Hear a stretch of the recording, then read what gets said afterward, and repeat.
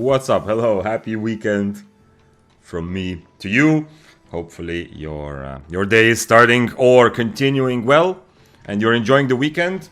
Especially if you work, it's Saturday time, so it's time to forget everything. And as I've said several times, even though I'm not working a regular week, I still feel like weekend for whatever reason. Yeah, it's already biological. So I hope your Saturday is doing fine, as always. Very happy to have you here for the start of the stream. What's up? Whether you are on Twitch or YouTube. We're gonna have to actually warm up today because I feel cold. The weather is cold, although I like it, but it's not optimal, for gaming. So I'll have to actually somehow warm up a bit. But we'll figure it out together. Tosha, yo, what's up? You have the first message of today's Twitch chat. Happy to have you here for the start. Sparkly says, good day. Hello, what's up? Did you see the post about loot nerf? Absolutely. I see the post and I saw already some of the discussions among content creators and on forums and on Reddit. I haven't been too in-depth, but I do want to write something. I'll see which channels I will use for that. Probably for just the guy that talks about developer ideas with content creators. I'll probably just write to him. Because I feel like he has pretty clearly communicated that the developers actually do want lethal content to feel the most rewarding, but I want to make sure I understood him correctly. And obviously for a lot of people, the current situation, including myself, feels like a direct contradiction of that philosophy, yeah? Of the idea that lethal content should feel the most rewarding. But I want to clear it up before I have some sort of strong opinion. And if you're not familiar, the new test server patch is nerfing loot across the board, yeah? Pretty much all content, most of the content at least, is getting nerfed in terms of how much, how big the rewards are, yeah? It's like 10% less in Roads of Avalon, 12% less in depths, if you calculate it, at least that's what they're saying. I don't remember about Mists, but they are also nerfing this. My favor, I'm gonna have to use the favor. I was gonna get to 1.1 million and then buy a bunch of chests. The chests are gonna be more expensive, yeah, the one that you get for favor. So they're nerfing essentially one of the biggest problems developers right now have based on their communication, what they're saying.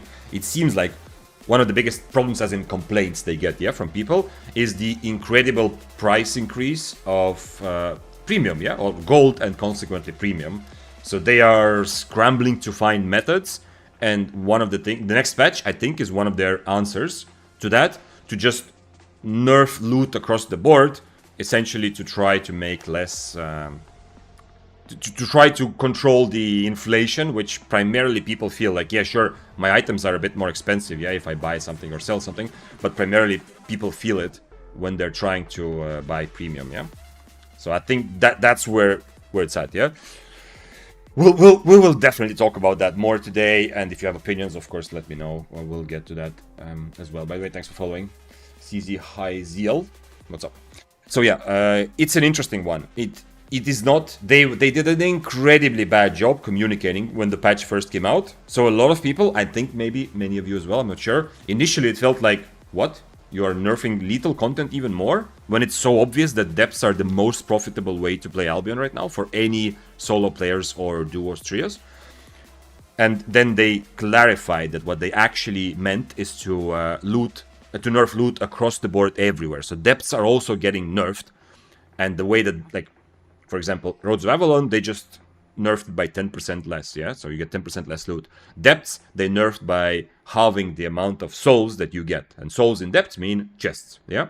So you should get 50% fewer chests, and based on their own calculations, that's going to reduce the overall depths loot by about 12%. Yeah, that's what they said. Tosha says, anything doing for depths, those needs to be nerfed. Yeah, but that's the thing. So the fact that they are thinking about loot adjustments, even if they are not trying to just to screw over lethal content, yeah? They're just nerfing everything across the board. The fact that they put out a patch specifically addressing loot, but it does not rebalance between depths and lethal content, means that it seems like they don't think it's a problem. But as I said, I definitely want to write and develop a better opinion and write about it also to someone at SBI or through some channels to just try to understand. Because if their stance is that they want lethal content to feel the most rewarding, maybe they have data to suggest that lethal content is more rewarding than depths. It just doesn't feel like that to me or anyone playing, yeah, but maybe I'm wrong, you know? And the other question is, of course, maybe when they say that they want it to feel more rewarding to play lethal content, they don't mean to get more silver, yeah? They just mean feel. Who knows? We'll get to that later as well. Sparkly says, I agree, it should never have given that good loot for the risk. Yeah, the depth issue is a big issue for 90% of Albion veterans, and I'm going out on a limb, yeah, I don't really know this, I haven't asked people who play depths for their opinion, but I'm gonna say that most veterans who play depths are also, they're playing because it's really fun, but they also recognize, they know that this is not like good for the game long term, and this is very out of balance, yeah, the current state. I'm pretty sure. But as I said, I have not done the research, so that's just my feeling that a lot of veterans who play depths are enjoying the content, but they're not actually they don't need for it to be crazy loot like it is right now. Is loot OP there? Loot is not OP anywhere right now except for depths, yeah, but as always, like how OP loot is a comparison, yeah. So like you don't have to buff how much money you get from roads necessarily. If you just nerf how much you get from non-lethal, you know, how good roads are, as an example, gets better, yeah. So OP-ness is that's the wrong thing to say. How OP something is it comes out of comparison. Good morning, what's up, Shirkas? Rokro, hello Bovis, happy to have you here for the start of the stream. We're gonna discover some mist today. I'm warming up also as I'm speaking, yeah, because legit my hands feel cold. I was outside earlier, my windows, you know, are often open, I closed it now, but it's like weather is colder, and I don't know, I feel like everything is cold. But I think it's gonna be okay. Yeah. I want to continue with some, we have some things here from last time as well, but I really just would like to continue with discovering different weapons. We can still go for more fists. You know, we can, that's something I did last time, and we can probably continue with fists until I die. We still have battle bracers on the list of things to definitely try. And by the way, the focus of things to try is essentially things that I feel are much stronger now with the mists change, yeah? Okay, we don't need this. I need energetic sprint for sure. And I'm gonna buy eel stew. And what did I use for helmet on fists? Remind me. Okay, Call of Purity. So, I definitely want to try carving later today, because I think it's one weapon that, while it might not be worthy of like top meta, like top 5 type of spot, it's definitely one that gained from this more chaotic mist setup, yeah? And if there's other things, Shirka says life curse.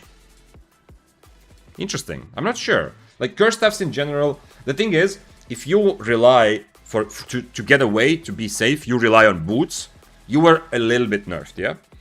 So, life curse stuff, if you get into a fight and now you need to get away, your only way to do that, yeah, of course you have a purge, that's really nice, but your only really way to do that is going to be to have royal boots or, let's buy 6-2, because this is going to be a considerable amount of the damage, so it makes sense to have it a bit higher AP also. Then, you are kind of messed up, yeah? Like, to get away, you are gonna rely on your, not soldier boots, but your royal boots or demon boots, most likely. So it's much more difficult to handle the situation, because once your boots get purged, you get nothing. I guess demon boots are fine, yeah, but still. Weapons that don't just rely on boots, that have mobility elsewhere, like Frost, are definitely going to take over, comparing to things like curses, yeah? Make hot drink, maybe I'll think about it, yeah. I've run out of good tea. Like, I have like basic black tea, but I don't like it so much. I had some really good tea. I think my mom or somebody brought me like when they were visiting at some point, but I ran out of it. And it's too late to drink coffee. But if I remain cold, yeah, I will make some. Yeah, that's a good idea. Vote Albion says, good morning. Thoughts on Flamewalker? That's one to try, actually. I feel like Flamewalker is a bit trickier in this new constant free-for-all deathmatch. It's a bit trickier, because the way Flamewalker was nerfed, it's still a good 1v1 weapon. It's very good mobility for if you need mobility in a 1v1. But if you're gonna, the moment, like, let's say I'm playing Frost, they're Flamewalker, you're probably gonna be winning the fight against me, or at least it's gonna be even. The moment you need to disengage and people are trying to rat, I have a big advantage, obviously, yeah, because I'm gonna have good. My good mobility is still very good as I'm running away and then maybe coming back to red. One time Flamewalker uses his E just to get away, you are already instantly a bit handicapped against other mobility weapons because of the great cooldown, yeah, because of the big nerf. So my thoughts on Flamewalker is that it's probably considerably weaker now than it was a week ago because of this like free-for-all setup, but it's still okay. Yeah. Make black tea plus mint. I don't have mint. That's interesting. I've never tried that. I know peppermint used to be like in the countryside, or you know, like over summer or whatever, when it was like when we were not in, when I was not in the city as a kid. It was a very popular thing. We always did it, like all of us, all kids, when we were like playing or whatever. Then we just grabbed those leaves from the. I think it's peppermint and mint is the same thing. Maybe not. Anyway, just grab those mint leaves, just put them in hot water, and it was like instant, enjoyable tea-like thing. But I've never tried it as an adult to just put mint in my tea. Maybe I could. Okay, I think I have everything, yeah? Let's do this a little bit as a warm-up. I'm not expecting to survive long, but who knows? Maybe we'll get some good fights. Or we just come across some random lucky opportunity like last time. Hello, everybody. Happy Saturday. Hello, Froggy. Happy Saturday to you, too. It's the weekend. Weekend is good to go outside, but it's also good to go into the mist. Maybe. We'll see. I love weekends. I mean, to be honest, there isn't any day of the week that I really don't like, but like Wednesday is kind of frustrating, yeah? Tuesday and Wednesday are kind of frustrating to me. And especially, of course, if I'm imagining that I am working like a regular Monday, Tuesday, Wednesday, Thursday, Friday kind of work week. But even so, I don't know. Something about Tuesday is like, oh, everything is so far away and you don't have the buff of Monday. Because if you've been to stream, you know I love Mondays. Monday is like everything's new and fresh, and you have new ideas and new energy. I like it. But then Tuesday you don't have that you don't have that Monday buff, but weekend is so far away. Anyway, maybe it's all random. Saturday is a good day, definitely. Okay, let's discover. Let's warm up and discover a little bit more, because right now I'm even kind of sad that I didn't get to play yesterday, because right now. Because the mists are really new for everyone still, this kind of situation.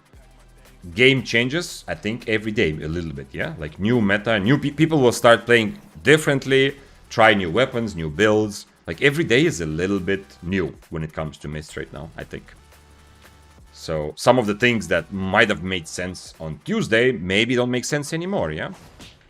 By the way, they also, in the next patch, the one on test server that is planned to go live next, I think, was it Wednesday or Tuesday? Anyway, next week. They are also fixing the frost, yeah? There is legit a bug with frost, yeah? Like we talked about it last stream, which was on Thursday. I talked about it, I experienced it from both sides as a frost player and playing against frost. Sagox confirmed it, yeah. It's frost is. Wait, what? Okay, something weird with the server here. Anyway, the Frost E is broken. My spells don't work, what? Okay. My ping is 70, so it's not that. Some of my spells are not registering right now. So anyway, part of the Frost is legit broken and they are fixing it. And I don't mean broken as in strong, because that's still true. I think after the nerf, Frost is still gonna be one of the best weapons to play the Chaotic Mists. If you're playing, unless you're playing really high IP, and then you can choose other things as well, of course. Although high IP, it also works. But I think at least a part of it is it's been working. Frost is so good now, I wish the bug could stay. Well, I guess so, but it's also... I can already be like hypothetically annoyed, yeah? I'm not actually annoyed, but I can already see if Frost would keep this bug, because it's already... Last time I played on Thursday, you saw it. It's already like a frost, yeah? Like the carving era, you know, you just ran from one carving to the other for a year in Mists. Not exactly, but it was a big part of Mists. Then we had the Flamewalker months, where it was Flamewalker. I am predicting that right now we are entering a Frost era. Obviously, Deathgivers and stuff will still remain and be very, very popular. But I think right now is the Frost era. So you already saw it on Thursday. I was legit, at some point on my screen there were like 3 or 4 people and they were all Frost Steps. Regular Frost Steps. I was trying to fight one, and then there were 2 or 3 other people running around, and they were all frost types. This is gonna happen a lot now. Wild Froggy appears. It's the weakened Froggy.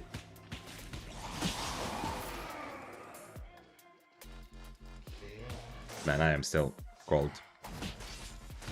It's okay. Luckily, Albion is... it does feel like... I always feel like I need to warm up a bit. I always feel, especially if I skip one or a couple days, but even if I just, you know, just starting the session, I always feel like I need to kind of get into it. But luckily, it's not as crazy mechanical, high APM game as League or Dota would be, yeah? Like, if I started a proper, like, competitive esports game, you know, I would definitely take much more time, you know, at the beginning to get warmed up. Maybe, like, go to the shooting range, it's an FPS game. Or just click around if I was playing a MOBA. Luckily, Albion is a bit less mechanically demanding, but I do feel like, you know, pressing buttons is difficult in the morning. Not that it's morning, but at the beginning of the session. Okay, SBI, please fix Frost, but don't touch my bow deal. I don't think... I mean, they didn't, right, Froggy? They didn't touch your bow, yeah? They had 2 chances now already. Although, they are often kind of deliberate, yeah? I'm actually wanting to say slow, but yeah. Sometimes there are obvious changes to be made, but SBI takes their time. And hopefully it's because they want to think it through, yeah? To not do like hasty changes and then have to go back on them. So far bows are safe. Yep, nothing. But I think also the next patch is not intended as a combat balance patch, yeah? There's no combat balance changes at all.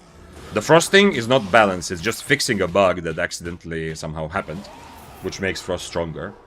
So it ends up acting like a balance change for Frost, but it's actually just fixing a bug. There's no real balance changes in next patch.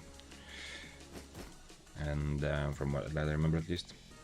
But yeah, it's the economy thing.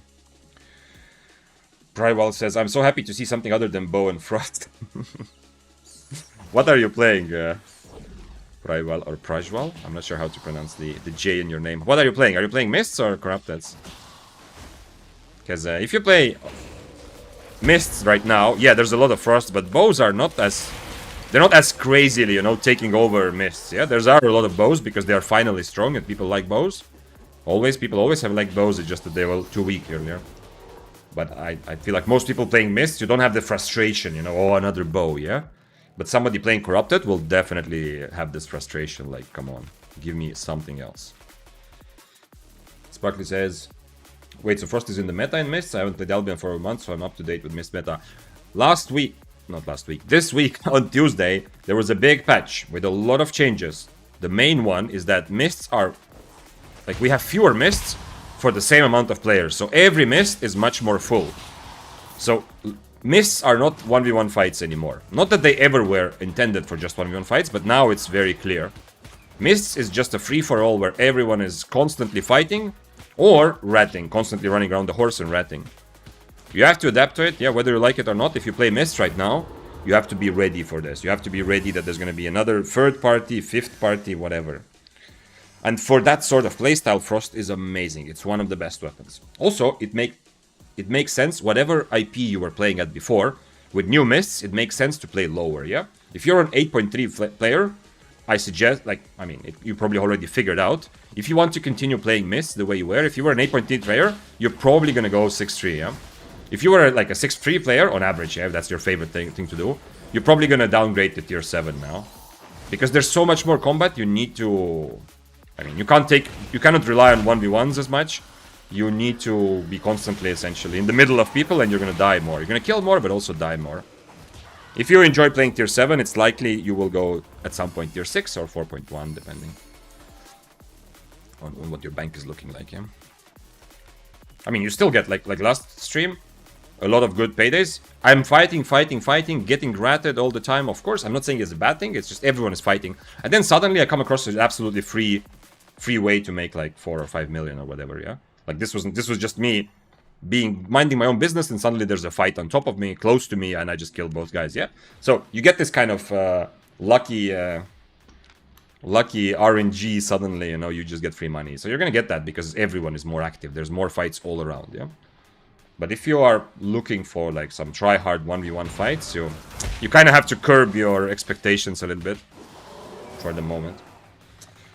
Economy drama changes. Man, the economy drama is interesting. We will definitely get to that, into that, yeah, today or tomorrow, because I am definitely going to ask. I don't have a very strong opinion yet, but I definitely want to ask and maybe try to get the developers to say something about it, about the whole debt situation. Because, I mean, if they want to admit, that's fine. If they want to admit that, yeah, they actually like the fact that depths are so rewarding because it brings more players, and that is like moving towards the new identity of Albion, of being a more like casual and less hardcore full loot game, that's fine. Just say it, say it clearly, I will still play Albion. I'm not gonna be like, why is this game not catering to me, except like just personally me, That's fine, but I would like to have the clarity. Or they could also say, like what they're saying right now, it seems, is that they do want full loot content to be the most rewarding, but they just made a bit of an oopsie and they are going to backtrack at some point, That's also possible. Or that they just make depths very profitable because it's new content, but it's going to soon be nerfed, But it would be nice to have some sort of understanding in light of the fact that they are conscious of what's happening and they are making economy changes, How's it going, sir? What's up, CZ? How was your day so far? Actually, really good. I had a phone call scheduled. I wasn't sure how long it's gonna be. It ended up being like 2 hours, but it was crazy productive. I'm starting a bit of a, I guess nothing big, but I'm starting sort of a sales gig from September, like a new project I'm taking on. As you know, my life has mostly been project based, so it's not like a proper 9 to 5 sort of thing at all. Of course, I'm gonna do it in the mornings probably, and then stream in the afternoons. But anyway, I'm preparing for that quite a bit, and it's fun. It's not a big thing at all, but it's still fun. Like it's a new, something new is always interesting for a while, And like sales in general for me is not new, but of course new product, new customers, new things. It's interesting. And my morning was really productive because I was preparing for that. Lisotti says, my last 5 Abbeys were just me and one more player. So maybe it has, calmed down, because I was saying this also on Tuesday and Wednesday. Wednesday I played, so there's like 2 compounding things. First of all, more people in every mist. Secondly, there's a hype for everyone to try out what mists are like. So maybe that part is dying down. Maybe mists are going back to being kind of similar to what they were like. Who knows? Also here, right now there's nobody, I mean, we are only just starting the prime time, so maybe people are not all online yet, but still. If this starts happening again, then the whole thing of, mists are completely different now, we kind of have to forget that, and we're going back to how mists were, with just a bit more action, a bit more ratting, and I think for a lot of people, that will make them happy, I've heard a lot of negative from people who are unhappy that the mists don't give them any 1v1s at all anymore. So at least for those people, it will be nice. Let's go into the mists and see if it's also passive there or not. This Abbey? Nobody, I didn't see anyone. Young Master says, Froggy said, hey guys, tomorrow I will do 48-hour stream, by the way, if Young Master is... Oh, I do remember that, now that you mentioned that, I remember exactly. I remember Froggy saying that exactly, He also said something that if he doesn't do a 48-hour stream, then he's gonna gift 1,000 subs or something like that. I think it was in the same message. Or like if he falls asleep before 48 hours is over. Yeah, Fyong, I'm sure. I don't think I saw it when I was sleeping. Hopefully they admit to the oopsie in the depths. Yeah, I don't think they're ever going to admit, but I mean, we could, like, I would like to press them, and this is absolutely not like an adversarial process. Yeah, it's not me trying to be like aggressive, but it's just trying to help the developers clarify their vision for the game. So it's, I think it would be nice for them. Not, of course, they're not going to say, oh, we made a whoopsie, but they're going to say something to that effect. Yeah, they're going to say that we do want in our game for the full loot or lethal content to be the most rewarding. We have, we have the experience now with depths that, like new content, like we always want new content to feel rewarding, so people try it out. But now we have the experience with depths, and we are going to rebalance it. Something like that. It's going to sound like that, but that's okay. That's going to make it sound like it's an oopsie. Okay, Fists of Avalon fight. How do I fight? Need to warm up and figure out what the hell is going to happen here. If he's on Shadow Edge, I think I'm killing him, right? I have 5 seconds still. Okay. Can't I just brawl him if he's on Shadow Edge?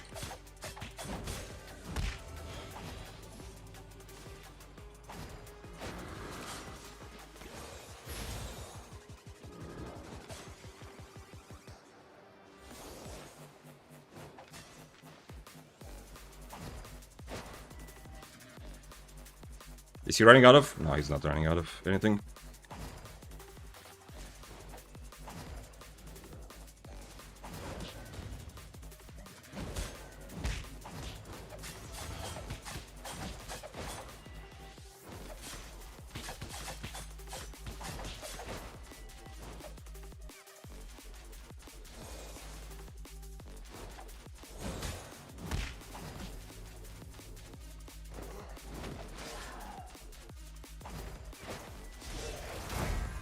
That was a bit of a mistake.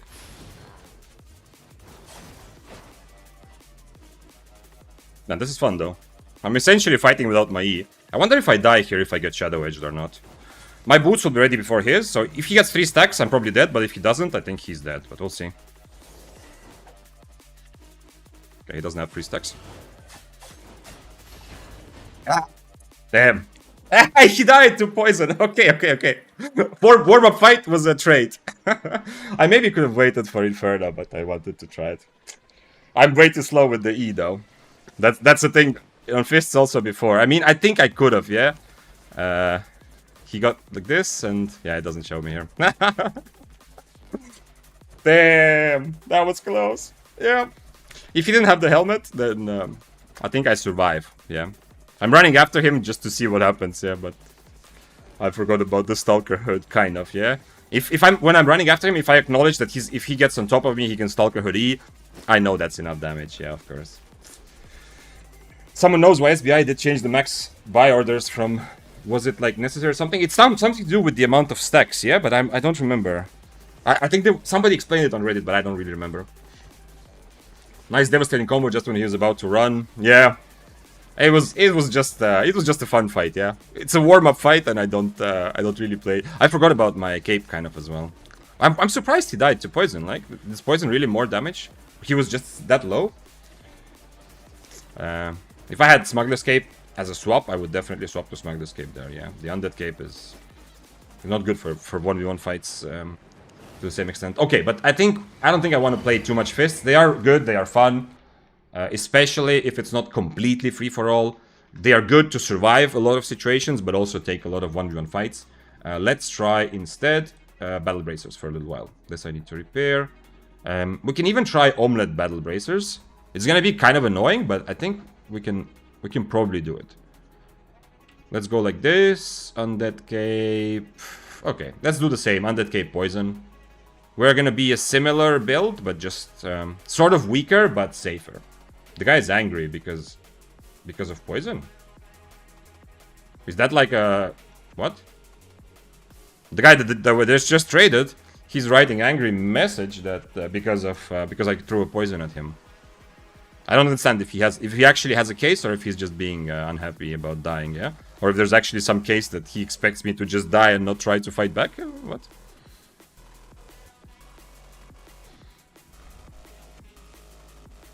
1k subs, yeah, Froggy. What's up, Sagox? Sagox. How was your Frost experience if you're still here? Is Frost the best weapon in all of Albion? Probably yes. Why did you throw poison? Oh my god, so that's exactly. Look, he wrote to me, fuck you, man, you really potioned me? Like, holy shit, okay, I'm sorry. I should write back to him, what the fuck, you E? Why did you E me, yeah? In the end. I should write back that, yeah. Do we go for Fiend Cowl? Yes. I think so. We go for Fiend Cowl, right? There's other options, obviously, but Fiend Cowl is nice because on bracers, oftentimes I'm not gonna try to do it too much, but it's nice to have a cloth helmet. Purge is nice because I can be aggressive, but cloth helmet gives me this, you know. So oftentimes I can just kite forever if I need to, you know. That's something that I think more and more will happen in the Mists, yeah? I'll buy one Snapper instead in case I do set up for a good 1v1.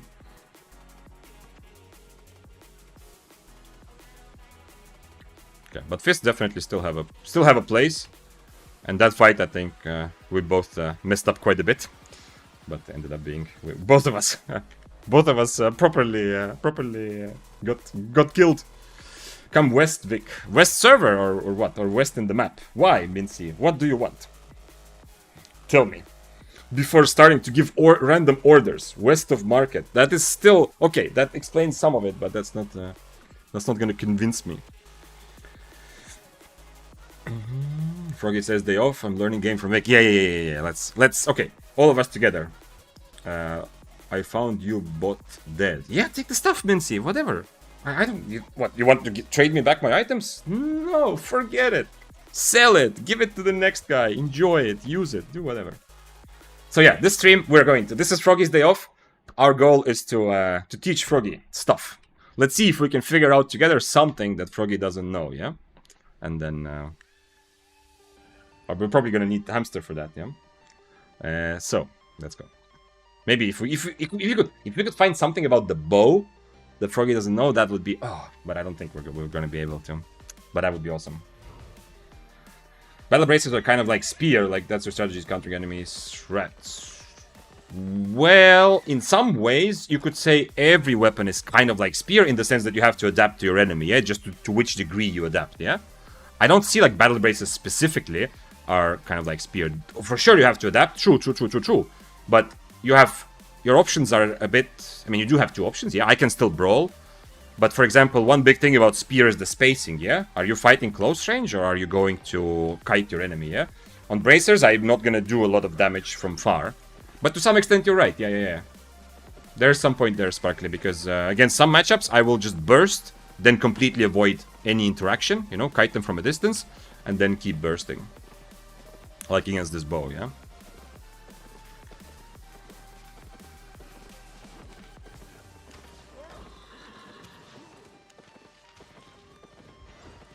Brazilian cape as well.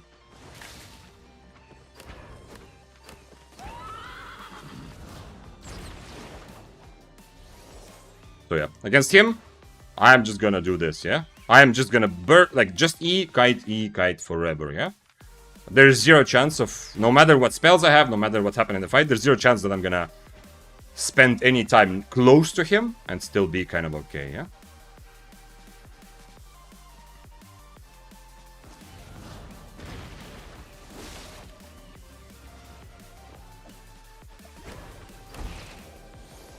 Yeah, that was not worth it, yeah? The poison was good, but going close for the helmet was not worth it. So yeah, this is something that the bracers can do, and one of the upsides of this is that when I do end up in a situation where there's other people on screen, he has 100 IP more, you're right, actually, I can overcharge, yeah. Maybe, anyway, I'm an overcharger, you know that.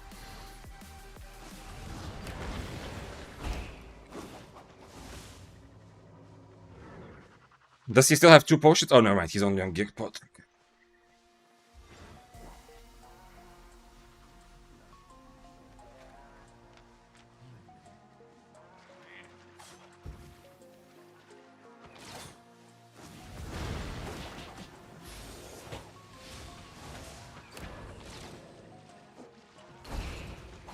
No, I'm dead anyway now, probably, but we'll see. Ah! I would have survived if I didn't queue in the end. I didn't realize that I purged my boots. What did I... Did I just queue? I just queued. Yeah, I just killed myself, yeah? He was already dying. But anyway, if someone shows up earlier, I'm the one who gets away. But I think I just purged my... That was the death sentence was me purging my boots. Let's go for more of this. He was a good sport, and he followed me. I auto-attacked, but I'm not sure I auto-attacked. I think I queued, right? He never catches me if I don't. This is just purely my own, like me fighting. My biggest enemy is myself, for sure, yeah? If I don't, if I never purge my boots, he cannot catch me. If I realized quicker that he purged my boots, I should have just stayed and fight, yeah? Lost equipment, let's go again, and let's look at what happened. 700k, that's okay. And I need omelette still, because that fight I also take on omelette. Maybe I'll try some funky auto-attack build later with Snapper, to swap to Snapper, but probably not.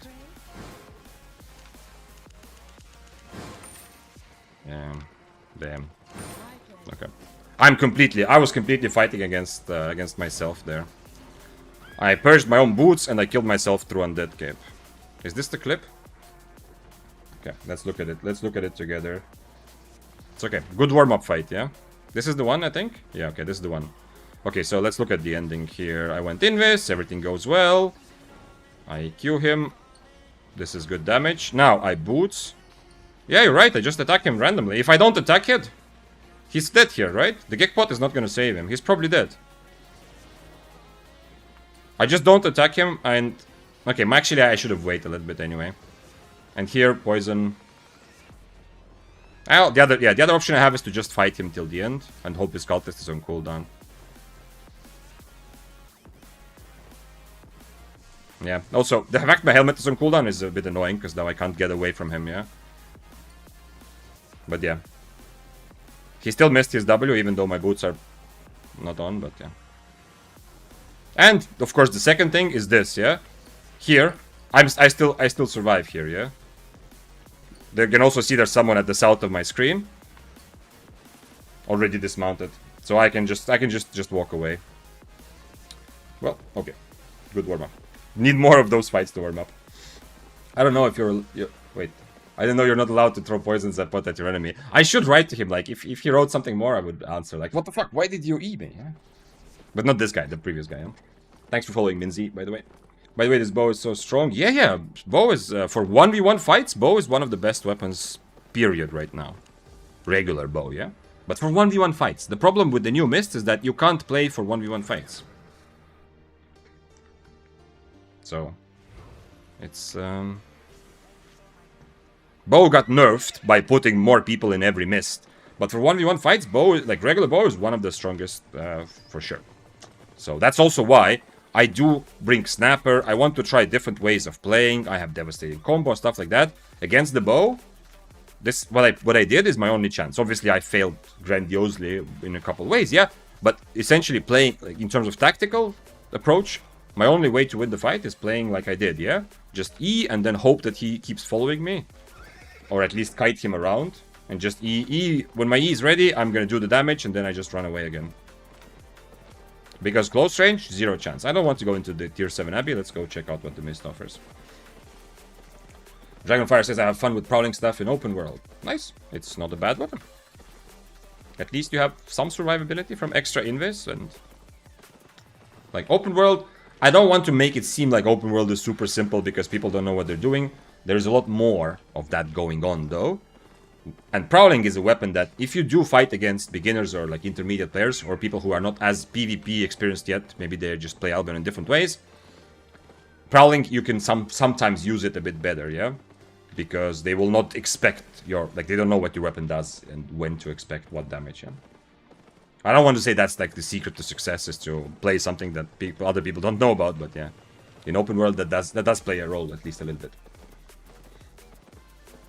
Any tips for perfect escape for gatherers? Just got banged by curse stuff, the purge is just too powerful. Any tips? I can't really give you tips because I don't gather, yeah. Like, I can tell you very basic things. Make sure you have something that can, like, protects you from a purge, yeah? Brazilian cape or iron will on swords is usually a good idea. Because, you know, if usually people who attack gatherers, at least that's how my brain works, I don't attack gatherers unless I can, I think that I can kill them, yeah? Very rarely will I go just mess with a gatherer, even though I think he can run away, yeah? If I do attack gatherers, usually it means I have a purge, yeah? And from a gatherer's perspective, if you're getting attacked, you need to make sure you have something against the purge. Minor boots, but that's the thing, Mofanza. Minor boots don't go brrrr, as you know, if they get purged instantly, yeah? Then instead you go, meep merp. You know, you're just silenced, standing next to an enemy, you cannot do anything. So, you need, that's the big thing, I think, yeah? You need something against the purge if you're struggling to survive as a gatherer. What change in the update made it bad for Gatherer? Mists are more dangerous for Gatherers because there's just more people everywhere. And specifically in Enchanted Mists, because there are fewer instances created, yeah? Nothing else, I think. If you only waited some seconds for your D. I don't know, what is my D? Oh, yeah, my helmet. Yeah, you're right. I mean, if he geekpots correctly, I cannot reliably always helmet him away anyway. Let's see if the Bear Paws wants to fight. No? Okay. Need to do some dash for distance first. Well, yeah, if you don't have anti-purge, then you better have very good mobility, like a bloodletter. So you do WE, and then you click your minor boots, or even invis to get to the edge of invis, then WE, and then minor boots, so that the enemy attacking you is nowhere near to purge them, yeah? Even life curse won't have the range. What's your top 5 weapon to play in Black Zone? I don't play enough solo Black Zone to give you like a very proper top 5, but One-Handed Spear is definitely one of the best. Battle Bracers are among the best. I think One-Handed Frost is also worthy putting there. Other than that, is there any obvious weapon? Like Quarterstaff and Battle Axe are both really good, but they are really good because of if you have like a PvE focus, yeah, and you're gonna do a lot of PvE in open world because you know that's how you spend your time essentially. It's normal. Then it's nice to have Battle Axe or Quarterstaff. Mofanza says Poglog, but I don't know to trust that or not. It's on the edge. It's like saying Poglog, especially when you say it 3 times in a row. It's like on the edge of I don't know if you're being serious. Like if you were serious, I would be very very happy to trust you right away, and to say that yeah, if Mofanza says Poglog, that's an idea. But the fact that you say it 3 times makes me think that you are being you are joking with me. What is the best Death Givers build? Just Mercenary Jacket, Stalker Hood. The guy I was fighting. This is the best Death Giver build right now.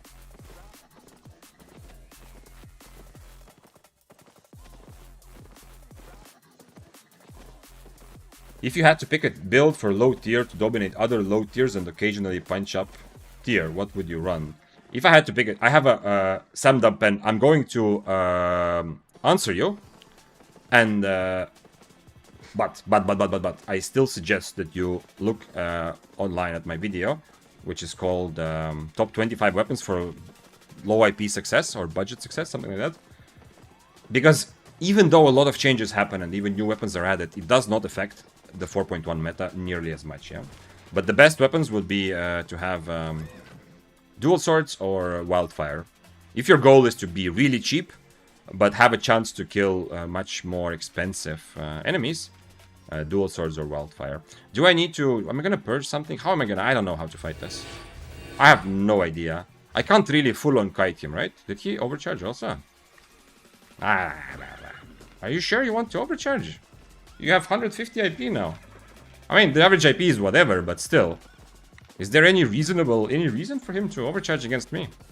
That's the problem. That's the problem of me not overcharging in the city. I overcharge tier 7 pretty much always lately, yeah? For extra fun and to not think about it. But now that he saw that I overcharged on his screen, you know, he's getting worried.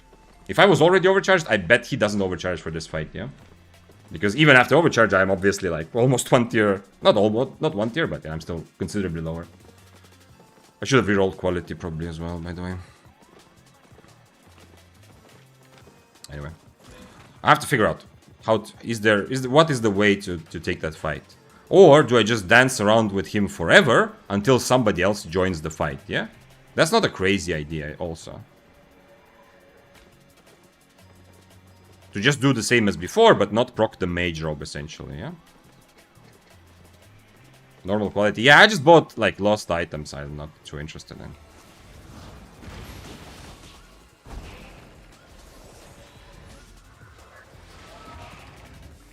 Okay, he procced his Brazilian cape there. Since I'm on Invis, I can be a bit more ballsy here also. And he healed all of my damage, yeah. Nah, I don't think I can... I don't know if there's any way for me to fight this.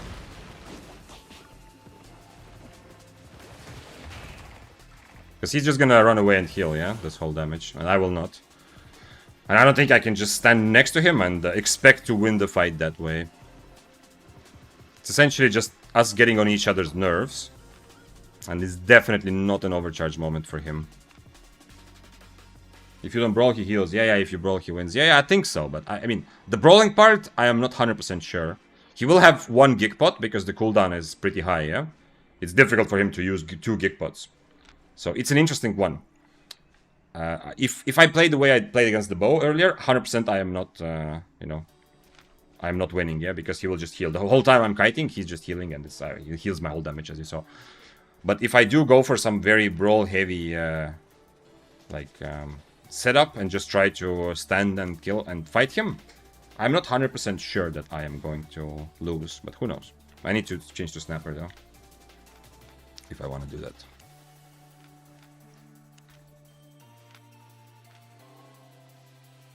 Okay, let me rephrase. I mean around like 1,250 IP. I watch all your videos on YouTube, don't worry. I'm not worried about that, yeah, but yeah, okay. 1,250 IP, so that's like tier 7 without full specs or tier 6 with full specs, something like this. Still, at that IP, you are still in a place where dual swords perform good. Battle Axe performs kind of well. One-handed fire, wildfire perform very well. If your specific goal is to have a way where you can kill people who are 200 IP higher, yeah? Also bow. The guy is actually writing to me. The guy with the bow, he's saying that I can fight 200 IP higher guys, yeah? So, he's right. Like, regular bow also can absolutely... You need a build where... Like, if you want to get those... Like, if that's your whole strategy to kill much higher IP opponents, you kind of have to accept that you cannot put too much emphasis on mobility in your build. You have to accept that the enemy will have more mobility, and if they want, they will leave and you won't kill them. You can't... Like, that's it. It's just fact of life, yeah? But, if they don't use their mobility to run away, then you can... you know, you need to kind of get them... You need to get them to be aggressive. You need them to get them to come close to you, to attack you. And then in a defensive stance, you might want to make yourself as good of a brawler as you can. So dual sword's really good for that.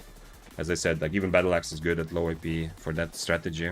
Because the enemy will attack you and then you can turn around. Because you're actually stronger than your IP suggests. Regular bow, good for that.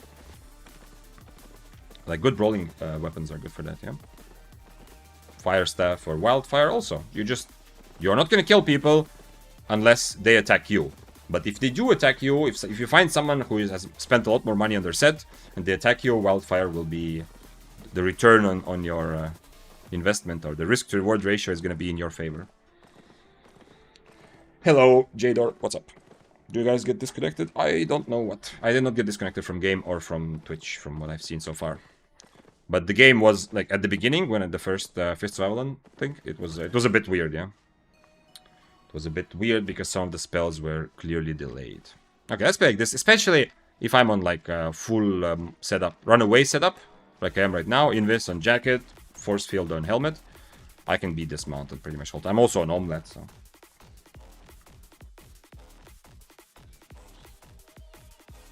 Funza, I said it 3 times because it's as good.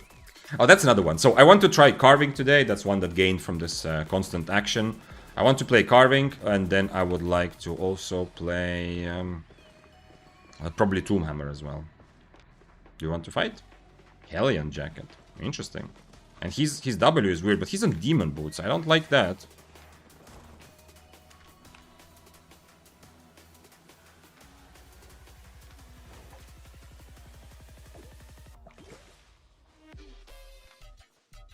Nice demon boots, my brother. He's on Snapper also.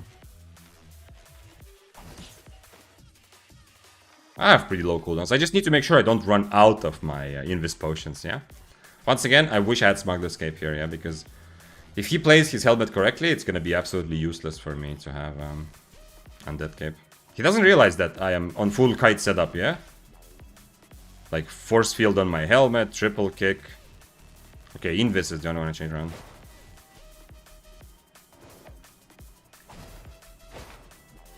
Okay, now he's on dash. Now he understood. Okay, but dash means I cannot really E him from far either, yeah? I need to be a bit careful with that. Well, he's not jumping into mobs? Okay, there we go.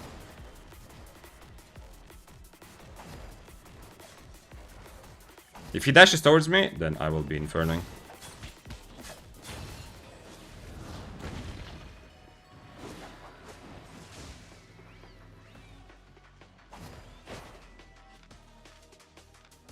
We have another Death Givers there. I don't know if he's gonna help me or not.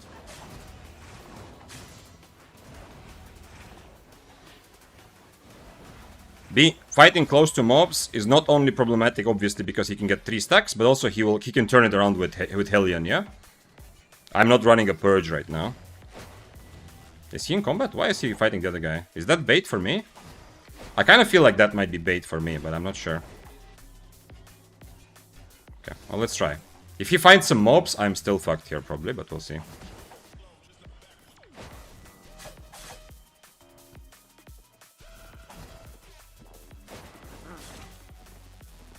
I have Inferno again, at least.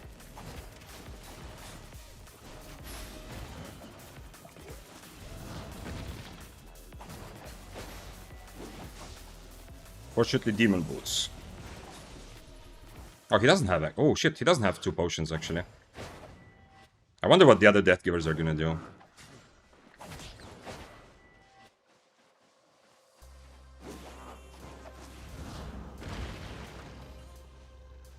I don't want to proc his Undead Cape here until at least my boots are ready, but who knows. Let's go. Let's say he went this way. I'm not sure, but let's say he did. And now he went south after he saw that I'm going north. That guy is running. Okay, so maybe he went that way. I still have Undead Cape, so at least we got that going for me.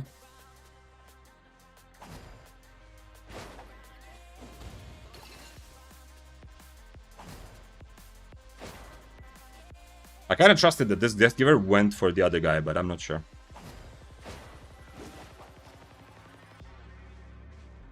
At least I get to fight for a long time because of this build, yeah? Poison Potion 45 seconds. Is it showing 45? This guy's still writing to me. I'll figure out later. 50 seconds, yeah. 50 seconds.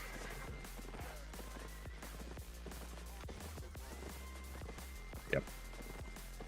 Yeah, he was running into mobs. You saw, like, if there are no mobs in our way at all, I just stand next to him and try for as much as I can. I try to proc his undead and instant, like, with my E and then instantly triple kick and, you know, do my big burst, but he was running into mobs, so his undead gonna get procced anyway, so...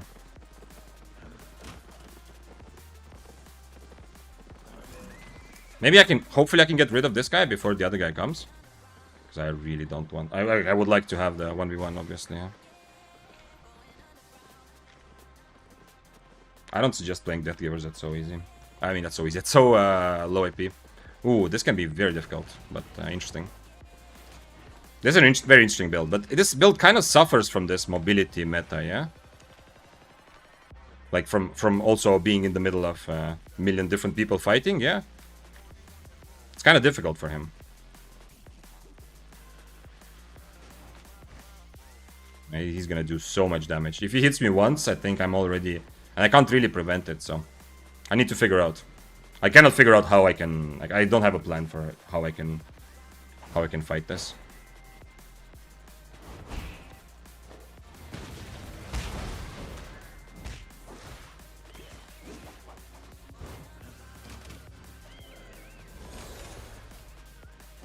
I might be dead.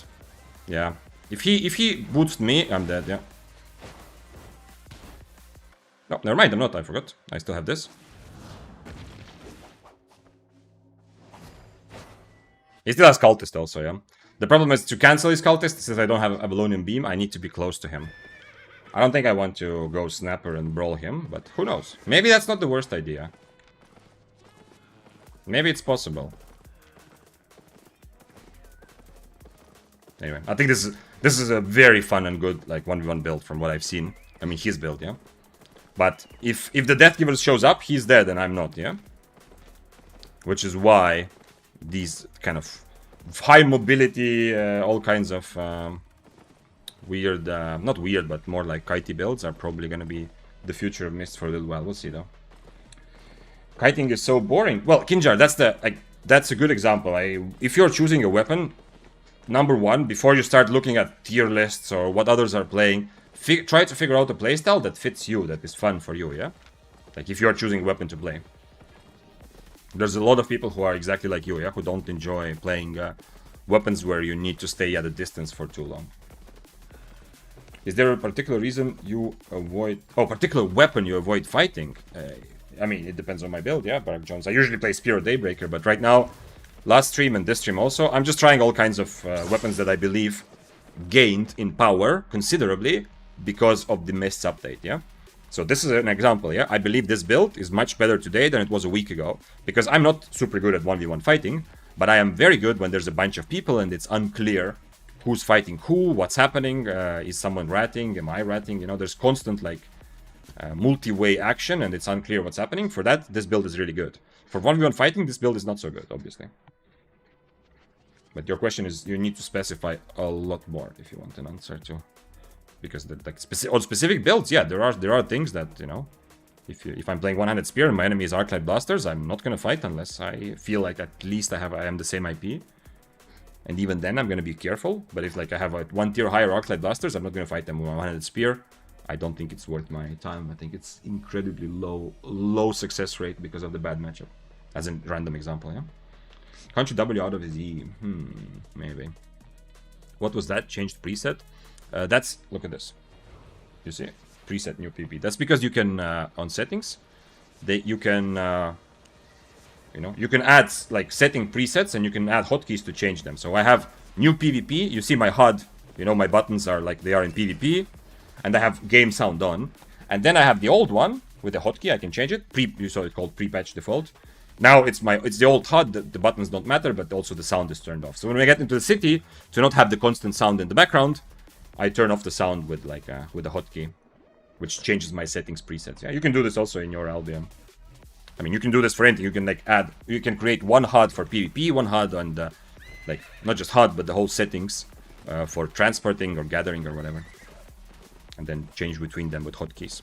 They added that when they added the custom HUDs. My window is closed, but I can still. Nah, it's okay. I can still see it. Saw some light, but I think it's just a car outside. My window is there, behind you. If I'm looking to the camera, like my window is behind there, but. Anyway, it's convenient if you want to. Like, I suggest, like, obviously for streaming it's more important, but yeah, but if you want to turn on and off your sound in different parts of the game, it's very convenient to do it with presets like this. Oh, we have arcane staff. Can he catch me at all? Probably, right? I mean, at least I can deliver the wisp. I need him to fight someone. Oh, bye. He is fighting someone else.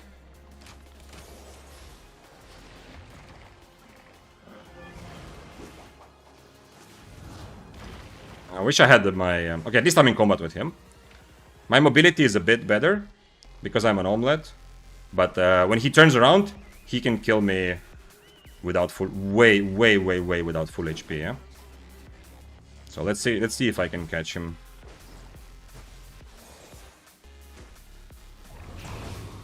Okay, now he's in combat.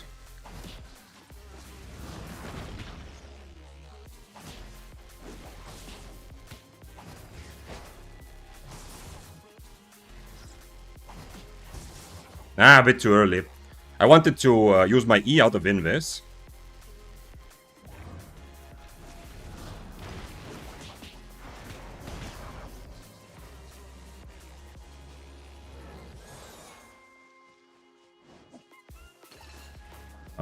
Oh, I felt almost bad for that, but damn, I was close. Another example, yeah, for this sort of like ratting around, for this sort of mists, this weapon is amazing, yeah? I'm on good preset. I wish I had obviously Purge, but you know, I can't be ready for everything. Did he have Awaken? No, not a lot, yeah? Ooh, okay, this time also I played my Undead Cape well, yeah? Last time I kind of messed it up too early. So for this build is amazing, but for example, let's look at this specific guy. Yeah, obviously right now I'm ratting, yeah? If I had to 1v1 him, if I was playing Daybreaker, sure, I will try the 1v1. Tier 7 Daybreaker versus this build. It sucks, it's difficult, but I will try it, yeah? If I'm playing, let's say, I don't know, dual swords, I don't usually play them, but still, playing dual swords, I can try the build. The Occultist Cowl will fuck me over, so maybe I won't, but still, a bow, regular bow, I can try this on tier 7. On this build, I don't think I can try this 1v1 on tier 7, yeah? Like, there's no way in which I kill him. At least I can't really figure out how it's gonna be possible, yeah? However, as a rat, easy. It's much easier for me than another other builds. So this is exactly what the focus of today is, and last stream also, to figure out new ways of playing mists and weapons that thrive in this constant free-for-all deathmatch ratting action, yeah? As I said last time, I don't even think the word ratting is correct anymore because it's just part of the game now. It's amazing to watch you playing and explaining so calmly. Nice, thank you. Amro says he's always so chill. Well, I'll take that. I'll take that as I'll remember that positive compliment. But in reality, there have been a couple streams. Oh, I'm always kind of, yeah, I never get really tilted, but you know, there have been a couple streams where I got a little bit annoyed, more intensely annoyed, but yeah. But keep in mind, I'm just playing for tier 7, yeah? I have very little to lose, and I've done this for a long time, so. Maybe This is like deep psychological shit. Maybe this is too too early in the stream. But maybe there's also a bit of that, like, it's easier. I don't know why, but like, I hope it's clear to you if you come to stream often. I hope it's clear to you that everybody sucks and I make a lot of mistakes. Yeah, and because of that, it's also a bit easier to be chill because I'm not worried that, oh my god, you know, I'm gonna mess up something. Yeah, I obviously do. I mess up all the time. I don't know. Maybe that's just a small part of it, but yeah, that also makes it easier to be calm. Yeah, like if the other guy, if I completely mess up like I did earlier with Undead Cape, yeah, it happens. Yeah, when I was playing fists, I mean, it's normal. Yeah. So then there's also a bit less pressure and it's easier to just play and have fun. Hello Vic, hi people, nice kill. Hello Wisdom. Yeah, well, very nice kill, very much deserved. There are 3 assists on this kill, but hey, good example, a perfect example. His build was much better a week ago.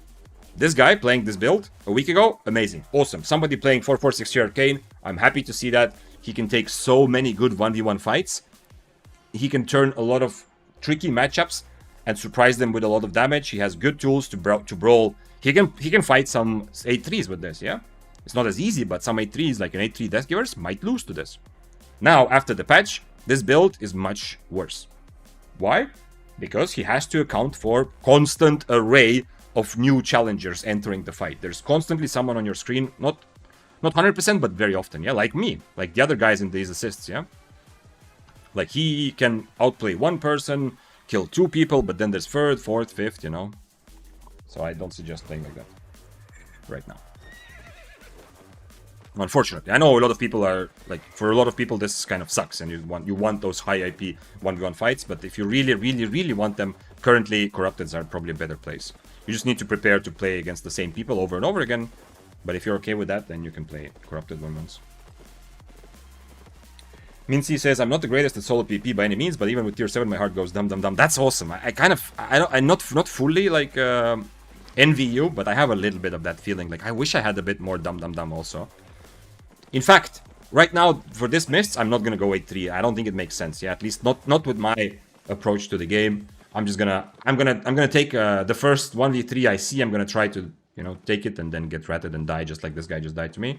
I don't think it makes sense to play that way right now. But I am trying to look for ways to push myself further out of comfort zone, yeah? And one way to do that is to go up in tiers, yeah? Like before the Mist patch, I played 2 streams on 6-3. I mean, 6-3 is nothing new to me. I played that a lot, but still. I played 6-3 and I was already feeling like, okay, I have to keep, you know, forcing myself to play higher tiers, even if it means I get fewer fights. But yeah, we'll get to that maybe. But it's very normal. If you like your heart goes dum dum dum, that's part of the fun. And for everybody has gone through that at some point also. Samdap says, I agree. I don't think there's anyone out there who matches your knowledge of situations and explains. Thank you. That is a very happy sentiment. Let's go. Let's see what he can offer. Oh, he's on those boots. Okay, so he doesn't understand this fight completely, or he just doesn't care. He doesn't have a purge, and he's on assassin shoes dash. He also changed to parry strike. Interesting.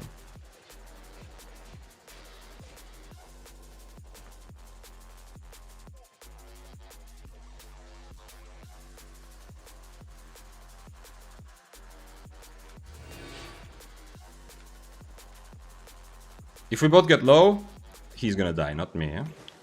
I mean, to the rat.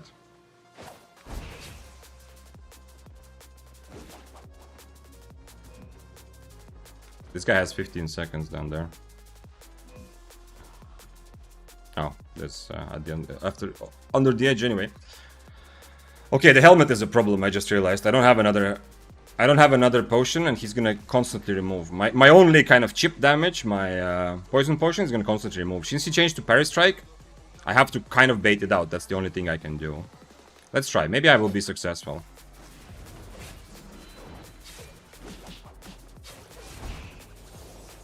He doesn't have a purge, at least. He parried so slow that my bait didn't work, yeah?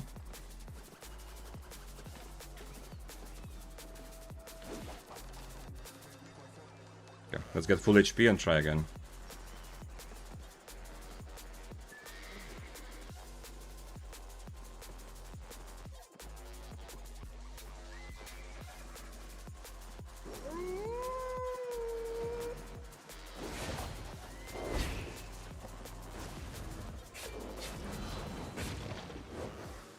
I threw that at the Wolpertinger. Oh, I didn't even realize I clicked the Wolpertinger. I still have Invis. Oh, well, okay. In my defense, the Wolpertinger does not have a Guardian Helmet, yeah? So at least the Wolpertinger cannot remove my poison. The only way this what I'm doing would work is if I at least also had poison damage, yeah? But I don't, unfortunately. Because he will always Guardian Helmet my poison.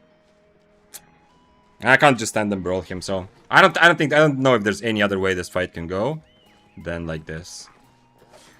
He has 2 healing potions as well. I don't know about this guy though. The thing is, when this guy dismounts, I am likely to survive, and the dual swords is probably going to die, yeah? If we get low. Oh, somebody dismounted a mule somewhere. So yeah. Okay, let's go. This is my target. I am the bull. Okay, well, hopefully we can bait someone else in with this, but we'll see. I am difficult to kill because of mobility, but because I am so, like, I'm pretty, like, especially with these spells preset, I am pretty bad at 1v1s. So, at least I'm a pretty good target for a lot of low IP guys, yeah? Like this guy also. Like, I'm a good target for him. Like, if he's ever gonna kill a tier 7 on his build, it should be something like me, yeah?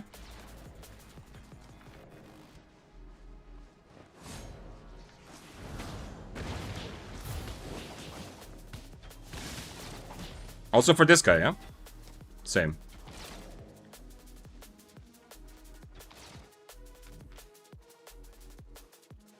Same logic.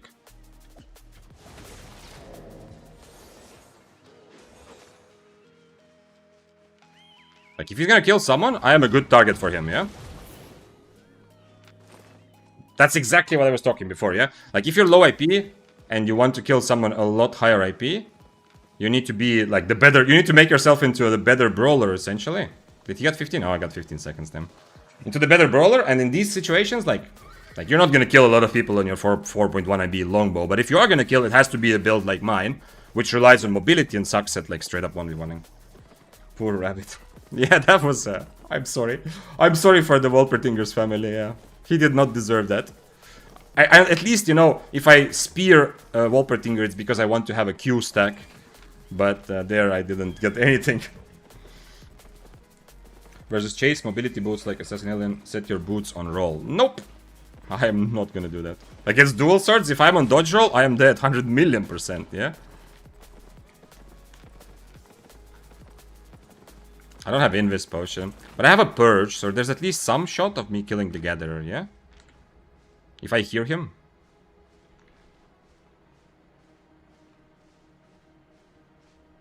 Wait, did he already gather this? Mistook the Wolpertinger for a rat. Yeah, there's so many players, you know? I thought maybe the Wolpertinger is gonna dismount. Yeah. Now, if I change to dodge roll, I am... If I want to brawl, yes. I uploaded a short like a couple days ago. I played Arcane Staff and I changed to dodge roll because my enemy quarterstaff also had no mobility. It was okay, it's fun, yeah? But if I change to dodge roll, I am 100% just brawling him until somebody dies. And against that dual swords build, 9 times out of 10 I die, and the other 1 time is maybe he disconnects. Nobody dies, I'm not sure. Probably 10 times out of 10 I die, there's 0 chance. At least I can't figure out how I'm going to. One problem, like, no, I don't know why I'm entertaining this idea. It's obviously something I'm never going to do, but if we're going to if you think about more theoretically, one thing about the dodge roll is that he can still get stacks, yeah, while I have the immunity, and he will still get the E buff, yeah. So if I dodge roll his E, yes, I dodge his E damage, but the attack buff that he gets, he will still get, yeah. So for example, Mistwalker against dual swords. If you use Mistwalker Jacket at the right moment, they don't hit their E, they don't get the buff either, which is really nice. How do you recommend to play Skystrider in the current meta? Holy Drachen, Skystrider is really good currently in Mists, but the problem is, it's really expensive. And it's difficult to play Mists right now without accepting that you're gonna die a lot. Like, you are, generally, there's just so many people active that you are... Who is this guy? Somebody was dismounted here. No, Death Givers. Tier 7 Death Givers. Oh, come on, 15 seconds. And then there was a Force Pulse guy in the camp also.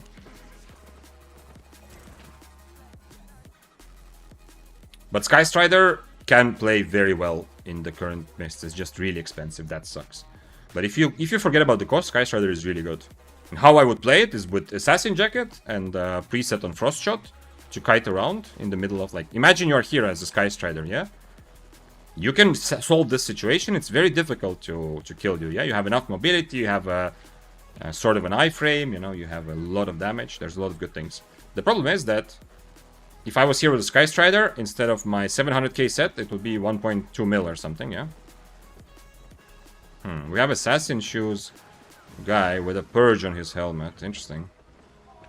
This guy does not care about the new meta, yeah? He's not worried about all the rats. Like, if I fight him, once again, this is another... He's making choices to be the best 1v1, yeah? Assassin Shoes, devastating combo. His robe is the only saving thing, yeah? If I fight this guy, he has a big advantage because he's on Assassin Shoes and he's on devastating combo, yeah?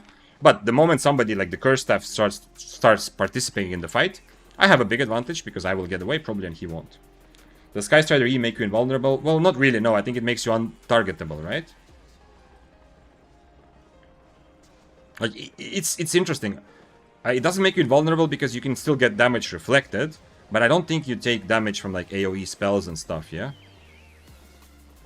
So, to some extent, yeah, it makes you invulnerable, but not fully. At least damage can be reflected back to you. What does new mists mean? Chan, new mists are the same mists as before, except they made a very, very big change on Tuesday, which is that considerably fewer mists are being created. Yeah? Mist instances. So every mist has a lot more people in it. As you can kind of see if you watch the stream for anything longer than 2 minutes, you will see this, yeah? There's constantly people around me.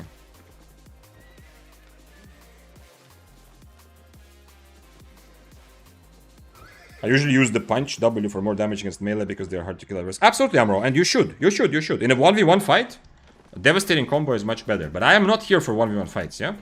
I will take some 1v1s, but overall, last stream and this stream also, it's my goal is to experiment and figure out which playstyles, builds, weapons are really good for the new mists. And new mists, you cannot expect 1v1. If you are watching this, if you were not here on Thursday or Wednesday when I played, or you haven't seen other creators play mists this week, if you're watching this and you are still, part of you is thinking that I'm going to go into mists and find some good 1v1 fights, yeah? And I have a good matchup against this weapon, bad matchup against that weapon. Put that part of you, put it to sleep for a little while. I'm not saying get rid of it, yeah? It will be useful in the future. But for the moment, put it to sleep for a while. Zero expectation of getting 1v1 fights, yeah? It's just a free-for-all deathmatch where everyone is constantly attacking everyone, kind of.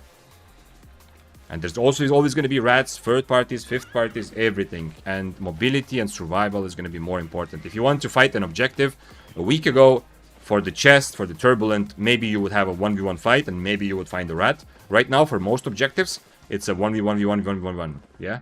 Like you saw also here, there are 2-3 guys mounted, running around every objective. I was thinking using roll after they don't have mobilities, including E. What's the benefit of sprint? The benefit of sprint is that I don't have to just stand and brawl him. The benefit of sprint, like you saw, is that I just walk away. Because I cannot stand next to dual swords with, even if I change to devastating combo and Inferno Shield, I cannot just stand next to dual swords and win the fight. He will do more damage. That's the nature of his build, especially when he's on Assassin Shoes and W1, yeah? He's limiting his mobility, but he's going to do more damage.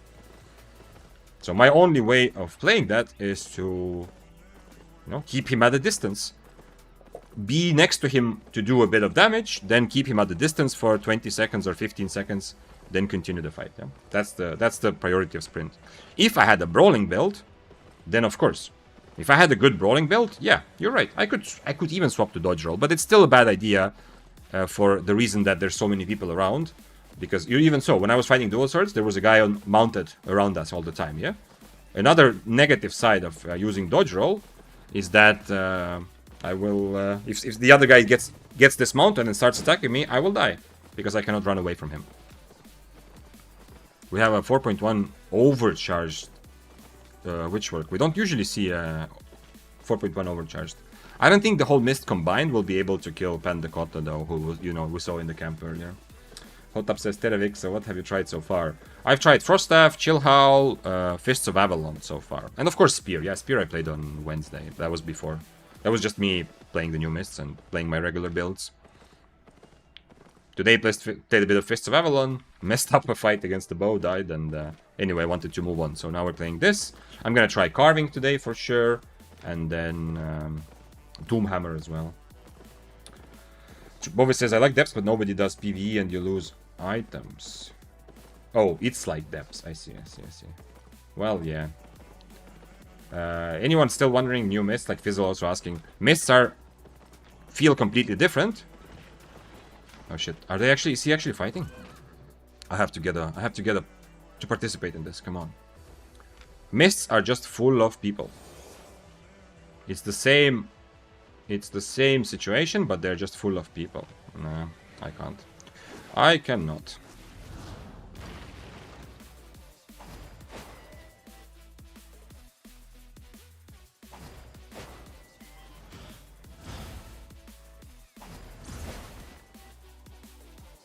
Is that why he's so strong and he's getting so much stuff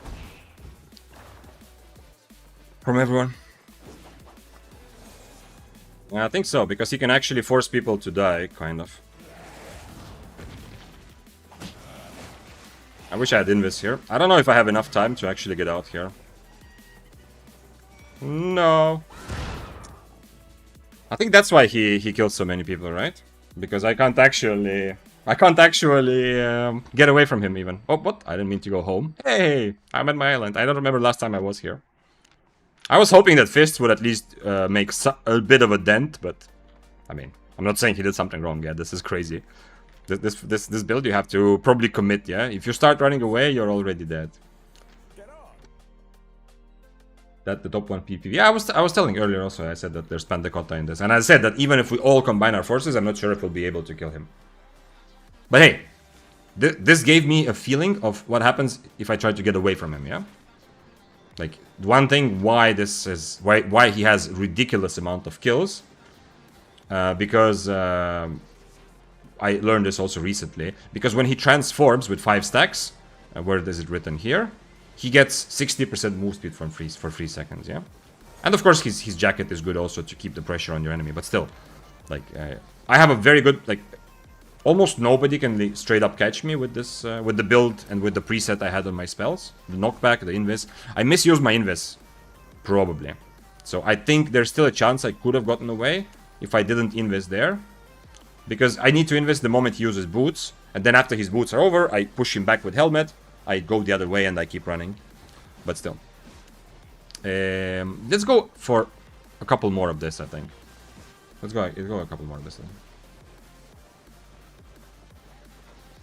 The only thing missing on an island is a wife in that house being like, what the fuck, where were you all this time? What the... Is that what's happening to you, Bufanza? Did you get your girlfriend to set up the island, like a guild island for you, and now she's angry that you never visit, or what? Okay, let's go. I need to buy some more potions and omelets, and this, of course. Let's go a couple more of this. And then we'll figure... Yeah, the problem is that I think this is actually a very good strategy for mists right now. As much as it pains me to say this, yeah, it's not for 1v1 fights, it's for abusing the fact that everyone is constantly fighting, for ratting, or if you do fight, to get away from rats, yeah? I think this build is very good for that. However, it's not exactly my style of play, and that's what makes it a little bit like I want to already move on to the next one, because I am so limited in 1v1 fighting that I am a little bit, like I can already feel that it's not exactly my Albion, yeah? Let's do this. This is not good usage of money usually, but whatever. Azad says, good day, Vic, and what the hell is this fist? Are you corrupted? I'm trying all kinds of weapons, Azad, that I think greatly benefited from the way that mists were changed, from the fact that it's a constant free-for-all. I wonder if the Fists of Avalon died there. Like, the 7-3 guy that... The reason I dismounted because Pandacotta was fighting the 7-3 guy, yeah? I wonder if he died or he got away or what happened there. You had to see the Death Givers and Royal Jacket? Yeah, I saw Death Givers and Royal Jacket, but Royal Jacket and Death Givers was primarily to run around and bully people, yeah? Right now, bullying is difficult. Now, Bandacotta is doing an amazing job and having an amazing week. And also, obviously, he's like ridiculously skilled player, at least from my experience from before, yeah? But in general, going high AP and just bullying people is a bit more difficult right now, because you're so much more likely to run into someone who's gonna want to fight you, and then another one. So, you know, people will keep third-partying your fights. There's gonna be a, like, let's say you fight a 6-3, there's gonna be another tier 7, a bunch of people, you know, trying to get your money, so you are much less safe on an 8.3 than you were a week ago, which is, I think, a good thing, but everyone has their own opinion. Thanks for following, by the way. Sour Panda and Buti Faranegre. Welcome.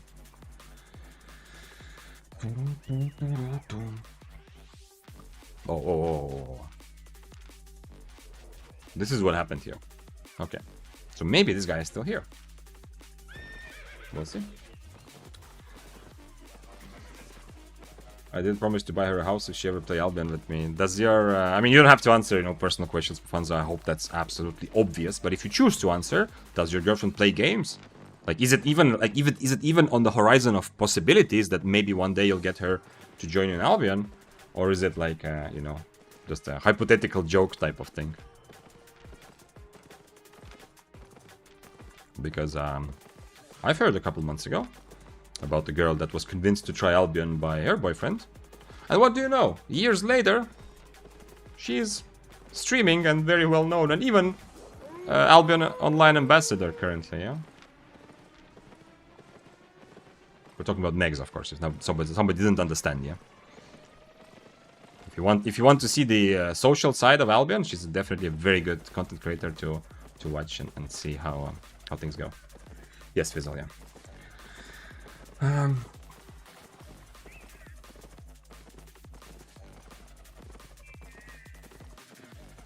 8.3, where are you going? Are you gonna be back? The problem is, if he comes out, I'm probably still not killing him, yeah? If he comes out. Ooh, Geekpot on Bloodletter. I mean, not Geekpot, but Geek Boots and Geekpot, yeah. Fizzle Sex, she's better than her boyfriend? Maybe, I don't know.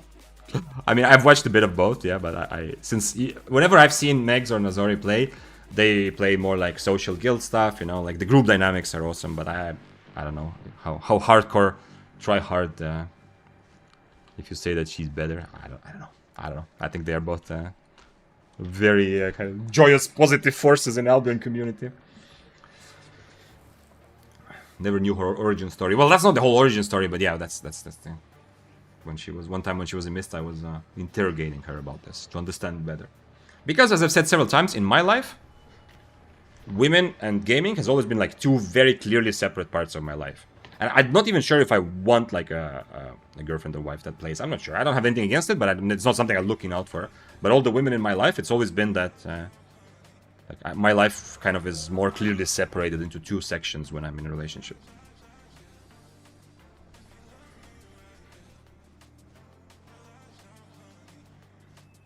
Bobby says my girlfriend started playing Albion with me.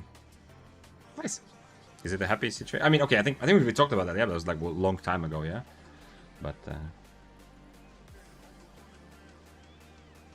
right? I think I've already also tried to interrogate you a little bit about this, but it was like 2 months or more ago. That's cool. That's cool though. As I said, like from my life, I'm not saying when I said I'm not sure I want one. It's just that it's not something like if I'm looking for what is interesting to me in a woman, potentially looking at a relationship, I would never even consider that. Would be nice if she gamed. Yeah, that's not even on my radar, but it doesn't mean that I don't want it. Yeah, I'm just that. I mean, it doesn't mean I have something against it. It's just that, you know, like it's like if I made a list of my perfect partner, that wouldn't make the list probably, or it would be like item number 176 or something. And even then, I'm not sure. Sidirak says, your opinion, please. Okay, here goes. Your opinion between bows, shapeshifters, daggers. Which two you choose for Mist? Well, this is like a math problem. Like, these are 3 categories. I need to choose 2 for Mists, open world, and depths. I love your streams and vids. By the way, help it up. Happy. Thank you for the positive message. But let me try to figure out your maths problem there. So we have bows, shapeshifters, daggers, and the question is for Mists, open world, and depths. Okay, I can mostly speak about Mists, and that's the clearest. from daggers, Death Givers are still among the best weapons for soloing mists, yeah? So 100% Death Givers will just win that fight, right, like that competition right away. Shapeshifters are not in a great place, unless you're playing high IP Lightcaller, or maybe high IP Werewolf, but that's like... There's not enough people playing it for me to say that it's strong, but I have seen a couple of guys be really successful.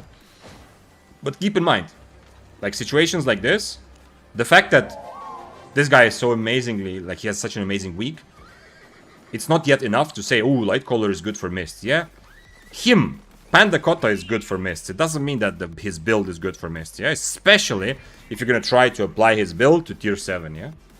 Just so we're clear. And the same is kind of true for Werewolves. Werewolves are a little bit more common, but still, a couple guys having some success with it doesn't mean that it's so good. For Mists, even though it's right now a free-for-all, you still get some 1v1 fights, and Shapeshifters are not that good for that right now. Fizzle says Prowling Staff is amazing. Not amazing. Let's just agree it's decent and viable. If you say Prowling Staff is amazing, you maybe were not playing when it was actually amazing. Yeah, like there were 2 different times in the last year and a half where Prowling Staff was just crazy amazing, yeah? Right now, it's just okay viable. And keep in mind that a lot of the fights that Prowling Staff could take, and this goes the same for other Shapeshifters also, a lot of the fights that the Prowling Staff could take are a little bit messed up from the fact that you are forced to play on Tether, yeah? Because without Tether, you are gonna die to the chaotic nature of the mists, yeah? But with Tether, like a spear, a sword, daggers, I don't want to say they can easily beat you, but they have a bit of an extra advantage, yeah? If you're playing on Tether, because you don't have the ability to polymorph and defend your transformation, yeah? So if they are standing next to you, they will do a lot of damage while you're in cat form. But if you change to polymorph, you don't handle the fact that there's going to be a million rats. So you have to decide.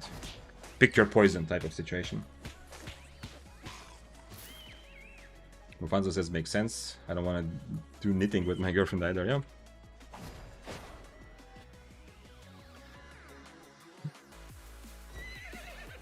Bobby says, I'm not sure, I only started playing... Okay, if you just started playing a month ago, then I missed... then we talked... then it was not you. Because I remember already interrogating. That was like several times, like a while ago. Okay, so Bobby is saying that you only started playing a month ago. Your girlfriend saw you doing some gathering and asked to try. And then she started having fun taking care of my island. That sounds awesome. That sounds like a happy ending. Or not ending, but, you know, happy, like, situation to be in.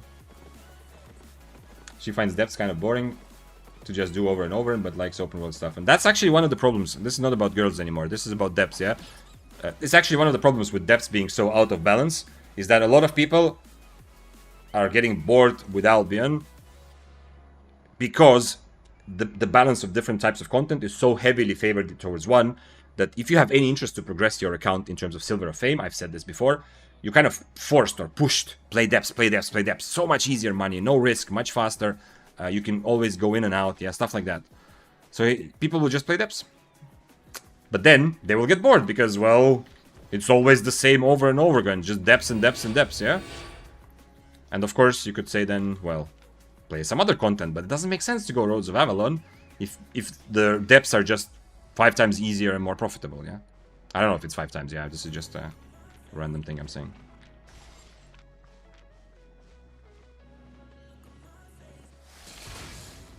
Nah, unfortunate.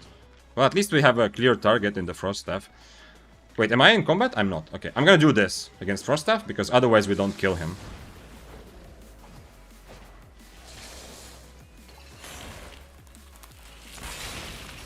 No, how did that not work?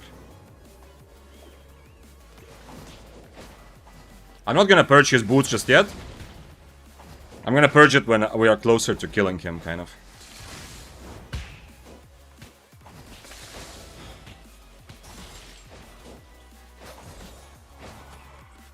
I'm the next in line to die, so I need to be also a little bit careful here.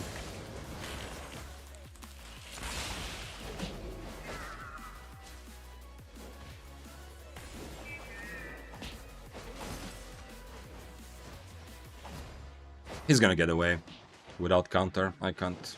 I would. This is a fight I would actually happily 1v1 as well. That's a very interesting 1v1. Like, I mean, the Frost, obviously. The other guys also, but the Frost more than anything. If I purchase boots right away, I guarantee that he dies there, probably. But I don't... Oh, this guy has some items, yo. I guarantee that he dies there, but I don't guarantee that I get the kill and I'm next in line to die, yeah? So I don't want to kill him right away, essentially. I know it sounds weird, but I hope it makes some sense, yeah? Like, I want him to run away at that point, so that later, hopefully, I can catch him and be the only guy, so that I can loot him and not die. I just saw one-handed spear with Tome of Spells. For what? One-handed spear doesn't have any cast times, do it? Does it? Am I, Wait. Does one-handed spear have any? Like, Impaler is not a cast time, it's a cast delay, yeah? You can see cast time 0. Cast time 0. One-handed spear E, cast time is obviously 0. I remember missing something. Cast time 0. This obviously can't have. Cast time 0. Cast time 0. Cast time 0. There's literally nothing. Like, even the weirdest build in the history of everything, there's nothing on the spear that would give cast times, yeah? Nice. Someone is experimenting with weird spears. Tier 6 overcharge, that guy. Wisdom, thank you for subbing. Where are those spears? Thank you for subbing, Mr. Wisdom Untold.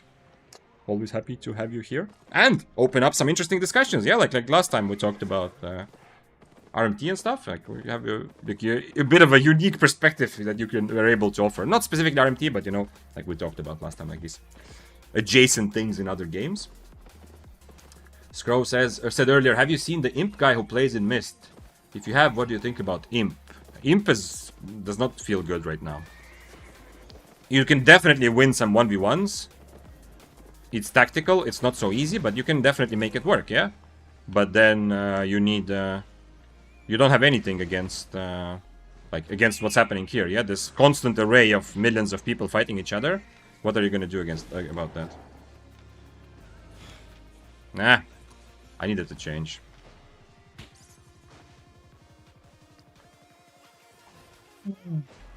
I would like to have Inferno and then fight him, but... Now he changed to Inferno, so even more so I need Inferno as well.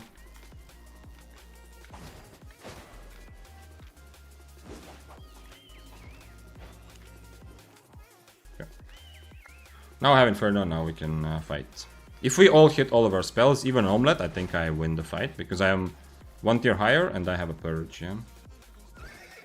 And the advantage I get from purging his Inferno is going to be bigger than the advantage he gets from having doing damage with his helmet. The only questionable part is that he gets 2 poison potions because he had this smuggler cape ready. Wait until you see the new crystal offhand. We have talked about them, yeah. They've been on test server for over a week, yeah. And now they're also in the game, by the way. But I still don't use Tome of Spells on Spear, okay? Let's get it out of the way for everyone. Don't use Tome of Spells on Spear. If you are full on PvE and you want to... Like, if you have your, like, obsession with only using items that other people will not use, you know, to be special... Go for, what's it called? Eye of Secrets, yeah? At least you have some extra energy so you can, I guess, PvE them better. Tome of Spells? No. Also, it looks weird. You have a book and a spear. Why would you want book and a spear? Doesn't make sense, yeah? Is there any RPG where you run around with book and a spear? Book goes together with staff, so you can be the learned archmage. Sidrak says, to help you a bit, I was thinking to have Imp for depths and Badon for 7-0 on mists. Yeah, Badon is fine, yeah. First of all, Deathgivers are among the best weapons currently for mists. Shapeshifter's not in great place, but... ooh. Is that... he's overcharged also.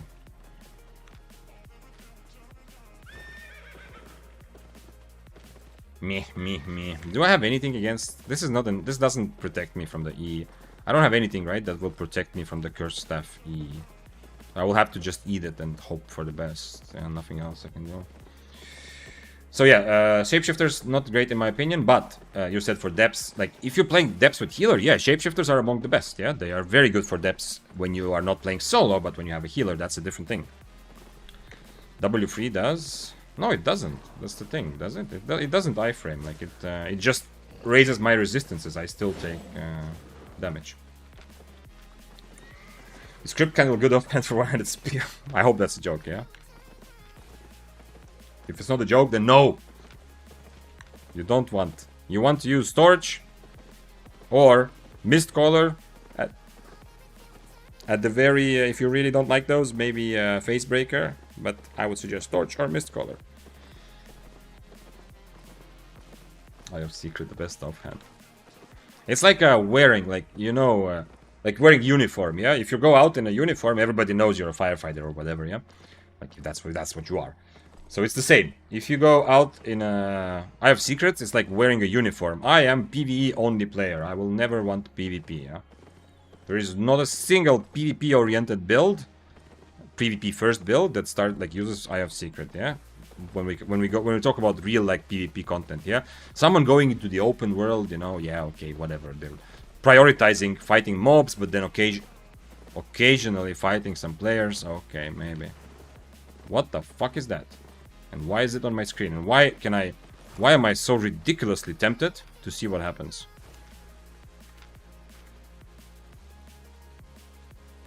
Crypt Candle is good for Death Givers. Yeah. Death Giver. Don't forget. You get death. You can only take one Death Giver in your one hand and Crypt Candle in the other. So Shapeshifters for depths are very good when you have a healer, when you have a group. They are among some of the best and most used ones. Especially Imp stuff, yeah, but for solo PP, not amazing. From Daggers, you have Death Givers, and then what was the third category you asked about? Bows? Bows are in a very good place all around. In every content. In depths, they're some of the best weapons to play. If you don't have a healer, you have good kite and you have crazy damage on light armor. You know, usually people use, what's it called? I don't think this guy can catch me, even on cripple, but what is happening? This mist is pretty juicy. He did dismount though. One-handed spear, one of the worst matchups for battle bracers. Bows in open world are amazing because you have giga damage with Q1 while still having frost shot to avoid bad situations, to kite around against several people and survive if you're an assassin jacket especially, but at least with Mist Potions or Undead Cape. Bows in mists are really good because with the Q1 change, and a lot of bows have the flexibility to take different fights while also being survivable. Like, bows are in a very good place. The best I've ever... From the moment I started playing Albion, I don't know, 2.5, maybe 3 years ago, I don't remember. It's the best time to be a bow player. Absolutely, no doubt. However, with the kind of chaos happening in the mist, you have to be a bit careful, number one. Because, you know, bows are... They are good, but they're not, like, frost level good, where if something happens, you can almost always get away. And secondly... the second thing to be careful about on a bow is just because it's very costly, yeah? Regular bow is nice and kind of cheap. Like longbow I played... Oh, by the way, that's another weapon I tried yesterday. Longbow for a while was also very, very, very nice for this new clusterfuck free-for-all fight. But the best bows, which are the most versatile ones, which are Sky Strider and Bow of Badon, are a bit too expensive for a content where you are expected to constantly die because there's so much happening. In New Mist, people are teaming. That's a good question, Hulksa, whether people are teaming. I have not experienced any teaming, any suspicious teaming against me. But partly, that's because, even though I've played like 2 days, yeah, full days. Like, I've played quite a bit now this week, yeah. Not every day, but enough to have come across that. But partly that's because you see what I'm playing. Like, who is going to team up against this? Who is going to spend a lot of time and then try to kill this together to get 700k potentially, yeah? I'm playing different weapons, which have good mobility, and I'm playing them at tier 7 right now. So if I was playing 8.3, I would see it a lot more, yeah? Based on some feedback from others, I cannot really confirm this. I saw one Portuguese streamer actually teaming. Like he was in Duo Mist though. But I think somebody shared like clips of his actual stream. Felipera or Feliperas, something like that. Who was like, he was legit like on stream playing with other people in Duo Mist, you know, and trying to, like, using Discord to kill, like, a duo together with with his friends. Do not approve of that in any way. But from solo mists, I have only heard stories, yeah? I am not the target of any teamers because I'm playing cheap items. But I've heard from people that they think it's easier to get into the same mist, so people are trying to abuse it with friends. But as I said, like, that's just hearsay, yeah? That's just some random thing I heard. I don't know. I can tell you that a week ago, it was very difficult to get into the same mist. I've said this story on Thursday, because I was trying to do that with my friend. Not absolutely to team against someone, but because there was a bug I needed to get into the solo mists with a person I know in order to test the bug. So I convinced one of my friends to try to do it. And we couldn't. Like, we tried for 45 minutes and we just couldn't get into the same mist. Which is very good, yeah? That's how it should be, kind of, yeah? So I was unable to confirm that this is actually a bug. I'm still not sure if it is a bug or just one thing happened. But anyway. But this week, with the new mist algorithm, I don't know.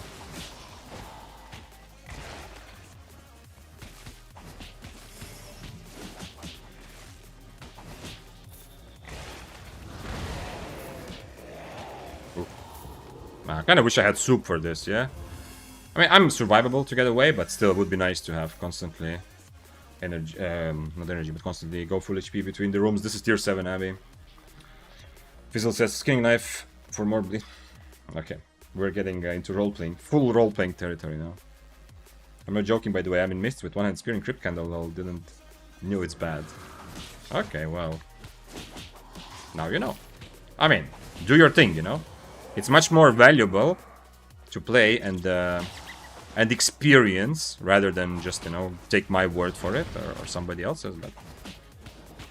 But you are much squishier with Crypt Candle, and it doesn't help you kite other than giving you extra damage, which is nice. It doesn't help you kite with giving you some cooldown reduction like you would get from Mist Color or Torch. It doesn't help you brawl as much because, you know, yes, you do more damage, but you also take considerably more damage. Like, it still gives you something, but it's not... Like, with a Torch, your damage is much higher, because you auto-attacks a significant enough amount of what you do, or part of what you do, and of course, better cooldowns, yeah? With the Mist Color, you maybe don't do that much damage close range, but you have better chances to kite your enemy, you know? To hit them with Qs, Impalers, then E away, and then kite them, because you have good cooldown reduction. With Crypt Candle, it feels like very one-dimensional. And on Spear, you don't have the fight will be quicker on Crypt Candle, and usually on Spear you don't want to make the fight quicker. And it will be quicker, obviously, because you do more damage, but you also take a lot more damage, yeah? This is bad. This is very bad, because I just procced my Undead Cape against this tier 7 guy. Tier 7 Undead Lacedon. Never heard that word anywhere outside of Albion. Sir, what weapon are you going to test next? I think right now, Tosha, I want to play Carving today. I want to play Tomb Hammer. Maybe there's something I'm forgetting. If you have more ideas, but your idea is not like, oh, I want you to play this because that's my favorite weapon, you know. Not like that, yeah? That's not what I'm looking for. If you have ideas, then it should be in the form of, hey Vic, have you considered that maybe this weapon or this build has become significantly stronger because mists are full of people, yeah? That's the thinking should be happening in your head. If that's what's happening, if you think that there's some weapon that has become significantly stronger, I probably want to hear about it and then try it out. Because that's what we're playing today, essentially. Trying different weapons that I feel a week ago were weaker for Mist than they are today. Are Abbey more crowded as well, or it's the same? The first Wednesday when I played was my first day after the patch. I got constantly Abbeys full of people. Like, every Abbey I was killing a bunch of 4.1s, 5.1s, and then still had at least 2 people on the chest. So my experience with Abbeys has been that, yes, they are as full as mists. But then, today, the first Abbey I was in was absolutely empty, I didn't see anyone. And it might be that actually Abbeys, I don't feel that full, I don't know. Is Oti asking another dead Abbey? I don't know, maybe, yeah. But this is tier 7 also, so I don't know how that affects it, but there should be fewer people who even want to go into tier 7. Because some 4.1, 5. Like, even you see I struggle with PvE. Like, builds that are not amazing at PvE might not choose to go into the Abbey at all, if it's not tier 6 Abbey. Like, I'm also not being efficient here, especially considering I don't have soup. This is not very efficient. Crimson says, I think hammers got better. I want to try Tomb Hammer. I don't know if they got better. Maybe they did, yeah. Like, in theory, kind of yes, but with hammers, like, it's a bit easier with Frost, with Spear, even Battle Bracers, it's a bit easier to still do damage while you are kiting away from people. Hammers, it's a bit tricky, yeah? Like, you are kind of safe, but it's a bit tricky, but maybe you're right. Anyway, Tool Hammer for sure I want to try today also, yeah? To see what it feels like with this new mist setup. Okay, let's eat another food. I have Snapper just in case. If I decide to fight something like a spear or something, maybe I will just eat Snapper and hope for the best. But I can't really properly brawl, but who knows. I'm not sure why. I'm just saying I'm not sure why I brought Snapper. Scroll says, I think it's a great idea, but isn't one-handed dagger better now? I mean, you can only rely on RE combo. Absolutely not. One-handed dagger is notoriously a weapon which struggles whenever there's more than one person on your screen. I think one-handed dagger is the opposite. It's not that it's better, but it's probably one of the biggest losers of this sort of change, no? From my own for me, seeing one-handed dagger and also hearing like how Pew Pew was playing and talking about it, yeah, like last year he played so much one-handed dagger. I understood that one-handed dagger's biggest weakness is specifically the fact that it, like your potential to get very nice skills. That's the strength. It's kind of tactical. You can outplay, you can bait people in, stuff like that. But against, like whenever there's more than one person, most of what you want to do just completely falls apart. Why Tomb Hammer instead of Great Hammer? More mobility and cheaper. Because I want to still be able to actually kill people as well and not just survive. And I feel like if I'm going to go tier 7 Great Hammer, I'm not gonna kill a lot of valuable people. I mean, sure, in a chase, like in a 5v1 chase, yeah, it's better, but for everything else, I don't want to go full only mobility, only survival or ratting, yeah? If the universe presents me with an opportunity to 1v1, I still want to try to take it, and Tomb Hammer is much better for 1v1s. Like, let's say, if you look at how good the weapon is at 1v1s, and how good it is at navigating the multi-way free-for-all, let's say a Great Hammer is a lot better at, or not a lot, but it's a bit better at, let's say if Great Hammer is like this, bad at 1v1s, good at those situations. Tomb Hammer, I lose a bit of this. I go a bit lower, I'm not as good in multi-way, but I gain so much in the other side that I think it's worth it. Great Hammer should be in your need to try list. You think so? Okay. If more people are saying, I'm considering it as well, but I think Tomb Hammer will do a lot of the same. Okay. I feel like with Great Hammer, the problem is if I do, like, I still want to be part of the original fight as well, yeah? Like, you've seen me. I'm not just running around trying to rat, obviously. If I see someone that I could potentially kind of fight, I aggro the fight, but I know that I'm a bit more careful. There's going to be rats, there's going to be other people. I'm going to manage that situation.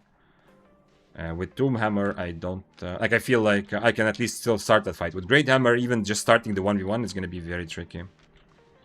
But maybe I'm wrong. Maybe we'll try it. Just had a fair 1v1 tier 7. I'm dual swords. He's Kingmaker with practically mirror build and it took 12 seconds total. Awesome. One combo each and we're both at half bar. I mean, I guess you were both on cloth armor there, yeah? At least he must have been 100% on cloth armor, yeah? If it was a 12-second fight on leather armor, both leather armor, I don't even think it's possible to have a 12-second fight. It's very difficult. Maybe if nobody uses any potions or something. Are bows any good? Yes, natural. Bows are really good, yeah. Bows in general, after the Q1 buff, are... The Q1 is ridiculously strong on bows. Too strong, comparing to most other spells and most other weapons. And bows in general are really good, yeah. Regular bow is good, but regular bow shines more as a super good 1v1 weapon, not so good at in between a lot of people to that, like to play multi-way. And then you have Badon and Sky Strider, which are really good, but just a bit expensive. And by the way, a longbow also nice. I played longbow yesterday and was also very nice at... The thing with longbow is awesome that your E has low cooldown, high range.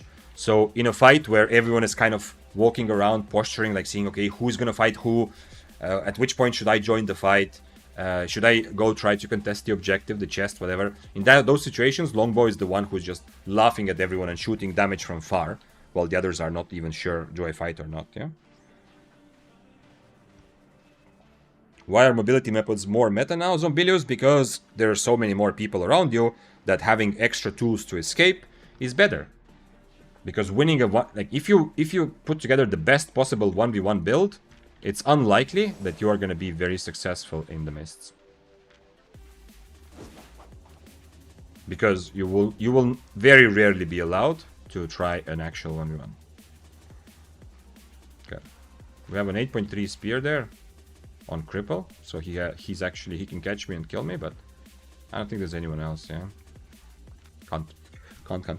If I saw a tier 70 raid spear, I want to try it, of course. I always want to fight spears because it's like, obviously I love spears, so it's more tactical also for me to fight spears because I can try to predict how they play. But in general, this is spear is one of the worst matchups for battle bracers because a good spear will never E, and that means I can never E. Yeah, spear can out-brawl battle bracers, but whenever I E, the spear will just E through me and cancel my E, and that's it. It's GG.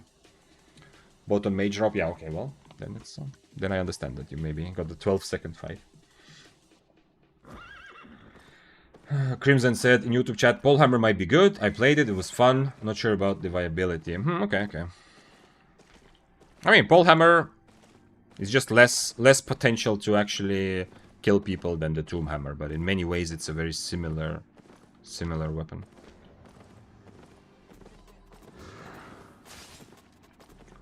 If you presented with a global buff, would you get 5% plus move speed or attack speed? It was always meta for free-for-all demands more but free-for-all demands mobility. If I got a global... What? If I was able to choose, do I want plus 5% move speed or attack speed? It's not even a question. Of course, move speed. Attack speed is very, like... The relevance of attack speed is situational. First of all, a bunch of weapons do nothing. Don't need any attack speed, don't care about it at all. Most weapons, yeah? But even for the ones that like attack speed, like swords or spears... It's even for those weapons, it's situational, yeah? In many fights, it doesn't help you. Like, sure, if I'm fighting spear versus spear, maybe it's nice for me to have attack speed. But what if I'm fighting spear versus frost? I don't need that. It was an answer for what Zombilius asked. I see. Well, I thought it was also an awesome thought experiment, so... I'm glad I misunderstood that slightly. I wish the other option was better, though. If I got to choose between plus 10% move speed or plus 10% damage... Still, obviously, move speed, but that's already interesting, yeah? Maybe plus 15% damage versus 10% move speed? Probably still move speed, but then there's room for personalization, like what's your playstyle. Spear on minor boots, I don't like that. It seems something is wrong with Abbeys, just 2 people per Abbey. Yeah, today I've had 2 Abbeys. I mean, you know that, Lizot, yeah, but... I haven't had as many as you, so I can't yet conclude from my own experience, but yeah. Today I've had 1 person across 2 Abbeys, so 0.5 on average. I purposefully not made it between move speed and damage, because one-shot burst builds still might prefer damage over mobility, yes. But, I mean, it depends on the exact numbers, but let's say if you have 5% move speed versus 10% damage... It's not just for one shot. Some builds will consider maybe you don't need that, like dual swords, you know, death givers. There's a lot of weapons that hope to get like a simple, especially the assassin choose death givers, assassin choose dual swords. Those builds are just hoping that they get a very simple fight where they just get on top of their enemy and just kill them. And for a lot of those guys, they might think that, you know what, the extra move speed won't change anything, so I'll just take damage. Because their thinking might be like, if I can't catch my enemy with my spells anyway, the 5% movement speed is whatever. My last 2 Abbeys have had the same 6-4, 8-4 Death Givers show up to the chest and chased me off. Okay, interesting. So Abbeys seem like they are less active. I mean, it is also Saturday, and Saturday morning, in theory, I'm not sure if it's as active as like afternoon. Like right now, it should become more active already. But that's a good thing, yeah, for everyone saying, oh, I hate all this new rat fiesta, I cannot fight any good fights. It's a good thing if the mists after the update went crazy and now they're slowly coming back to being a bit balanced, yeah? So you have 1v1 fights, but you also have a lot of multi-way fiestas. It's not bad. I think some 8.3s, like also Sagox mentioned this, if you don't know. We've raided him a couple times, very... A veteran player who's amazing on playing Frosts, yeah, and has played it already from NA. I think most of you probably have heard of Sagox. If you haven't, you probably will definitely hear from him again at some point, if you come to the stream as well. So anyway, Sagox, after he plays 8.3, 8.4 almost always, and after, at least from what I know, after the update, he said that he was pretty much just playing Enchanted Mists and Abbeys, yeah, to adapt, because when he's playing 8.3, 8.4, he doesn't want to be like, obviously, it doesn't make as much sense to be in the middle of 4.1s and just throw your 150 mil set away, you know, to to give fun to like a mob of low IP players. So it's it might be also that in Abyss you will find more high IP players and less of a free for all and more 1v1s, and here in regular Mist you will find more of those low IP rats running around. But see, now I'm running around also. It's not just the Abbey. This Mist also doesn't have people, so it also doesn't have an objective. I should probably just swap Mist, yeah. They should add Gladiator Arena, big map, no traps, and only 2 guys. Yes, something like that would be nice, but you have to be careful because a lot of the other content will suffer. Yeah, you always have to kind of figure. Ooh, is this a build I can actually just brawl? I want to try.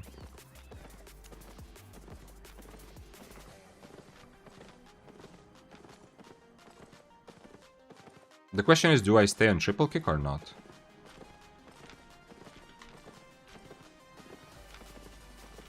Undead Cape kind of sucks for this, but yeah. It would be nice, but you have to be careful, because if they create a very good arena, it's... I'm not trying to just, you know, it's not just the generic split the player base argument. Yeah, if you create more fun stuff, it's usually good, even if you split, because long term, you know... Like, you split, but both sides are gonna start growing bigger. But I do actually think that it might, for a moment, for a while, kill Mists and Corrupteds if you created that sort of content. But I am also longing for something like that. Like a way to 1v1 people without the narrow corridors of Corrupteds, yeah?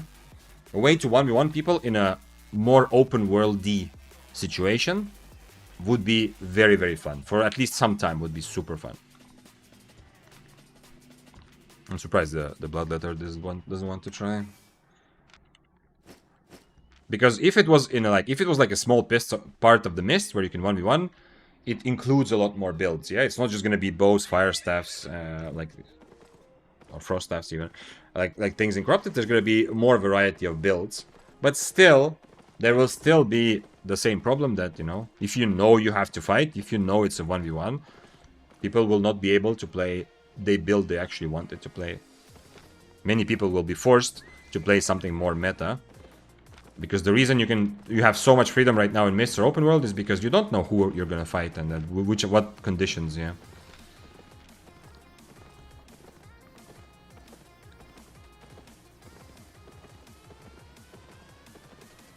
You think it would be Ultimate Mobility Fiesta? Wisdom. That's that's your answer to the idea of having like like this arena, you know, like a small piece of Mist for 1v1, yeah? You think it would be like just fully, the meta would just fully be resetting fights, yeah? And nothing else. That's possibly a problem, yeah? Because the problem that Corrupted Dungeons meta is more narrow, it's not because the corridors are narrow, yeah? It's because you know you have to fight. And a lot of the builds that are viable in Mist or Open Worlds are fun to play with in Roads of Avalon, in all kinds of content where you can choose when to fight. A lot of those builds will just fall apart if you are always forced. If you know, the next guy I see, I have to fight them. If there would be no escape, you know, if there would be no escape long term, that's what would happen. Yeah, it would be much more narrow, the choice of different builds.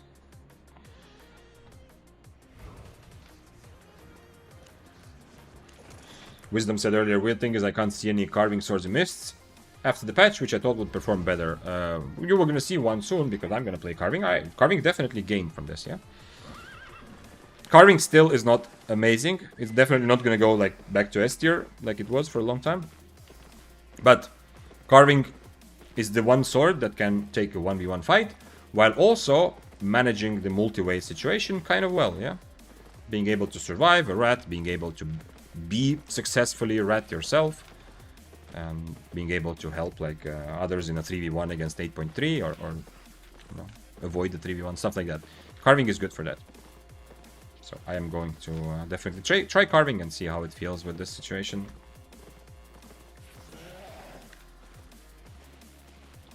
How much do I have overcharge? Okay, half an hour. I can definitely still go into an abbey easily.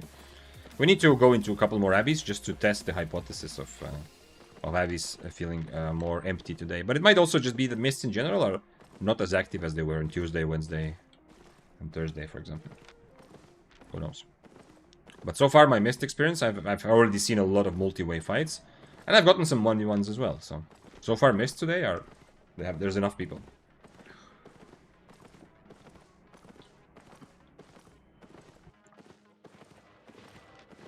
That's good. Are you fighting someone? No. Then you're fighting me. Wait, you're actually... No, come on. Don't make me feel bad. Fight back or something. Okay. 280k. I'm gonna clear the chest. And I guarantee you this guy is worth at least twice as much as the chest, yeah? Unhappy though. Unhappy because this is just bullying. What is worth it? Why is it still safe? 48k. Is there something here that's worth taking? Not really, okay. How much did I get? I said 200. I mean, I didn't take all of it, but still, let's take 240k. Let's see how much the chest is, just as a comparison. Which sucks. I kind of wish that the chests were the highlight, yeah? I know it sucks because then some people will only just PvE and avoid all PvP, but still. In terms of silver, I kind of enjoy it when there's a good, valuable reward that we are fighting over, yeah? So, of course, I want my enemies' items, but I'm killing them in order to win the freedom to loot the chest. Yeah, that sounds good. Or, you know, like, we are here for the camp, but then we also PvP. That's nice. But right now, it seems like... okay, at least we got a blue chest. Like, the person is the reward. And even, like, a low AP guy who cannot fight back is 20 times more valuable than this chest, yeah? Something is wrong with that, but it's okay. We have all adapted. They're all best players. I think I've adapted and just don't clear camps, yeah? If you see someone clearing camp, I can guarantee this guy is not a PvP player, yeah? He's doing something else. I can also see he's just started, yeah? It's unfortunate, like, he shouldn't be in this situation. But, of course, all of us also need to die, so, like, it's part of being in Albion, yeah? The experience of dying, but still, like, he shouldn't really be in this situation, right? Like, he's risking his items for what? For nothing. Imagine him. So he risked his items, he died, like you saw. If he doesn't die, he gets to open the same chest I opened, and he gets 10k. Woo! Okay. There's gonna be a more charged, like, I don't have a very strong opinion yet, but I am forming one, and I am getting a bit more... I don't want to say emotional, because it sounds like, okay, you shouldn't take me seriously then, yeah? But I am building up a bit more of an emotion and opinion about how loot is distributed between different types of content. And the reason that today is a good day to talk and think about those things is because they announced the update for... I don't have room to loot stuff. I need to be careful with that. Because they announced the update that next week to change loot, yeah? They nerfed loot across the board for almost every content. And it seems that they are aware of, like, how loot affects the game, yeah? They are thinking about it. But at the same time, they are not thinking about nerfing depths more than other content, yeah? And that's a tiny bit, like, annoying for someone like me, where I see that the game's future and success is very much tied to the approach that developers themselves publicly also say that they want to do, but in reality don't really do. The approach that high risk or lethal content should feel more rewarding, yeah? Like, that's not just my opinion. That's how developers also talk about their game. But, you know, it's like... it's not what they're actually doing right now. But because it seems that, okay, SBI is at least aware that, you know, changing loot affects the game. Because they made the whole patch just to adjust it. So if they're aware of that, I wish they thought a bit deeper and more long-term. And realized that if they want to keep this Albion identity, they don't have to, yeah? But they should communicate clearly if they don't. But if you want to keep the kind of Albion identity as a high-risk, high-reward approach to balancing different parts of the game, then right now it's a bit of a whoopsie. Yeah, what's happened? And this is not just for Mist, yeah? This is not me trying to pop up Mist, yeah? This is Roads of Avalon open world. Whatever lethal content you play, I can guarantee that you are doing it for fun, yeah? Like, fun is #1 priority on your mind. Because if you were full-on, try-hard, just trying to make as much money or as much fame as possible, you will be playing depths right now. Unless you have, like, a very big PvE group, that's a different thing. Jack Void said on YouTube chat, "Hey Vic, what do you think about all content silver rewards being nerfed?" Okay, oh, nice. I just answering your question or answered it already. I'm happy. I'm happy that the developer is acknowledging that loot generation matters. It changes the game. And that they're taking some steps, but the thing in the next patch doesn't... the only thing that it will help do is just not is to prevent the premium price from continuing to skyrocket, yeah? That's the only big thing. Interesting thing that I've heard from the developer, I'm not sure, I don't have the data obviously, but interesting thing, and that other people also have discussed, is that the incredible impact of silver rewards from Journal, yeah? A lot of people say, and I thought that maybe it's the depths that have suddenly made like a premium price jump up so crazily, but it might be that was wrong, yeah? Much more than the depths, it might be connected to the Journal, specifically because Journal rewards you not items, but silver, yeah? Froggy said, maybe unpopular opinion, but they have to reduce the loot pool in depths. I don't think that's an unpopular opinion. I don't think anyone thinks otherwise. I think there are just two kinds of players. There are those that have an opinion that you should nerf depths loot and buff lethal content, and then there are those who don't think about it at all. I don't mean it as a haha, they don't think, like they're idiots. No. I just mean people who are just not thinking about it because they're just having fun in depths, yeah? Like, they don't have an opinion about the game's future, they're just enjoying the game as it is, and it's whatever. But I think everyone who's actually, like, played Albion for a while and is trying to figure out what would be the best for the game, everyone kind of agrees that depths loot is just out of balance, yeah? At least, that's what I feel like now. As it says, I'm so pissed off, those people, what do they think it's a good idea playing like that? People who play depths? Abbeys are sure dead. Had 4 Abbeys in a row where nobody contested the chest. Maybe that's true, Multi-Reese, yeah. Lizotti has been telling me the same from the start of the stream. So far I've had 2 Abbeys today, and one of them was completely empty, the other one had 1 person, so yeah. Today I also have not seen anything in the Abbey happen. We'll see. Maybe after this Abbey I will stop going to Abbeys if that's how it is. The crafter or the economy problem, they print money. Yeah, I don't have enough understanding of the economy to really have an opinion. I've been asking for weeks for people to explain to me what their idea is, why premium price is skyrocketing, yeah? Like, explain it like I'm 5, yeah? That sort of explanation, like a more simpler one. And not too much I have understood about it. Like, there have been some good theories, yeah, about RMT bans, about adding depths, but yeah, but one of the current biggest theories and things that I've heard that makes sense, I think developers have also kind of confirmed indirectly, is the silver rewards from Journal, yeah? I don't think they expected that the Journal is going to have such a crazy impact on the supply of silver in the game, yeah? And unlike a lot of the other content, Journal just gives you silver, yeah? It doesn't circulate the same items faster, it just pumps a lot of extra silver into the game.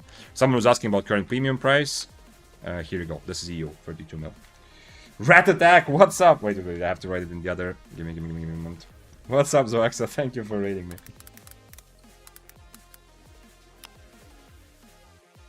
How is Rat, the one of the Rat Kings? How are you enjoying the new Mists? I have not gotten your impression yet from this week of Mists. If you do spend time there. Is it bringing out the actual rat inside you that you're usually so good at hiding, or are you frustrated that I can't fight anyone because there's always 50 people? Premium price is going to the moon. Yeah, absolutely. But the question is why, yeah? Which is interesting because not a lot of people, at least if I do say it like, oh, explain it to me like I'm 5, yeah? Like obviously I'm like a pretty reasonable, on average, like critically thinking person, yeah? But I don't have the enough in-depth understanding of economy, and especially like an Albion or MMORPG economy, to understand the in-depth. And like if you have an actual idea, you should be able to explain it in like easier ways. So far, some theories have come up, but I don't understand. Other than the Journal thing, which is really nice, the other theories have kind of lived and died in my head about why the sudden crazy increase.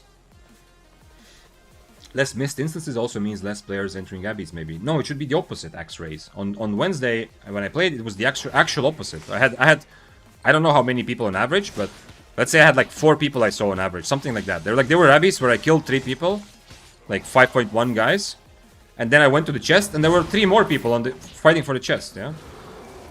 Like, Abbeys are also more people in fewer Abbey instances, at least that's what happened earlier, but maybe not anymore, I don't know. As it says, I mean, the people that try to cheat and Mist by going together. I met a 7-4 duo in solo Mist. That sucks, yeah. I can't imagine, like, I don't understand how you can do that on stream, as I said. The clip from the Portuguese guy. Come on. But yeah, of course it sucks. Yeah, like teaming, no, that's just straight up cheating. Yeah, like teaming where you are on Discord together. I need to drop something because I have too much stuff. My omelette is kind of... Wait, 5 minutes is enough. Okay, I'm just gonna eat silverbacks. I don't usually like to do that because it's easier to calculate profits later, but I'm gonna eat silverbacks. I need to be careful not to loot too much.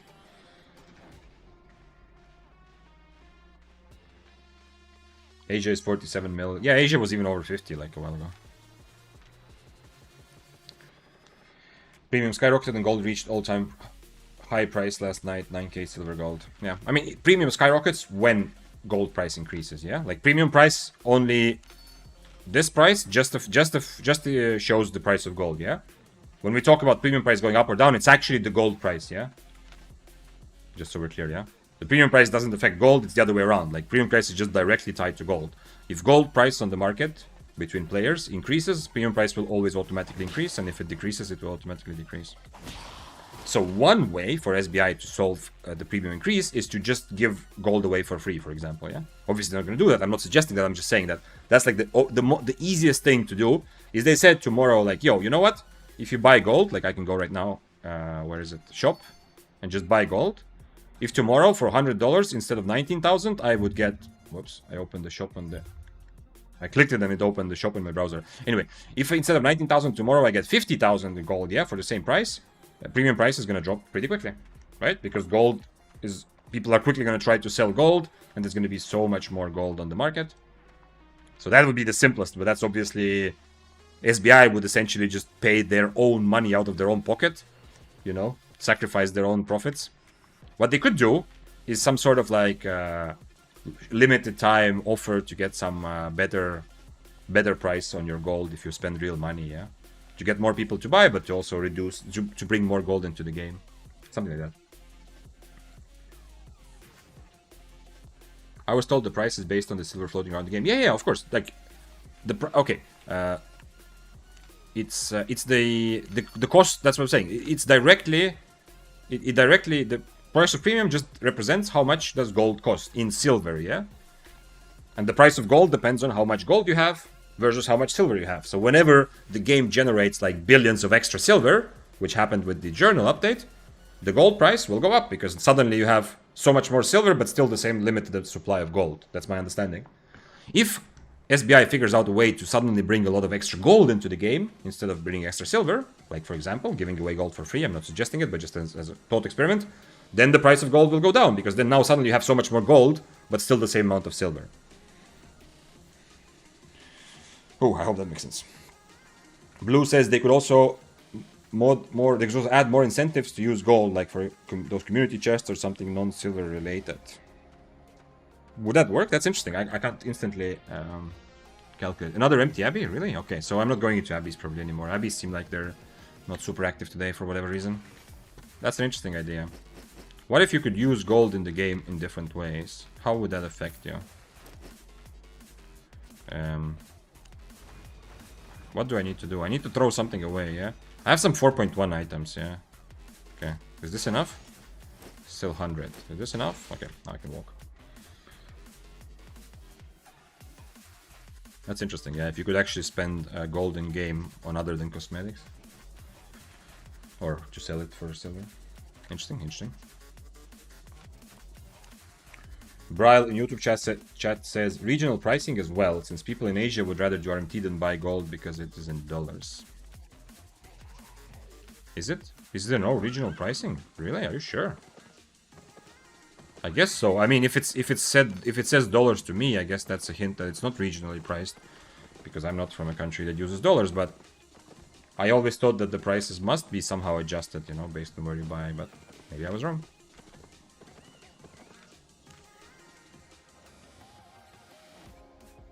Alexios says, I think the prices rocket because they changed the way of learning points work. So people there buying tomes like crazy. So people, yeah, okay. So people were buying tomes of gold. Tons of gold. No, but when people buy a lot of... Oh, you mean they were using silver to buy gold? I don't know. Difficult to me to understand. Wisdom says attunements are the perfect silver sync. 100% agree. Yes, you're right. But people won't participate full of PvP with a weapon which they spend 50 mil on. They have to find a way for people to feel safe about their tuned weapons. Interesting. That's interesting. So more people playing depths might be a silver sync. But people only attune their weapon once for depths. Unless they decide to change build or something. That's interesting. Froggy said, I think main problem is that they treat Ava chests as a whole and they don't have more specific data. They're nerfing all Ava roads chests, but maybe the biggest problem are the big golden chests in raid zones that are being farmed 24/7. I can only guess the data is unknown to me. I have not read everything in the content creator Discord, but I read some of the discussion and I saw the same idea, yeah. So, to explain to everyone else as well, for example, you know, they are nerfing different content. They're nerfing like favor in all black zones, yeah, because these chests will cost more next week. Not these, but you know, the ones you get for favor. They're nerfing Roads of Avalon and also depths, yeah. But Froggy's point is that actually they should not be nerfing Roads of Avalon because it's already very, very unprofitable unless you're going with a big group and you're efficiently clearing group chests. I think that's true, yeah. That makes so much sense. But I also don't play enough roads to actually know. But yeah, it like the blanket nerf might also just be a bad idea because you are messing with people who are already making no money. So for, as I said, depths are not enough. If you have 10 people group, you're not going to go depths anyway. Yeah, you're not going to divide yourself into groups. You're going to go do something together. The whole depths thing, like every nerf to Roads of Avalon right now, the blanket nerf, any players that still play roads are going to be even more incentivized to just go play depths as a solo, duo, trio. Yeah, that makes sense. Yeah. Okay, wait. Let's make a. If you're on Twitch chat, you can earn or lose some points. Where is it? Where is my? How many items will trash is the question, and you have 2 minutes to vote. I'm gonna remove this overcharge after that, and you have 0, 1, 2, or 3 plus. Yeah, it says 3 to 5, but right now it's possible 3 or 4. So be smart. Don't put all of your points on random number right away. Put a little bit and then see if you have good odds. Like put like a 500 points or something if you want to risk that much, you know, and then see. Because if everybody puts points on the same option as you, your chance of winning a lot is 0, yeah, because everyone put on the same. But if other options become popular, then it makes sense. Yeah, I don't know why I have to explain this, but I know last time somebody lost, like several people lost points because they put so much on the most obvious answer, and then someone else swept them. Desnot says they should make 0.5 equipment that can be only equipped if you. Okay. It's time to spend that 1 mil favor to gamble mammoths before the patch. Then yeah, Emrys, you're right. I was so much hoping to get to 1.1 and buy 200 chests. What I'm gonna do before patch, I think I'm gonna buy as many chests as I can, and then I'm gonna keep them unopened and just wait until I get 200 of these chests. Not these, but you know what I'm talking about, the ones from the seller. I think there's one in Brazilian also, right? Somewhere. I do want to have 200 chests for when I actually start opening. Let's go check the seller actually. Thanks for following Bzykes.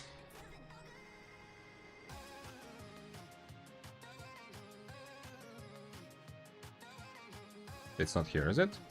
No, it's upstairs. Okay. Blue said, I wouldn't mind an orange zone activity with lots of loot, but double trash rate. Yeah, it's difficult. A lot of these things, it's at the end of the day, I am forming a stronger and stronger opinion as I see what's happening, yeah, and especially around the game's identity being higher risk, higher reward, which is right now, every day that passes, it's slowly being eroded, but it's still kind of okay for the moment. So these chests, right now I can buy 177. I will buy all I can before the patch and then wait until I have 200, I think, later. But at the end of the day, you kind of have to keep in mind that it's so easy to have an opinion, yeah? It's so easy to be one guy, like any one of us, like myself, yeah? To just think, this would make sense and that would make sense. But my experience when I had to deal with economic theory, I didn't study economy, yeah? But I still had in university a lot of contact with economists, yeah? Through different activities, including competitive debating. Some of you have heard, yeah? Anyway, doesn't matter. My experience is that very experienced, well-learned economists in real life are just guessing a tiny bit more, like their guess is just a tiny bit better than mine about what's going to happen, what's the reason for like a thing. And there's so many weird interactions and unexpected things that can happen from like some sort of something changes and then suddenly the market is different, yeah. So at the end of the day, a lot of this is just, we can have any sort of opinion, but when it comes to economy, in my, like, I don't think anyone can like really say how it's going to affect Albion in 5 years, yeah. How good it's going to be for Albion to have depths with crazy loot. Maybe it turns out that it's going to somehow be like a very good force, yeah. How good the nerfs are, like how it's going to affect player interactions and behavior. At the end of the day, I hope it's clear that, you know, we can't really, we can just have theories, which is fun to talk about, but you know, it's not my money. I don't have to decide, yeah. I'm not, if I owned this SBI, sure, yeah, it would be, but right now it's easy, it's cheap to talk, yeah, but it's not my money that's being risked. So I hope there's at least some reason why they are still keeping a game in this state, and I hope that they, you know, they kind of are benefiting from this, at least financially. Who knows? I'm not sure though. Feshek said instead of making the chests not show up before the floor is created, they just nerf loot. Oh, before the floor is cleared. Yeah, next patch seems like, I don't want to say a panic response, but I think next patch is a bit like a quick, hasty solution to try to at least somewhat manage the premium prices, because SBI is getting so many complaints from people saying that I can't play the game because the premium is too expensive. Zombilio says, Vic, I saw a guy open 3k of those chests, not a single mammoth. 3k, 3,000 chests, 3,000. How is that even possible? How? Not, surely not 3,000. I cannot even get 2. I mean, okay, I only recently started collecting these points, but still, if I collected all the favor I've ever gotten from both servers, I would never have 3,000 chests. Some people in chat have told me that they are 100% sure it's possible to get a mammoth from this. Not from this, but from the one you get from favor. I thought also it's not possible, but I was told it is. Okay, time of removing overcharge. Let's see. Do we have actually... Okay, it's pretty good, but it's pretty balanced right now. So the biggest points are on number 1 and number 2. So 1 item trashing or 2. Moment of truth. I'm not going to stand and wait here for 6 minutes. I'm going to remove the items and we will see. Here we go. Oh, by the way, turn the sound on. Okay, so 0, all options are still alive after this, yeah? Because it's still possible that 3 items trashes, but 0 is also possible. Boots next. Okay, if somebody put their money on 3 items trashing, you lost. 0 possible, 1 and 2 are still possible. Okay, it's between 0 and 1 now. The final deciding item. There we go. Somebody just breathed. Anyway, there was a sigh of relief in chat. I heard it from somebody. 1 item trashed. So that's the outcome. We are back to only 1 item trashing, which is what usually happens to me. But last time I had 1 overcharge where everything trashed. Absolutely everything. Okay. I think I'm also getting to a point where I don't want to play this build for too much longer. I'm just going to play until I die once. And then we're going to go for Carving and Tomb Hammer probably.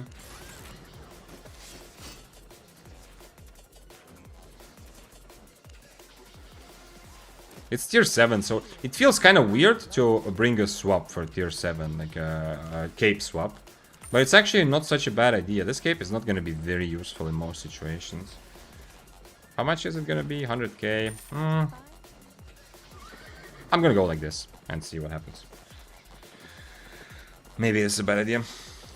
Emery says, yeah, it's not just one thing, it's all these ideas contributing. Yeah, of course. At the end of the day, it's also one thing is that I said that I don't think anyone can like really fully know what's happening in the economy, because, you know, just like in real life, my experience with economists is that they are very good in theory, but actually know it's just almost impossible. It's too complex, yeah.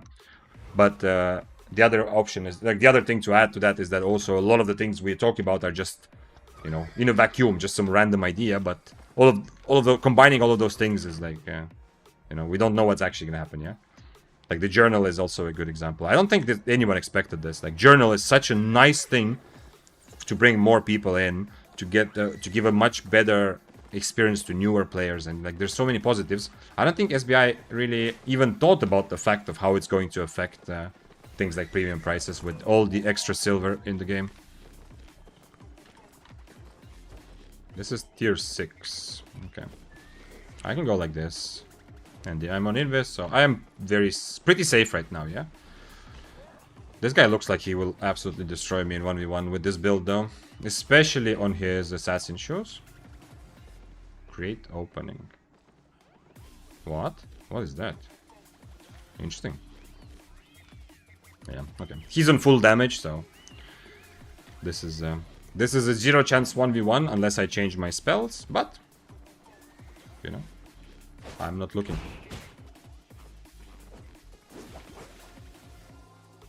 I am not looking to just straight up fight him. I need to get away because otherwise next time he has his shoes, I'm not gonna have my helmet yet.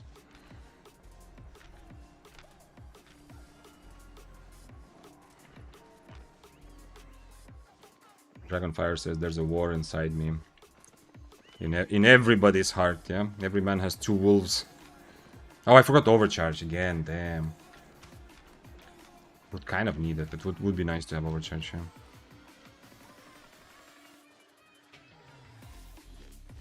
He also has 8.1 potions, yeah? So if I don't do what I just did, it's pretty much a free kill for him, yeah? If I stay next to him for any amount of time, it's a free kill for him.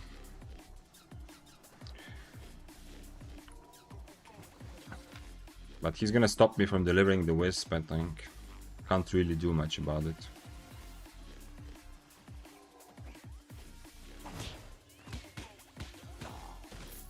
Unless, if he's not here, I can deliver the Wisp now.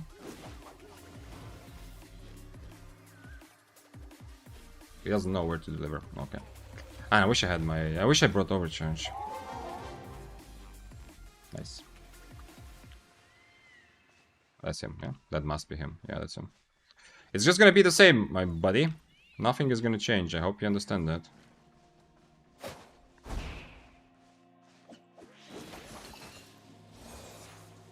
Okay. He used his cape at least, I guess. He has 8.1 potions though.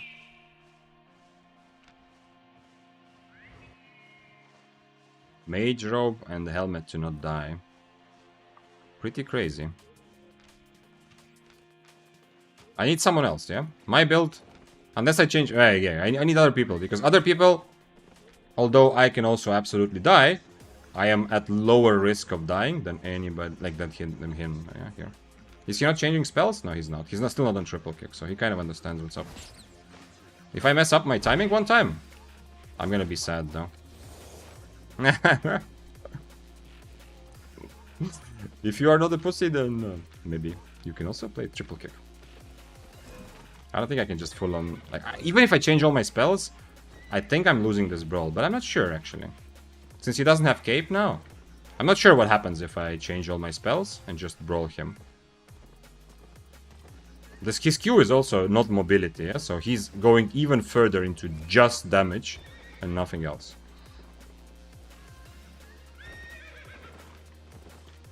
I don't know. I guess, I mean, I kind of want to get rid of this build anyway, so maybe I should just Inferno Roasted Snapper and just fucking do it, yeah? Just give him the enjoyment of taking my items. It feels worse now that he started writing shit in chat, but at the end of the day, part of me is gonna be happy if I die, right? Because then I can play something else. This is not exactly my playstyle, this playing like this. I cannot purge his... I mean, I can purge his Mage Robe, that's it, but there's nothing else to really purge. Let's see. Let's go, gloves are boring. Yeah, kind of. I mean, in some situations, maybe you can also just full brawl. But the thing, if I do change myself to brawl and I try to brawl him, who knows? Maybe that's actually the good idea of how to do it. But then I am 100% giving my items to the Battle Axe. Yeah, the Battle Axe is 100% killing me because I will have like 10% HP if I kill him. You can't purge Mistwalker Hood? No, Desnal. You cannot purge in Albion. You cannot purge abilities that are a toggle, yeah? Oh. Let's go, Rat. Especially now that he was toxic to me. Let's go, Rat. Let's go. It's my chance. I have Inferno now, but he's gonna do so much damage. Go on, boots on me again. He doesn't have any more potions, so if we fight now, I have a potion ready and he doesn't. But I cannot keep him in combat from far, yeah?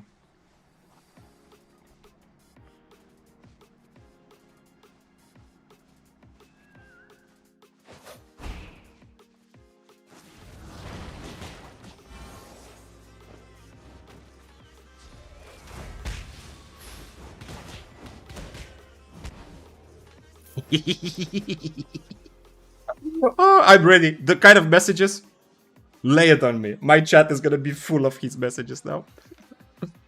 Okay, I didn't want to get hit by the E, but I did want to stay close enough to make sure he E's first, because after that I can just Inferno and, you know, it's free. It's free to Inferno after that. Okay. This is the playstyle. Why are you hitting yourself? Yeah. I did not actually mean. I ran into his E range. I didn't want. If I didn't take that E damage, obviously it's not even close, but what the hell is that E hitbox? Yeah, Fists of Avalon have a pretty generous hitbox, but oh, this is nice. Actually, this is something, yeah. Okay, did not die this time. But in theory, if I change to Snapper, I change to Inferno already. I change to Snapper, devastating combo. Who knows? Maybe I have a chance to just kill him. Unlikely, but maybe. You dodged that E properly, but the AoE was lingering. Maybe that's it, yeah. I mean, some AoEs linger, right? Like the one-handed spear, that's a big part of how you play spear. The Q lingers, yeah? But with Fists, I don't have enough experience. I've played Fists here and there, of course, but I don't have enough experience to really know.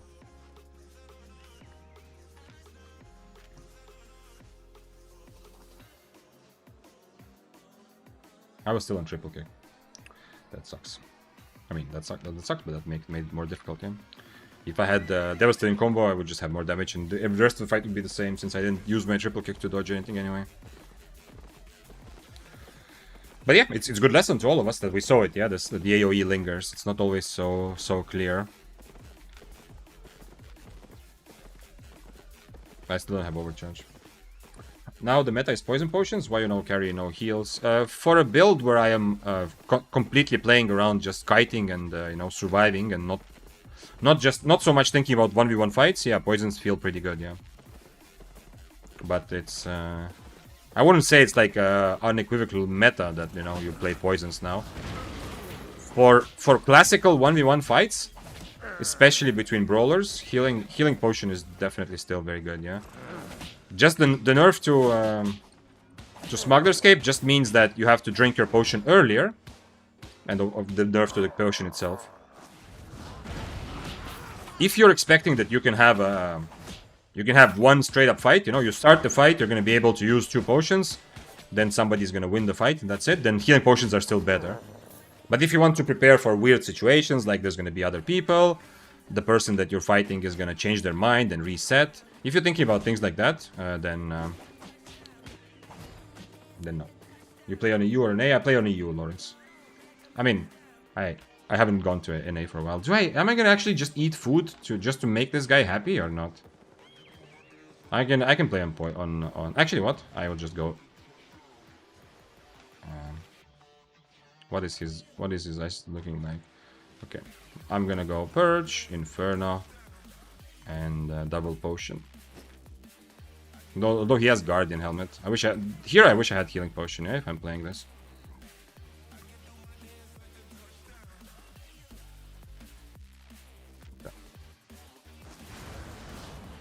Oh. I thought I clicked it both times. Okay, at least he's taking mobs in. Actually good that I'm still on triple kick, because there's so many people around. I thought I double clicked E, you know. Unfortunately, you saw, he dodged it.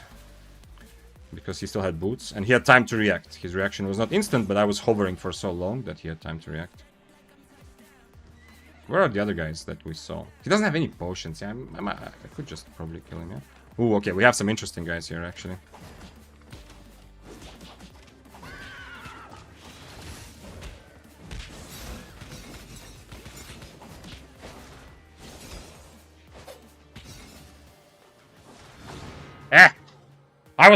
Okay, good. We got rid of the build. I wanted to just get him into combat, you know, and then because I can run away and he cannot.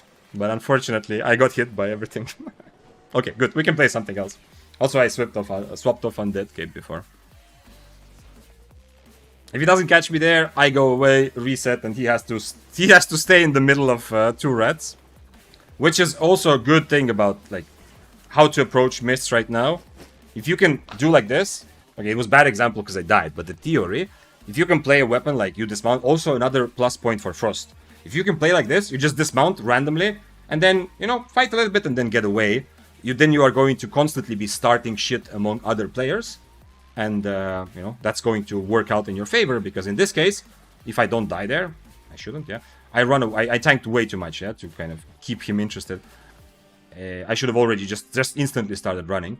I run away, the other guys are gonna dismount on top of him, try to rat, I get full HP, I come back, you know, I can come in and out all the time. Alright, let's go for Carving and Tomb Hammer next. Very good. The fists are, the Battle Bracers are definitely good right now for mists. I think that's pretty much an easy conclusion, but unfortunately it's not my playstyle and not something I really want to play too much anyway. Let's go Carving Sword.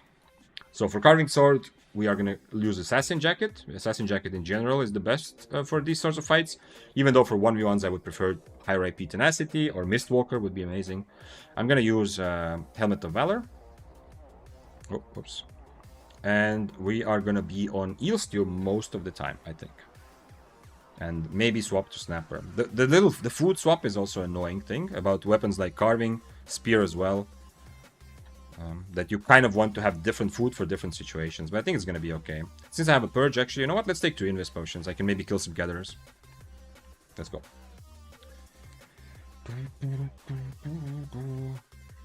Those were interesting guys.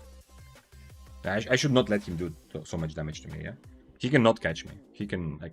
Obviously, yeah, I used most of my things to dismount him. He's on top of me.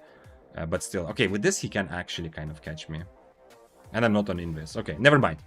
I should just not attack him at all. Now that I look at his build, I realize I have to change to Invis, and then I can dismount him. Invis and Knock and Force Field, then I can dismount him, yeah? On these spells, he can actually even catch me. So when I dismount him, I know I'm gonna 100% die. It's a question, like I didn't know here, but if I look at it again, it's obvious I'm gonna die. The question is, can I aggro the other guys to kill him as well? Okay, Carving... How much does Carving cost? Let's see. 6-1 is 220k. Not crazy, actually. This is more expensive. 5-2. Okay, so 6-1 actually seems the cheapest here. I'm gonna be preset on this, by the way, which is interesting. Not so usual, yeah, but I'm gonna change for specific fights. And here we're gonna go for Smuggler's Cape. Although Undead would obviously be also very good. And we're gonna buy some Snapper to swap to. And Siphoned Energy. I'm so bad that I forgot Siphoned Energy. So I couldn't overcharge at all on the last gloves. Okay, like this. This as a preset. This makes sense. Nothing special, very basic. This is, I believe... I don't think Carving is super strong right now, but it's definitely stronger than last week. I feel like it's one of the weapons that can... Yeah, I can take a lot of 1v1s. Although right now I'm a very kite heavy setup with this and with this. But I can still take a lot of 1v1s, and if I need to, I can... I have good enough tools to survive and disengage, or, you know, like I just did, to dismount someone then still survive, stuff like that. Thanks for following. I am Mr. Helsinki, that's your name. Okay. Mr. Helsinki, thank you for following, being here. Appreciate that. Let's eat the food. I probably should... Actually, no, that's fine. Maybe I should bring cabbage soup, but this is fine. I'm gonna run around on eel stew, but if I do get... If there is like a tier 7... not for tier 7, maybe. Even for tier 7, I'm not sure. But if there's like a tier 8 sword, Deathgiver's Bloodletter Spear that wants to fight me, I'm gonna overcharge, because fuck it, because I'm tier 7. If there's like a tier 8 Spear, for example, I'm gonna change food, yeah. If I find a 1v1 against someone who is attractive, in terms of I want to get his items, they are worth decent money, then I am going to swap my food. But for other fights, I just need to remember that I am on eel stew, so I need to make sure I don't overly brawl if I don't have to. What is my helmet IP, by the way? Okay, maybe I need to buy a tier 7 helmet later. I bought tier 6 helmet because it's just higher IP than everything else, but maybe it's not a good idea. Johede says, Vic, I'm a long-term eco player. The real reason for the decent gold spike is from 10 to 20 players exploiting bugs in the new updates. SBI won't tell anyone this because it makes them look bad. Russians ran bots to farm billions of journal rewards, and rich billionaires bought billions of gold to flip the new bug referral skin. I am going to... So my first instinct when reading that is to trust that what you said is happening or happened. I do believe that. But when you say that that's the real reason, I feel like surely there's other things, yeah? Like we said before. I think that it's likely that this is like in combination with other things. Is Frost gonna fight me? No. Oh, yes.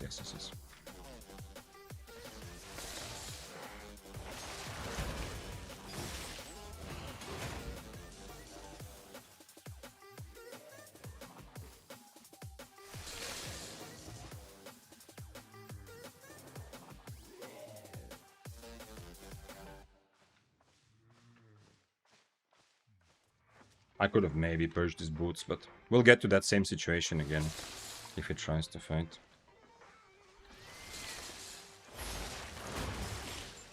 You see, this is how Frost is broken. I still get rooted at the other side of the screen.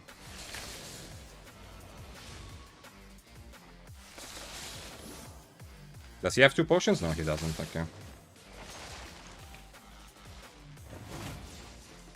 Next time he's gonna have Invis though. He's gonna wait for my cape to time out, and it sucks. I don't like that. I think he got hit there, though. My Inferno will not be ready. Oh yeah, it is.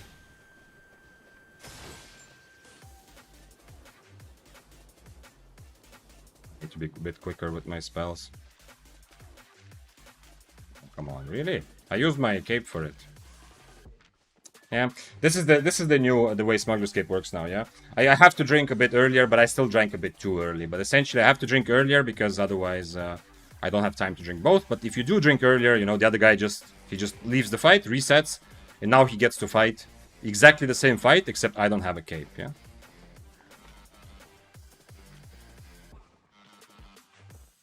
Luckily, I'm on yield still for this. Can you share your UI code, please? Shirkas, go to Discord. You can find it under stream. Albion questions and check out pinned messages, and you can import my my UI there if you want. Omar says, hi, thanks for the stream. Thank you for saying thank you, I appreciate that. What do you think about the idea of trying different builds and not sticking to limited options? Because as a beginner I do need to know more about each build. That's a very good attitude. That's what you should do, yeah? So I can fight better. I think that's a great choice, Omar. You just need to expect that your short-term results will be worse, yeah? Like, let's say you and your friend both start Albion at the same time. In 1 month, he's gonna have more money and more success. But in 1 year or half a year, you're gonna be in a much better position to be good at PvP, essentially. Let's see. 100 Frost is right now broken. That the second part of the E always triggers, yeah? Like, if he hits me with his pizza slice 1 time, he always gonna trigger the second part also. Okay. Nice, okay, now I got him, I think. We'll see, but probably.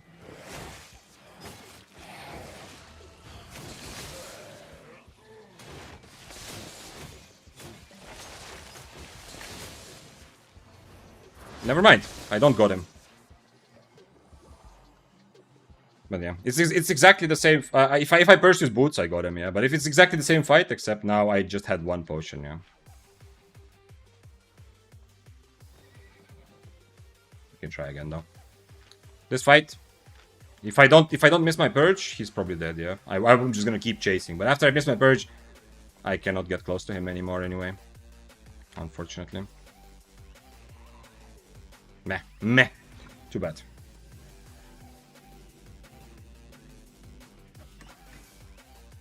But yeah, I do suggest it, but you just have to accept. If you change builds all the time, I also do it on stream now. Obviously, I'm not talking about like a beginner. Yeah, I played for thousands of hours, but still, I change builds and I play much. Well, not much, but I definitely play worse. It's clear, yeah, that I make more mistakes if you're constantly changing builds. If I played just spear for a week, I would, you know, be more on top of my game in most matchups.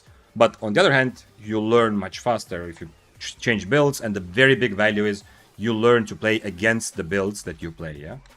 Like, even if you play for 1 day or 2 days of Death Givers, how good you are later at playing against Death Givers, whatever weapon you choose, is gonna go, like, from here to here, yeah? It's a very big impact, yeah? Baron ULDC, thank you for following. Fiend Cowl might help. Yeah, I want this. I want this because I want to also be able to purge cultists and against Deathgivers if they change to Q1. Yeah, so this is very nice. But Fiend Cowl, if I'm in a situation where I'm specifically trying to purge boots, yeah, Fiend Cowl is nice. The 7-3 Tomb Hammer. Does he want to fight? I don't think I'm winning that, but who knows? There's a chance.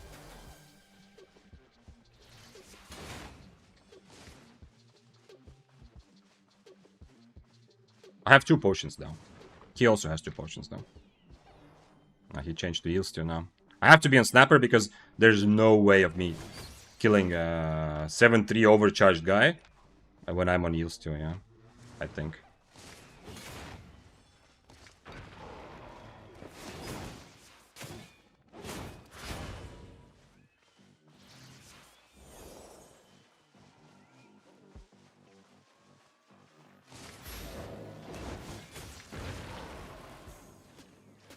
Even my W is kind of a troll, honestly.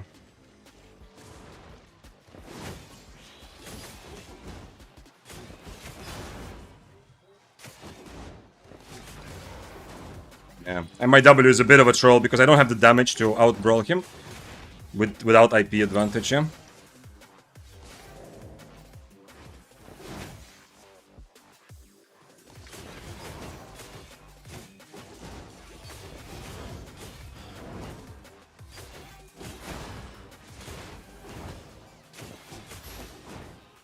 Interesting.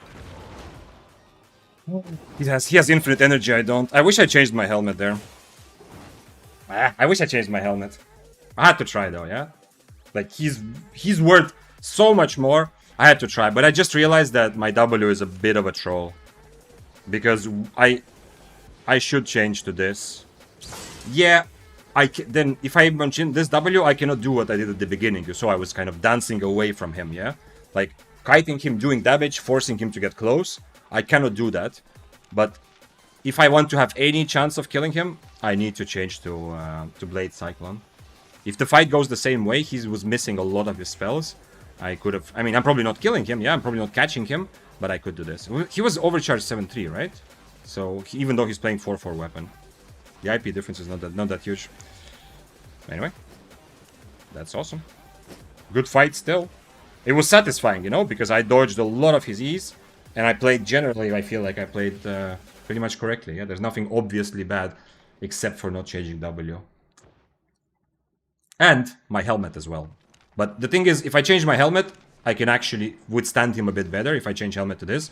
But the thing with his build is obviously the moment he has any, like, the moment he smells any hint that he might be dying in that fight, he's running away. I'm not saying this as a way to shame him. That's obviously what he should do, yeah? But that also means that if I don't have Purge, there's kind of no point of me fighting him, because if I don't have Purge, I'm just testing, can I survive, yeah? But I'm never gonna kill him. What? Why didn't I equip everything? What happened? Okay. Maybe I should be preset on this. Let's be preset, although it's not that good for multi-way situations, but maybe I should just be preset on this.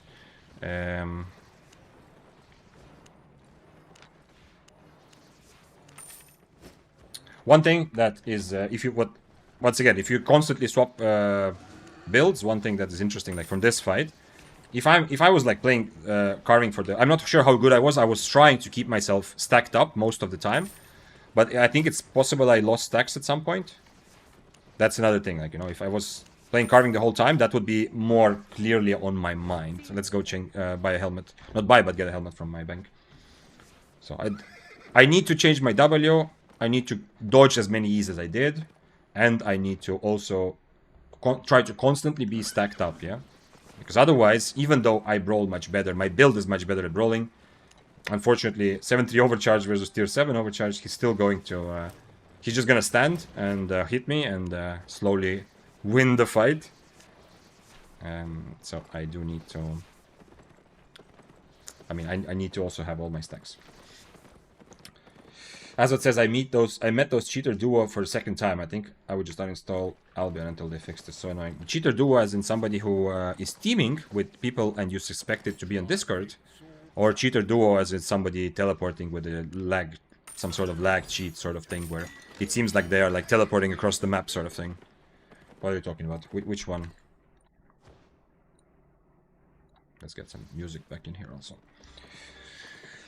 Wisdom says, also, they on purpose released instantly tradable occult cougar referral knowing that people will spam. Oh, that's the abuse came from the fact that it was tradable right away. I see.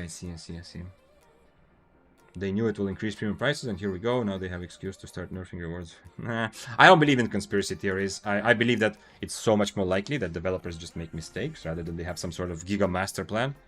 Because a lot, like just the way I'm talking about economy, like a lot of these things are very difficult to analyze because it's so complex. There's so many things that happen. It's the same for developers, like making some sort of big decisions based on, oh, I think this is going to lead to this sort of behavior and this sort of price increase or decrease. I don't think anyone is masterminding some evil changes. I think it's just mistakes that happen everywhere. But it's, so I understand still wisdom that you are adding, like, let's say +1 for the argument that maybe it's the referral skin that ended up messing up the whole economy. Like maybe that's the biggest factor. You're saying you think that's true, yeah? Like the journal and depths and whatever, like that's like small things. The actual biggest thing is the referral skin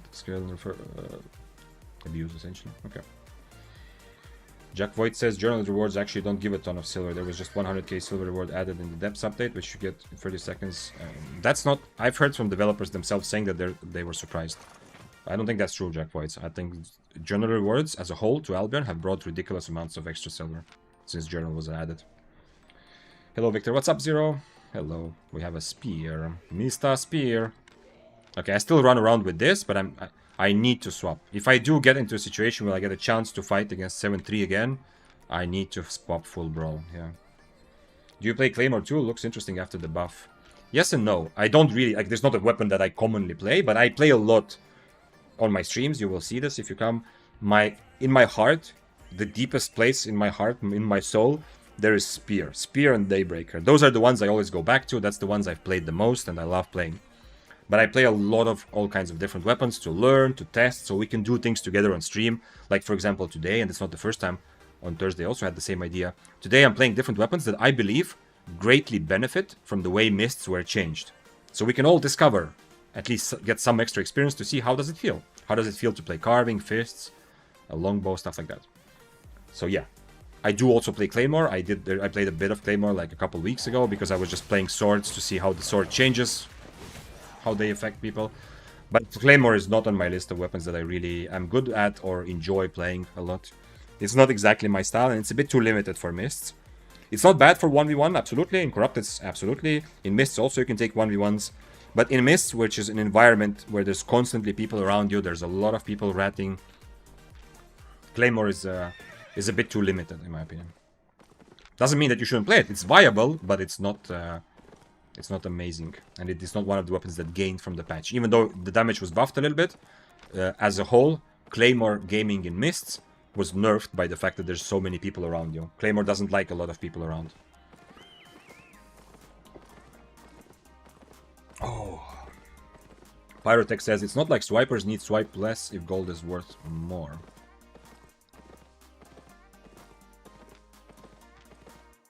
They do swipe less, right? If gold is worth more, swipers do swipe less. Yo. That's true, right? I mean, I'm guessing you were saying it's like a sarcastic kind of, comment, but that's true. If SBI intentionally increases gold prices in the game, do they make people buy more or less gold? That's interesting. On one hand, wait, that's confusing. If gold prices increase and I'm a dude, let's say I'm a dude who makes like, I don't know, 200k a year or something, and or whatever, I trust fund baby, whatever. I'm a guy who spends a lot of money on games. Let's say I'm like that, yeah. Like it's normal for me to spend like 300 not a day, but $300 like dollars on a new game just to buy Advantage. Now, everything is, I play Albion. Everything is the same, but gold price doubles. Am I incentivized to spend more money because the argument, just buy this gold package is better, yeah? Like if I'm looking at price, I'm thinking, holy shit, I get so much more value from using my $100, yeah? Because this gold is more important. Or is it the other way around, which is that now I'm gonna spend less money because in order to buy my 8.3 set that I really wanted or whatever, I don't need as much money, you know. I cannot figure this out, but it's an interesting thing. In the mind of a swiper. I mean, the word swiper is kind of like, it has a lot of bad connotation. Spending money on a game is not a bad thing, yeah? It's just that after you play, like, if you're new to Albion, it might seem like, okay, sure. Especially if you play, like, other phone games, yeah? Okay, sure, whatever. Like, spending a little bit on a free game, it's fine. But but we're talking about, like, what about someone who really, like, spends, like, legit spends, not just, like, you know, they spend, like, 20 bucks here and there because they think that they need it to get a good start. But like a legit, like a serial, not scammer, but serial swiper, yeah? Barack Jones asked, are you playing spears later? I really love that, but man, I die more than I kill. I am, whenever I don't have anything else on my mind, like I want to do a challenge, I want to test different weapons, whenever I have anything else on my mind, I usually default to playing spear or daybreaker, yeah? Later today, probably not. I played spears on Wednesday, one-handed spear on Wednesday. One-handed spear is definitely very good for the new mists, because it's a good weapon that can 1v1 and can handle the pressure of having 50 people on your screen.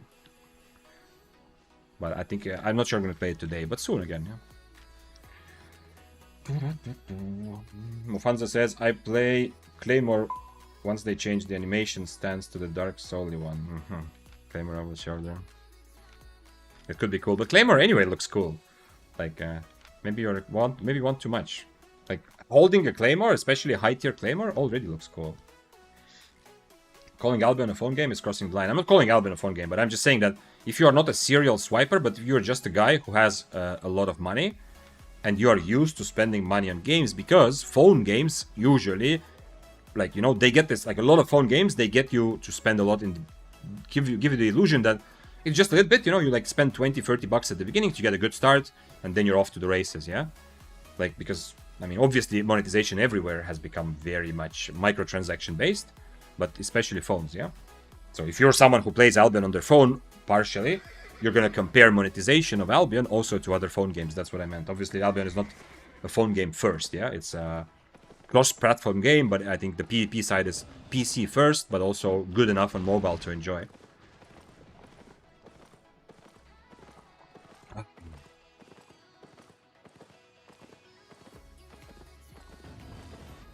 Anyway, I love swipers. Thank you for paying the server development cost. That's my attitude always, Mofanza. I know that you know that. You've heard me say that. Absolutely. I have no problems with swiping in the game because exactly for that reason, yeah. People who have more money or just are more careless with their money, whatever it is, are paying for my fun also, and your fun if you're playing Albion for free. That's good. Like, if we got 100 people together, and we decided we all want to play this game, or whatever, do this thing, like we all want to have like a sports center in our building, let's say, and like everyone in the building gets together, sure, the logical fair thing would be to say that everyone should pay the same, but an interesting thing would be to say that everyone pays like, you know, 5% of their paycheck, yeah? So those who have more pay more, and that's kind of how Albion right now is working, yeah, with this. Those who have more in real life, pay more. I'm not just saying that because I'm playing it for free. Like, I don't mind. Yeah, I've supported some games. If I feel that I'm in a good enough position in my life is kind of up and down. Sometimes, yeah, financially. But if I feel like I'm doing well, I don't mind being the guy who spends a bit more, yeah, so that others can play for free. So I uphold that from both sides, I think. But yeah, it's... like, swipers are I think, a net positive for Albion, for everybody, yeah? We're talking about legal swipers, yeah, not RMT, of course. There's other problems with RMT, potentially. You're saying that it has mobile graphics? I don't know what that means, yeah. It's like... Are you saying that like, games that are not... that are, like, stylized are all, like, mobile games for you, or... The graphics choice can be different. I don't want my games to be photorealistic, yeah, like most games, yeah. And like, I'm playing on PC and I don't want better graphics for Albion. I'm not looking to improve this. That's not important for this game. If I play like Cyberpunk, yeah, of course, graphics are an important part of my experience, because the reason I enjoyed Cyberpunk when I played it is how immersed I was in this fictional world. But if I'm playing Albion, I don't care. It's not graphics. I mean, I played old RuneScape for a long time because I loved it without even HD plugin. Nothing has to do. It doesn't mean it's a mobile game. I should have said the game had mobile in mind. Potentially, yeah. I don't know. I don't know the history of Albion and how. At which point did they decide that, yo, we need to focus on also mobile? Maybe. I don't know. But yeah, it's possible. Yeah, it does have like the interface and everything is. I mean, it has to be compatible for mobile because so many people play for mobile now. So there's no question. But I don't know if this happened by accident or if they, when creating Albion at the beginning, I was obviously not there. It was a very long time ago before I even heard about anything. I don't know if developers thought that, hey, let's create a game that will be easier to port to mobile, or they didn't think about that and it just happened by accident. Wisdom says, I did work as a growth manager for mobile game studios. It was all ad revenue first, now all microtransactions. Remember the Diablo Immortal incident? Of course, yeah. The Diablo Immortal thing is like, it went across, it made waves across all social media. Everyone who has never played Diablo, but who has any interest in gaming, I heard at some point, like the Diablo Immortal monetization things, of course. Mufanza says in PvP games, visual clarity is more important than graphics. Yeah, I mean, yeah, even of course, even FPS games. Like, if you look at how pros play, like most of you probably know, but you know, Counter-Strike, Siege, like some of them play on 4:3 resolutions and they lower the graphics, and I do that also. Yeah, the whole. I mean, it's everything is about competitive advantage, about faster response time, about being able to see as fast as possible, react as fast as possible. And if you play Albion as a competitive game, then yeah. Have you played Star Citizen? No. I've heard that it's a giant scam of like 10 years and millions of dollars, but I haven't actually looked into it, and it has not piqued my interest in any way so far. I usually don't play games until they have proven themselves a little bit. There are very few exceptions. Last, I don't know, decade, I think the only game, and this is not like some sort of, this is my moral stance. That's just, I don't know, I just don't like spending my money on stuff which I don't know what's going to happen. Like last 10 years, the only early access game, I think the only early access game I bought myself, not like, friends told me, you have to get it so we play together. The only early access game I bought myself was, I think, Valheim. Like when Valheim, when it exploded in a span of a couple days, I instantly felt like I want to play this right now, yeah? Other like early access stuff or stuff that is not finished, I haven't really played. I guess New World counts a bit as early access. I played New World also when it launched at the beginning. It wasn't advertised as early access, if I remember correctly, but it felt like early access, but I didn't know that. Wisdom says, the only games I spent money and felt happy about are Path of Exile and Warframe. Both free, by the way. Microtransactions are not necessarily bad when implemented nicely. Yeah, of course. I mean, the same logic I was just saying. It's nice if people who have more money spend so that others can play for free. That also applies to microtransactions, yeah? I've spent money on Dota because it was a free game. I was getting so much value from it. And some points in my life, I felt like, I'm in a position to support this. I know Valve is not like a small indie company that really, really needs me, to buy their battle pass or skin or whatever. But I spent money on Dota and feeling happy that I'm contributing to a game that I've gotten so much value out of. That's essentially like microtransactions. Yeah, it's like Valve's microtransactions are not they are not as negatively like seen as a lot of other like mobile games and stuff like that. Or other things, but still, yeah. It's still microtransactions, yeah, to buy some sort of skin or battle pass or so on. I spent some money on Hunt Showdown because even though it was not free to play, a friend gifted it to me because he wanted to play together. It was really awesome. And then like a year later, I realized I'm playing this game for free for so long, so that was also a moment where I like consciously spent money kind of to support the game that I liked at that moment, yeah. But I guess, it's still a microtransaction, yeah, if it gives you skins.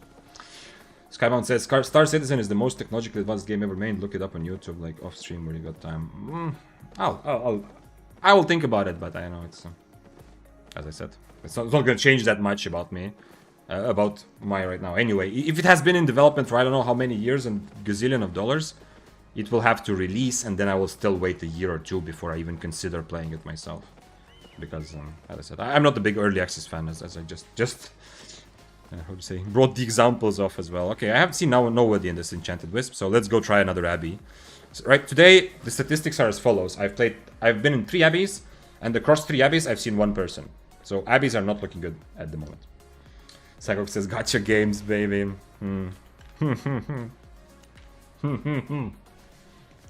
Gambling is the path to happiness, of course. Does it? Interesting. No, I'm not very susceptible to the gacha mechanics. I think. I don't know. I'm definitely a guy who can get, like, in my real life, I feel like I get addicted easier than most friends.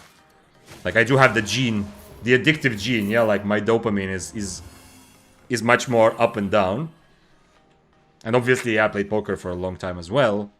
But as I was saying earlier, even when my poker was my whole life, I didn't try any of the other casino games, you know. I was not playing like a lot of the guys I played poker with. They're like, okay, whatever, let's go try blackjack now to have some fun, yeah.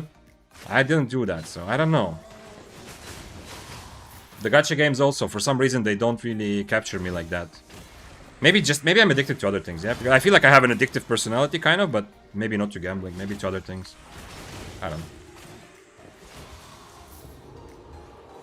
I guess I was addicted to poker itself, yeah, so that maybe counts. Have you tried drugs? I love Cygox. I love your caps lock, like, dude, I love gambling. I can imagine you, like, behind the screen, like, I love gambling. I love memes. Have you tried drugs? That might be your thing. I've definitely tried some drugs, but nothing hard, nothing like, no hard things, yeah. No, like real proper drugs, but like the softer things, like more natural, of course, yeah. But yeah. It's okay. Once again, you know, I had nothing against it. I mean, I lived in the Netherlands also, like for a while, yeah. And when I moved, like when I lived in the Netherlands, I don't remember how much, maybe 3 months, not that long.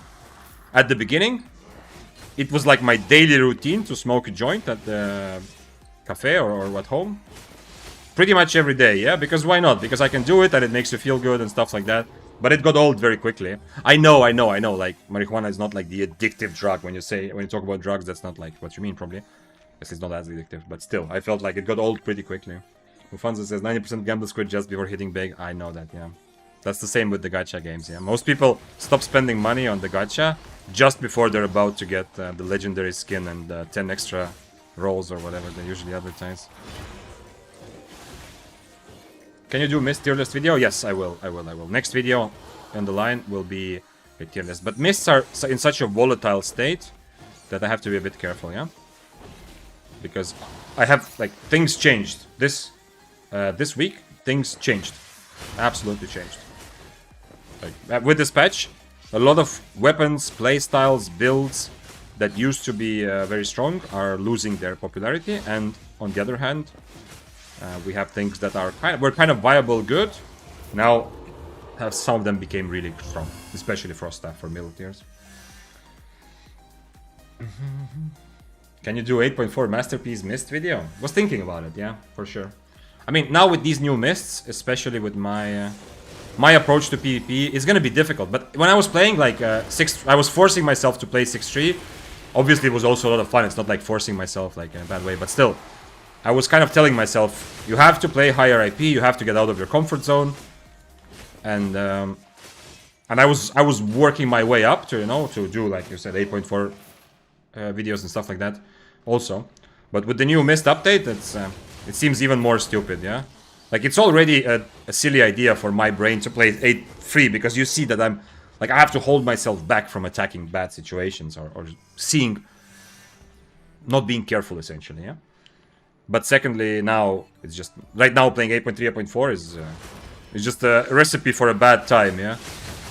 Because most of the time, you are gonna be juggling between a bunch of tier 7 or even 4.1 guys. And even if you can easily 1v3 or 1v4, then there's gonna be 5th and 6th and 7th, and then finally a 6.3 guy is gonna come out of nowhere. Or, you're gonna get teamed on. Which I think a lot of people have... Not a lot, but like... Today on stream, a couple of people have brought out, and I've heard from Reddit, the teaming problems. It doesn't affect me, yeah, obviously. On tier 7, who cares? But on 8.3, I don't know, Cygox, how your experience is, but I think you are in a position where you probably at least somewhat have to consider or acknowledge the fact that there are people like trying to get into the same mist in order to 1v2 guys like you, yeah? Maybe that's paranoia, I don't know, but I just know that it doesn't affect me, but some other people have said that they're annoyed by seeing the same duo. And obviously, as I said earlier, there's the guy, like the Portuguese streamer who actually did it on stream even, yeah, so... Although that was duo mists. Thanks for following. IV Europa. Cygox says I'm hella paranoid, levels are through the roof. Yeah, and it sucks if you don't know, yeah, it's... Like, it's gonna feel really shit dying because it turns out that the guys were faking a fight, like a bunch of like 6-3 guys were faking a fight, and then actually just waiting to jump on you together.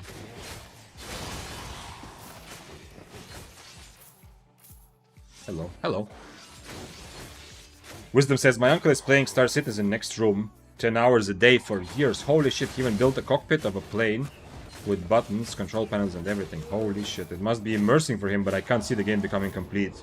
The roadmap is so messed up and game requires like 15 million more players to feel alive, yeah.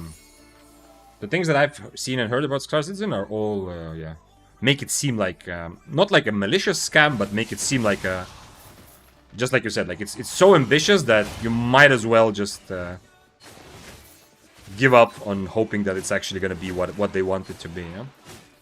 And obviously also I don't like the monetization. Yeah? I don't like the feeling that there's like selling ships and stuff like that. Once again, I don't know enough to really have an opinion, but I feel like if it was a more legit attempt to make an amazing game, they wouldn't do that. Yeah, I know it's not comparable because of the graphics and budget, but you know, like a lot of the indie games like that have become successful, yeah, like you would never think like Valheim or Schedule 1 or whatever, yeah, you would never think that those sort of games would even attempt selling something to the players before the game is ready. That just leaves a bit of a puts me more in a doubtful mindset, but once again, I don't have enough. Star Citizen is not indie. Yeah, I know, that's why I say it's not fair comparison. I should have brought it on something else. It's just like, yeah, like the fact that someone is trying to sell me things in a game that doesn't like they don't fully exist yet makes me any game that does that, yeah, I don't feel good about it. Makes me not want to try it. Yeah?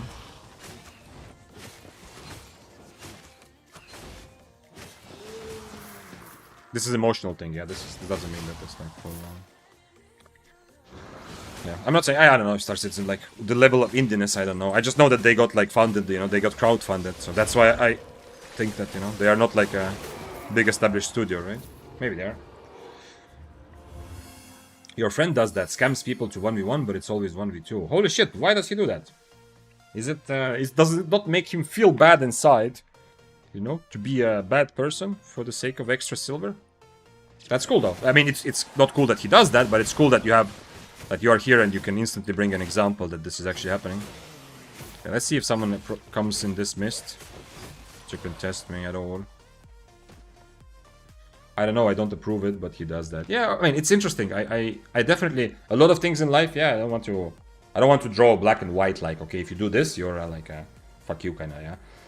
It's nice to have gray areas, so it's nice to have the discussion, and I'm legit curious, like, you know, like what's going on. Like, I hate cheating in video games. I hate, that's a strong emotion, but I do often feel that emotion because I feel like my game is getting worse, and for everyone, yeah.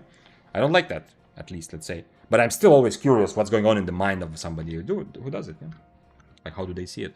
So, like, the fact that you have a friend can potentially give you like a nice situation where you can ask them without like super big judgment. You can ask them and you can kind of, you know, learn a bit more of what is going on in a person's head who does that. Why? Not why they do that. They obviously do that to get an advantage and get silver, but like, you know, how they justify it, and maybe there's some good points there. Yeah.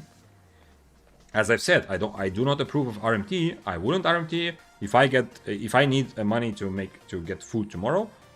I will go and work like a job at what's it called, warehouse, yeah, or something like that. Yeah, I've done that before for short stints, not a lot. Yeah, I haven't had a lot of that sort of hardship in my life, but still, you know, because if I work at a warehouse, make maybe same money as, you know, trying to scam people in Albion and then RMTing it, but then I would at least feel good about my contribution to society. But on the other hand, you know, if I lived in a country where average salary is much lower, at least I understand someone, yeah? If you have a choice of earning $2 per day at manual labor or $20 per day scamming people in Albion, I don't mind. Like, I understand at least where the person's coming from. So to me, it's interesting to actually be able to talk to someone who does that. Mufanza says, holy shit, the guy next to me in gym is doing dumbbell curls with 50. That sounds like Dante. Did you go to the same gym as Dante? Dante said his gym doesn't even have big enough dumbbells for him to work out with. Which is weird, because my gym, I checked, last time. My gym has 65. Like 65 is the heaviest dumbbells, which is obviously more, even more than I think Dante can. Yeah, Dante said he's the max like 40 or something. But yeah, okay. You should go, Mufanza. You should go and ask him about what weapon does he play in Albion. What is his workout routine? Is there actually nobody here? Are abbeys broken? Is it like almost personal now or what? This is going down for research, yeah? 4 abbeys today, 1 person. In tier 7 abbey, I met an 8-3 spear. 3 times I went into tier 6 abbeys. This is the 3rd one. So far, I have not seen anyone. Wisdom says, I love how you accept the gray side of human nature. Remember twice. Yeah, because... No, yeah, because I accept not just gray, I accept all parts of human nature, you know? Because my life is not by any means like a linear way to something, yeah? We all have... Also, keep in mind that it's not that one person is like this and one person is like that. Like, we all have different parts of, like, different periods in our life, yeah? Like, you might have, like, 5 years in your life when you are living life from a certain sets of values and the way you approach it with certain goals. And then you have 5 years where you're just, like, everything is fucked up. You don't understand anything. Life seems pointless. You know, you do whatever you can to survive, you know? That's very normal to have ups and downs. So a lot of that is also, it's not that some people are like this, some are like that, but we all kind of have different sides and different parts. Pyrotech says, is RMT scam if you're making silver in legal way? Yeah, I don't know actually. I don't know. RMT is a very, like, I don't know the legal side there. It seems like there's nothing like, it's not a scam if you mean like legal, like if you're asking is it a scam as in is it a fraud, like legal fraud? I don't think so. Yeah, I don't think anyone is trying to claim that RMTing in a video game can amount to some sort of fraud. Yeah, but you are, I mean, I guess to some extent, yeah, you sign, because you do still sign EULAs and whatever. Yeah, you agree to terms of service and then you break them intentionally. So there is some argument, but I think like if a game studio was able to legit prove that the actual damages, you know, like financially damages to them from an RMT group, I think they might have a case, yeah?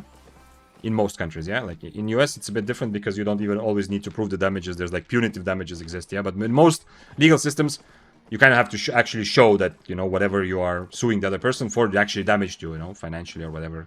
Sometimes rarely emotionally. But I don't know if that's possible to do, but if like SPI was able to show the actual link and results of RMT harming them financially, I think they would have an actual case, yeah? Because RMTs are breaking what they agree to, yeah? They're breaking the contract they're agreeing to. Or like terms of agreement, essentially. But I don't want to go too deep into it because even though I did study law and it is a part of me, you have to work with it and be much more aware like of the details, but I'm not, and obviously every country is different. But it's interesting, yeah. But I wasn't trying to say that RMT is like a scam to other players, yeah. Usually RMTers are not scamming players because your RMT business will go down very quickly, yeah. If others know that you scam, probably, I don't know. But I was just saying that, you know, like if I was desperate to make money this week, I would not. I would try to do it in ways that I feel I'm benefiting society. Yeah? We have Flamewalker here. Never fought Carving versus Flamewalker. He's an artillery makes this unhappy, but who knows? Like we can fight him together maybe. He's tier 8 overcharged with Royal Boots. I don't think I can just brawl. He's also Q1. Come on, yeah, okay. Nobody can brawl him, yeah. Can I kite him somehow?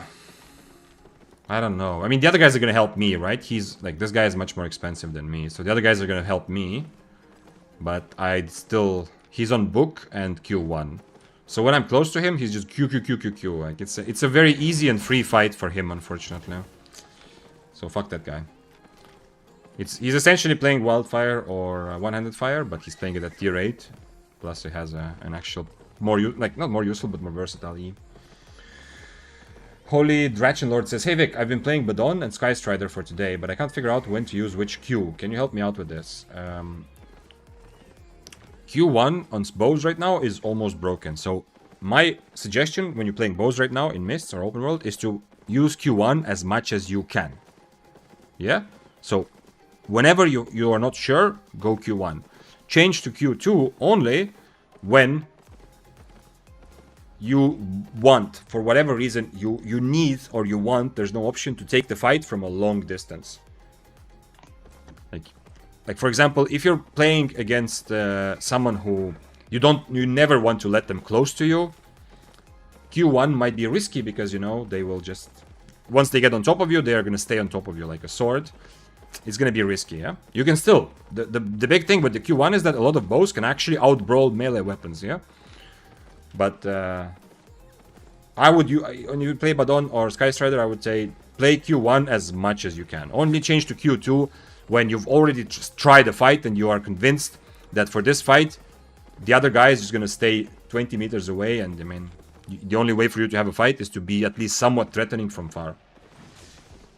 That is a very good question though, because that is a relevant thing right now to think if you play bows, absolutely. Mufanza said, the funniest RMT I ever saw was a guy having his son do gathering for him as a punishment for bad grades in school. Yo, wasn't it like a legit thing? I think I read this like 15 years ago or something. They were like, this was like legit prison industry in Asia, in some of the Asian countries, I think even China itself. That people were farming gold on World of Warcraft, yeah? Like this was like, I'm not like, okay, we are just gonna do this to see, but like legit, you know, like prison industry, as in all prisons as part of rehabilitation offer different ways, and one of the ways is like to be active, one of the ways is to actually do some work. Wisdom says China prisons, yes, exactly, okay, so I'm remembering it correctly. So that was like legit, like actual prisoners in China were able to participate in prison, like be productive for society, essentially. I mean, whatever your personal belief, whether it makes you productive. And farming gold in World of Warcraft to sell. Presumably they got a better sentence for it, you know, because usually if you participate in these sorts of rehabilitation activities, you know, you get some benefit out of it. At the very least, you get paid a little bit for your work. So I don't know if that tops your funniest RMT, Mufanza, but 100, like, that's not crazy. I've heard that from like friends as well.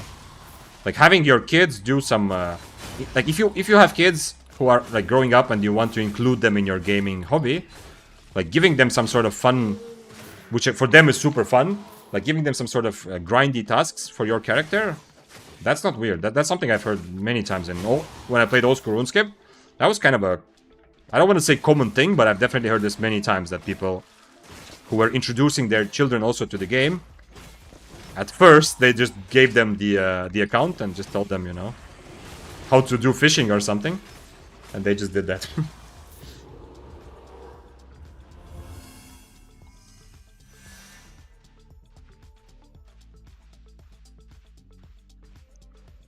Bafang says, I have a lot of silver, but I made it from different contents, and also using it, I get a bit scared to play expensive sets. Yeah, that makes sense. Everyone does that. Everyone gets scared for a while, yeah?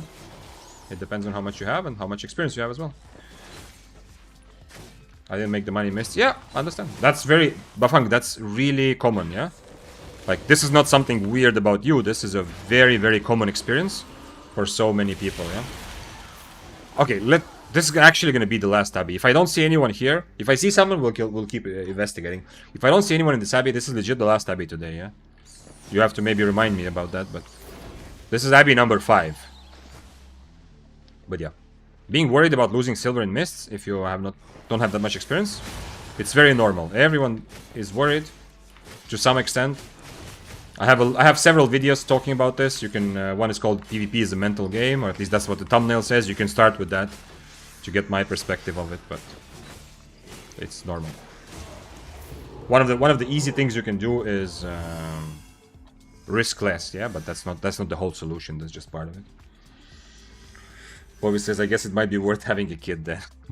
Yeah, well, I mean, I think it's gonna probably, I guess depends on personality, but maybe I just don't have that sort of friends. But I don't know anyone who's ever said that it wasn't worth having a kid. Yeah. I'm sure those people exist, but I never. And I have quite a few friends who have kids, obviously.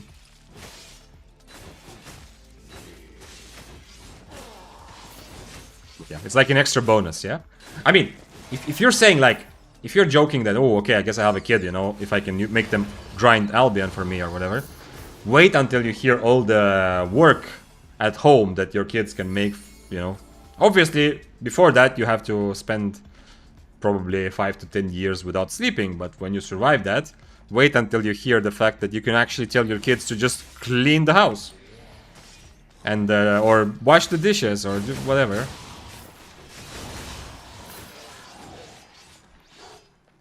The amount of possibilities.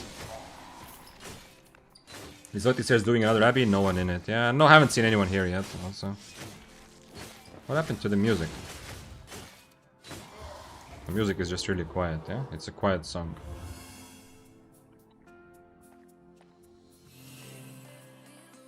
Wisdom says, I think I might have extended the punishment of one unlucky Chinese guy back in Burning Crusade. You extended the punishment. Okay, so you messed up his RMT that he was doing from prison. Yeah? You're saying there was this lake in front of Shatra. He was 100% doing his time. Farming frost cores from fishes. I kept harassing him and translated what he whispered from Chinese. Life in danger, don't. Holy shit. That's pretty crazy. That's the only thing that keeps me, you know, not being actually angry at RMTers, but just kind of just saying that, you know, I don't like it, obviously, and I don't want to do it myself, but yeah, being at least somewhat understanding. Yeah, some people who are RMT are in a very bad situation because the regular work they can have access to is pays a lot less, or they're legit in Chinese prison.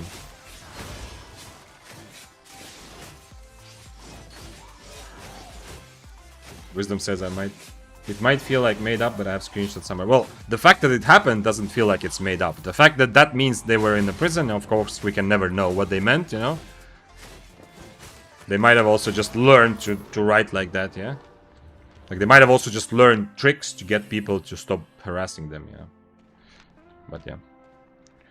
Mufanza says, if Minecraft proves anything, is that abolishing child labor was a mistake. The children... What the hell? What the hell sentence is that?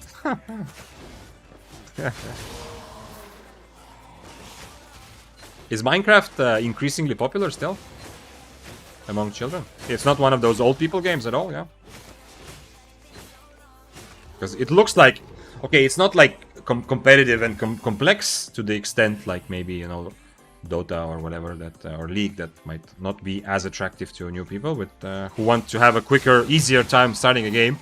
But Minecraft is still, it's still like the graphics are not super attractive, and it does still offer like ridiculous complexity in terms of, you know, modding and stuff like that, right? So I'm wondering if it is good fit for like very young audiences. Holy Drachen says, yeah, quite popular, but not like Roblox. Yeah, okay. Yeah, Roblox, I have no idea what it is. Other than hearing YouTubers, like I've seen YouTube thumbnails talking about Roblox and the problems with it, that, you know, children are exposed to like all kinds of bad stuff. I don't even know how it, like, what it is. Like, is it Minecraft sort of game where you build stuff, or is it? I think someone said that it's actually not even a game. I don't know, because I've seen that somebody like played Siege inside Roblox, yeah. So it was like one game inside of another, but yeah, I don't even know what it is, but it looks a bit like Minecraft, I guess. Okay, so Minecraft is still alive. That's probably a positive one. Like, yeah, Minecraft is probably a good place, I think. I don't have a lot of experience with it myself, but it seems like it's a good place to let your creativity out. By the way, another empty abbey so far. As I promised, if this abbey I see no one, this is last abbey today. I hope I remember it. I will not go into any more abbeys.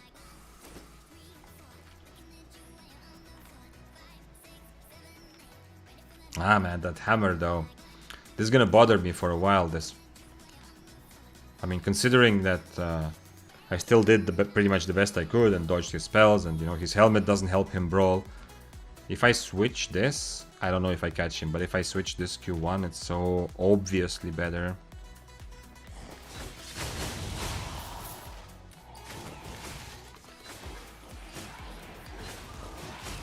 Oh, I need to make sure I don't lose my stack. This is bad.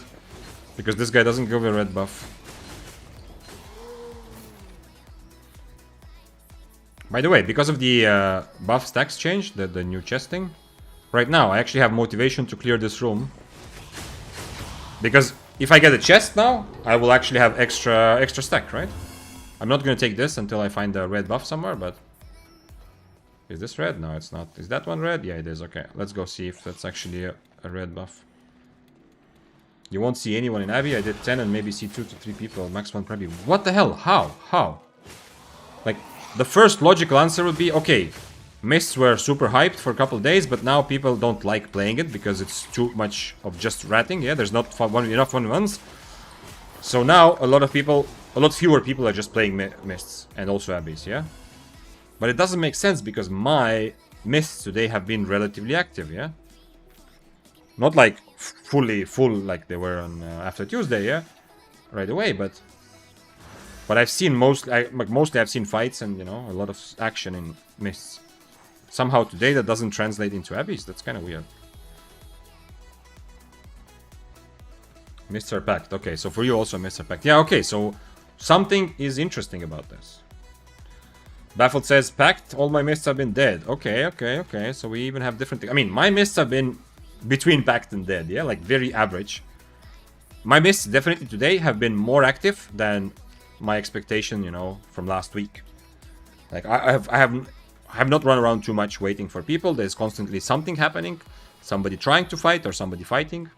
So my Mists have been active, but maybe not packed. Not packed to the point where they were, like, not the way they were a couple days ago.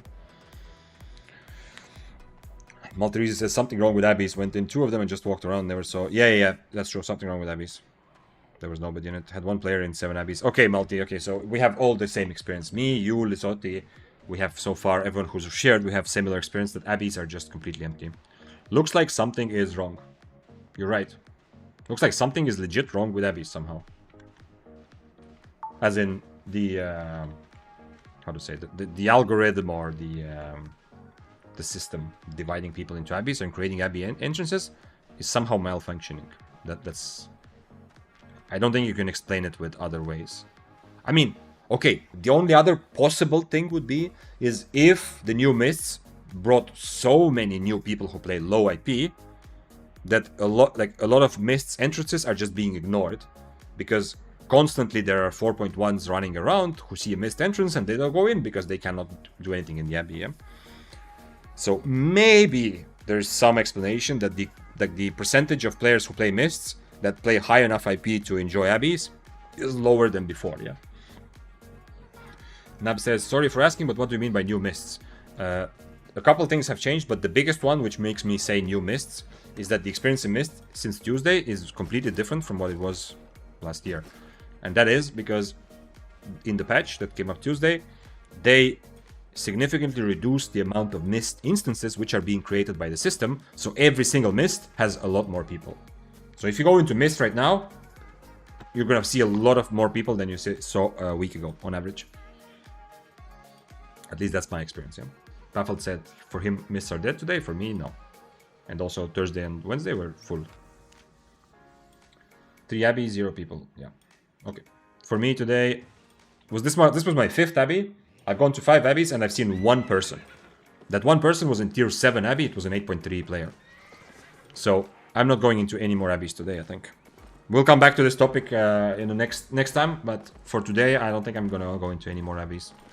I like Abbeys, obviously, it's still more likely to have 1v1 fights there. It's nice to not be mounted. It's nice to get a bit of an advantage from clearing mobs, yeah, because if you have more stacks, you're considerably stronger.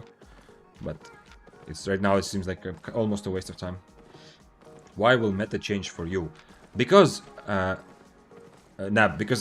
Mists are much less right now around. They focus much less on 1v1s. Yeah, you cannot be as successful as you were a week ago with a build that goes into the Mists and is very good at killing other players 1v1. At least you are much less successful than before because there are so many people around. You need to take advantage of the fact that there's constantly other people. There's constantly going to be people ratting. You are often going to be in situations where you want to rat also. Because, you know, it's going to happen. Like on my screen, people are fighting. What color is this? Is this purple? Yeah, it's purple. So I actually kind of want to deliver it, but I don't want to fight the fire staff, obviously. It's a one-handed fire. If I change to this, I'm going to be messed if someone else. So let's see who else shows up. It's a 4.1. So ratting is now easier. Ratting is 10 times more likely to happen. Whether the process itself is easier or not, well, so, Virk says. On one hand, yes, you don't have to run around for half an hour to find a ratting opportunity, or like even 3 hours, yeah? You will constantly run across, if you just run around, you'll constantly see opportunities to rat. On the other hand, you are not going to be the only rat, yeah? Ooh. Is there any chance? Is there any chance? Not really, right? It's also Frost. There's no way I'm killing him, but I have to try, kind of. He's gonna be full HP. I don't think the fire even fought back, really. I need to eat my snapper also.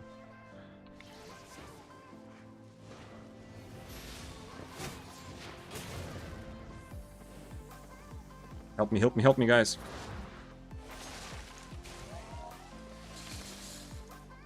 I cannot purge his next boot, so he is free to go now. The fire staff did a good job fighting back, but the problem is I cannot E through his E. That's the... For a week, Frost staff is just broken for a while, yeah? Nah, he's gonna run away. Frost staff is just broken for a while. It sucks, but that's the reality. Like, Carving is a good example. Carving, I have an E, specifically, that counters his E, right? So I don't get frozen. But right now, it doesn't work. Like, Frost staff E always freezes, so... I don't know if there's... he has very good CC, so... The chances of me actually... Dude, what are you doing? Bro! Why not? What are you doing? Fire staff, my brother. What are you doing, Fire? You didn't see Frost?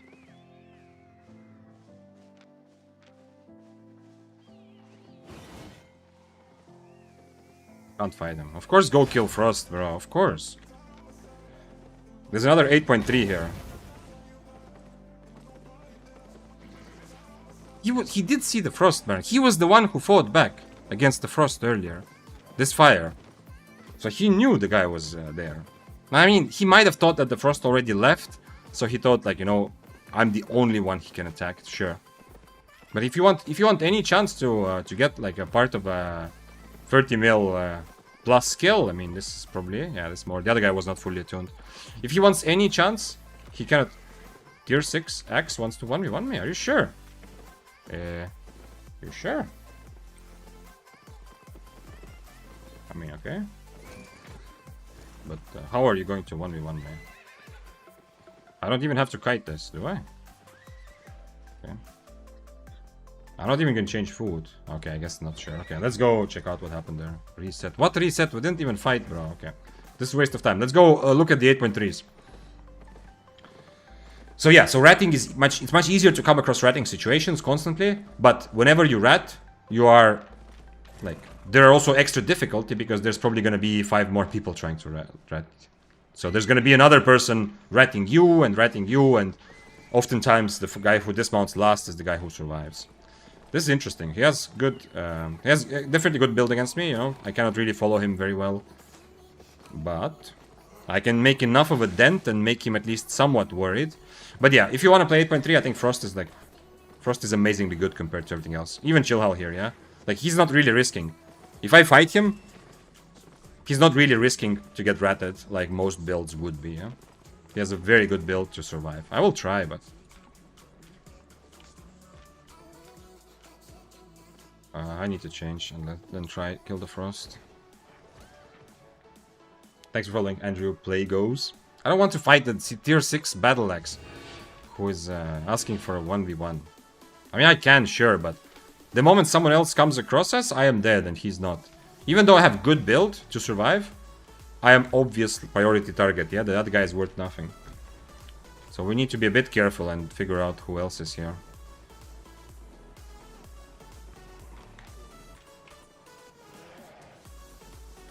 Can I just brawl him? Yeah, if he's on adrenaline, can I just brawl him, or is that crazy? I mean, he's tier 6 overcharged. Yeah, I'm tier 7. I don't really want to change food as well, but I should probably give him enough enough credit to just overcharge. Sorry, not just overcharge, to eat other food probably, but we'll see.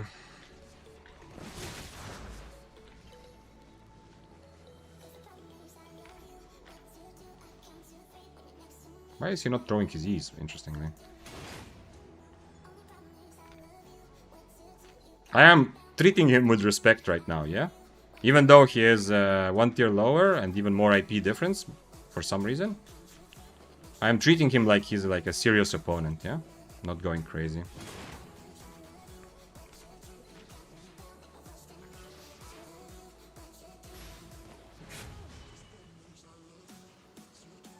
Why isn't he throwing his axes? This is a battle axe, right? Okay, there we go.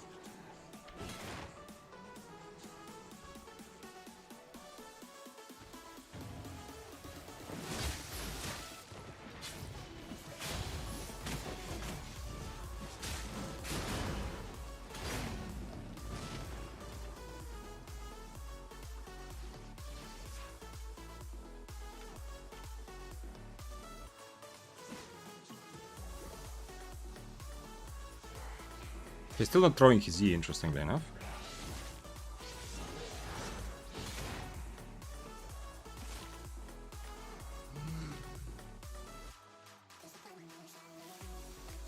I'm on cooldown reduction food, yeah, so my boots are better.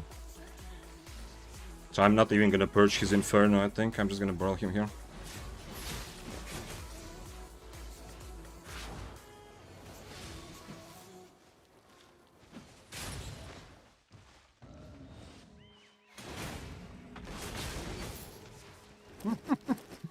Well, at least he got a lesson of changing his W, but... This whole time, I don't know where everyone was. If we run into somebody, obviously we both die, yeah? And I'm risking a lot more.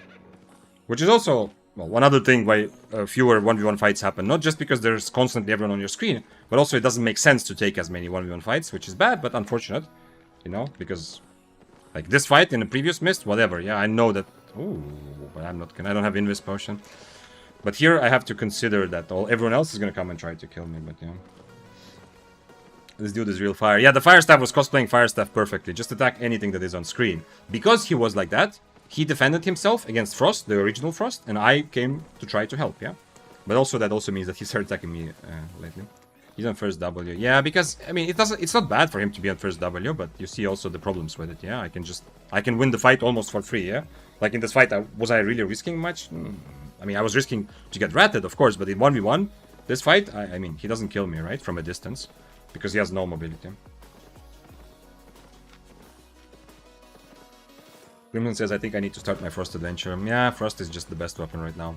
Especially until the patch to fix the bug. Right now, Frost is not only just simply super strong, because if there's constantly people around you, it's good. But also, the new E is good, but the new E is not just good, but it's also bugged, which makes it super duper strong.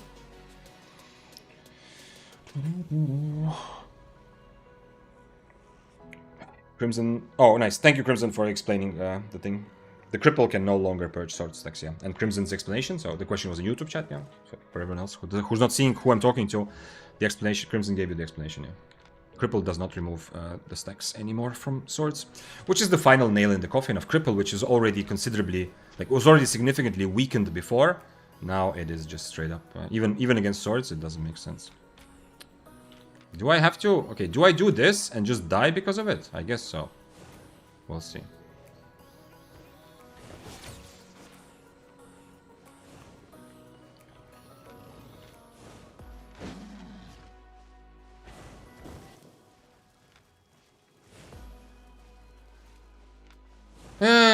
Well...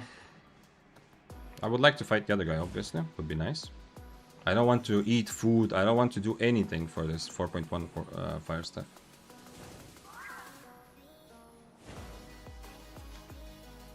This would be interesting, though.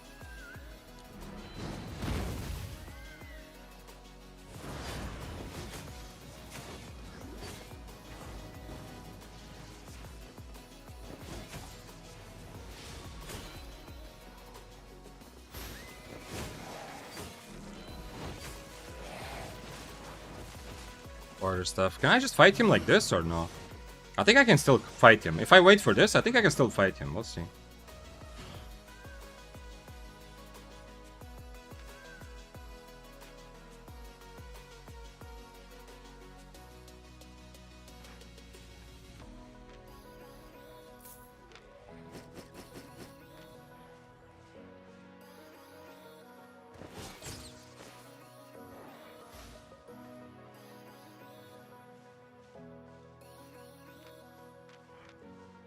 Okie dokie then, let's go open the chest if he doesn't want to try.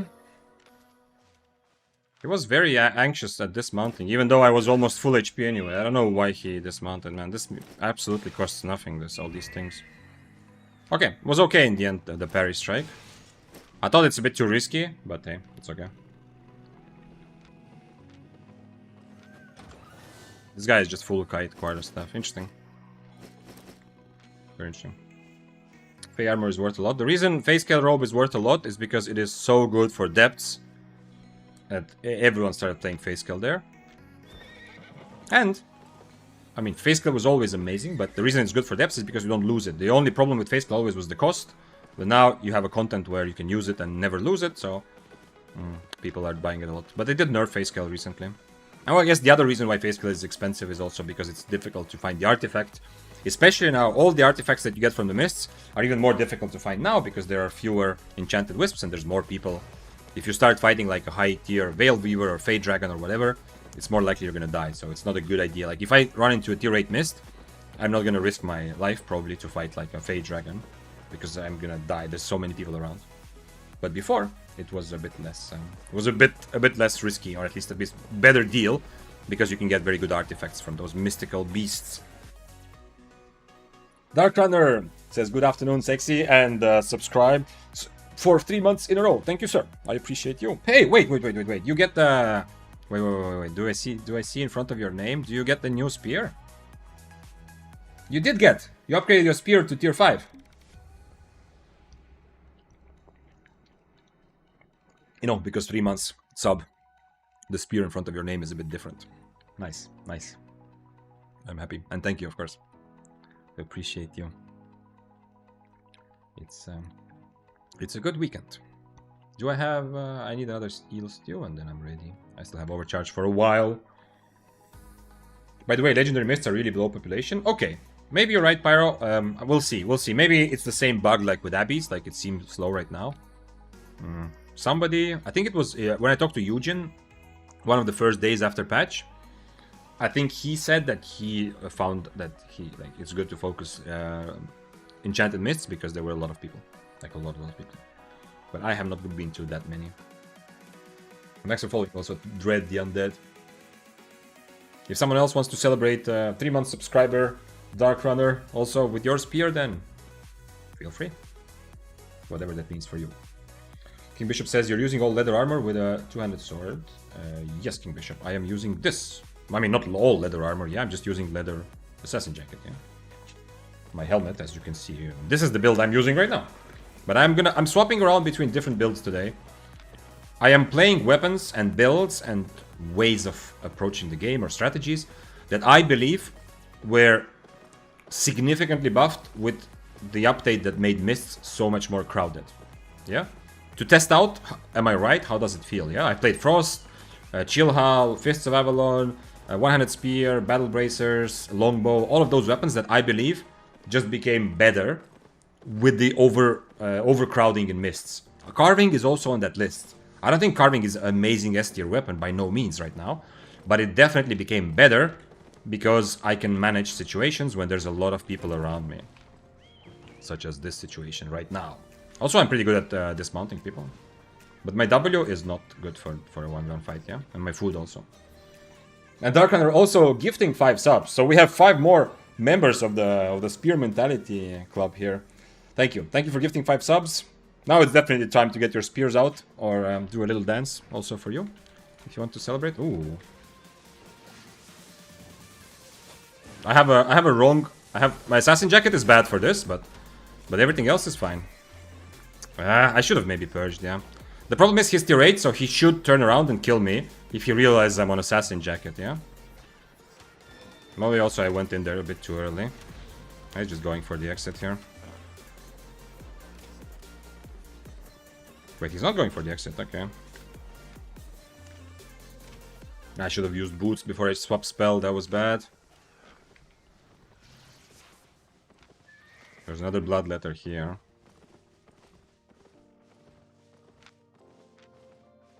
Too bad. I mean, the rat tech is not still, I'm still not a rat technician. I should have waited longer. If I waited longer, I can get him later. Oh, that's the guy, that's worthy. And this guy also, nice. Definitely Bloodletter first.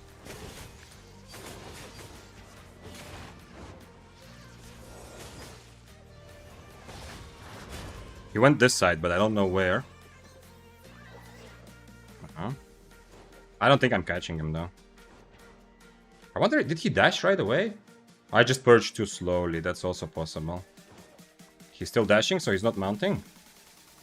My boots before his, but he's gonna mount next, yeah? I don't think I can catch him. Even though I'm on heals too, which is great for this, yeah, I can't catch him. Unless he doesn't go in a straight line, which kind of is happening right now, but not exactly. Damn. That purge. I missed the purge. I was waiting for that. I wasn't ready that the other carving is gonna proc the undead there. But I knew I'm gonna have to do it soon, yeah? I mean, I'm gonna have to purge soon anyway. That was not a surprise for me.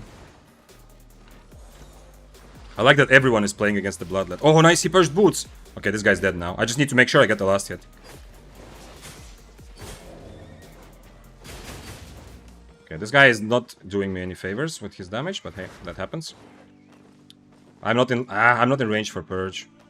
He's gonna Q and then be out of range, yeah? Nah, he doesn't even Q, he just Ws.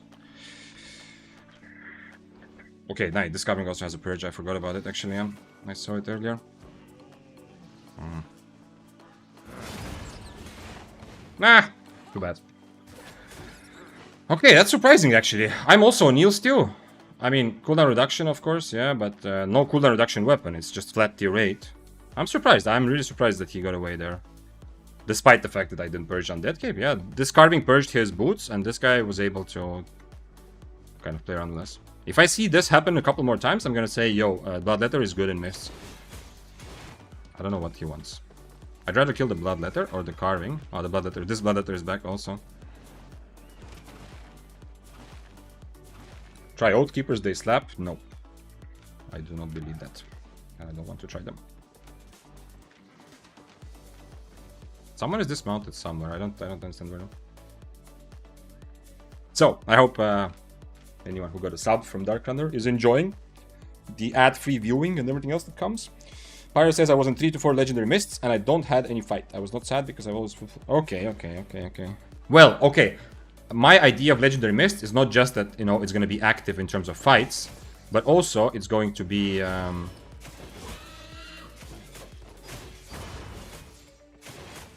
It's also going to be... Why? Why are you purging this, my brother? It's also going to be a very good place to kill gatherers, yeah?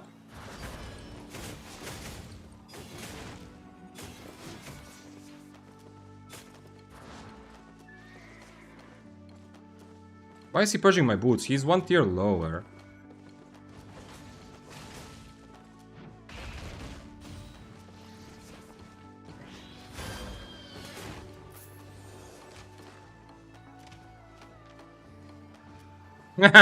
Okay, never mind. The Bloodletter decided not to. Yeah.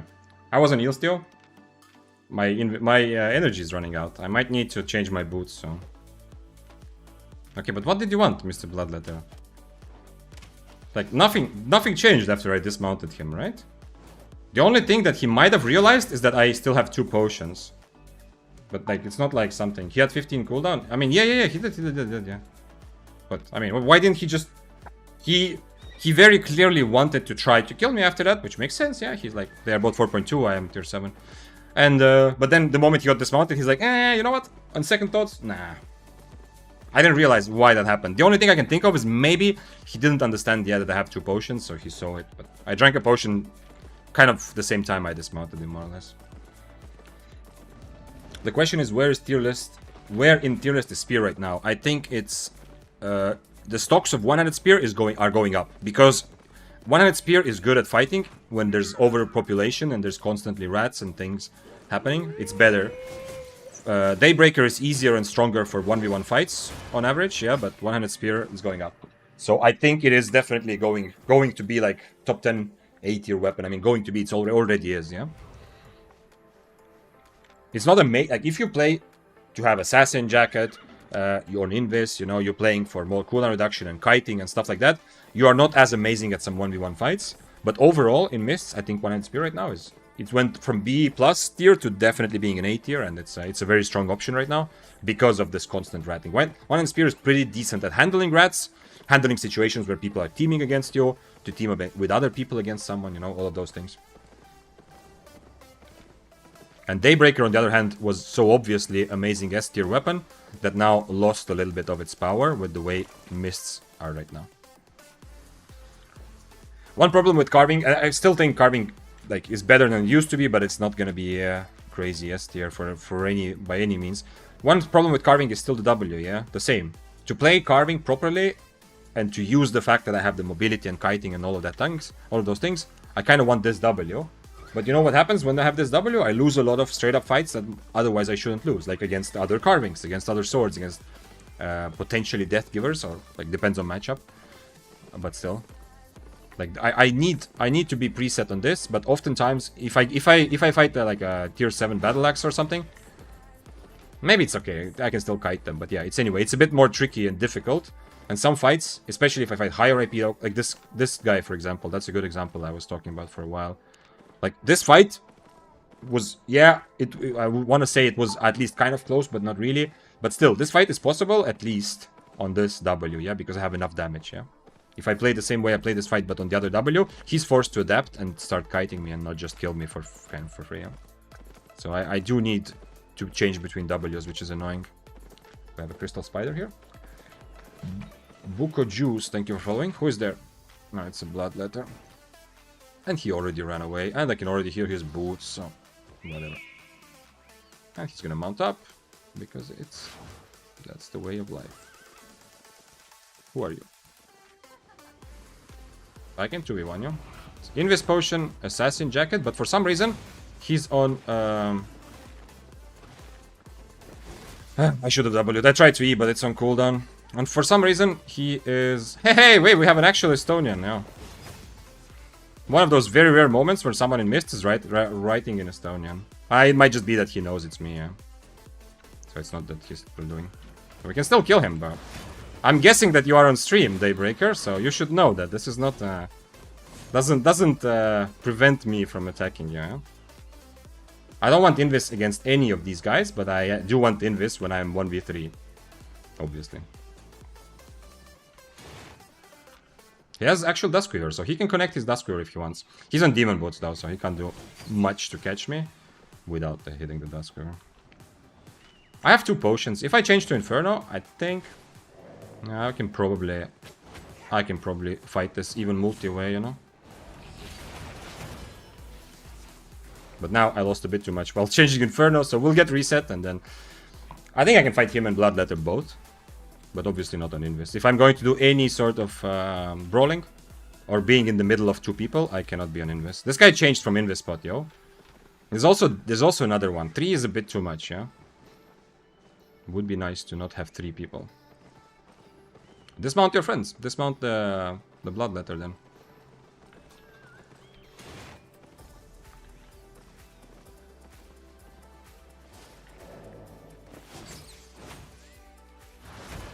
Nice. I tried to predict that.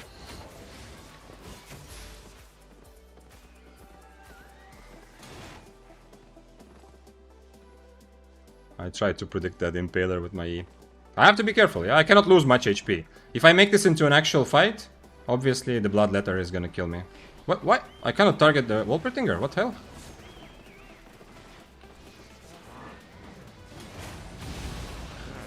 Nice. Bloodletter getting dismounted, but I need to be careful with all these mobs. You see what I'm doing right now? This is one reason, like, this is why I'm talking, like, Carving specifically gained from this. What I'm doing right now, you cannot do on dual swords, yeah? You cannot do on Claymore. Like, other swords cannot do this thing, like dancing around, kiting, looking at how the fight goes, using spacing to my advantage. You know? Not just avoiding my enemy getting away, but actually using spacing to my advantage.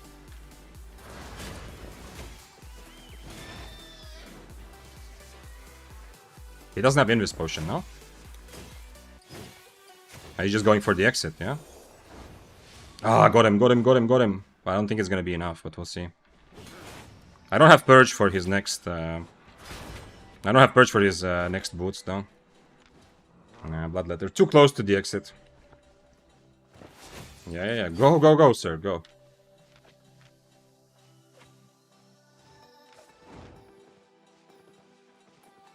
Bad. That's the Daybreaker. Well, I mean, 1v1 the Daybreaker cannot kill me, yeah.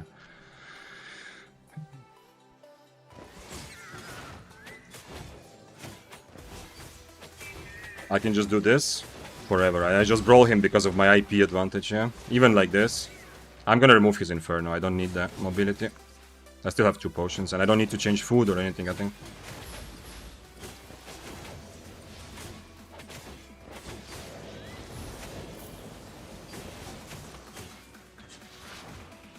He used his boots already to get close, so I should be fine, but we'll see. Obviously, I have other potion as well. The problem is I'm gonna run out of energy.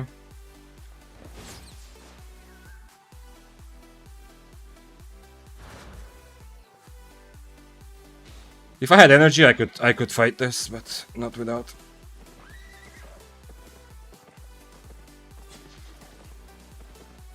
This is kind of pointless, but I guess it gives him some more time to think about his life. But it's kind of pointless to keep me in combat because he doesn't have a weapon that can dismount anyway, you know. If he had any chance of ever dismounting me, it would be different.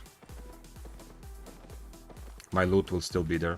If I mount up and wait for the combat to end, my loot will still be there. What? What is this? Something is broken. Why I cannot click this? I just need to start. Yeah, yeah, regen starts now. Nice.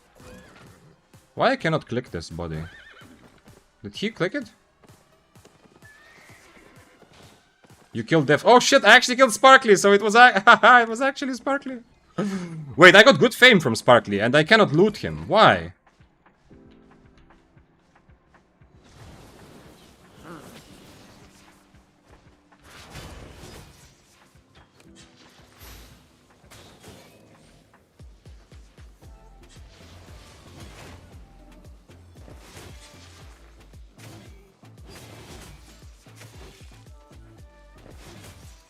He accepts his death. Nice. Okay, now I can. Yo! We ran into Sparkly. No, it wasn't looted. I couldn't click on it. There was also no bag like this, yeah? And it was my kill. I got the last hit, yeah? It says you killed Sparkly. Okay, so that's why we had suddenly Estonian in Mists. It was the one other person that plays Albion in Estonia. Not exactly, there's definitely more. But it was broken. I've had this, I had a clip I used to talk about and, you know, share as well, at some point as well. It happened to me in duo mists where I could not loot, like we were killed someone with a friend and it's just impossible. But I thought it was because it's on the ledge, like on the footsteps, yeah. Yeah. Well, obviously very easy fight because of IP difference, yeah. I don't have to worry about much, yeah, as I said. I don't have to worry about using my E to brawl, I can keep it. I don't have to worry about even my Inferno. Like normally against Daybreaker, if it was the same IP, I would probably try to be cute. And I figure out ways to dodge his E, yeah? Like, for example, I would Inferno and then instantly E or something like that to confuse him so he would miss his E. And I would get to keep my Inferno, stuff like that. But here it's not really a worry. He's forced to. He has to use his E because he's not killing that IP difference without Eing for damage. And the moment he is, I am using my Inferno. 10% of Estonian population in single mist. It's 1.4 million last time I checked. Yeah, my whole country. And there's a lot of emptiness. In actual, the country is small also, but it was a surprise to me. When I lived in the Netherlands, I realized Netherlands and Estonia are exactly the same size. Like the difference is almost non-existent, like in terms of area, yeah? Exactly the same size two countries, but my country has 1.4 million, and Netherlands, I think, at that point had like 16 or 17 million people, something like that. So it's like more than 10 times more people. Essentially, Netherlands is like Mists after the update, yeah? Like, Universe decided to change the country creation algorithm to condense more people into the same country, yeah? So Netherlands is like Mists after the update, Estonia is like Mists before the update. Mufanza says, aha, we made the same joke. Let's see what you say. Clip it, said it, bug report it. Damn, Estonia must feel like mists before the patch. Yeah, exactly. There's so much empty space in Estonia, yeah. Nice. Great minds think alike, yeah. Sparkly says I have like 9 more tier 7 sets to burn. Okay. Well, you're doing a good job baiting with it, yeah. And if the Bloodletter was a bit braver, you would have properly 2v1'd me, yeah. He was just waiting on a horse. I was willing to try the 2v1, although I don't think I win this, but who knows. Is Merc Jacket good for Daybreaker? No, Yakuza. It's only good if you are focusing more on PvE. If you're going open world or Roads of Avalon, inevitably a big part of your time you will be spending doing PvE. If that's the focus of what you want to gain right now from your Albion time, Merc Jacket makes you better at achieving your goals because you can PvE higher tier mobs constantly, you know, keep fighting mobs for longer, stuff like that. But for PvP situation, Merc Jacket is not good for Daybreaker. If you are on Merc Jacket and you are forced to PvP, if you're able, Inferno will 9.5 times out of 10 be better. And before you think about it, do not do the thing on Daybreaker, wait, where you do not do the thing. I know it seems like, oh, that's my Giga plan. Do not change to Forest of Spears with Merc Jacket thinking that that's a good idea for PvP. You will still win some fights, of course, and we can win some fights also if you let your cat play the game, yeah? Sometimes some fights are just easy, because enemies have no experience. But it's not actually a good approach. Yeah? Forest of Spears is not good for PvP, for solo PvP, for sure. Ooh, that's the guy I fought earlier. I mean, the guy that I dismounted and then he killed me. I changed to Snapper, Inferno that he will purge, and this? Do I need Interrupt for his cultists? Maybe not. Let's try. Let's try the dodge roll suicide. Yo. Let's try the dodge roll suicide. Okay, he's not here. Also, I should probably change like this, yeah. Just an epic free-for-all Giga Brawl. I will let him do all of his big damage and hopefully be able to do all of my damage also. Where is he?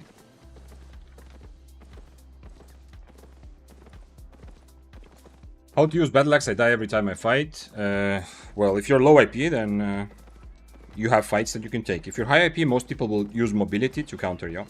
If you saw how I killed he was lower than me, obviously. If you saw how I fought the 4.2x earlier, he had 0 chance. I mean, obviously IP difference also, but with this build, he had 0 chance because I don't have to risk anything. I can kill him while kiting him, kind of. So Battle Axe is a bit limited, and specifically now that there's so many people in Mist, Battle Axe is worse, yeah. Pyrotech is right. I think the Mist update is bad for Battle Axe because Battle Axe the reason Battle Axe is even viable is because of its power as a surprise, like it brings surprising amount of damage and sustain, which helps it win 1v1 fights. Especially 1v1 fights where the enemy has spent more money on their build. Your build is cheap and you can still beat them. But the Mist, like a free-for-all with mobility matters more, there's constantly more people. This is not good for Battle Axe. I'm not saying that it's unplayable, but it's definitely demoted 1 tier to be weaker than before. Yakuza says, yes sir, I'm more on PvE. I just bought it because of you.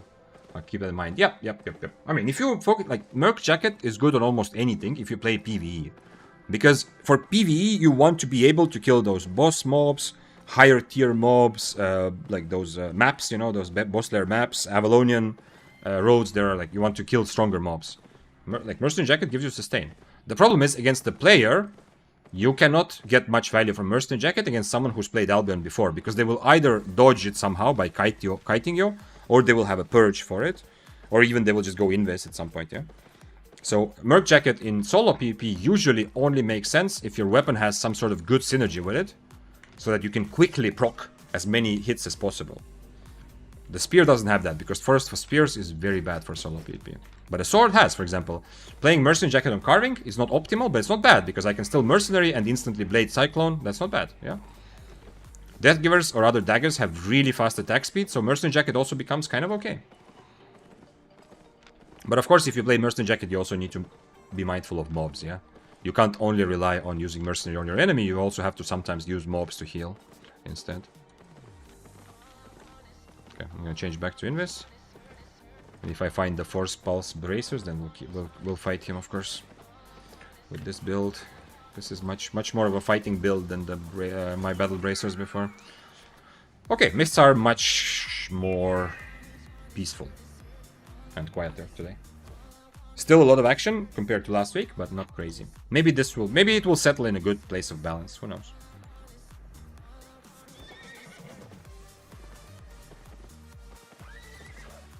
But why did I get so much stuff? Why did I get so much kill fame for Sparkly?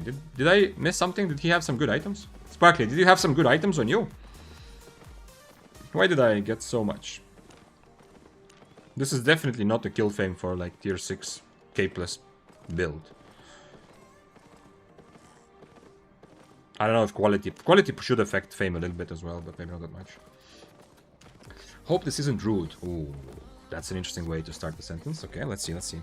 So Flight Mine in YouTube chat says, hope this isn't rude. Just curious, where you're from? I love your content, so fun to watch. You thought that it's rude to tell me that you love my content? How could you? Thank you for your positive message. And of course it's not rude. Why would it be rude to ask me where I'm from? I cannot click some people today. Okay, now I can. 7-3 Bloodletter. This is not the bad. Like, carving is very good against Bloodletter, but not against fucking Armor of Valor Bloodletter, yeah? He's going to kite me forever, but who knows? At least I'll try, you know? If I don't kill him, someone else will, maybe.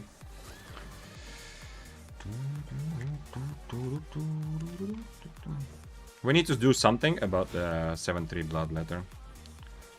Because we are both dead here anyway. Oh shit, I'm on dodge roll also.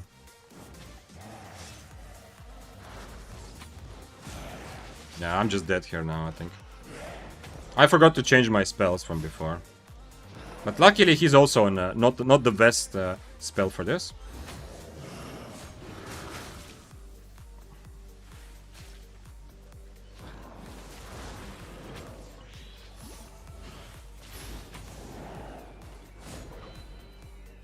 Nah, that sucks, man. This would have been such a nice fight. Now I don't have cape. But I didn't run into a 7-3 Bloodletter, though.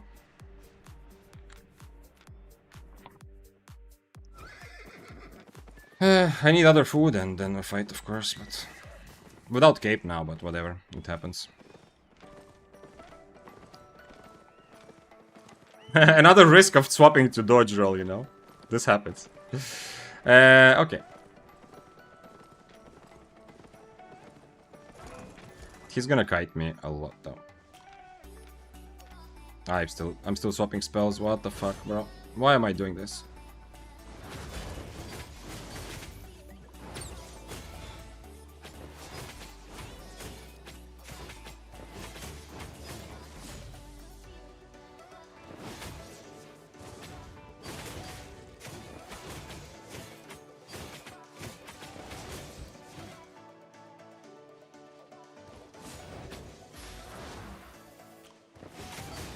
No, I want my cape because I have to keep my purge because he's an undead. Yeah, unfortunately.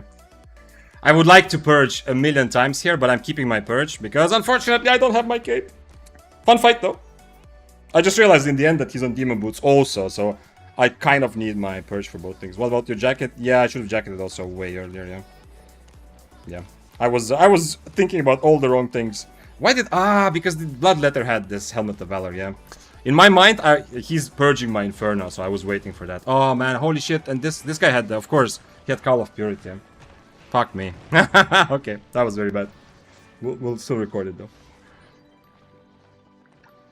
It was the 7-3 Bloodletter that had Helmet of Valor imprinted in my brain because it's not usual, you know, for a Bloodletter.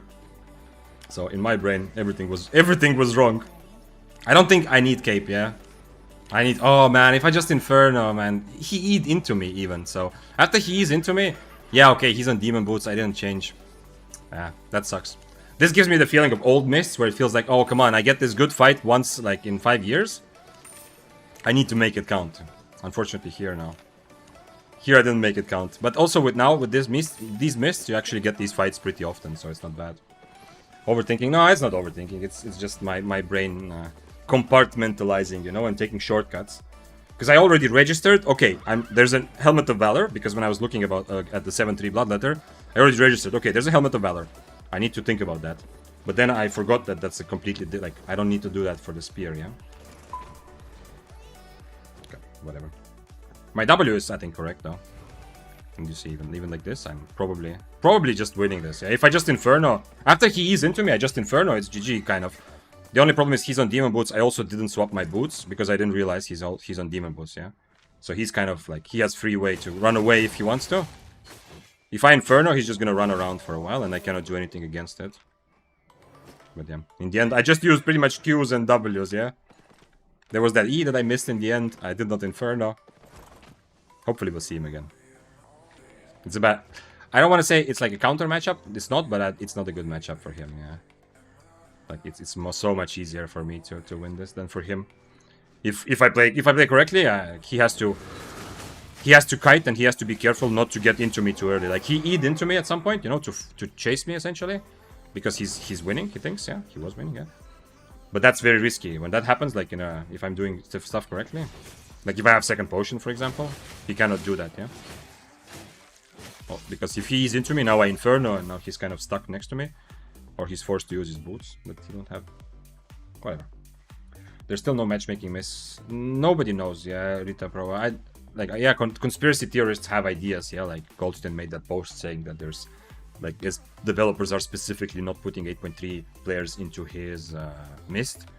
Like, but in reality, nobody has any information about any sort of matchmaking. So the answer for me is no, I don't think there's matchmaking. I have not noticed any tendencies at all.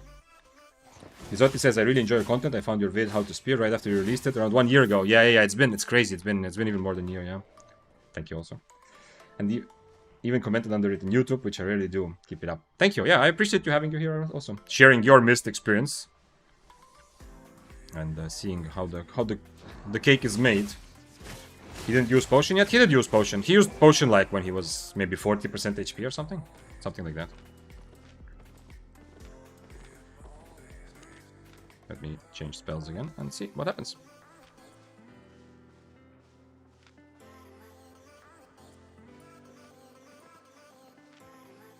Can I fight him? Okay, well, we'll see. This is a swapper or not? I don't know if that's a swapper or not. This Bloodletter smells a little bit of swap, but he might also just be here for like free money, you know. Can I do this? Since I don't have a lot of practice with it, it's good to try it, but you know, I am the master of iframing stuff. On Frost, on Grove Keeper, I successfully iframed a bunch of things. I forgot Overcharge. Damn, okay.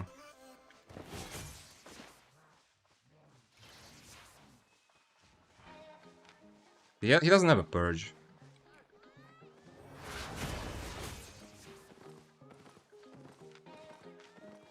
Okay. He has free Ws because, you know, I obviously don't have anything from that range. He has free W casts, but I have free boots now because he cannot match it with his soldier boots.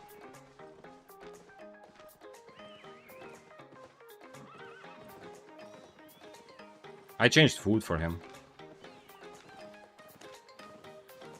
Need to get rid of this guy. Need to get rid of this guy. Although the Curse Staff E doesn't explode anymore after the Curse Staff dies. If everything goes kind of as expected, I'm gonna be low enough where this guy... The thing is, this looks too much like a swapper as well, yeah? So I need to be careful about that as well.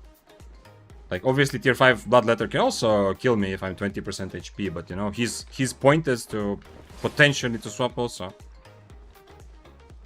This guy, did he just overcharge this guy? The Curse Staff? If he overcharged them... Yeah, he did just overcharge. So I'm surprised if he doesn't fight now. We need to get the other guy first.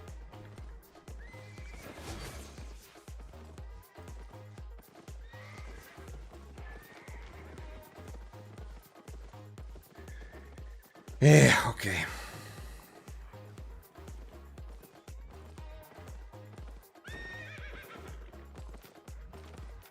Do I just fight it anyway? This is not me trying to have my items. This is just I resent the idea of giving those guys the satisfaction, yeah, of 2v1ing, especially the Bloodletter here. I don't want him to feel like rewarded for playing this way right now. But I think maybe I'm actually strong enough, you know? If I iframe the curse, maybe I'm just strong enough to just straight up 1v2 this without thinking too much. I can purge the curse's boots. So he cannot chase. This guy cannot use boots at all. I don't know. Because this guy, if he uses boots, he cannot kill me anymore. Who knows? Maybe I can find the curse again. I think if the curse, if I hit my W correctly, I think the curse dies. I don't need overcharge. But it's too bad that I forgot it again. How do I get awakening points for my 8.4? Well, you just kill mobs, but you have to kill mobs in full loot areas. That's the restriction, you know, for 6-4, 7-4, 8-4, I think. I think 5-4 you can still do in like orange or yellow zones. I'm alright, at least if I remember correctly. Like, you just kill mobs. You do the same you do with anything else, but you just need to be in full loot areas. 8.3. I am going crazy, right? If I think that there's any chance of me ever doing anything against this guy. Does he? What food is he on? He has no food yet. He's gonna eat food against me, obviously. There's no way, right? I am crazy. Yeah, it's like 450 IP. Would be nice to have someone else, though. There's surprisingly many 8.3s running around, by the way. Still. Hell nah. Yeah, probably hell nah. But there's an extra, like, the way that mists feel right now, there are extra benefits to taking fights like this. Also because if there's like 5 other people in this mists, you know, obviously if someone comes, unless it's at 4.1 fire staff who has no idea what's happening, most people, if somebody else comes, they're gonna help me kill him, yeah? Even if I die, maybe I don't die, we don't know. But if I take a fight against him close to somebody else, even if, you know, I lose 70% HP and he loses 30%, this guy is gonna help me. Okay, let's see. If the curse wants to 1v1, I'm 1v1ing. I hope he... I don't know if he understood, but I was trying to not die to the other guy, you know? I hope he understood that's the thing. I'll fight you now. Use your overcharge. I mean, he already overcharged, so... use your overcharge time. I'm talking to him. I'll fight you now.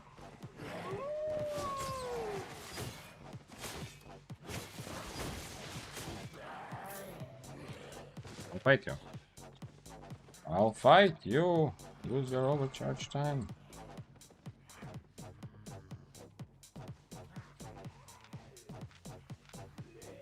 Oh, he's on Grudge. Holy shit. That's interesting. If he's on Grudge, I can just...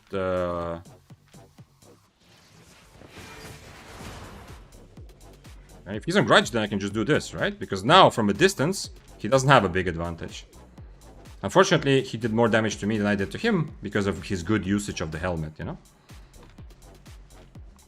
He cannot purge my my Inferno.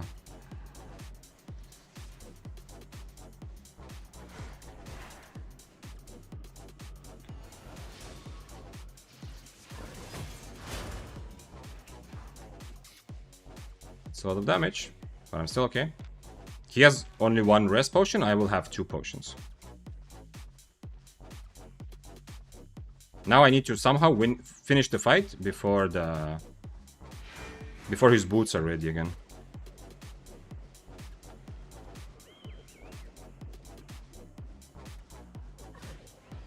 Nice. After this I'm going in. After this grudge is over, I'm instantly going in.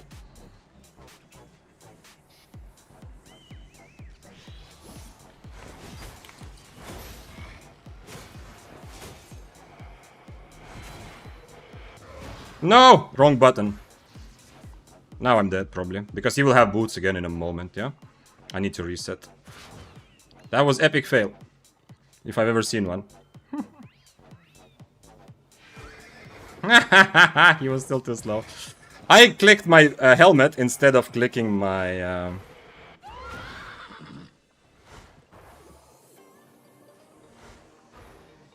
Instead of clicking my W, yeah? Unfortunate. Okay. I still have... I don't have another potion, never mind. It still has rest, but... Okay, I misclicked a lot. I was trying to time in the middle. I tried also not to proc his cleric, but he procced it with his Inferno. I don't know if I... Do I need 2 potions? Maybe I can play without 2 potions, but I do need 1 potion, yeah? He's still on Grudge, so I can't get close to him now. But I will try... I will continue doing this and seeing what happens. If I die, it's whatever. It's good practice also for the iframe. I was so happy. Not happy, but I was thinking about the focus, and I was thinking, okay, I'm probably gonna manage this iframe correctly, you know, I just need to click at the right moment, but then I clicked the helmet.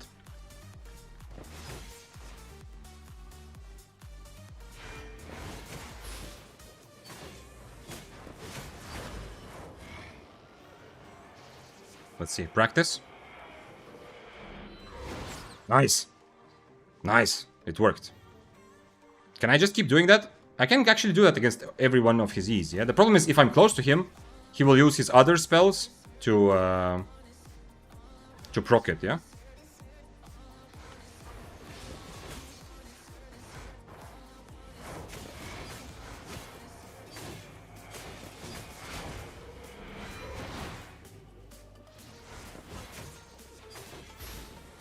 Now I think I can just finish him off, we'll see.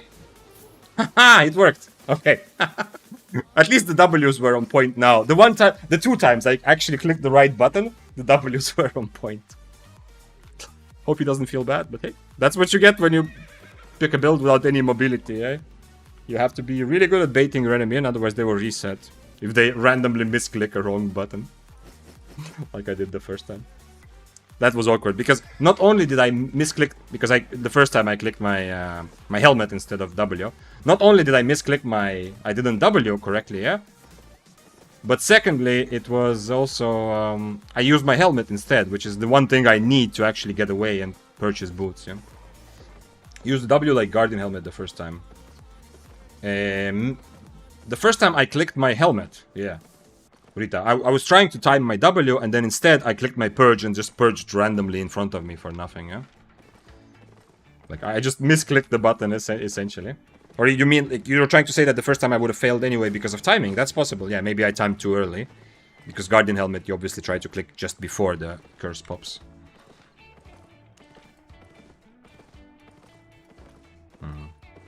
Okay, maybe, yeah. Let's see. This is the same mist where the Death Givers were, yeah? I don't want to deliver this. I'm gonna go buy Overcharge because I want to have Siphoned Energy in my belly. Ah, yeah, you said also earlier this is what happens when you use the Guardian Helmet. Yeah, well, I'm not that used to Guardian Helmet, but yeah, there was something. Yeah, you're right. You're actually right. There is something about it why my brain specifically told me to use the helmet button instead of my W, yeah. Because there aren't a lot of, like... I guess, I mean, daggers also. If I play dagger against curse, I'm also going to use W at the correct moment, yeah? So it's not like crazy sword only to use W as an iframe, but yeah. Thanks for following, by the way, Baba Booey, and earlier we had also Lateralis Trip. And way before, maybe if I did not say it before, thank you, then I appreciate you. A couple names that I don't recognize that I don't know if I said thanks before. Ray Yenke, and Buko Juice, Masarap, and Kino Kokami. Happy to have you here, guys. I hope your weekend is going more than fine. Okay, let's drop everything here, and I need Overcharge. What is iframe in Albion? Yeah, sorry, this isn't like... I mean, iframe comes from fighting games, yeah, Smokey? Like, the way you're asking, maybe you already know it in other games. Iframe is just my and everybody else's, most people, lazy way to refer to some sort of spell which gives you immunity, yeah? Like, to damage, yeah? So it's not actually an iframe. It's like a I moment, you know? Like Frost W, Shadow Edge, Chain Slash, Grove Keeper E. There's a lot of spells, yeah? That you are immune to everything while you're in the air or whatever, yeah? And in this case, it was my W, yeah? Needs to be repaired. Can I repair here? Okay. Let's get better quality carving. Nice! Oh, holy shit! I got straight to special. Anyway, Arcane Teleport. Yeah. Arcane Teleport is the same as Frost Staff. Yeah, another good example. Yeah. So it's not actually an iframe like in a Tekken or some combat game, like a fighting game. But you see, like the one I was using is this Parry Strike. Yeah. So for 0.8 seconds, I am immune to damage. Thanks for following, Vela Negra. And there's a lot of others. Like, others are a bit tighter, actually. This is one of the easier iframes, I think. Obviously, if I want to actually return the damage, I have to be still precise. But still, it's a pretty good window. 0.8 seconds is pretty good timing. Yeah. Like using Frost Staff to dodge 100 Curse E It's a bit trickier because you have only 0.3 seconds where you're actually immune to damage. How to get Twitch skin I want. So if you're watching this stream on Twitch, you are constantly getting drops. I am part of the content creator program, so every second week, this week it's on. You can see also in my title, it says new drops, yeah? You get special drops, you know, like the noble drops, which they added, which are, I don't know, in theory supposed to be a bit more valuable because not every creator can get them, but in reality it's just another drop, yeah, it's whatever. There is one cool thing that you can get from special drops, which is this. But anyway, as you get those drops, you're like every day you will get a chest which will either contain some random skin or contain some other stuff. And also, the other stuff, the tokens that you get, or if you get a skin that you already have or you don't want, you can change it into tokens. And then as you collect enough of those tokens, you can then buy whatever Twitch drop skin you want. You can then buy it in the game for those tokens. But it's going to take a long time. Like if you want, for example, I kind of want this skin here. Where is it? Swift Claw. I mean, I really like the cat. It's very cute. But I kind of want this skin. This is a Twitch drop skin. You can see. I don't have enough coins to just straight up trade for it. Yeah, it takes a while of those Twitch drops to actually have enough tokens to just go in. There's a merchant. There's like a vanity merchant in Albion in every city. You can go to him and give him tokens, and you get whatever skin you can choose. Yeah. But that will take a while. So it's a better bet to just try to be lucky, to watch streams and try to be lucky because you don't know what you're gonna get from the chest. You might get something awesome. Well, if you like it. Like for example, this cape. This is I like this cape the most, and I got this from a Twitch drop myself. Grinder used to do amazing iframes with Chain Slash when he played Death Givers. I believe that, yeah. Grinder was not only did I enjoyed his attitude towards the game. You know, he was definitely playing in a way where he risks his items and wants to have fights. But I also think Grinder was like mechanically actually very skilled, yeah? Obviously, as a content creator, I know that now better with Twitch. Like your attention is a bit divided. Of course, I'm talking to you, I'm looking at chat, stuff like that. As also Grinder often changed builds and so on, yeah? So I'm sure he made a lot of mistakes, but I still feel like he was actually mechanically like also crazy skilled, yeah? So, like, if he was not streaming, if he was just playing meta build for hours and hours, I'm sure he would be one of the best as well. But he had more fun the same way that I'm having fun, yeah? Okay, we have a bow that I cannot actually properly... Oh, it's a war bow. Wait, war bow with this... Well, are we just going for it? Is he on... He's on Frost Shot. I guess we're just going for it then.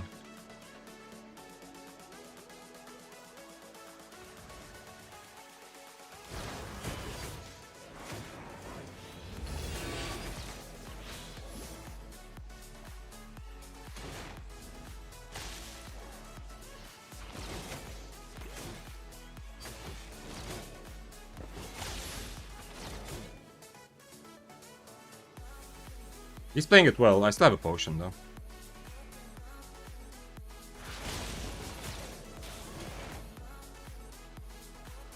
The Q is just crazy damage, though. I can see also. Nice, he missed that. That gives me a shot. No. Too bad. Very good build against me. I cannot change to W1 here, I think. I don't think I can change to W1 because I need to catch him out of Frost Shot. But unfortunately, as you saw, Frost Shot, both times he jumped away and I was not able to do this anyway. So. Was he an omelet actually? Feels bad, man. No, I am perfect for him. Like, if you go right now, if you play regular bow, like if this was not the war bow, at least gives me a chance, yeah, because you can miss it. If this was regular bow, this build would be hopeless for me, yeah. I cannot really do anything against regular bow here. But because it's Warbow, I decide to fight. Even though this damage is ridiculous, yeah. Still, it's possible. I removed the first cultist. His W at least doesn't do damage, yeah. But his W is just good enough, so I can't really catch. What if you use reflect W for his E and use your E to catch? Yeah, but how am I gonna catch him? Or, okay, you just to try to perch his boots then? I'm never gonna actually catch him, and my W cooldown is longer than his E, yeah?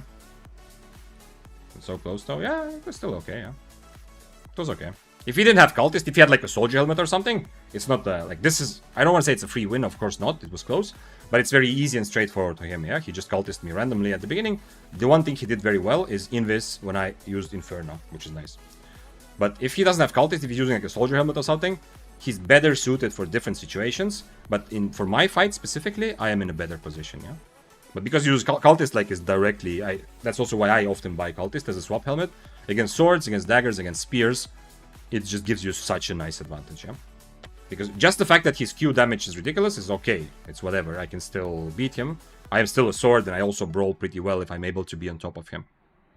But unfortunately, I don't know if he was he actually an omelet? Then it's even crazier. If he actually just did that on omelet as well, then it's even crazier, like testament of how good the Q1 is. Someone was asking earlier how to play bow. I don't think warbow is that strong, but this is a good, kind of reasonably good example of how you can play bow. Because you can see he's doing both. Like, he's leaning into the fact that he can play close range. Cultist and Q1, he's almost out-brawling me, yeah? I mean, not almost, he's legit out-brawling me. If we just hit all of our spells, I hit my EWQs and he hits his EWQs. I mean, without W, EQs and cultist, I think he's kind of out-brawling me, or at least at the same. But at the same time, he still was using the frost shot properly to not just stand next to me the whole time, but to still kind of kite. So I think this was a good, good showcase from him of how to approach the bow. I think I'm kind of tired of carving, though. Carving is definitely better than before, but not a top-tier weapon. I wanted to play Tomb Hammer, yeah? And I don't know if there's something else I'm missing. Let's go for Tomb Hammer for a little while. Interestingly, now that I am trying to play more like, ooh, this is actually expensive. That's a good argument against Tomb Hammer. I didn't realize it was so expensive. This is a good argument not to play Tomb Hammer right now. It might be good, but it is a bit too expensive in a world where you're constantly accepting your death. Do I want any of this? Do I want the stun or energy? I don't think I'm going to need energy. I'm going to use energetic sprint anyway. Badon is the same thing. We can play Badon actually later, but the same thing with Badon as I just discovered about Tomb Hammer is just it's a bit too expensive. As in, I mean, I'm trying to find weapons that are really shining with new mists that are full of people. And to play, like, to be successful, you kind of need to find... It's more lucrative now than before, more important, to find builds that are cheaper. Because it's better, with so many people, you have to accept your death, you have to play lower tiers. And you're also going to get good kills, yeah? Or, like, at least as a rat, but often also 1v1s. Smuggler's Cape, I think, still. Do we go? I'm going to go Hellfire. For the fun of it. Health pot. So yeah, expensive items are not as good, I think, as they are worst for sure. So Tomb Hammer already for a tier 7, playing 400k. Oh, okay, this is actually much cheaper, it's just expensive here, okay. Playing like 340k or something is a lot. Badon I think is gonna be 400k, yeah, tier 7, let's see. Let's buy like 5.2, yeah, it's see even more than 400k. I don't see a lot of cheaper options here. Something like that. So yeah, that's the negative. But otherwise, Badon is okay. Let's see how much Sky Strider is. That's one that is still super strong. But how much is Sky Strider tier 7? Even more, okay. 600k it says. Buy. Wait, what? Nobody's selling 6.1? Okay, 5.2. Holy shit, okay. Sky Strider is even more expensive. Okay, for our armor, we have Armor of Valor. I think that's... Don't need to go too cute. That's reasonable. Oh, 6. Let's say 5.2. I think that's reasonable, yeah? But the whole build is becoming, you can see the whole build is becoming much more expensive. So, I mean, obviously, I'm not saying this like it's going to affect how I play. Yeah, the whole point of trying these weapons together, and I don't care about silver. But if I'm trying to say that, okay, this weapon is actually, you know, growing or coming back or becoming stronger because you have so many fights, I cannot like suggest someone to spend like $1.5 million or a tier or whatever, $1 million on a tier 7 build if they're constantly dying. When you can have a much cheaper build like a regular bow, regular spear, regular frost, battle bracers, all those things. The Tambodientes asks, what about battle bracers? I played them earlier today. They are very good for the new mists, yeah? The problem is, you are not super well suited to take 1v1 fights. Wait, what am I doing? We need our steel. Here we don't even have any question. We're always going to use steel. And that's it.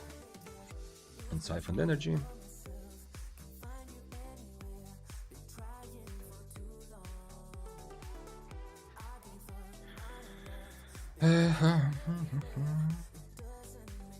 Maybe in the bow matchup, maybe purging the cultist right away, it was a bit of a mistake, because then I cannot get rid of his boots, yeah?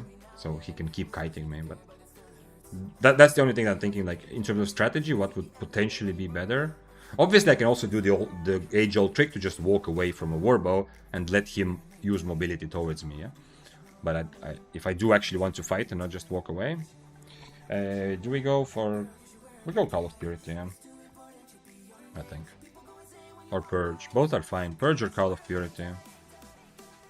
Anyway, this is a lot of... this is a lot of money for a tier 7 build, yeah? It says 1 million, but I actually spent more. So we are fancier than before, and also it means that we are a better target for enemies. So if we are fighting other tier 7s, this is a bit riskier. And we have a very long cooldown. How much is it? 130? Okay, so I can use 2 in a fight, but still we have a potion. We'll see. Maybe I need poisons as well. Let's go poisons. If my cape is on cooldown... Nah, okay, never mind. Whatever. I'm not sure which is better, to have 2 of these or poisons, because this potion is very nice if I fight against other tier 7s, to combo with my E, obviously. I think it works both ways. I just hit 1,200 tokens for a drop, 400 till unicorn. Okay, okay. I don't know how many tokens I have, but I don't remember how much. I just remember that I checked and I looked at I still don't have enough to get the cool skin I wanted. How much spec? I think Tombhammer should be 100. I've played Tombhammer a lot, especially in duos. But other hammers, I don't remember. I have put some specs in hammers. 70, 70, 100, and the Tombhammer itself is also 100, yeah. So in terms of specs, my hammers are pretty good, yeah. In terms of IP, I have 1,428, so... It's not a case where I need to put more specs into it, or, you know, buy higher tier hammer to be same as... But the thing that we are trying to establish kind of together is to see how good will I be in those multi-way, like when there's a chaos happening, how strong will I be there?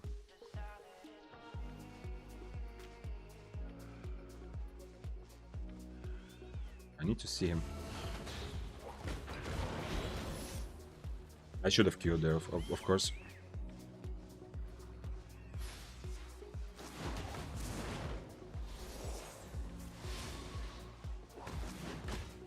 Are they actually not fighting each other? Never mind, they are. Nice. No, he went the other way. I should have went into Badon with this. Badon is the cheaper one, so he's less... He worries me a lot less. We are both on plate armor, so that this fight would take 20 more years. But I have better mobility than him, I think. Unless he boots. Yeah, he got boots off, so he's just running off. I needed to be there to cancel his boots. Okay, it's okay. We're getting warm-up, also food. And this fight would take 20 years for sure. The plate versus plate armor fight. I can kill the Badon guy, but I also don't want him to feel bad, because he did realize correctly who to go for. Although, is it correct, actually? Which one of us is more valuable? I'm not sure. Oh, he's dismounting. Holy shit. He's dismounting the other guy. Okay. If we somehow dismount him, I can stop his boots. But we are close to the exit, so he's probably just gonna run away anyway. Tier 6 Badon, yeah? I haven't overcharged yet, so I'm just flat tier 7. Is Hellfire the way? I see a lot of Kerleon Cape. Yeah, it is. Both are very good, yeah. Kerleon Cape is easier to use. I don't know if it's strictly worse or better, but Kerleon Cape definitely is at least as good, yeah?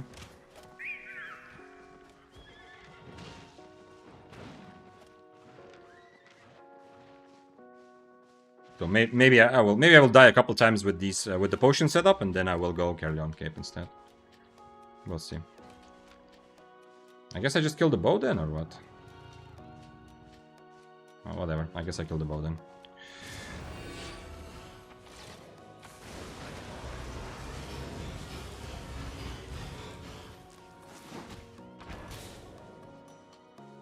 Who is this? Ah, it's the same guy.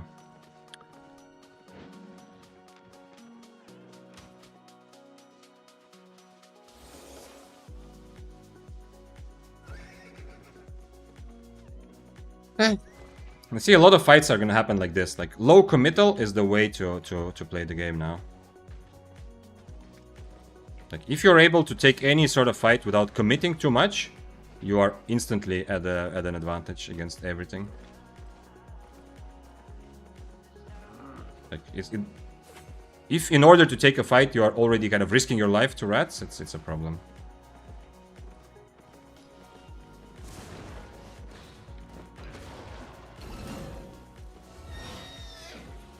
Oh, you are also against me? Okay. I didn't realize that.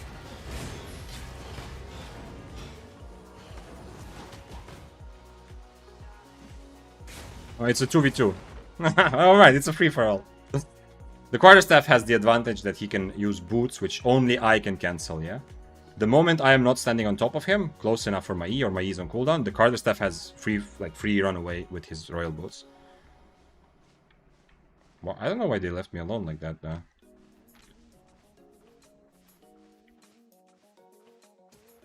Where are you now? Thanks for following Deadspy. Or Dead Spy. I don't want to use boots. I guess I'll just use W.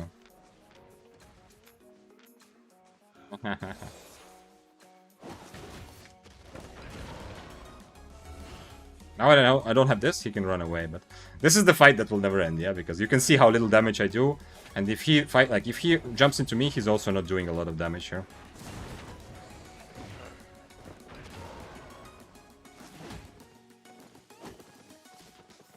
I wish I had my helmet for this also. At least I keep the battle axe in the combat for a little while, so he's not regenning yet. This is the mist. Okay, this I'm recognizing now what I saw on Wednesday and Thursday. This is the mist, yeah? Everywhere you go, there's people. Everyone is trying to navigate this free-for-all landscape to their own benefit somehow. No. I need him to be in combat. I cannot 1v2 these guys, I think. I mean, I should probably overcharge anyway, so let's do that. So I don't have to think about that anymore, so I'm overcharged for the rest of my life, and continue. I still would fun. I need to. If I die, it's whatever, yeah, but I need to try these situations to see how good I manage them. And how good the weapon feels in this cluster fight. That's the whole point of the stream, and that I'm trying to discover whether some weapons are actually stronger or weaker than I thought. Carving is actually fine, but I felt like with carving I went into... Like, my approach to... My build was mostly for thinking about trying to... And the weapon and the whole build is to try to manage these sorts of situations, but they ended up taking more 1v1 fights. Because it's more satisfying usually. Yeah? Which, in the end, didn't show carving exactly the way it should be. Like, pretty much every fight on carving I think was one on one. That's something.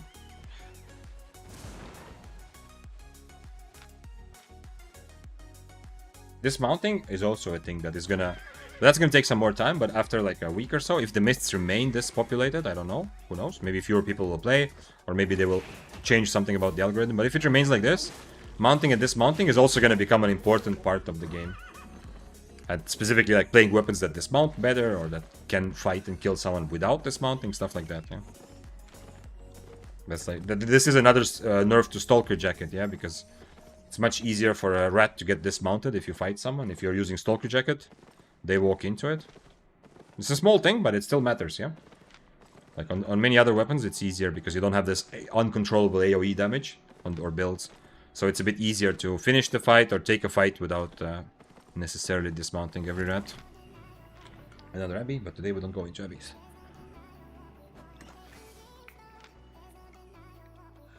Oops. Okay. Okay. I guess next mist. I don't know what happened to all these guys. And I like it. I know I feel like I have tuned my expectations correctly now. Like this situation, I'm not expecting to 1v1 anyone. Obviously, sometimes you get some 1v1 fights, like the bow fight, like this was a 1v1, yeah. The curse fight I got was a decent 1v1. So I've gotten some decent 1v1s, yeah, but that's not my expectation. And if I'm not expecting 1v1, then it's much easier to enjoy this cluster chaos. Let's try a green mist.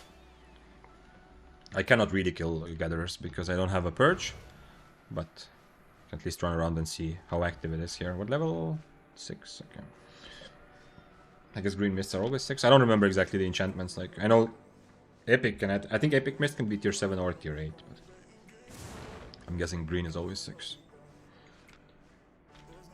Right? And blue becomes tier 7, purple is 7 or 8, and legendary is tier 8, yeah? I think that makes sense.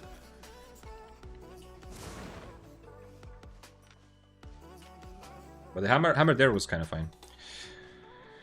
I was able to... So I was able to tank 2 people, but that's because I was in plate armor and the armor of valor at that moment. I was able to tank 2 people, I was able to dash through them and slow them and still get away. Do you play your RTS controls? Yeah, RTS, yeah. I think it's called that, yeah. I cannot play with the classic. Now, obviously, after thousands of hours of Albion, it's not even a question. I'm never gonna go back. But when I was starting, I realized this is the only option for me. I have played too much time I've spent in my life playing MOBAs, especially Dota 1, Dota 2, Heroes of New Earth. So not really a lot of League, but anyway, it's after all my time spent using kind of similar controls. The other control scheme in Albion seemed absolutely hopeless. I would never learn that. And now it's becoming a self-fulfilling prophecy.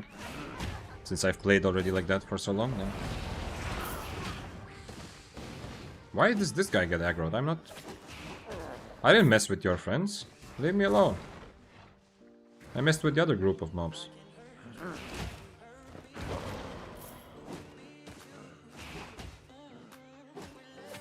I don't know. I don't think this is worth it. Oh, well, that happened. I also don't know what passive I should take. Several seem good. I don't know if I actually need energetic passive for a fight, because I have energetic sprint. This is the joke of a chest. But there's also this option, which is interesting if I proc it at the right moment. This is obviously interesting, because if with this I can even actually cancel his Royal March without my E. The guy from before. I didn't even think about that, yeah? I was on the stun passive.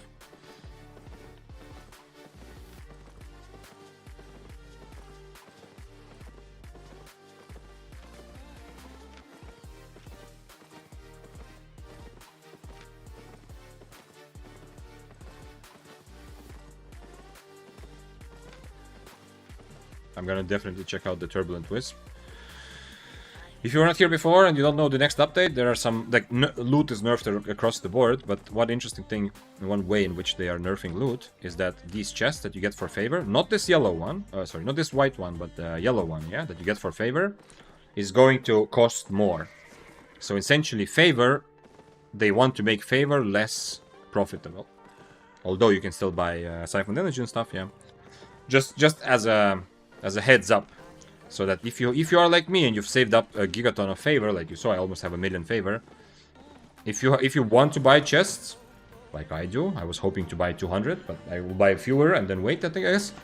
Then it might be a good time this week or beginning of next week before the update to use all your favor, because the chests will become more expensive.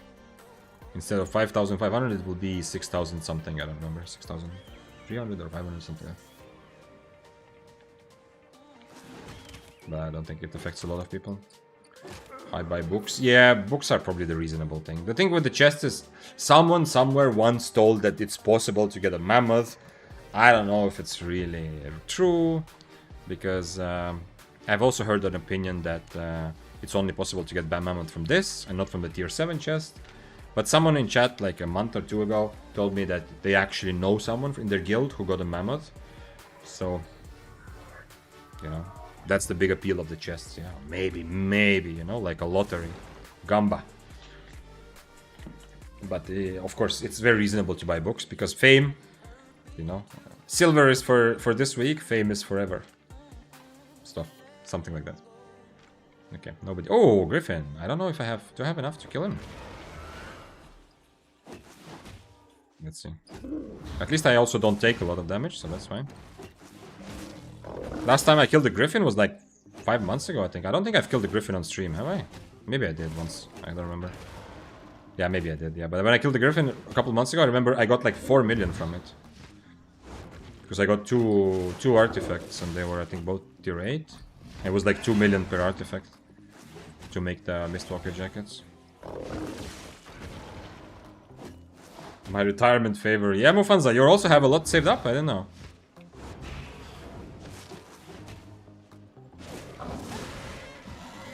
Okay, 1 million. This is good. Might even... Oh shit. Might even be more, actually. Last time the estimated was lower, but the actual price was better. I got a Mistwalker jacket artifact. Nice, nice, nice. This is the one animal.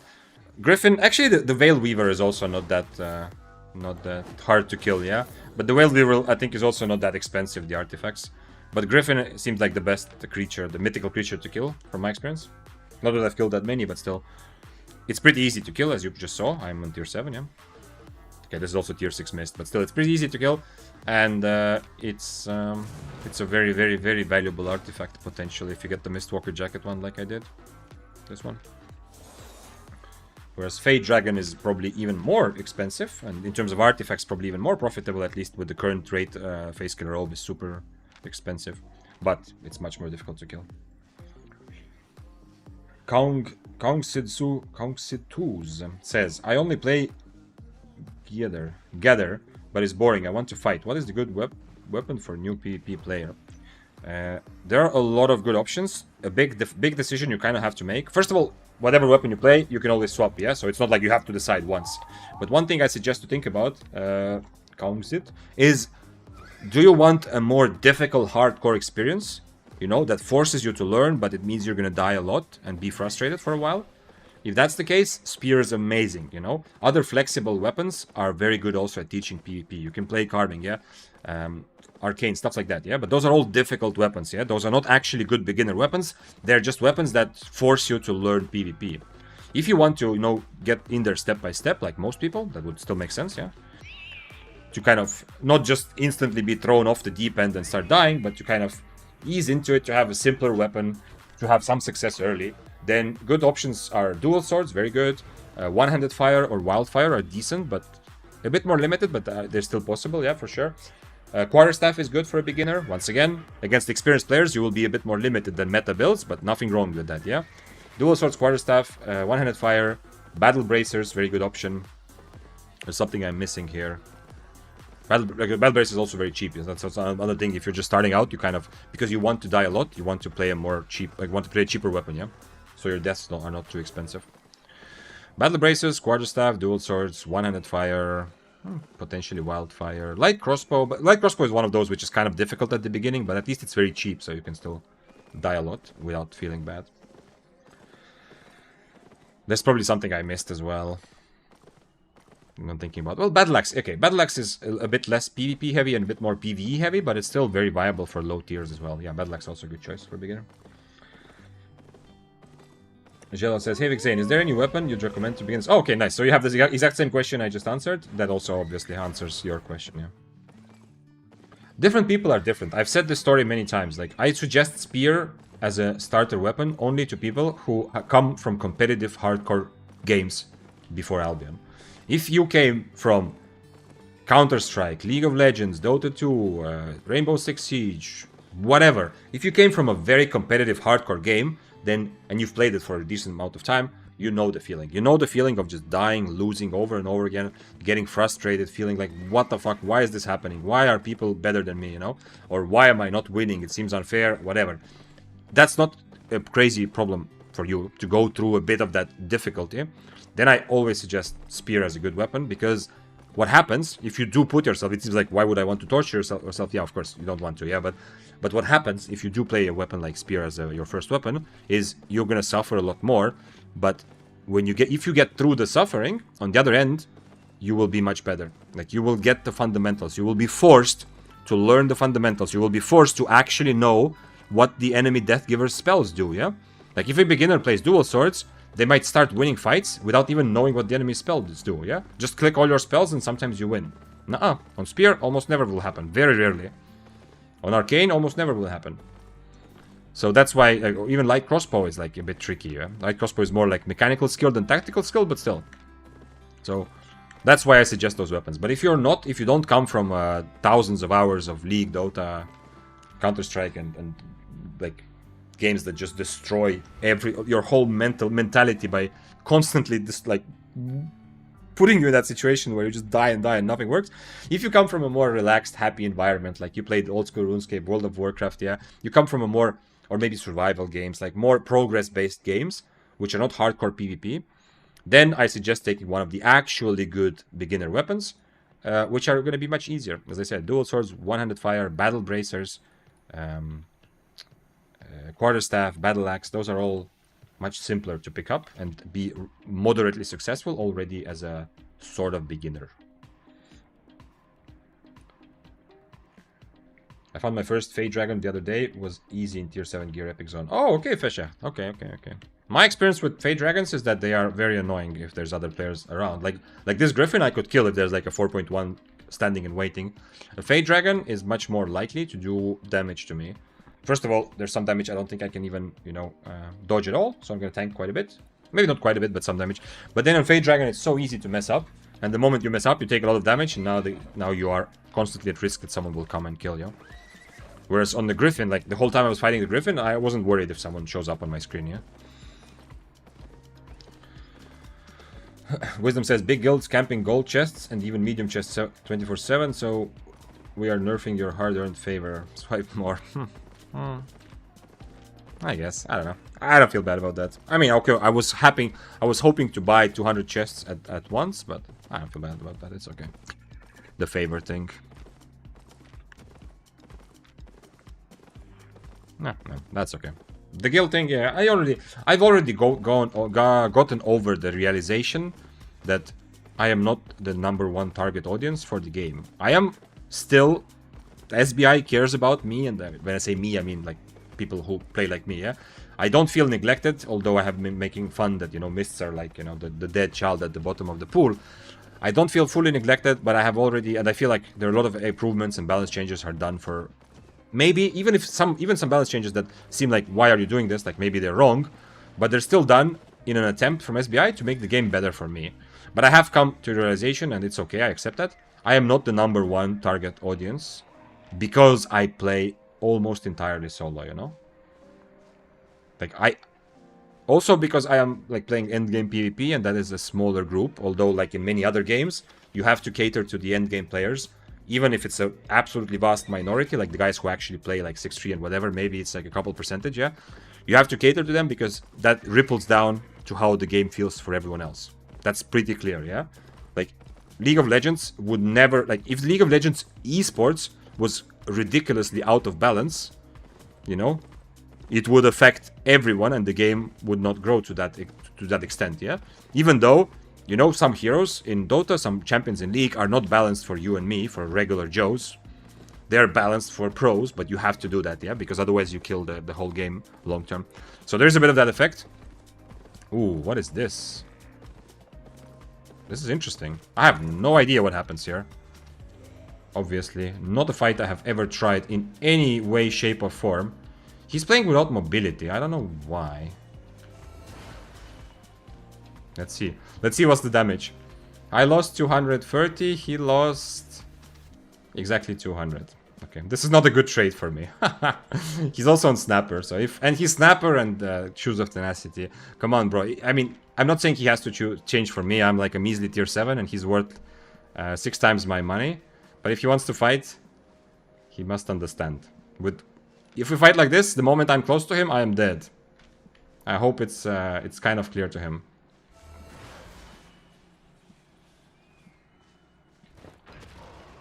Oh, he got hit there.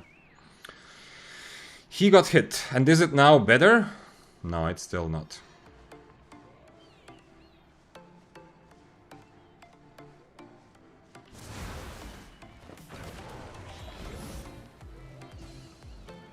Interesting.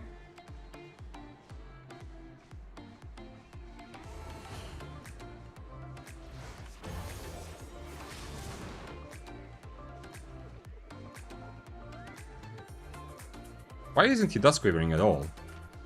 I'm kind of worried now because he still hasn't used his Dust Quiver, you know?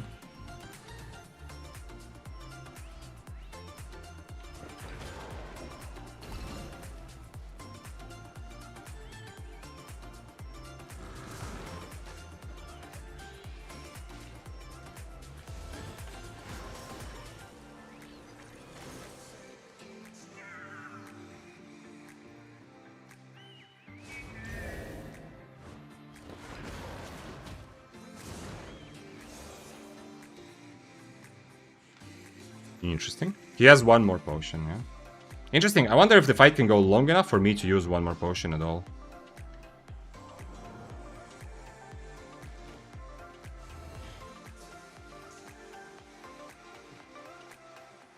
He's on Snapper also.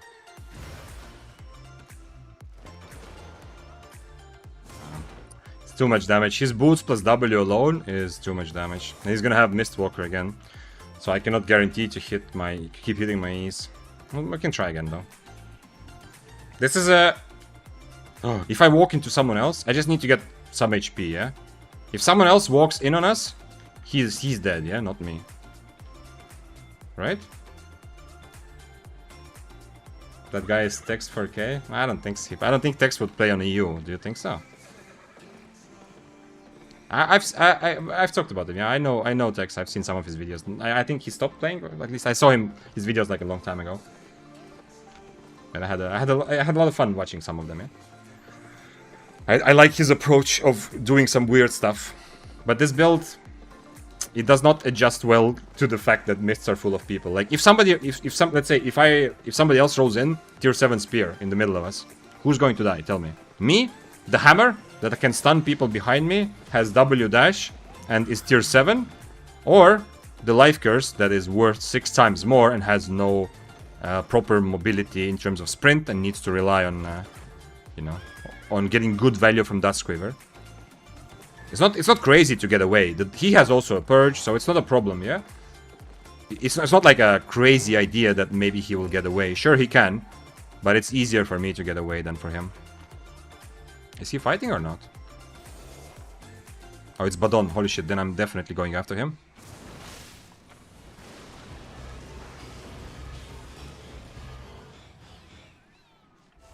Man, I got pulled out of my W, that sucks. He's fighting though, kind of, yeah? He has the Invis potion.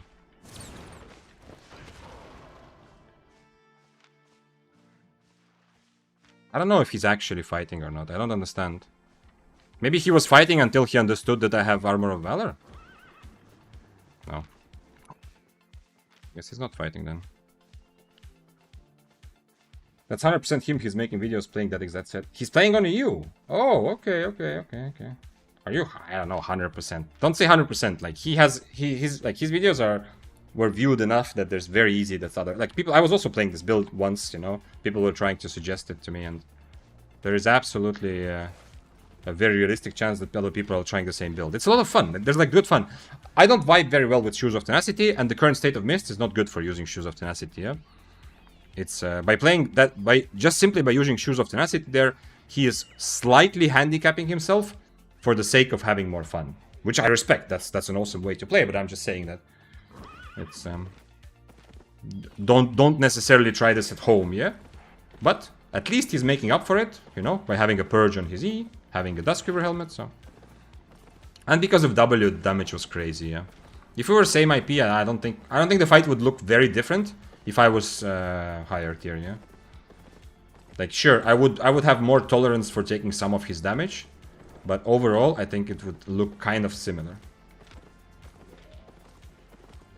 Maybe if I had a different cape, if I was on Kerleon cape, I could try to bully him close range, but I don't know. Who's going to die? Me? I don't know. I mean, if tier 7 spear dismounts there on top of us, or a rat comes from somewhere, he's worth 6 times more, and he's not 6 times easier to kill, but he's like a little bit easier to kill, yeah? Because it's much easier, yeah? He has the tools for it, but he needs to, like, it's tricky. If the spear jumps on top of me, I can W away while slowing the spear, then stun behind me, use my boots, and bye-bye, yeah? For him, he needs to, first of all, find the mob to Duskweaver, he needs to purge the enemy's boots with his E somehow. He used to, he needs to use his boots all the time, which don't buy him a lot of extra space. Jack says, no bro, that's 100% him, he's using the same awakened weapon used in the video. I believe you. Okay, I believe you. If you say that's 100% him, I believe you. Well, I hope I see him again. Are you gonna try Shadow Caller? No, there's nothing. There's nothing about Shadow Caller that speaks. I want a lot of people around me, yeah? There is no mobility to take advantage, to survive between 5 people, or to take advantage if there's 5 people trying to kill your enemy.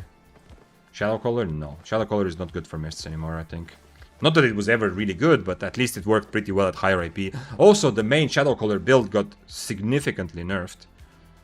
Because the only way Shadow Caller really properly worked Well, I guess some people played it with like really tanky, just brawl build, but one of the ways that let's say one of the ways this is really properly worked was because of this spell, and they nerfed it, yeah? They nerfed it like from 4 seconds to 5 seconds. That's 20% higher cooldown. 25%, yeah, even I think, if you calculate it correctly. Anyway, it's nerfed. So Shadow Caller, no. Life Curse is the only curse staff that I would consider like, maybe on the list of things I want to try again and play again. Chi Wong says, you think he's on US server? Tex definitely used to play on US server, yeah, from what I've seen in his clips. But that's it. Okay, I don't know. I didn't even know that he's back playing. I just remember that he created builds and made videos like, I don't know, half a year ago or something. And I enjoyed watching some of his clips. Oh shit, shit. I need this. I mean, I don't need this, but I want this. The bow. We go for bow. The other guy has demon boots anyway. Which is the bow? Give me the bow.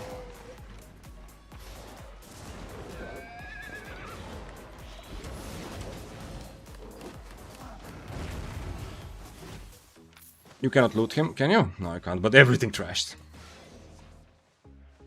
Everything trashed. He says GG team. You see, that's another example of the fact that mists are not like they used to.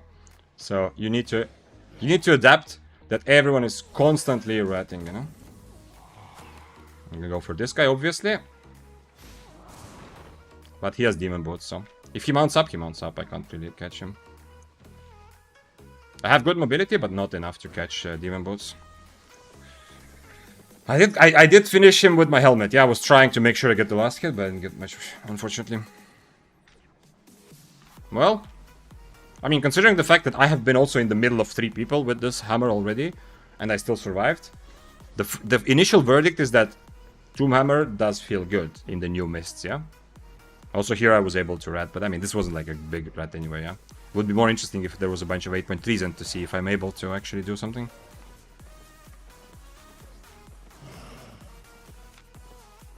You forgot to cowl on that crossbow. The one that was running away? You think so? You think I could have reached and stopped him from mounting there? Damn. If that's true, then yeah. Then that sucks.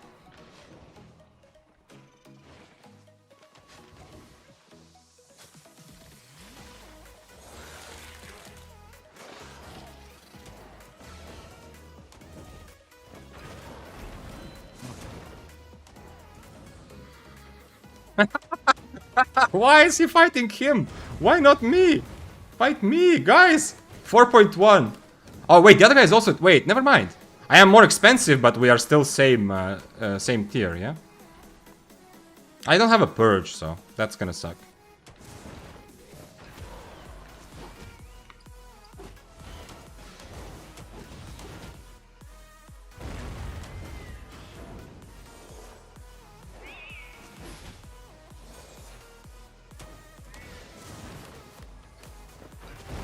No!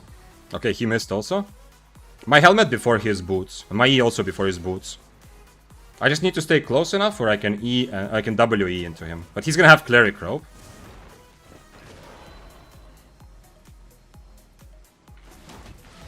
Okay. Okie dokie. Actually, yeah, he was also tier 7, so it's not ridiculous. I thought, what the fuck, why are they not 2v1ing? When I dismount, I accept that it's gonna be a 2v1 against me. But I just realized, even though I am clearly more expensive... What? It says... So that's why they didn't 2v1 me. It says 700k. Something is broken here, yeah? Something is not showing its price. There's no way I'm worth 700k only. Maybe because of food. I guess I am, okay. Okay. Then nothing was weird about that. Then the 4.1 guy can just choose whoever he wants to fuck over this day. And he chose to fuck over the other guy. But them 2v1 against me makes also more sense. Because killing me is more difficult than killing the light crossbow, yeah? Because I have... It's a bit easier for me to get away. And to keep kiting away. Do I need more potions, actually? My overcharge is still half an hour. Let's go, let's get more potions. And after I die, I probably will change to Caerleon Cape. Same build, but Caerleon Cape. As Laura says I was in range. Okay, then you're right. Then I messed up. That I let him mount. I already accepted in my head. That happens, you know. Sometimes, in real life also, you already accept that something is bad, and then you don't even see the option that you still have in front of you. That's a very good, like, that's what happens also. That's why I say, if you want to get better at the game, you know, like, it's very good to do as little bitching as you can, yeah? To not focus on everything that's wrong with the game as much. Obviously, we discuss problems with the game during stream, but as much as possible. Because, you know, for example, very good example like this was random what happened now, but very good example for me also, and for a lot of people who are so annoyed that, oh, there's constantly double-bladeds and, you know, bloodletters. If your mindset is already like, fuck these hypermobility guys, I can never catch them, and they're just abusing hypermobility to be safe. If that's your attitude, when you get into a fight with them, you're going to let them go more easily, because you're already expecting them to be able to get away. This is what happened here, yeah? I didn't have any negative feelings about like crossbow, but in my head, I was already, oh, okay, he has demon boots, so he can get away anyway. So I, you know, if you're saying I was in range, then I could have actually cultist, and that's exactly, you know, like my brain filtered out. Actually, instead of adapting to the situation, I was already thinking, oh, okay, I guess he's gone because demon boots, yeah? Interesting. Alain Alex in YouTube chat asked, opinion on Prowling Staff with mobility W and plate armor. So-so.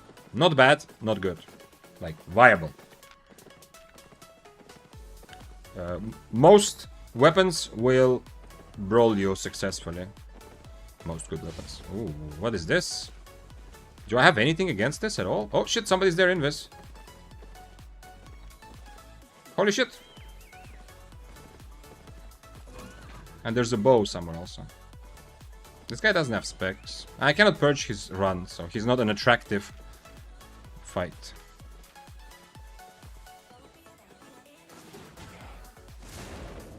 Okay, he wants to fight now.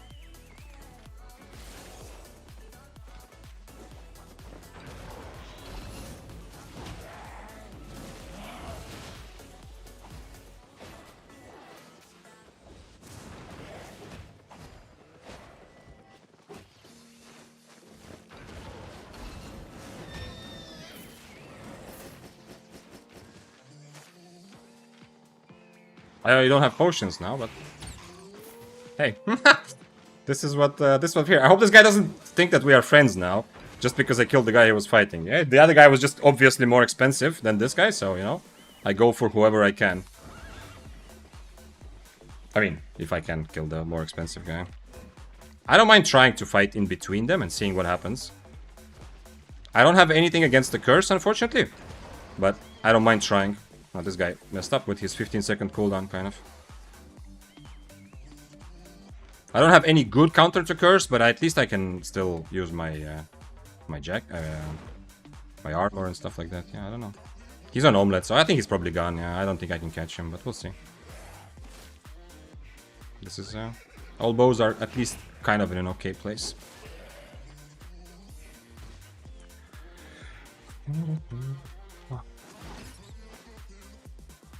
I'm gonna have one potion soon, so I can try this. Probably not a good idea, but because I cannot purge his boots. I need the curse to use boots, to change his boots, or to use his boots towards me. Otherwise, I am forced and locked in to a close-range brawl from the get-go, and I don't think I'm winning that. It's close, but I'm not sure. Thanks for following, by the way. Altairo Duber.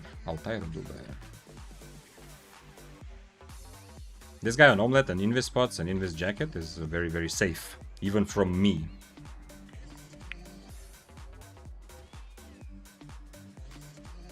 How is the Warlock tree for Mists at this point? Not very good. The good things about curses is that often people don't want to fight curses.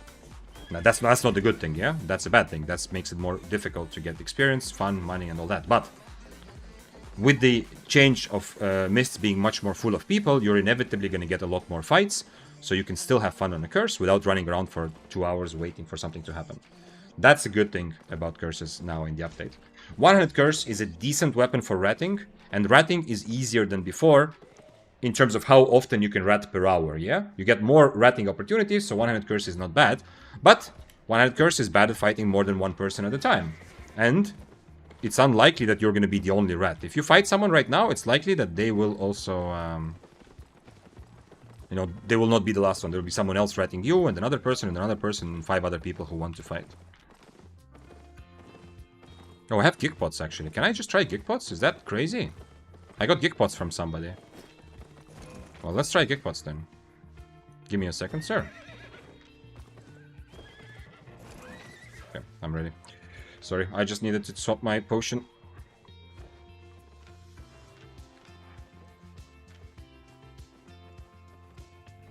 Rats per hour. Yeah. But I mean, that's true. That's what's happened, yeah. I can fight you now. I just needed to swap potions. Come on, bro. You were ready. You dismounted on top of me. I'm not gonna use my E to dismount you. Would you like... I can dismount you. Yeah, I can dismount you. Would you like to fight? Fight? Or are you trying to leave? Oh, bro, come on. He thinks that I was messing with him by dismounting and then mounting, yeah? When I changed potions, I dismounted with and I had 10-second cooldown, yeah? He thinks that I was trying to mess with him. Okay, whatever. Okay, let's go. You get 1 second advantage, and let's go then.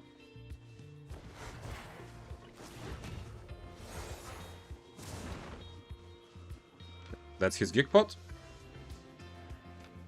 He's on Grudge, interestingly.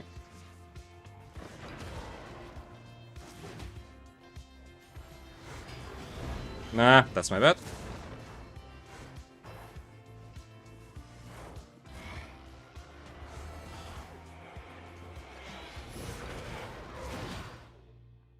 Now he doesn't have boots. I just need 2 boots away before his second E is ready. Then I should be fine. We'll see, though. He doesn't have long-range W, so... I ran away a bit too far there.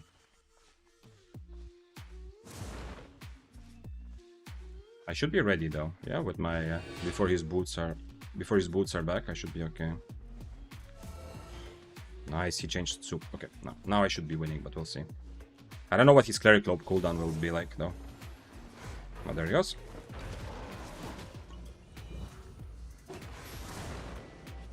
Nah, I gig potted too early. I'm dead. I am dead.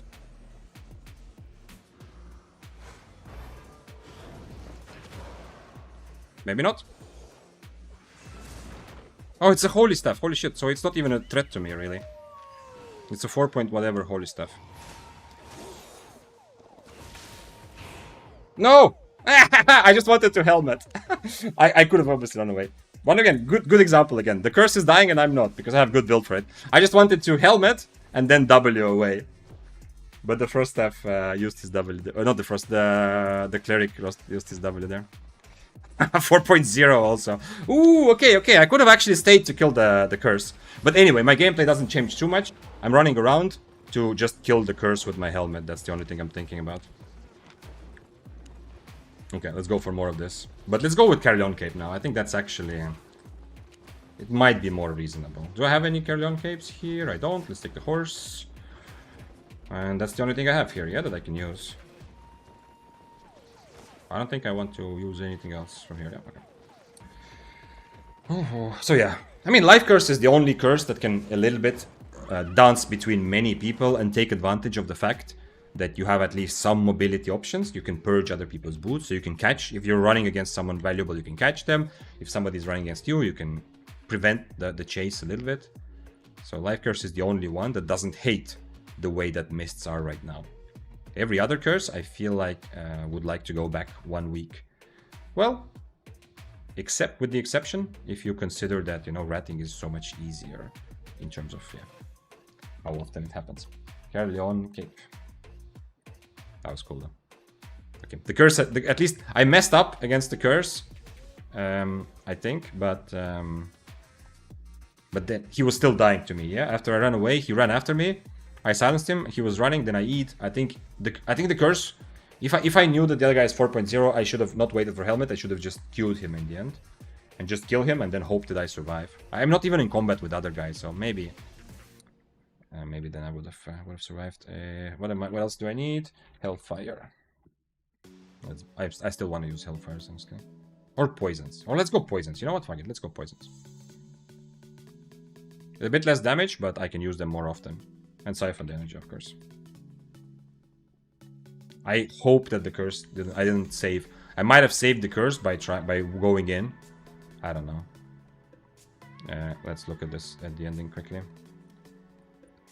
What I wanted to show here in the end, when I'm running away, silence him, E, here, instead of running around and waiting for my helmet, here maybe I need to just Q him and hope, Q auto attack and just hope that he dies because he's affected by my E, yeah?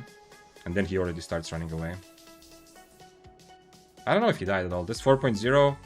Yeah, there's also mobs. Yeah, the mobs also helped here. I lost so much. Yeah, okay, I got hit by the archer twice. My idea was here to shoot a helmet, kill him, and then try to stun this guy and just run away. Yeah, we'll see. Not sure what happens.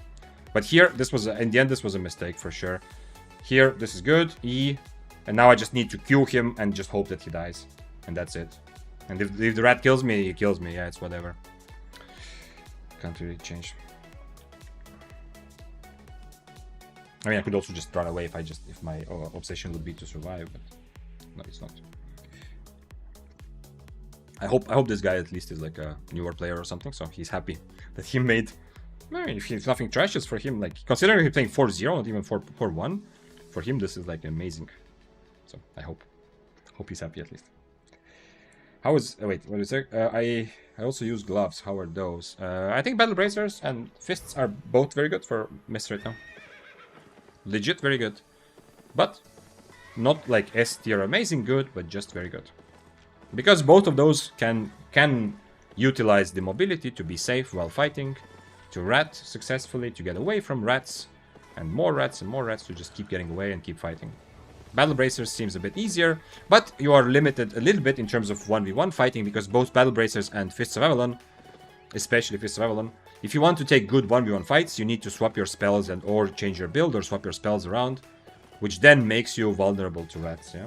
Like changing to counter against frosts, changing to devastating combo against swords and spears and stuff like that. You want to be able to do that, but the moment you do that, you start losing the mobility game against all the rats. So that's the only tricky part. Mefa says, try Knight Armor, Cultist Cowl, Tedford Cape, easy wins. Knight Armor, Cultist Cowl. You want me to try that on Tonehammer, you think? Why do you think that it's easy win? Like, Cultist Cowl is in general makes every fight easier against someone against whom it is good. But it's limited. If I use Cultist Cowl, I won't be able to do anything against bows or frosts, when my goal is to chase them or keep them in combat or get away from them or do damage while I'm far away. Like, this helmet is good when I'm playing from a bit extra distance.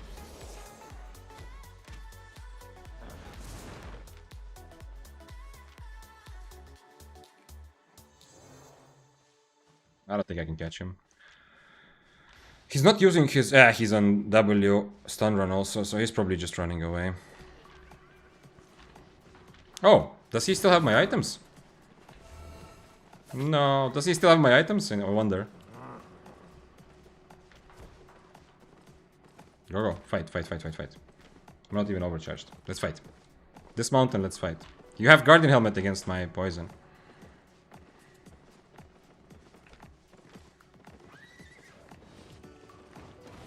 So yeah, I feel like Cultist Cowl is much more limited now when so many people, because it doesn't help your mobility. But obviously, if you have Cultist Cowl, if you're taking a 1v1, like Cultist Cowl is a 1v1 helmet, yeah? Like this helmet is multi-way helmet also. Because right now, look at this, if there's like million people, this is a swap set, yeah?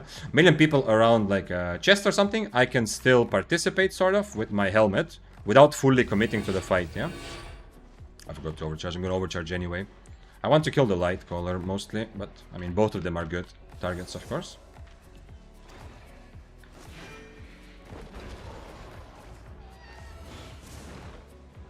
I need to be careful because obviously there's 17 people in here. I'm not saying it with frustration, I'm saying it with fun. Yeah, I love that.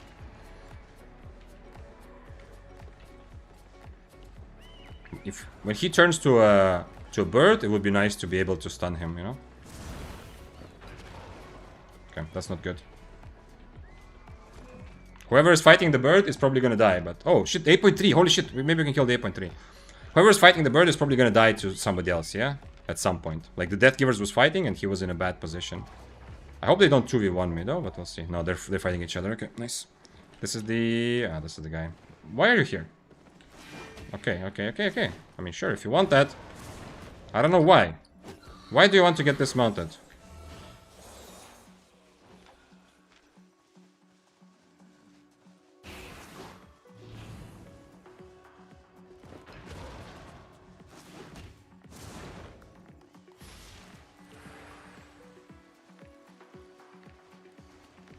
Deathgivers is running to me for help or to kill me? I don't understand.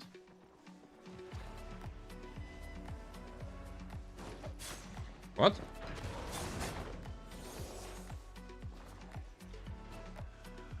They are trying to 2v1 me, yeah? This is the closest I've ever been to the feeling that maybe guys are like baiting the fight on purpose, yeah? But I still don't think it, you know? Maybe they were just having a good fight and now they decided, yeah? How did I leave there? I used armor and I could still leave somehow. What? Was that some sort of bug? Or he was so far that my silence didn't reach him yet. Yeah, okay. This is the first time in this time that I see a duo which is not obvious to me, and it seems like maybe they were like staging a fight, yeah? Because they made it seem like they're fighting, but they actually didn't. But also, they didn't actually, you know, they didn't instantly turn on me, yeah? It wasn't like an obvious, like, ha, we got him, yeah? Like, now we just kill him, so... I'm guessing, no, it's probably just because I broke up their fight. But like, I've been saying, you know, I have not seen any team up. I know people talk about teaming. I have not seen it. This is the first case where I think, okay, maybe, you know, but still. They're both tier 7s. I don't know if it's worth it for them to try.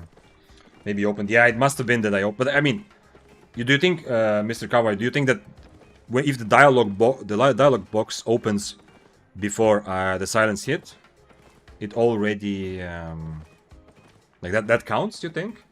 I kind of feel like if the silence reached him, I probably still, like, the dialogue would close and I cannot leave. Anyway, good thing I got out because there was no reason to. Actually, might be uninterruptible. That seems kind of abusable because I can definitely take a fight while this dialogue box is on front of my screen. I mean, okay, it's not like heavy abusable, but it's something that if that was the case, I would have probably seen it already before, yeah? Because if it worked like you're saying, maybe the bug, I would have happened to me in the Abbey. That, you know, that I go into the exit. Once the dialogue box is open, do you want to leave? Then I just fight with the dialogue box open, and if I start losing, I click yes. Enemy can't interrupt it once you open it. I think, no, it would disappear. The question, do you want to leave, would disappear if I am in combat and I cannot leave anymore. Okay. Let's play around with this guy. I'm much better at getting away from people, so... And obviously he's worth more, so probably people will go for him. We'll see, though. We will see. Interesting. So you left the mist while your projectile was traveling. I think that's it. I think that's it. That's my only theory, that I left the mist while it was traveling. That's Ottoman? Yeah, I think it's Ottoman, yeah. Do you want to fight this guy or not? This dual search. This is an interesting, very interesting build. I don't think he wants to fight, but... I think that's Ottoman, yeah. He plays the same build every single day. And he has full specs and everything, and not a lot of people are playing that, even though Curse is popular. I think you're right. One of the first days of new mists, I was playing, and, you know, it was new for everyone. Everyone was ratting, every screen was full of 8 people, and I'm fine with that. But that was an interesting situation. I got into a fight against the Frost. It was obvious there was 5 people around. I knew I'm gonna die, doesn't matter. I just wanted to have the fun. And then, like, curse after curse started dismounting by damage to try to kill me, and then finally one curse killed me, and it was him. And he started writing like, oh, so sorry that I ratted and stuff like that. Which is so weird because first of all, it's 100% you're not sorry and don't have to be. There's no expectation. But secondly, it was a situation where there was, as I said, there was 5 people on screen when I started the fight. So it was so obvious that, I mean, I started the fight, I knew, of course they're gonna rat. Like, that's the whole... If I didn't want to be ratted, I wouldn't dismount and fight the Frost. So it was very kind of interesting, yeah. That he felt it like that.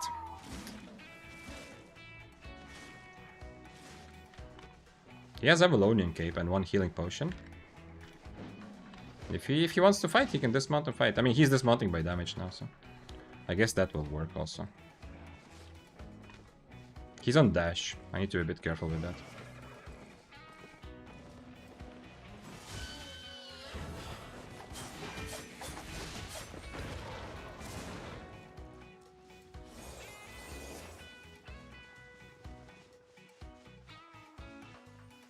I should have. I went a bit too far, but he wasted his mercenary randomly.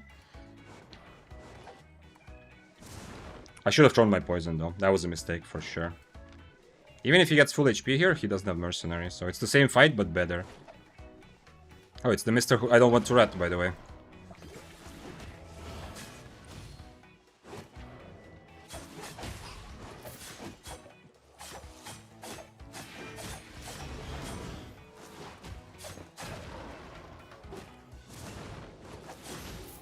Ooh, that was closer than it seems.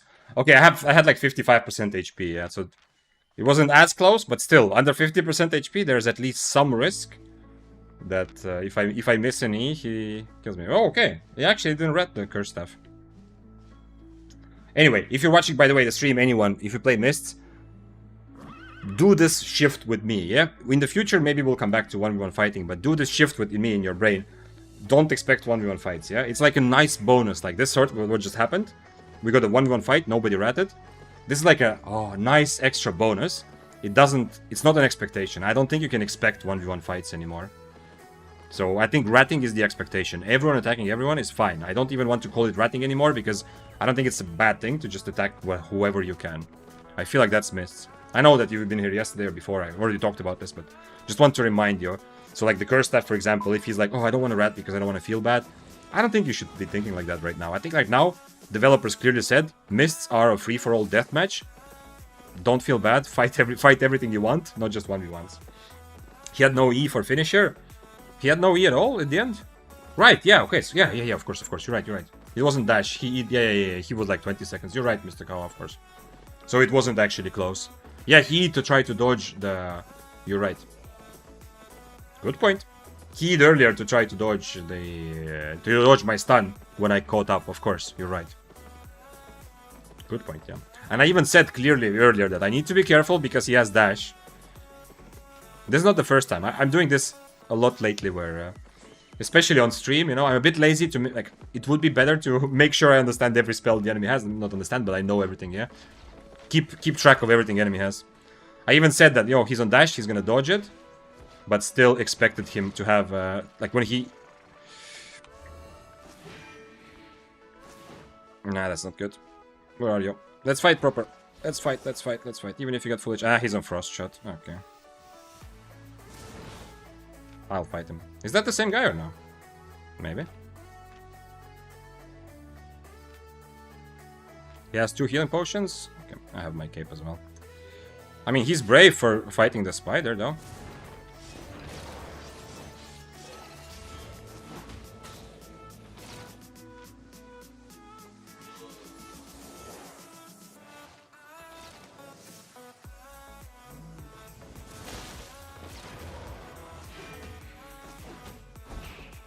The Deathgiver's dismounted, I heard the sound, and he's somewhere south.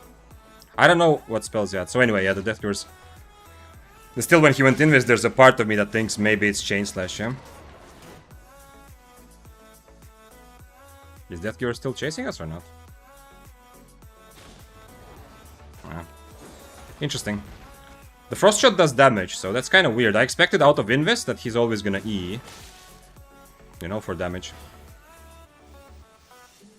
Okay. Next rotation I kill him, but I think he can run away. We'll see though. He might even just decide to leave.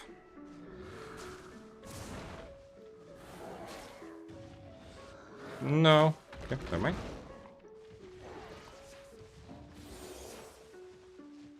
Yeah, bows are kind of okay for this, yeah. But if a lot of other people join in, it's a bit easier for me to get away than for him. He's Invis here somewhere, right? Nah. I guess he'll fight again, I hope. We'll see. This would be much easier with Purge. Thanks for following, by the way. Charles, and earlier we had Teflar Gaming. And even earlier, I don't know if I said anything. I'm missing some follows today, but I appreciate you nevertheless. Let's see, earlier maybe I missed Altairo Duber. That Spy I said, okay, that Spy I remember because I wasn't sure if it's Spy or not, so yeah. Anyway, thanks for being here. I appreciate you.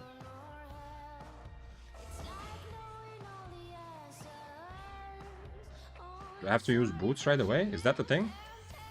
Well, okay, let's do it.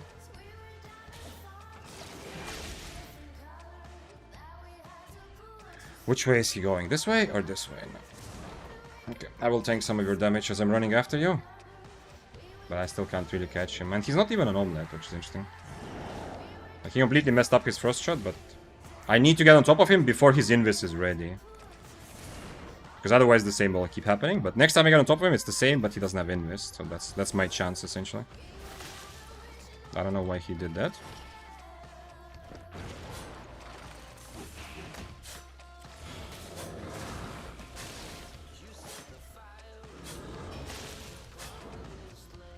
Mr. Spider, no. Not me. Kill the other guy. Even the spider is trying to rat. Yeah. It's okay. He's doing nothing wrong. That's how we play Warbow, but it's... If he wasn't... Like, if this wasn't tier 7, obviously it's not worth it, but I'm also interested to see how it works out, you know? He's gonna go south, and now go north, and now go back, and now go back south, and now go north.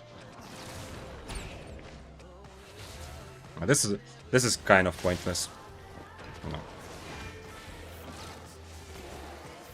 No! That's not what I want to do, but at least I didn't get slowed. I forgot that his helmet is also full kiting, yeah?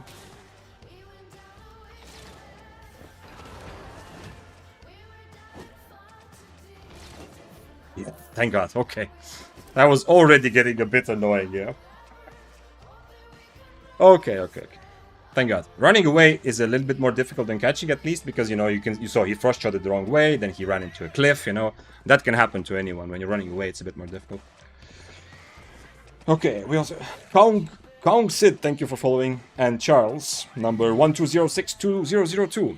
Damn, that's a lot of Charleses before you. Yeah, Warbow is... I mean, all bows are okay right now, I feel like. With this new mist, it's not bad to manage this multi-way. But Warbow is not the best, I think, by any means. Do I want this? I don't know. I don't know how I can kite this at all. But maybe I want this? I don't know.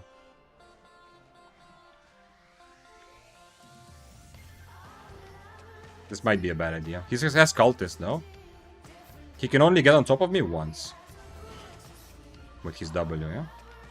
And he has only one healing potion.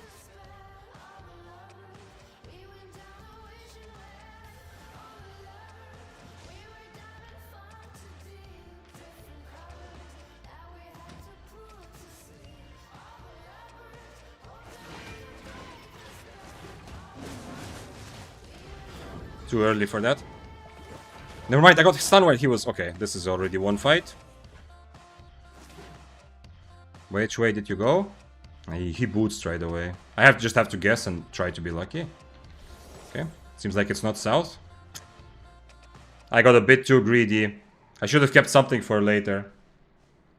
I got a bit too greedy. Ah!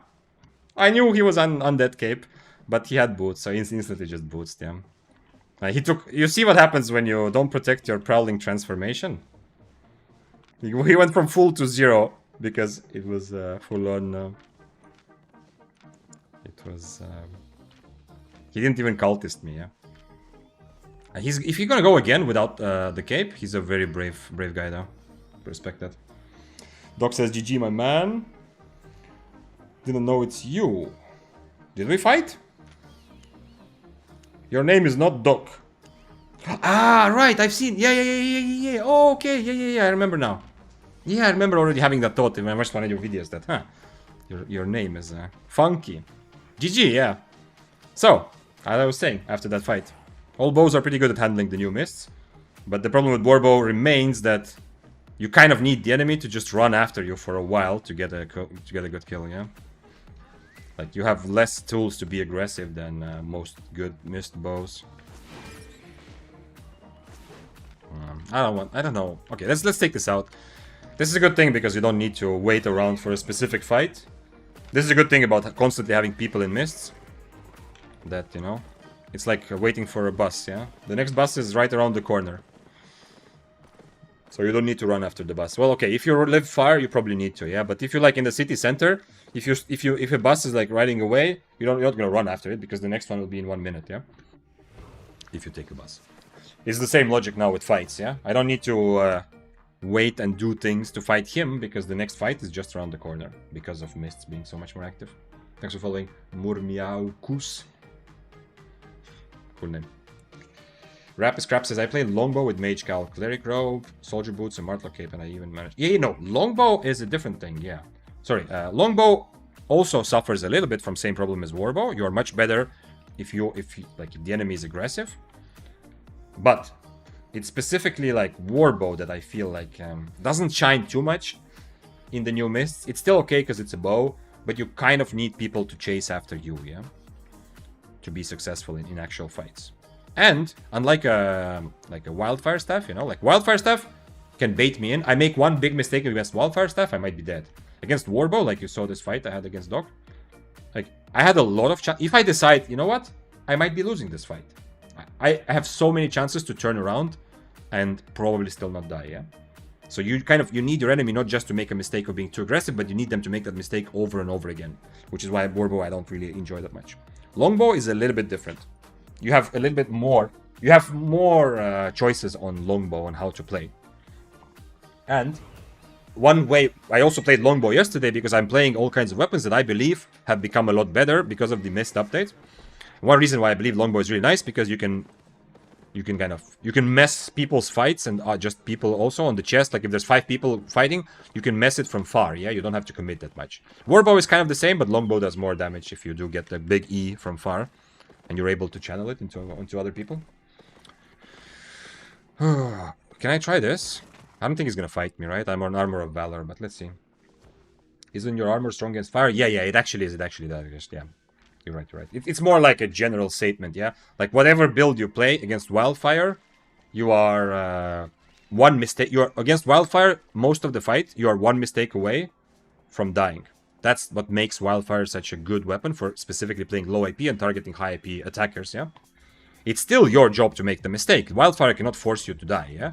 You have to fuck up. But you're one mistake away. Against Longbow, like this fight, I feel like I am 3 mistakes away from dying, yeah? You know, like I have time to react, essentially, I feel like. I really want this guy's items. But I guess I'll take this guy if nothing else is offered.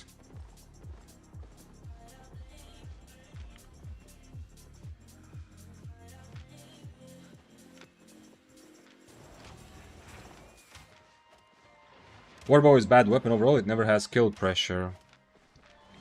It's difficult, yeah.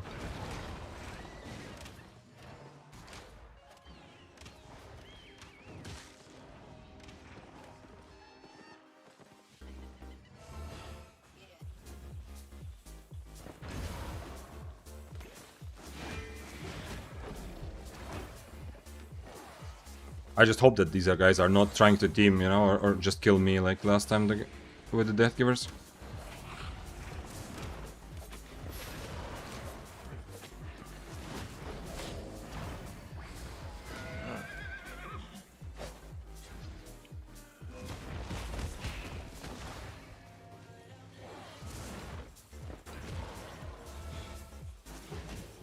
Okay. I can fight the other guy too, if he wants to. Okay.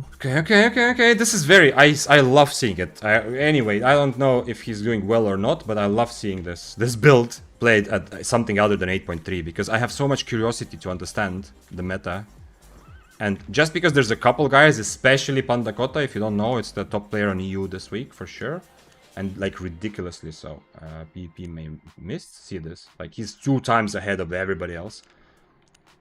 Obviously, the thing is, if it's just one guy playing 8.3, and it's an amazing player, I know from previous experiences with him playing crossbow that he's also a really cracked player. No, it's not just some guy trying something new. I mean, he's trying, but you understand what I mean. It's not enough. I cannot really assess where Lightcaller is.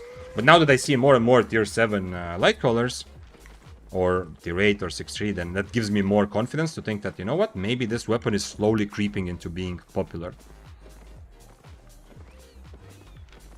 But here he could have probably... I don't know what happens if the other guy doesn't even show up. Does he get away on Lightcaller or not? I'm not sure. He's using Royal Jacket, and when he transforms with 5 stacks, he gets a big speed boost, yeah? So he could have possibly got away. I don't know how you can 1v1 that build. Well, I can... You saw, I mean, the 1v1 went pretty well even before the other guy came, yeah? The question is, can I catch him? But the thing with, like, with Lightcaller, I can cancel all of his spells, right? Like, his damage spells. Oh, he wants to fight now. Okay, let's fight. Let's. I wish I had Snapper for this, yeah? Because I'm gonna brawl a lot. Let's fight! Come on. Like you saw, I can cancel his with Helmet, with my E. If I still have my W ready, I can also get out of his circle, you know? Like the big damage.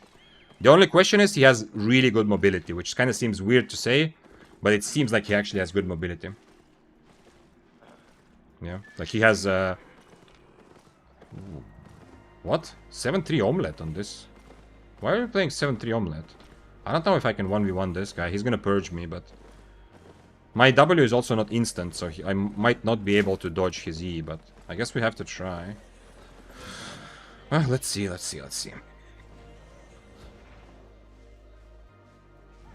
Remember the busting. Yeah. I could also go for next. But I mean, these guys are not like... It's true. I'm not gonna run around people asking for a fight. And the busting is also relevant, like, if it, like... A week ago, if like a tier 7 tells me like, oh, follow me or wait for my cape or whatever, I'm gonna do it because I want the PvP, so I'm probably going to follow them to get the fight, more likely, yeah? But here, it's, now it's a bit, it's like, it's much more, seems like whatever, yeah? I don't need to wait for you to get a tier 7 fight. What should they purge? I have boots. I think you can't really purge anything else, but the wildfire, the Flamewalker is gonna out-brawl me, yeah? Like, I have to use my boots to keep spacing between my E's.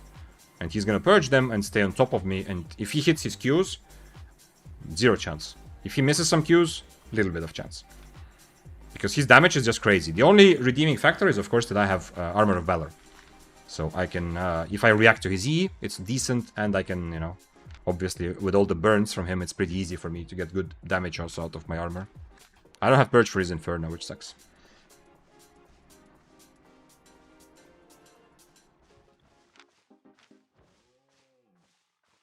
Who are you? I guess we are in the bus situation now. If he doesn't dismount to fight me, then I guess I'm going next mist. I mean, I can take 1 million out. It's okay. Ooh, this is fun. Am I scary, or is he just... He can't be arsed, yeah? Maybe he's like, oh, I don't have time for this fucking Tomb Hammer. He's gonna run away. But he has a Purge, so I don't know how he... Like, I'm not actually running away from him, yeah? I need to use some mobility to kite around his Qs. But essentially, this fight, if he hits every E, I think it's just GG already. I'm not winning this. He does a lot more damage, and his E will have good cooldown. But who knows? Let's try. Let's try next mist then. The big W almost never does anything to me. It's the Q and auto attacks. Well, I mean, everything. Lightcaller just does giga damage, or like a lot of damage all the time, yeah? But you saw, I was able to stun him when he was in form, and you saw how quickly he lost his HP as well. Because... Look at this. Offensive high, defensive low. It's the same like with Prowling and Hellfire, yeah? I did a big part of my damage when he was in Lightcaller form, because he did not swap when I turned around to stun him, yeah? He got stunned in his Pigeon form. After which, I got an advantage in that fight. But if he consistently swaps to his human form every time I go for damage, I am probably dying there, I don't know. I feel like. Maybe I don't have enough experience to really have a strong opinion, but that's how I feel it's gonna probably go. Duke Cesare says, I never understood how to use Flamewalker E. By the way, does the third party dismount nerf work with dismount by mob?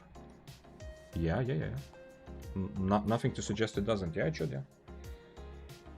The third party dismounting, the red debuff, that you do less damage, it works if you get dismounted by damage in any place where the game...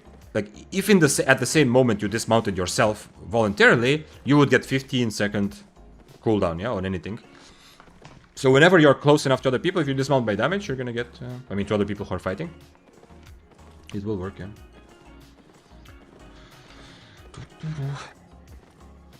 The big W almost never... Oh, yeah, we talked about... Yeah. I don't know.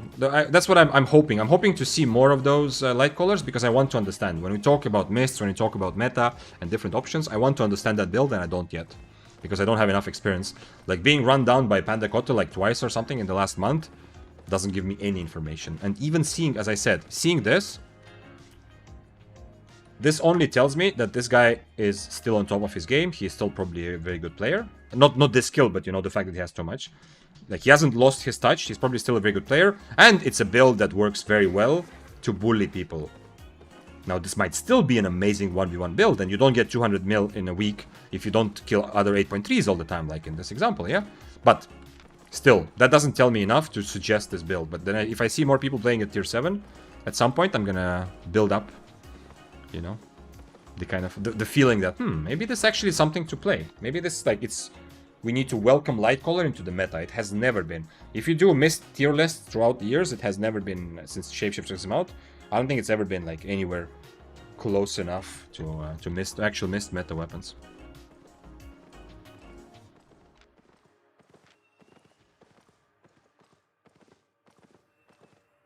He wants to fight, but he's afraid.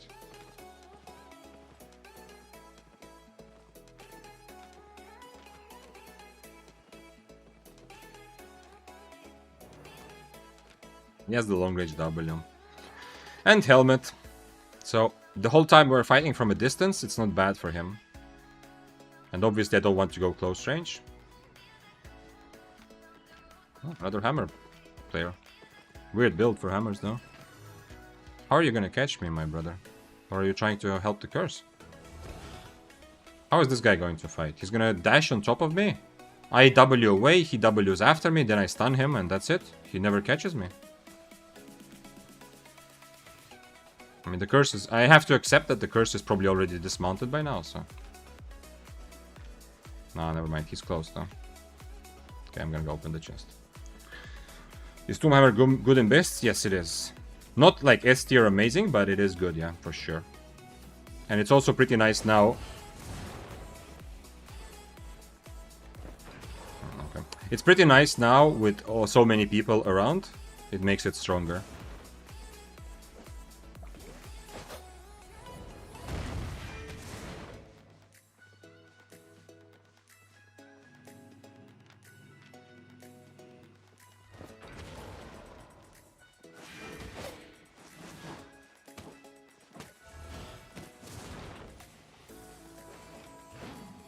I need to take this fight. Obviously the curse is gonna dismount and try to kill both of us. I need to at least give myself some chance to survive the curse. Holy shit, okay. Never mind. Remember that time I said that there's a curse? Well, we can forget all about that now. He's gonna W the mob. Never mind. I thought he would W the mob, but... It would be nice to 4v1 this guy, of course, but... Okay, never mind. That guy is not part of this team. But 3v1 this guy. 8.4. I hope he runs into Pandakota so they can fight, but unfortunately, yeah, it's likely that nobody dies there, yeah? They're both on tether and they both have good enough ways to get away. At least this guy has a purge, so at least this guy maybe can kill other 8.3s. But it's unlikely some other 8.3 will kill him. He's probably gonna get away with tether and shapeshifting to Panther, if he needs to. I never actually looted the chest. Here comes Prowling Destroyer of Fun. Yeah, it's like, you know, the kids were having fun, and now the parents came home, and it's like, okay, fine, yeah, we actually have to go to sleep or whatever, you know? We were like... That's why I also, earlier when I said that, you know, I prefer playing tier 7, oftentimes when I was playing 6-3 and stuff like that, I felt like I'm not one of the boys, you know? Okay. Well, I guess that's it then. At least I'll have to take a break. This curse staff could easily dismount and just fight. This is definitely one of those rat-only curse staff players, yeah? Because he has had so many chances to just play this normally. Dash on top of me, come on. Do it, my friend. Holy shit, the slow is actually crazy. Okay. Okie dokie. So I guess I do need boots when he has his dash ready.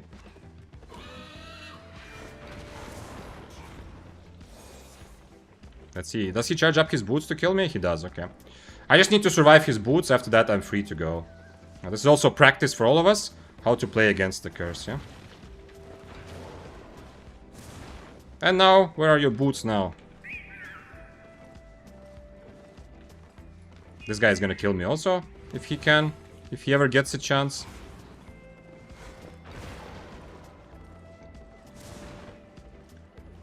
I'm kind of prepping him for somebody else to rat him, but I don't think anyone wants to participate in this, so I can also just mount up here.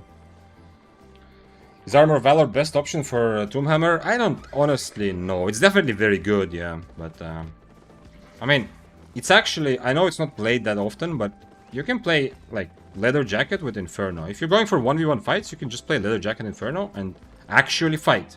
You're not using Tombhammer's natural kind of strength, which is E, burst, like use your E to do as much burst as possible, then kite, then wait for it as well.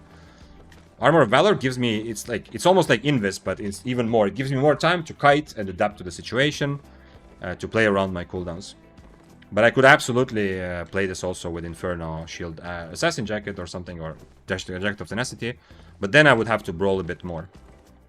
This is just, if I do want to plate Armor of Valor is, I think, the easiest one to get value out of. There's some fights where Armor of Valor is amazingly strong, against Fire Staffs, against Bows Badon, and there's so many situations where it's just really good. Even against Prowling, you know, it's just really, really good defensive.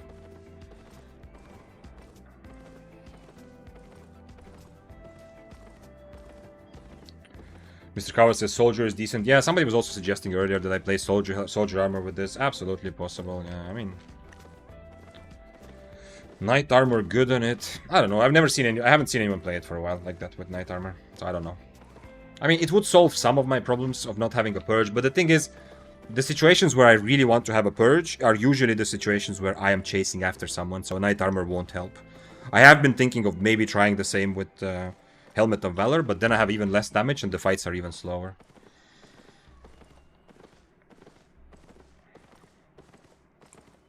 Never tried Tomb, what would the strength be? Well, kind of, okay, I think I answered that. Yeah, maybe you asked that before I started talking about this, but essentially, you have a very naturally good rhythm that the Tombhammer gives you, which is you're aggressive when you have your E. You are trying to do damage because your E reduces your enemy's max HP for a couple seconds. After that, you have the good tools from your W, as it being a hammer. You have good tools, so you kite out and wait for your next E, and then you go for another burst, you know? And Tombhammer is also pretty safe, yeah? I'm not trying to be like a Frost Staff, but still, if something goes wrong, like you saw, like you saw the guy trying to rat, yeah? The curse guy. Nah, he's gonna... Nah, he has fully charged boots, yeah? So he's getting away anyway, probably. I want to get him in combat. Slow him, slow him, slow him. Not me, not me, not me. Slow him. So you saw, this guy was ratting earlier. I had a good way also to get away, because not only my W is really good, but also my stun. I negated the curse's boots. He doesn't have any more potions.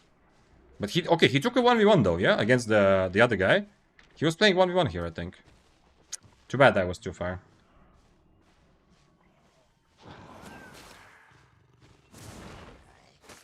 Will you try Quarterstaff and Grailseeker? No. Quarterstaff I played before the Mist update. I don't think Quarterstaff is that good now. It's still okay, but I don't think it became better because of the update. I'm inclined primarily to try weapons that I feel actually got better, yeah? Like Quarterstaff it's still okay, it's still kind of middle of the pack, but it's a bit too rigid, you know? You don't have that much flexibility in terms of mobility, in terms of other things. I feel like your E is too predictable. It's not very good to use your E just for mobility. And I mean, you can change your W and Q to mobility, but then you suddenly don't have any damage, you know? Like a lot of the best weapons, like Spears, Deathgivers, Flamewalker, Fists of Avalon, even Frost to some extent, they don't compromise too much, you know? They have both mobility and safety as well as damage. But Quarterstaff, you have to choose one or the other, and your mobility is not amazing anyway, even if you go for full mobility. Waiting for the Purge Potion update. Wait, did they actually talk about something like that? Or what do you mean Purge Potion? Like a potion that you can throw to purge an enemy? That's it? So, interesting. I have not heard about that. How to claim Twitch chest? My first 4-hour chest is 96%.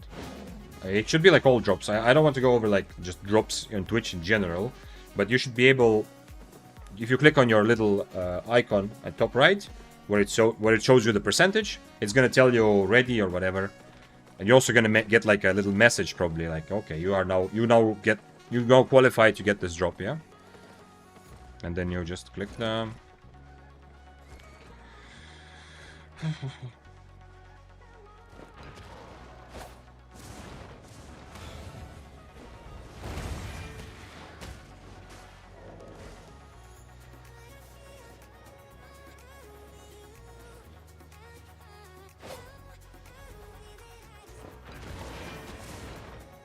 I should have used my other Q.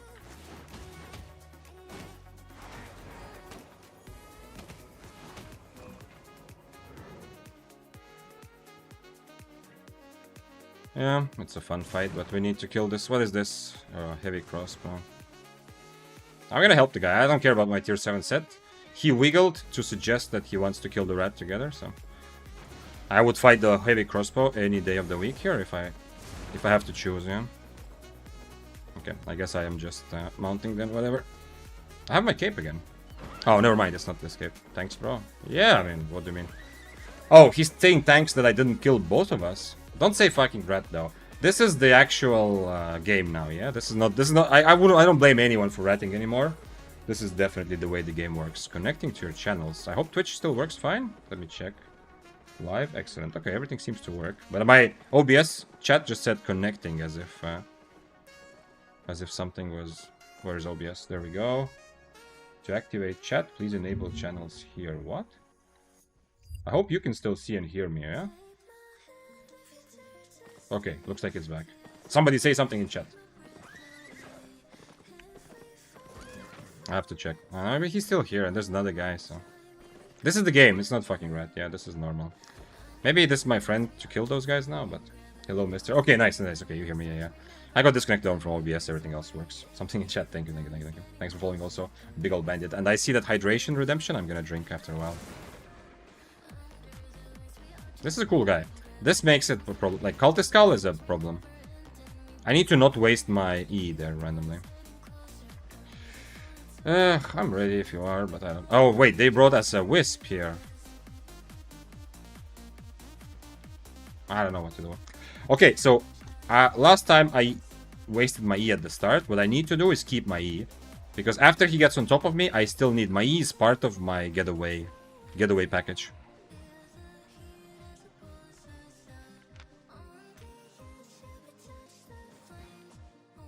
I'm okay to fight. If we die to rat, whatever.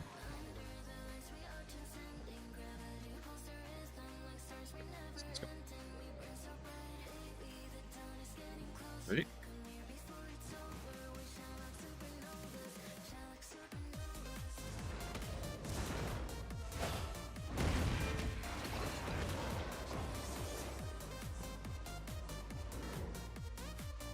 Okay. You see, he is already innovating. He started this differently.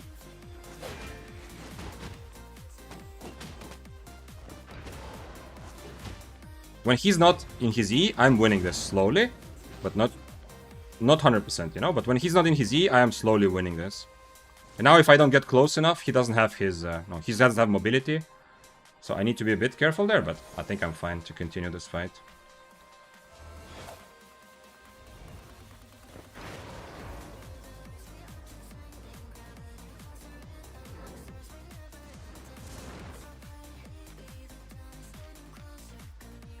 Did he ever poison me at all? Does he still have his poison or not? I don't remember. Now the question is, can I get on top of him before his E is ready?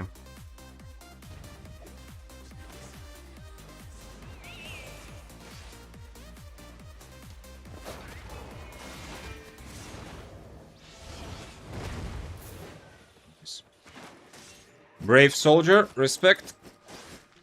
Absolutely. Kinda cool though.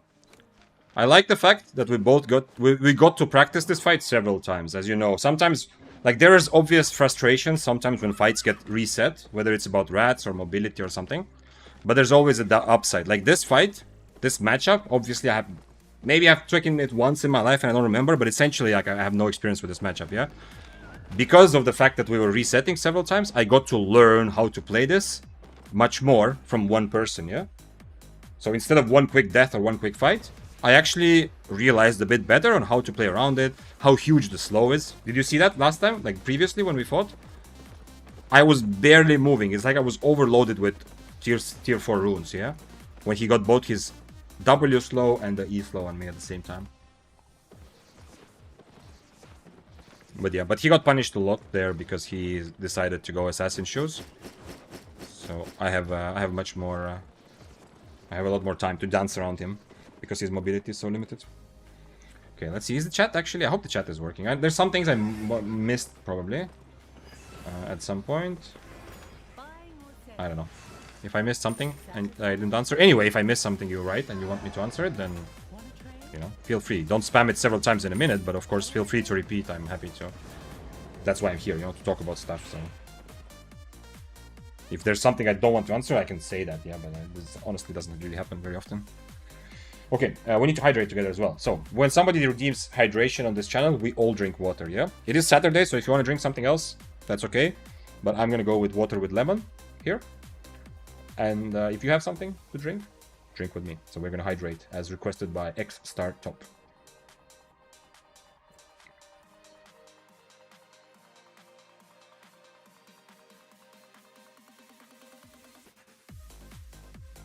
Boob says, top 5 weapons for new mists. Buy death givers, then sell death givers. Buy tier 6 spear, and go open world.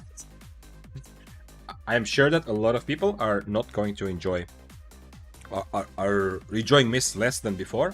It's really fun for the first week, but a lot of people are probably thinking, maybe time to go play some other content because I don't like this Red Fiesta. Yeah? I'm not one of them yet. I might join those people, but for the moment I love this kind of constant fun. I very quickly adjusted my expectations. I'm not expecting 1v1 fights, I'm expecting Red Fiesta. Oh, somebody there. Oh shit, he has actually good boots against Doomhammer. I mean, to get out of my E, at least. Crimson says, I got some beer, don't go redeem more, otherwise I will get drunk. Okay, okay. I need to make channel point redemptions for everyone except for me to drink, yeah.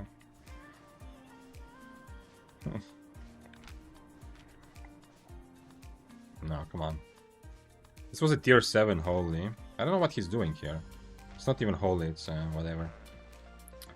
I mean, it is holy, but it is the life touch. He's doing a full PvE build in here. Who has shooters? Man, that's kind of... That brings back something for me, because I do feel a bit like that part lives somewhere in me. I just... the whole, like, shooters, beer, all of that. If you haven't been here before, I've said this before. I don't really drink alcohol. It's been like that for, like, years. No moral. No, I never decided, like, I'm not drinking alcohol anymore for health, for morals, for whatever. Nothing. It just happened. I lost kind of interest, and then I just stopped. So last 5 years, I've drank very rarely. Sometimes, like, when it's socially, I feel like it's necessary. But when you talk about those, obviously, I remember the drinking times also. Oh, shit. Now we're gonna have to... I'm gonna have to drink... Actually, no. I have just enough water right now. We're gonna have to drink a lot. So if you don't have water or beer or whatever, prepare. Because after this overcharge breaks, or I die here, we're gonna have to drink quite a bit. This guy is dangerous. Despite being tier 6, this guy is annoyingly dangerous. No. Now he knows I want to kill him. So now he will be much more careful. He has a purge for my boots also. I cannot just fully brawl the bear paws. Even though he's kind of brawlable. He's also an invis for some reason.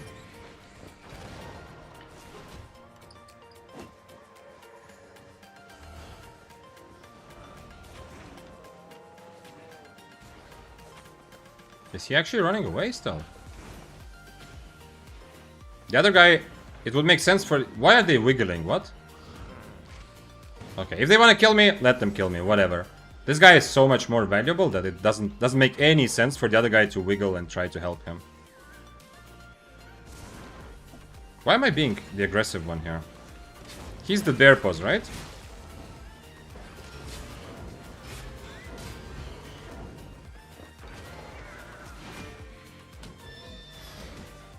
Nice. That's what should happen. But he has undead cape, we need to be careful with that. He jumped away, he jumped away. He jumped away somewhere. Oh, there. Fuck, he jumped the other way. Please tell me you catch him. Please tell me I cannot catch him, I think. I need to be ready to fight this guy also, but everyone understands bear paws is more valuable at least.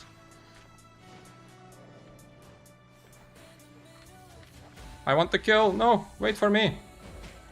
Nice. Yeah, kill that guy next.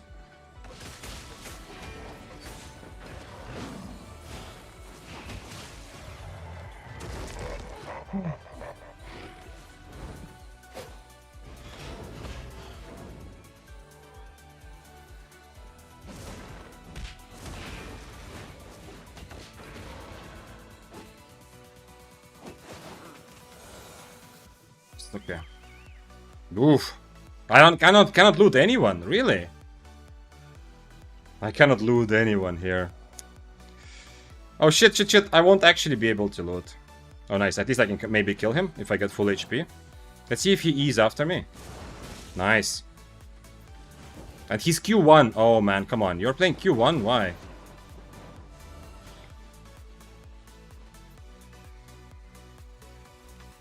Double potion, tier 7 overcharged, snapper. I cannot get close. If I get close, I am dead so fast, it's not even funny.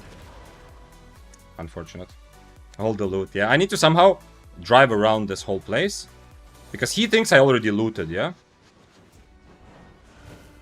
Oh man, the Q1 sucks also for him. Because he's standing to Q instead of, you know. No, that sucks.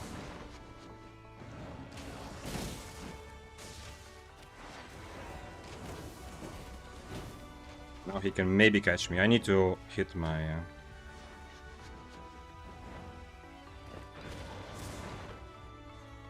Oh, he changed to omelet, okay. Now he is probably catching me. I need to somehow loot stuff as I'm dancing around with him. I need to somehow loot stuff still. Nice, someone else dismounted. Ah, I went wrong way. I should have gone for the corpse there.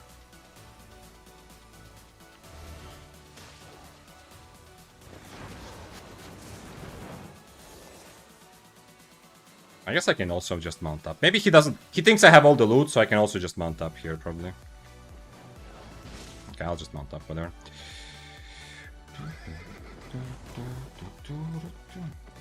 Cultist Cal Q1, man. How crazily he's going to just... He just wants to fight close range, and he's gonna get a lot of... I don't want to say free kills, but he's gonna get a lot of kills where he cannot lose, yeah? If he gets to fight close range, he cannot lose. Did he go into the Abbey? Go into the Abbey, sir. You deserve it. Ah, he gets all the stuff. Okay, whatever.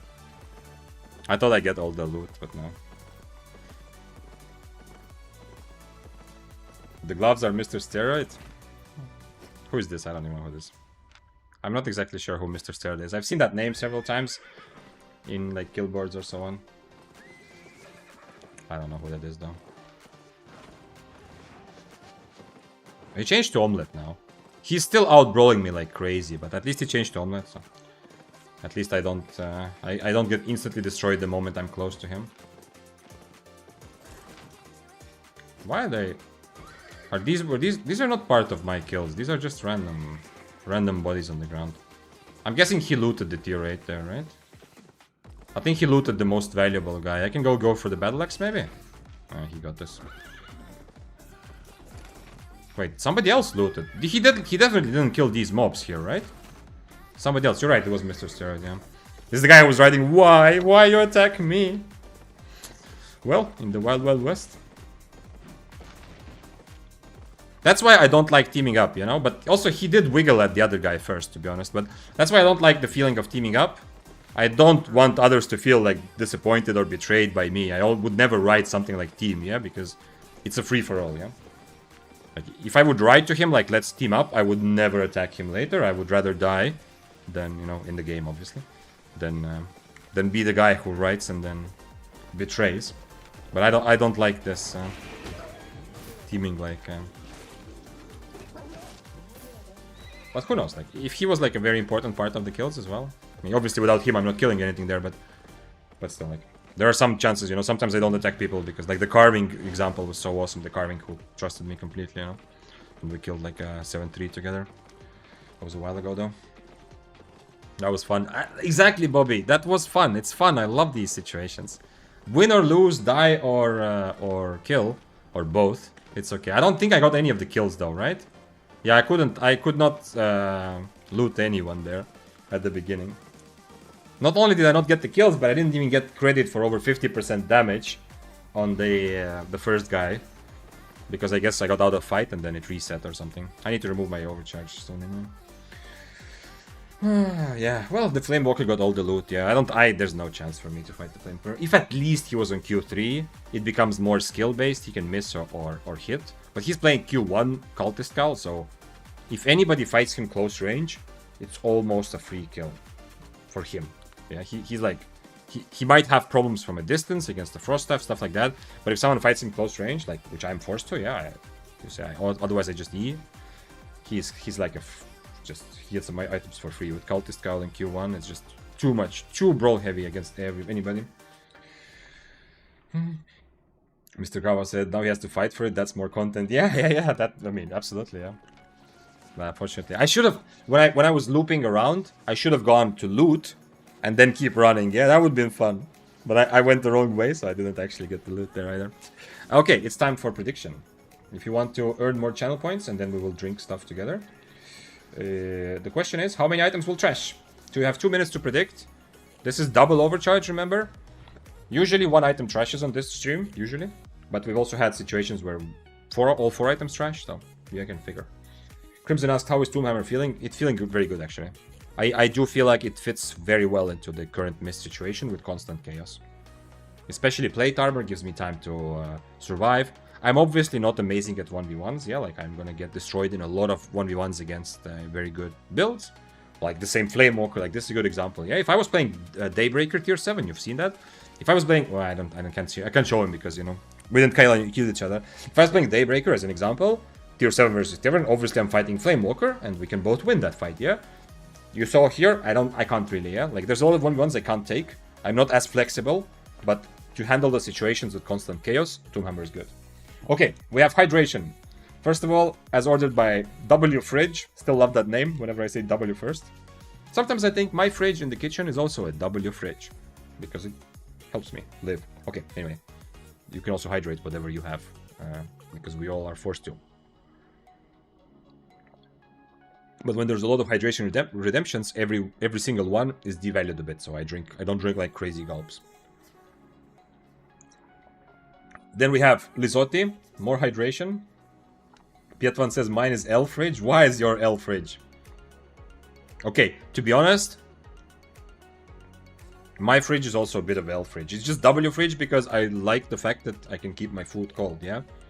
But there is like the inner door, the one that keeps the freezer from the fridge, actually kind of broke in my fridge, so my fridge is like semi-W, semi-L. It's right now, like in my freezer, things are not as cold as they should be because the door in between is a bit weird. Okay. Now, Lizotti also redeemed, so we all hydrate together. I'm gonna soon need more water also. That was good. Pietvan says that Thermo busted recently. Yeah, that's never happened to me. I don't know that I have owned many different fridges, so.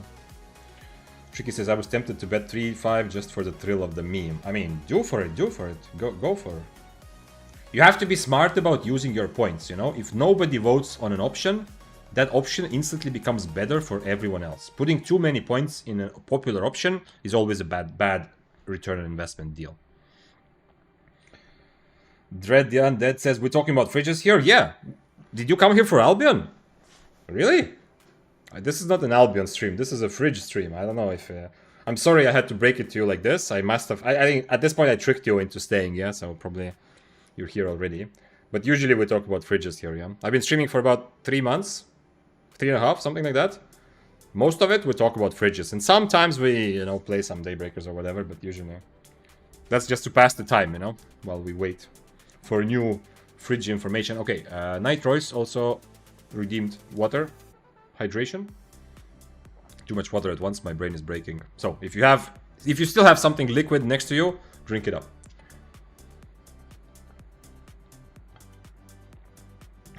Thank you for helping me keep me hydrated. Oh, that's nice. Fridges in Albion when? Why would you need fridge in Albion? Okay, whoa. What would it give you?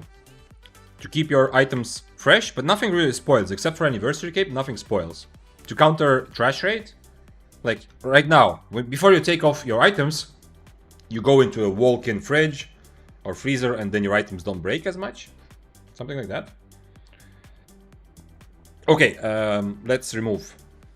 It's too long to wait, 4 minutes. Let's remove, so moment of truth. Those who predicted. Okay, I will turn on the sound also. So 0 is already It's still possible, yeah. But 4 is not. But anyway, there's no 4. There's 3 to 5. Okay, 4 is no longer possible. It's just 0, 1, or 2.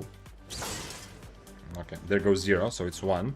Moment of truth. Most people, I think, vote for 1, so most people are hoping that this will not trash. Unlucky. Somebody gamed the system correctly. Whoever voted number 2 got a lot of points.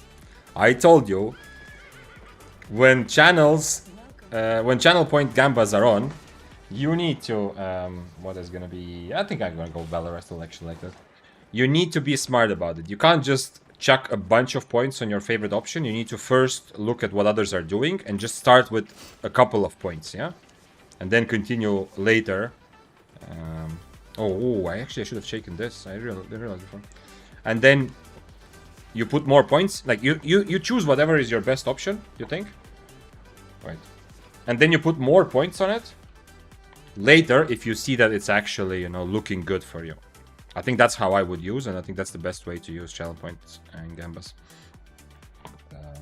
Call of Purity. I actually liked it. I don't think I need to change much. Call of Purity. Wait, this is 7-0. Okay, this is really cheap. What the hell? Let's go like this. I don't know why it's so cheap, but I want to have higher IP Call of Purity anyway, because it's significant enough amount of my damage.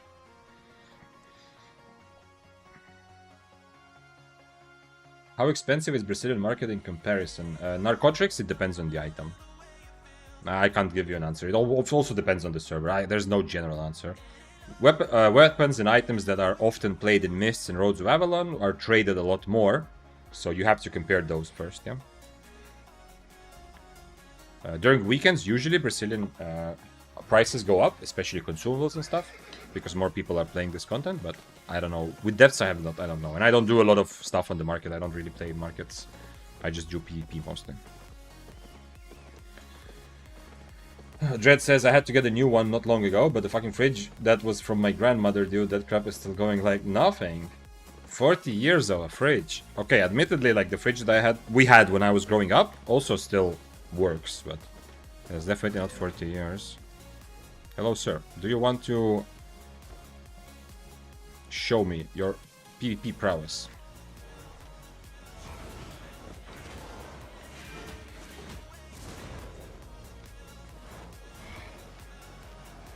Oh shit. This is actually not a full-on gatherer, yo. I mean, he was kind of a gatherer, but not fully gatherer, I think. I don't want to poison before he uses Guardian, really. No, this guy is lagging. Oh, he has wrong Q. Okay, never mind. I'm just fighting this. Am I lagging or him? Okay, he doesn't know what's happening. No, but maybe I'm lagging. Things are kind of weird here. Okay. Luckily, didn't need to hit stuns, yeah, because there was... My ping is okay. I feel like he was lagging a bit weirdly, but yeah. Anyway, he was also missing spells, not just me. Lag cheat, 100%. No. Lag cheat doesn't look like this, I think. I mean, okay, I don't know. You might know other things, yeah, than me, but the kind of... The basic lag switch... I have had like 3 situations in my life where I let's say I'm above 80% sure the person on my screen was doing it on purpose. But even then, obviously, in Albion, you never really know because you don't see their perspective. But it looks like the kind of basic lag switch cheat where you teleport back and forth on the other person's screen has happened to me only a couple times. And even then, I can't be sure, yeah, because that's the idea of lag switch, is that you are simulating real lag. So I can't really know that the person is doing it on purpose. But there's a couple times, and especially two times it was gatherers who were running away, and I really suspect that the gatherers were, like, they learned to use it specifically to get away from gankers. It was in Mist, yeah, not a gank, but yeah. Did I say thank you for following, Renato? If I said, then double thank you. If not, then welcome. Bobby's got all the points. You were the one who put your money on 2. I'm saying it's smarter to kind of choose some option and just put 500 points on it, and then later, if you see that your option is good in terms of odds, then you add more money slowly. Big Old Bandit asks, what are the top 5 weapons for Mist? We are discovering that together. I can absolutely tell you that 100 Frost is right now, after the Mist update, when you're fighting 50 people every time, One-Handed Frost is really good for that. But we're talking mostly about tier 7 though. Oh, come on. Dismount and let's fight. He's gonna be on Snapper, so I have to kite him a lot here. And I don't have Purge for his Inferno. Not a good matchup, because I kind of have to play very, very... like, I have to kite, yeah, I can't just stand and brawl him very well. But yeah. Another Tomb Hammer. Oh, someone was saying Night Armor Cultist. Yo, you told me earlier to play Tomb Hammer, Night Armor Cultist. He says, Yobik. Hello, sir. Are you the person? Are you the one who told me to play Night Armor Cultist earlier? Bobby says, every person that kills me is hacking 100%. Yeah. I'm on your stream. Yes, okay. So it's going well for you then, yeah? Mysterious stranger. I mean, we are still fighting, or at least somebody's fighting me, yeah? I'm not gonna get out of here without a fight. And the Carving is afraid now, because he thinks that you and I are together. So, Big Ol' Bandit. Frost as gained. My goal is not to figure out the whole top 5 weapons overall, but more to focus on all the weapons that are significantly better than they were a week before, because of how the mists were changed, yeah? I forgot Siphoned Energy, damn, okay. I don't need to think about that. Nobody's fighting now, because they think that I am teaming. There is also... So, Frost Staff for sure gained a lot. Battle Bracers, Fists of Avalon are a bit better, but so. One-Handed Spear is really, really good right now. Chill Hull is also good. I guess One-Handed Frost and Chill Hull are kind of similarly good, but One-Handed Frost right now is also completely bugged. Well, not completely, but it's pretty bugged, which makes it better. You know? They're solving the bug next week. One-Handed Spear is very good for this situation. Carving became a bit better, but it's not amazing still. Death Givers remain near the top. Flame Walker is difficult to assess. Bows are really in a good place, yeah? Like, the problem with bows is they're too expensive. The good bows are too expensive.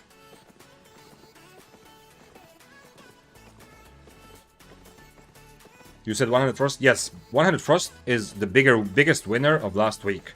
From the fact that constantly mists are full of fights, from the fact that, which Frost handles very well, so to be in this chaos, Frost is a good weapon, you can 1v1, but you can also handle multi-way. The E was changed and the E feels better, but a big part of that is also that One-Handed Frost is just bugged, so your E is like ridiculously strong right now. The second part of the One-Handed Frost E procs almost every time. In theory, it should proc if your enemy stays in the zone for a while, but now it procs almost always 100% guaranteed. Like, almost 100%, yeah. One-Handed Spear is better, Daybreaker is a bit weaker than before, because essentially every weapon that wants to 1v1 is weaker. Every weapon that wants to use mobility and fights without committing too much, and likes fighting more than one person, or at least, you know, can handle more than one person in some ways, all of those weapons became better for Mists. Do I have Siphon? I don't have any more Siphon. Okay. Trident that said, just made a Shapeshifter staff real fast just for you. What? What? That long message is your proposition for a new weapon. Is that what you're trying to say? Wait, why are these... Why are these... Why are they 10 Call of Purities for so cheap? Is that the actual price it should be? It shouldn't be, right? I guess... Oh, no, okay. I guess it is. It's just the others are very expensive. Okay. Elder's Old Fridge Staff. For tanks. When you transform, you gain % defense. Transform W. Absolute 0. You freeze for 3 seconds. So you become a fridge. Visually also. Like, everybody transforms into different animals. Like, somebody becomes a puma. Someone becomes a werewolf. And you become a fridge. Yeah? That's what's gonna happen in fights with that weapon. You freeze others, transform Q absolute unit. You open the fridge's door and deal damage in a cone. That's cool. I like to imagine the animation there to open the fridge's door. Andre says, I'm taking breakfast while watching you. Love how you play. Hugs from Mexico. So, such a happy message. And enjoy your breakfast. I hope it's a good one. Thank you. Thank you, Andre. And it's nice to know that you are having breakfast. I love international communities, and that's also something that I think attracts me to gaming. Obviously, the dopamine of, you know, clicking buttons is the #1 thing, but the fact that it's international makes it more fun. To understand that some of us are ending their Saturday, or maybe already it's like Sunday morning. Some of us are having breakfast. For me, it's 9 o'clock right now in the evening.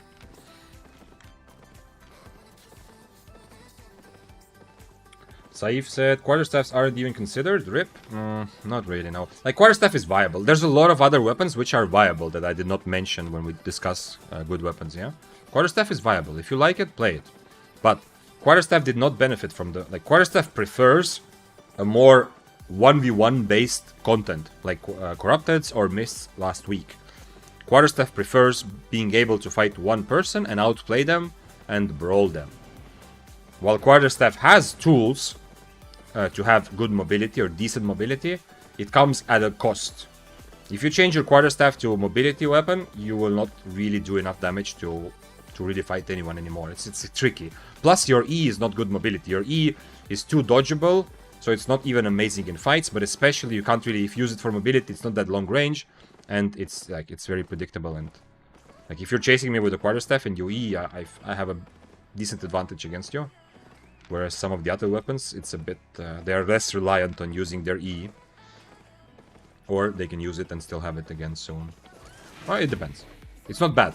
I listed some of the things that are weaknesses of quarterstaff, but overall it's not bad. It's just I don't know. It's not as good as it was because last week Mists were more 1v1 and quarterstaff felt better. Are we fighting, sir? We can fight this because I am on Armor of Valor, yeah? He's also on Armor of Valor.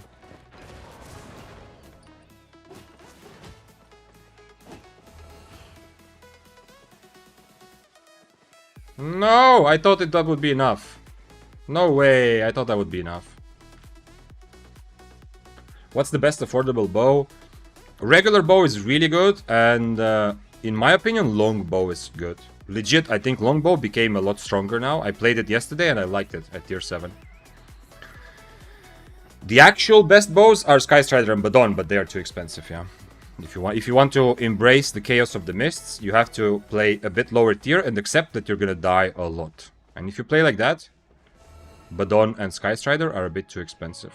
Is this guy full leaving then or not? Maybe go next Mist? I'm trying to herd him towards the exit.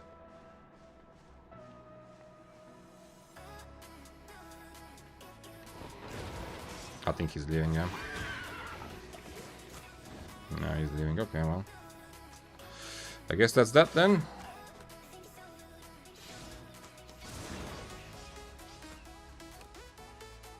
I suggest giving longbow a try if you really want the bow. But the problem with regular bow is you cannot, like, regular bow is not a kiting weapon.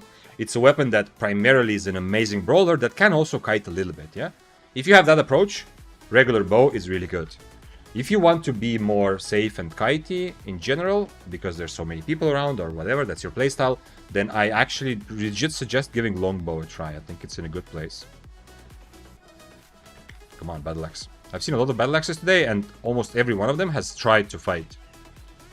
Like, you know, we sometimes joke, like, it's not a Battle Axe, it's a runaway axe. Whenever Battle Axes are running away from me, but today, not many Battle Axes. Mostly Battle Axes have been trying to get involved. Not this guy, though. Rambo asked in YouTube chat, is Ox the best transport mount next to Mammoth now? Tier 8 Ox? I don't know. I don't transport. I know about the buff, and I've heard that people enjoy transporting on Oxes now. Obviously, it's a considerable difference now if you buy high tier Ox. I don't know which is best, though. I have transported, in like actual transport for market in Albion 3 times in my life. One time I died and felt like shit. I lost like 4 million, and I was relatively new, yeah? Like, my whole bank was maybe 40 million or something, or 30. I lost 4 million with transporting, and I felt like, fuck, that is, I felt really stupid. And then a couple times I transported on Western server to a black market, but I realized it's not really for me. It's not. I'd rather just sell items for cheaper and have someone else transport them, and use the same time that I would otherwise use transporting. Use that time going back and having fun in the PvP side of things. Big Bad Owl says it's best for dying. Ox is risky, yeah. I think even after the buff, you don't use Ox in the in like full loot areas, right? Less HP, less CC rest. It's not buff, it's nerf. Oh, it is a nerf. Okay, I thought it was a buff. I saw someone say like, holy shit, it's actually I can now transport a lot more without having to buy a mammoth. But I guess what they might have meant is not that they can now transport. Oh shit. Maybe they meant that they now can actually you know, craft things and like in one city, you know, from one place to the other. Don't leave, sir, don't leave.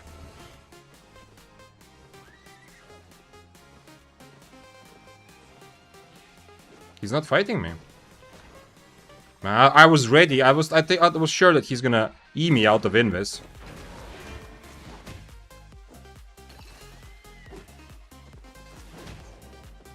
Come on, bro. He's gonna go south. Either he left the server, like the mist, or he's going... No, he's south. Oh, come on. This is full specs also, so...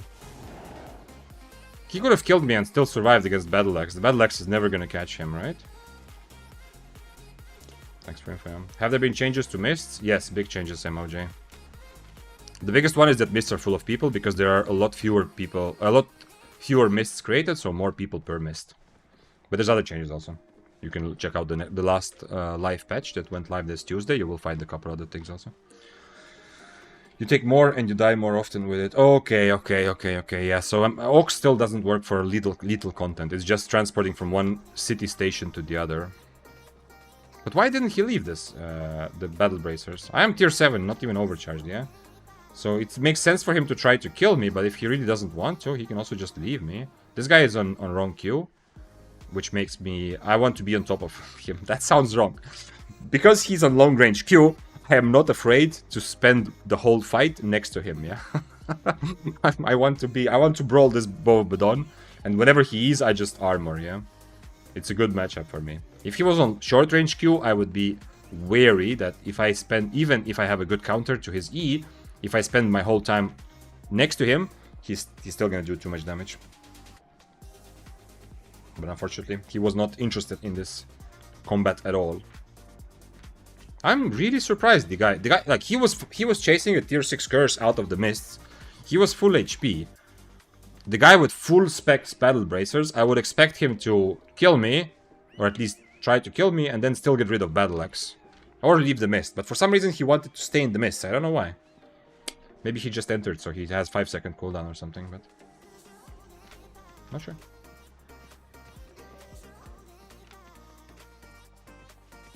What are good duo builds for 2v2? I have a video called It Takes Two to Combo on YouTube, if you check out my YouTube channel, to get an introduction into duo mists. Like, if you don't need an introduction, we can still talk, but I'm just saying that that's also a good thing to watch. Because then you can specify, are you looking to play healer plus DPS, 2 DPS, or 1 shot? Those are the 3 archetypes, or like general ways of playing duo content.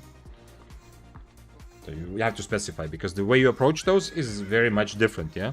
I can't just tell you, you know, play Heron Spear or whatever, because if your friend is a healer, don't play Heron Spear. If you want to play a 1-shot, don't play Heron Spear, but if it's a double DPS, Heron Spear is very nice. And the same goes for a lot of other weapons as well. Come on, bro. Fight me. Let's fight. Let's fight. It's called Battle Axe.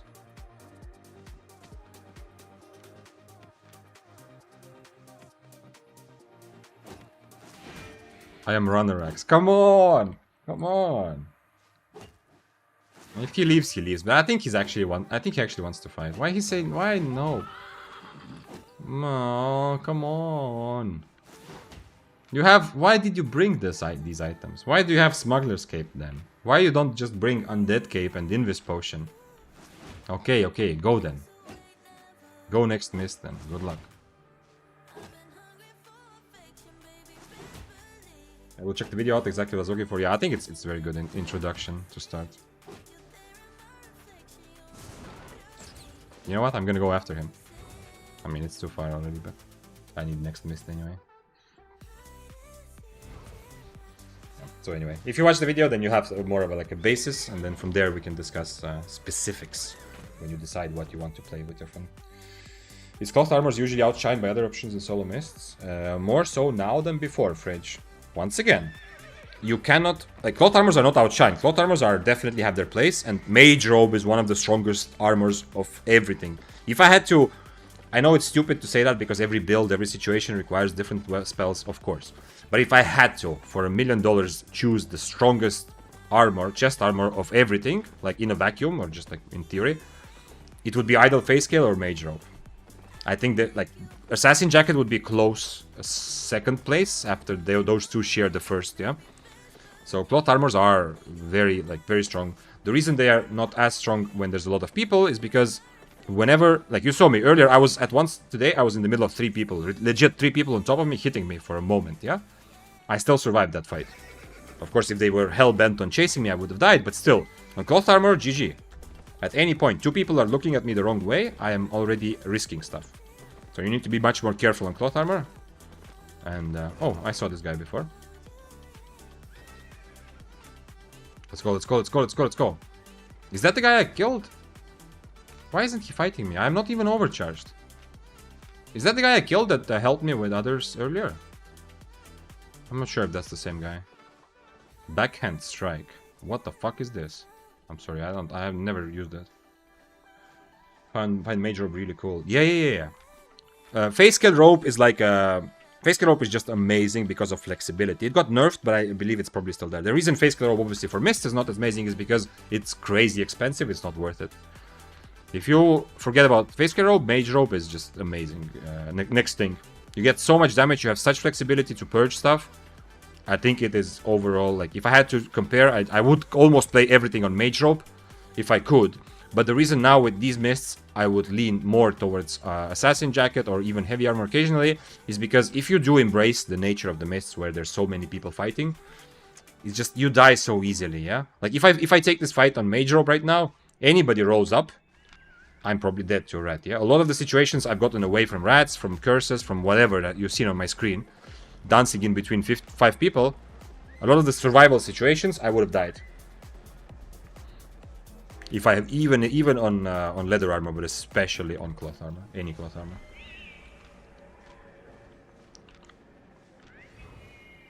He's gonna just W me from far. Luckily, everybody understands that he's the target, and not me. What? Is this guy? This is, I think it's the same guy. The guy that wrote to me, sorry for ratting yesterday, like, on Thursday, when it was obvious everybody's rats. That's fine. But I feel like this guy is actually just looking for 1v1s somehow. It's weird, because usually curse rats are mostly rats, yeah? But I saw him earlier today also when I was fighting someone and he didn't rat. So it seems like this curse guy is actually looking for 1v1s. And when he realized there's so many of us, he decided to change mists.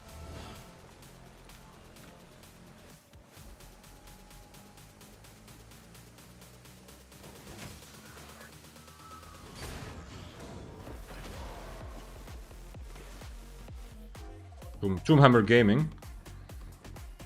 He has 2 healing potions. I don't understand why this guy doesn't want to 1v1 every time I see him. Isn't his build specifically cool for that, or what? Your purge is easily countered using Assassin Jacket. Yeah, I mean, it's not a one. It's not like, it doesn't solve everything. It's not like your one-stop solution to buy mage armor you've won at PvP, yeah. But I just think that it is ridiculously strong. And I mean, it's, as I said, Assassin Jacket is kind of close second. Like Phase Scale Robe and Mage Robe are, in my opinion, the strongest. But then again, it's also pointless to make those comparisons because every situation is different, as I said at the beginning, of course. It's always situational. But Assassin Jacket is so nice because it is leather jacket, so it gives you some extra time. It does you, at least gives you some damage buff boost, and it also gives you very clearly 2 spells which are completely different, yeah? So you can use them in completely different ways. Oh shit, a hammer.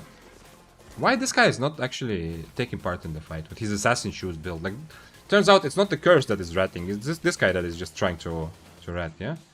Like, he's playing assassin shoes and he's not even trying to actually take a fight. It's kind of weird. I don't like this guy. He's gonna do 50% less damage now. At least I dismounted him, so everyone is part of this combat. The Great Hammer is probably in a better situation than me. I don't want to team. I want to kill everyone. No! I mean, he can't hear me through the screen, but... No, I'm not teaming with you, but I'm also not gonna use my spells on you. Don't be like this guy, yeah? The fact that I didn't stun him is not because I am trying to team with him.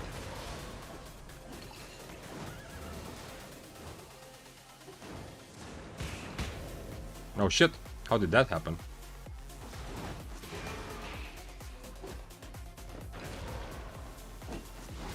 He's gonna get away anyway. Now the Battle Axe? Come on, Battle Axe. I need to hit my stun, that's the only way. He's gonna run away, probably. I can't catch him, unfortunately. Although we have same cooldown reduction, but I probably can't catch him. Maybe? Oh, I could catch him. No! I should have gone in front of him. My bad. I can, if I get the stun before his boots, he's dead, I think. Nice. Oof, okay. Yeah, okay, lesson to all of us, yeah? If you don't write anything, don't expect this. I hope it's clear. I'm not stunning him, not because I don't want to kill him, but because it's pointless. If I stun him, he has mobility to run away anyway, yeah? I'd rather be the last man standing. And if I die, yeah, I die, whatever. Although, this is an interesting example. Like, if the situation is exactly the same, but we kill an 8.3 together, I'm more likely to be his friend, you know, because I feel like we achieved something.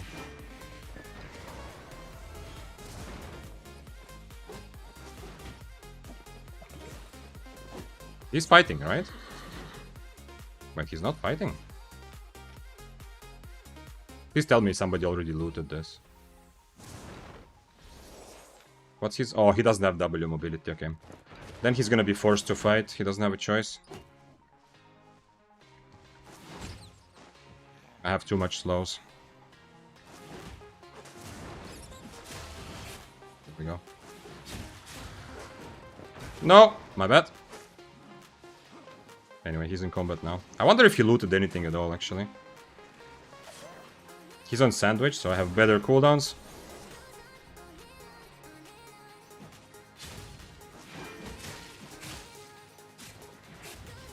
No! It's actually gonna kill me if I continue like this.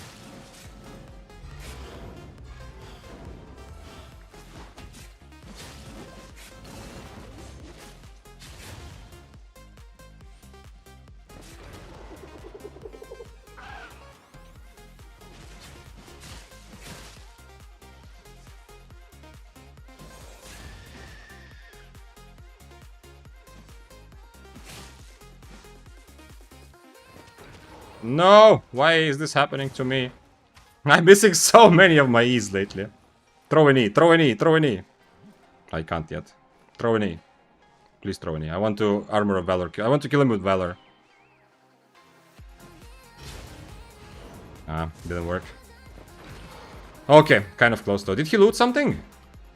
I'm not sure if he actually looted or someone else looted. Anyway. Doomhammer is looking better and better. How many other weapons can I... Okay, I understand he's tier 6, whatever, yeah, but how many other weapons can I be dance in the middle of people, then dismount the guy, miss 95% of my E's, and still feel like I am super safe? I don't know. Definitely some, but not many. Okay. This guy, everything trashed here though, so maybe actually there was nothing here to loot, or a lot of things trashed.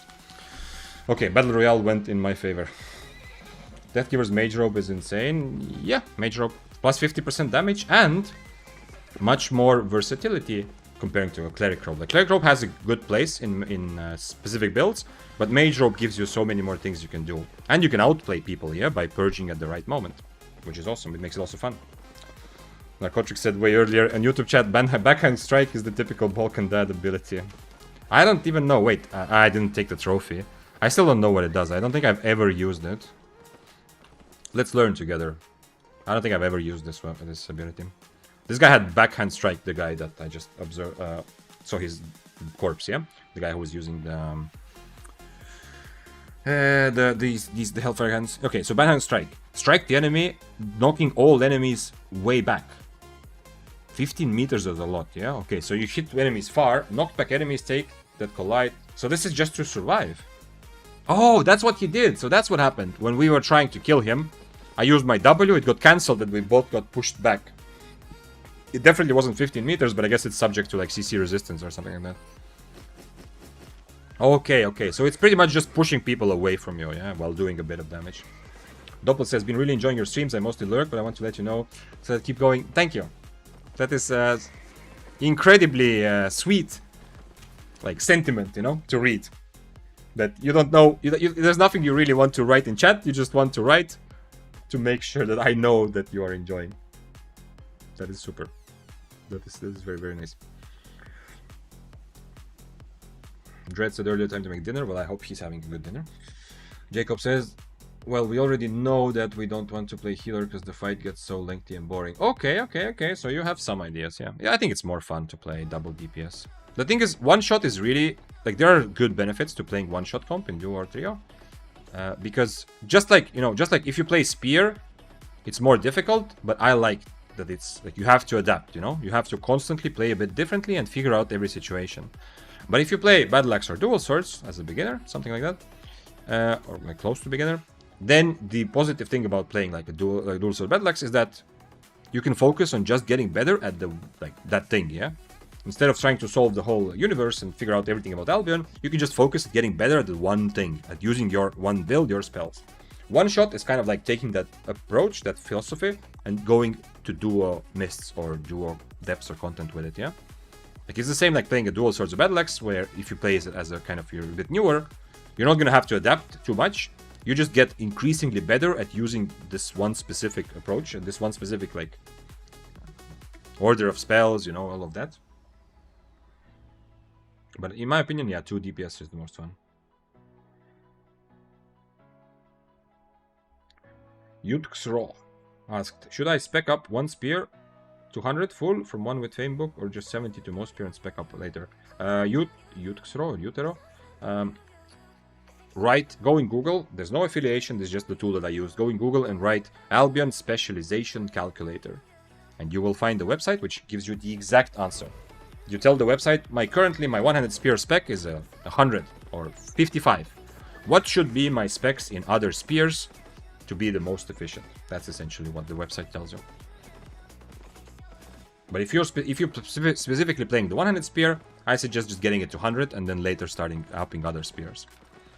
If you decide to, you know, stick with it and you want to put time into it. Doppel says, I used to use backhand strike as a way back as a static rat when it was still a thing. Okay. I've never used backhand strike.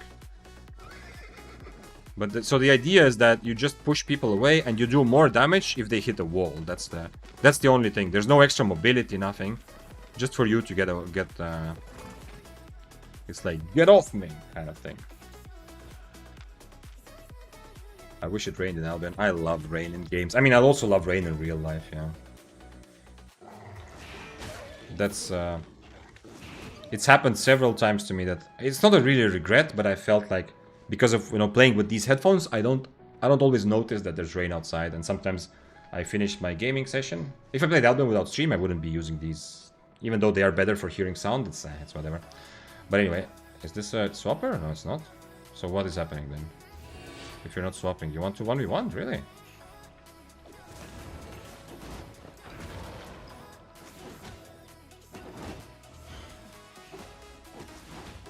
I don't think he's gonna brawl me. Maybe. He has 2 healing potions, but I don't think he's actually gonna brawl me.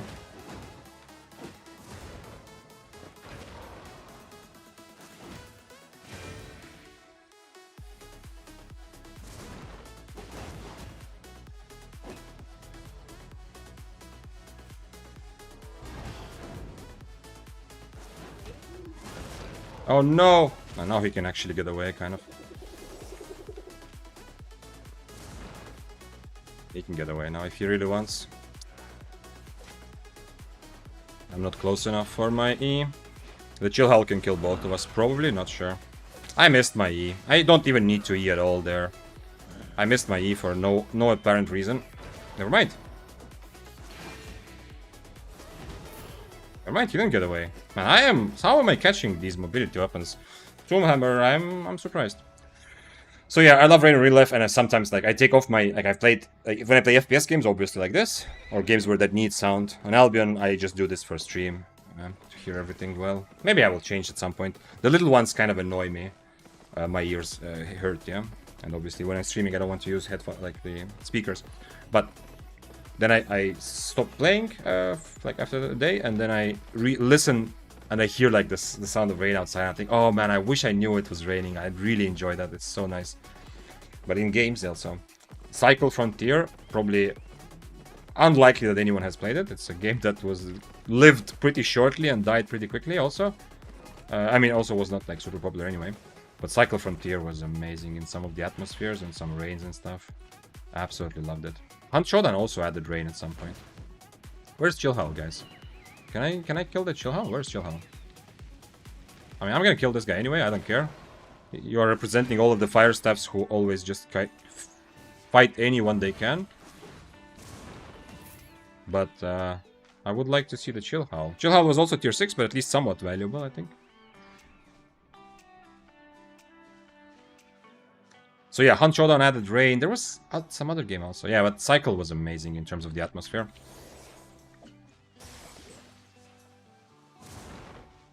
The Chillhal, it's a good build also for Chillhal. He was able to, you know, get away from this fight, sort of. Oh shit. Well, I still have my E for his robe. I need to be careful with my E though.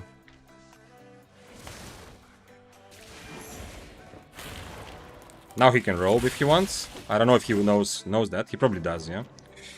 Okay.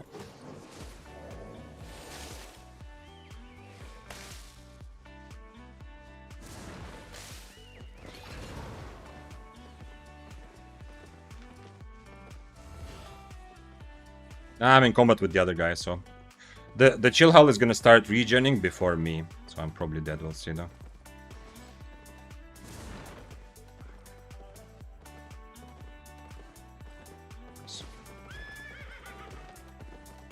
Nice. This is exactly like Chillhal thrives also. One-handed frost even more so, but this, especially with cultist rope, Chillhal will thrive. This is actually a curse. Yeah, I need to be careful. I cannot 1v2 them in any way, shape, or form. It's gonna be absolutely hopeless.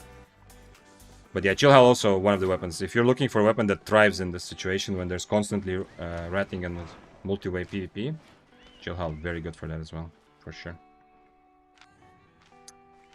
Too bad. I have to chase him if I want to fight him, obviously. It's my job to get close. But as you saw, the more I fight, the better the fight becomes for him. And he's playing also tier 6, so this guy is definitely playing the mists the way you should play them now. Low tier, good mobility, one of the best weapons to almost never die and be able to handle many situations. Cultist robe, very good also to heal up in between fights. I don't know what happens if I 1v1 him. I have Armor of Valor, which I can use against his E. I should have probably done that also. That's the big thing. And also I let him have his robe for free, because I am being a bit too aggressive. It's Sagox? You think it's actually Sagox? Oh, that's awesome. If Sagox changed to tier 6, I am very happy. I'm not overcharged yet, so I can actually fight him. If Sagox decided that the mists no longer cater to 8.3s, and he's gonna play tier 6 overcharged, that's awesome. I'm happy. But I don't know if you're right. Is he actually streaming? That's why you say it, Sagox, yeah? Oh, you were watching my fight from his POV. Oh, okay, nice. Oh, awesome. Then I hope I can get to 1v1 him. Yo. Then I'm definitely not overcharging, you know? It's a matter of pride. I want to see this fight through. I want to see what happens if we fight this without anything, yeah? You should check out Arc Raiders then. I saw some streams of it. As I said earlier in stream also, I'm very careful about like early access stuff, so... I am excited that that game could potentially be in the genre that I really like, but I'm gonna be careful about it for a while. But yeah, if it has that sort of atmosphere, it's definitely gonna pull me in. As I said, Cycle Frontier, man, I still miss the feeling. Like the game was also awesome. Like many FPS games, it died because of cheaters. Yeah, nothing else really. The game itself was well made from my experience, but it was like the feeling of being there was the immersion in the rain, the atmosphere was amazing. Fridge says, I want to spec up hammers and plate armors. You think I should do it at the same time or separate? Why separate? No, you see I'm playing hammer with plate. Yeah, hammers go pretty well with plate armors. Nothing wrong. Like using a good weapon for fame farm, then in plate. Oh, no, I don't subscribe to the idea of using like fame farming specific weapons. You know, I like playing the weapons that I really like. And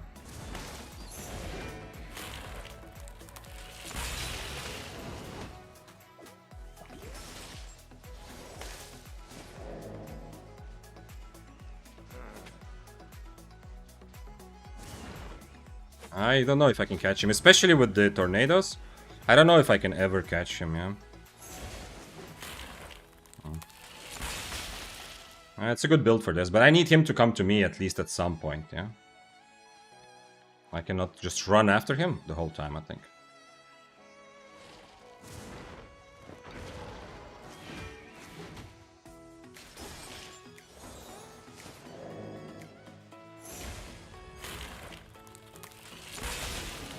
It's gonna cancel his rope, nice.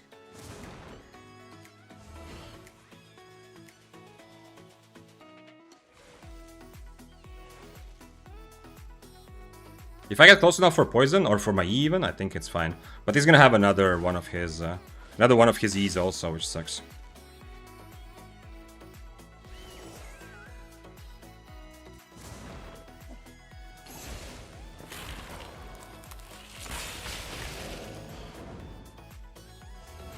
If he has rope, he's dead. I mean, if he doesn't have rope, he's dead. If he had rope, I would be dead there. Ooh, okay, good job. Good job. That was...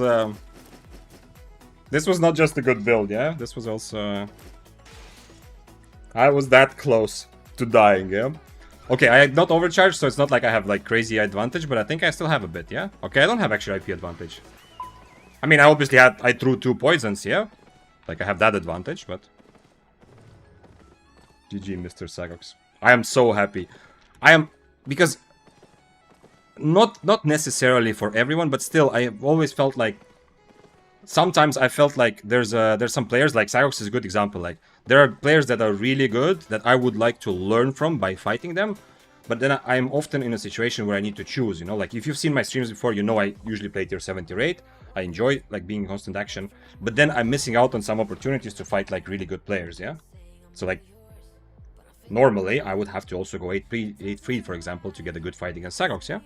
And that's not really my style, plus I don't know, maybe I will have to push myself there to play more 8-3s and stuff, but still. So I'm happy that the new update, for example, if that's what happened, that, you know, Sagox is more motivated to play lower tiers, so I get to experience, like, good fights like this, you know, without going, like, a crazy risk in terms of IP. Very close now. I don't know what his robe cooldown was there in the end. Obviously, in the end, when I used my, my helmet just to try to, you know, to finish him off, after I use my helmet, I cannot, like, if his robe gets ready, GG, right? It was a gamble, yeah? If his robe gets ready, he gets so much HP and he can catch me and kill me, probably. Duke says, 1 second. You watched it from his POV? It was 1 second cooldown? No way, really? I'm telling you, this close, yeah? I am practically dead there already. Also, thank you, Deflaria, for reminding me to take the loot to the bank. Yeah, not that it's crazy, but yeah, it's nice to bank, to feel some progress at the end of the day.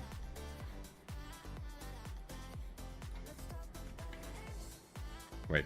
I need to write. Wait, where is Sagox? I need to tell him. Whisper.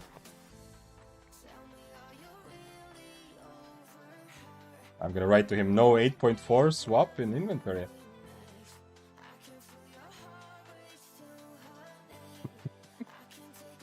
I don't know if Sagox has ever swapped items. Maybe not. Maybe yes, maybe not. But I wrote to him that no 8.4 swap in inventory. But he said he lost it. He legit lost his 8.4. So it's not... Ooh, okay. Damn. No, he's just kidding. Okay. I'm not gonna react to what Sagox is writing. Oh, you don't see the chat yet because I put the other setting. I wrote to him, no 8.4 swap, and he said he lost it. And then he said, kidding. He said he fucked up on his first robe. The one that got cancelled by my Armor of Valor. He was so far that I almost felt bad for it. Like, I know that if I Valor his E, he cannot normally robe. But he went so far that my silence was flying for so long, I thought he still kind of, you know, he still got value from it. I think tier 7 not worth it anymore to play in the mist. I just not... Mikhail, I don't agree. I think it's the opposite. I think for whatever tier you liked playing before, for new mists, I suggest going a little bit lower. If you were an 8.3 player, go play 6.3. If you were a 6.3 player primarily, go play tier 7. If you were a tier 7 player, yes, you should maybe go lower, yeah? But I think tier 7 is very good for mists right now. I mean, sure, tier 6s might be a bit better because in general, like, lower IP is a bit more successful because everybody dies a lot. Yeah, so you also have to accept that you die a lot. But I'm definitely feeling good on tier 7 builds right now. Like, I can participate in all of this action. And sometimes, you know, gang up against very expensive builds. It was 0.5 sec before robe? No way. Well, it was a successful gamble. Like, if I know for sure that his robe is ready, I cannot helmet, obviously. But if his robe is ready, I might be dead anyway, because as you saw, I cannot really catch him. Yeah, like, like, I already get close to him because he's letting me, sort of, yeah, because when he lets me get close to so he can E, that's the only chance. Like, if he wants to play from 20 meters away, I cannot close the distance. But of course, then he cannot also kill me, yeah? So he's letting me close on purpose to E. That's my only sort of my chance. And every time I use my W just to get closer, he knows, okay, now he can E for free, right? If I was walking at him, then I still have my W for his E. So yeah. I think it's a pretty, actually, now in retrospect, I think it's a pretty annoying matchup. If I had to take the fight again, I don't know if... like, I got lucky there with 0.5 seconds, but I don't really know how I could take this fight again. Is he baiting me? You're trying to bait me, sir. Okay. Legit? Or what? This is a joke. Oh, wait, he doesn't have any spells. Sir. What are you doing? This is a bait or not? I don't understand. Somebody tell me.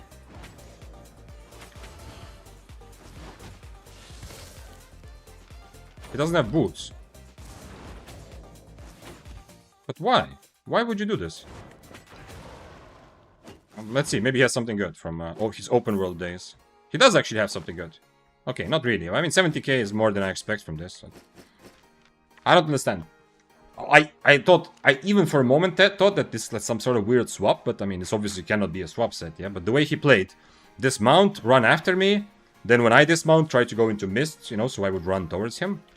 Like, I was ready to get owned by something weird here, but I guess that was just him not understanding that I'm there or something, I don't know. Wisdom says, many game developers selling cheats privately. Combined 80 cheat websites are likely making between... Otherwise, games are not that hard to make cheap. I have no idea. I don't know. I am skeptical of any conspiracy theory because, I don't know. I'm just... my default setting is to kind of... ooh. Invis. Yeah. I can't really brawl him, right? It's not a good idea, yeah? I don't think it's a good idea, but whatever, let's try it. So yeah, I don't really know. I have no idea.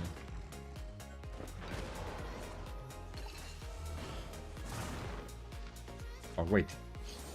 His Q is at least somewhat weird. That's nice. Oh, he's tier 8 overcharged also. He doesn't have cultists to protect his transformations, which is nice. He's much more valuable than me. And even slightly easier to kill. So if this guy dismounts, he's probably gonna go for him and not for me. This is tier 8 overcharged. Okay, let's see what happens.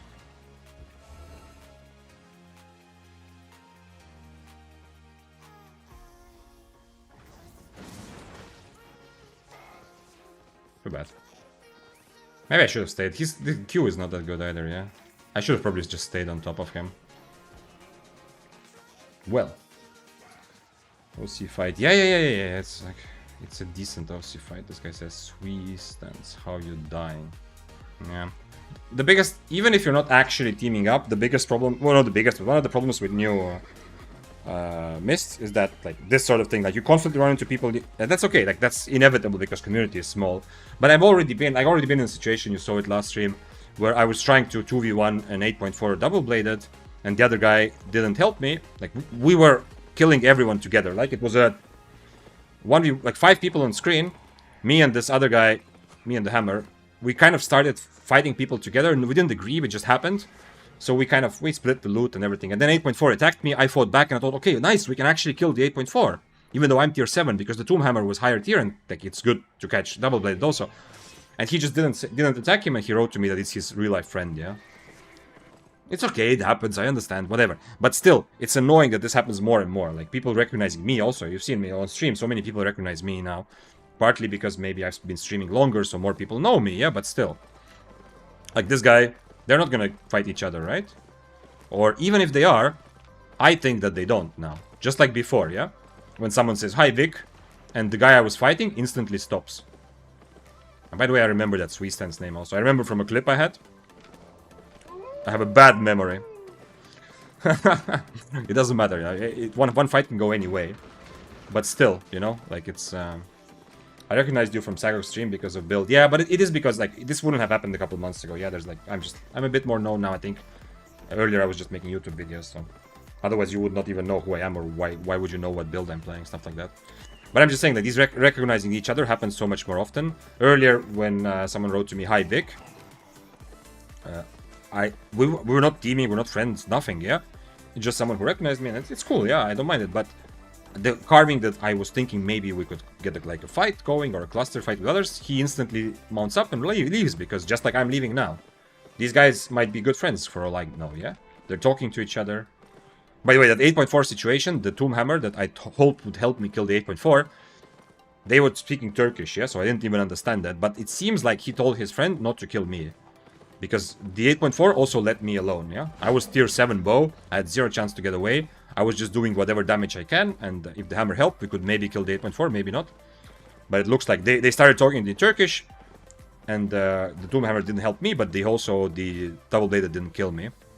So it seems like my so-called like my friend that, you know, I had for a minute, that he maybe told his friend not to attack me or something, I'm not sure. Anyway, and then he wrote to me later that it's a real life friend.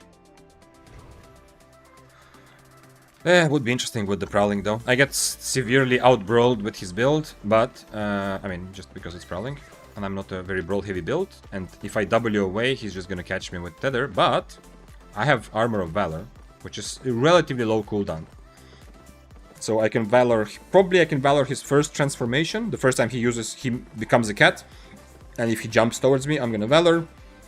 The second time I tank it, and the third time I can Valor again. If everything goes well. I feel like Prowling with Invis Jacket, easy win. Maybe, but... like, even Invis or not, Prowling will... if I just stand the whole time next to the Prowling, I'm likely to die first, yeah? Unless I at least correctly play my Valor against his transformations. That's I definitely need to do. I don't know if I need to change helmet or not. But you might be right, yeah. You might be right. Maybe I'm just traumatized from the Prowling era of dominance. Like maybe I can actually stand next to him for a majority of the fight. Also keep in mind, after I overcharge, I'm still 1 tier lower. Yeah, that's also part of the calculation. Brawl heavy fights are like IP usually matters a bit more. But... Thanks for following. Yeah, I do. Mihail says, perhaps this is just my personal perception of tier 7. I just felt that I couldn't really make it with tier 7. The reward of defeating tier 6 is low, and Gucci kill me too often. Before this last patch, tier 7, I would have died on the hill to defend tier 7 as the best money making tier 100%. Like if you asked me last week, I would tell you that it's not just about who's like my opinion versus your opinion. I would say that tier 7 is legit just better, yeah? Not even subjectively, but objectively the best tier to make money. And there like only personal exceptions exist. If you're really new, of course, play lower tier. And if you're one of the best players, then yeah, you can play whatever. Yeah? But now... Holy shit, what is happening here? Why am I in the middle of 2 people? But now, after the update, I don't know. Now after the update, I am willing to accept that maybe you're right, actually. Are they fighting as a fake or not? No, they're not. Okay. Go for the bow. I need to help the other guy and try to kill the bow.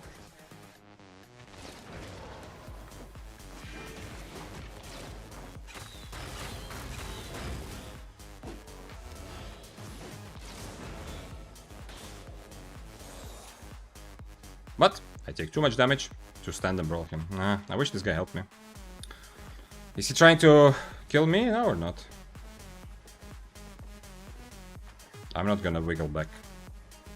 If you want to help me kill the guy, do it. Oh shit! Assassin shoes to Great Hammer. Holy shit! I need to heal. It's like Apex Legends. There's one character in Apex who says heal. I don't remember who.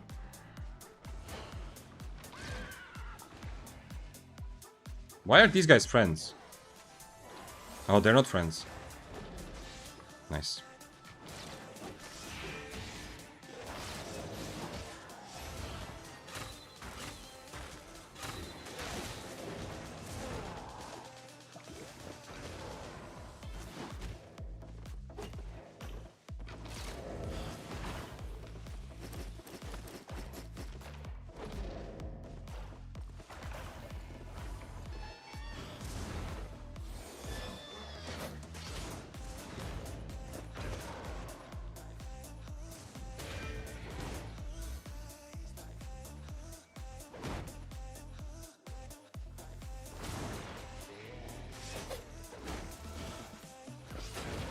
Need my boots. Nah. Please tell me they fight each other. They're not fighting each other. Why are they not fighting each other? We're both of us just were both of us just baited, or like me and the guy that I killed? Wait, what? I didn't even get the last hit? I thought I did. Or maybe it's not just showing up there. Oh no, never mind. I didn't get the last hit, but I looted though. Okay. This is another one. Today it's the second one when I'm just not sure why they're not fighting each other. I am not gonna believe that they're legit like teaming just because, you know, they don't fight, but what is the logic? We need to see it. We need to see the kills and maybe figure out if they're like if there's constantly assisting each other, yeah? Bakrakia in Lifeline's voice. I don't remember what Lifeline says. Someone else says, oh, Ashe. I used to play Ashe. Yeah, Ashe said heal, heal, heal, heal, heal when she heals in Apex. And they just divided my loot in the end. But why? He helped me. He helped me kill the other guy. Okay, let's do investigative journalism. First of all, let's look if he has other... Actually, we can't really do it like this. Okay, you see same build without assist. He's fighting without assists. I don't see the hammer, yeah? Nah, it's just coincidence, but maybe they fought each other earlier, or like... Because the Great Hammer came like in the middle of it. Okay. Okay, we'll do some more. What is the name? Let's just check it, because I'm curious now. Draven XD. Wait. I'm gonna show you also. We're gonna do this together. Kill board 1, I guess we go.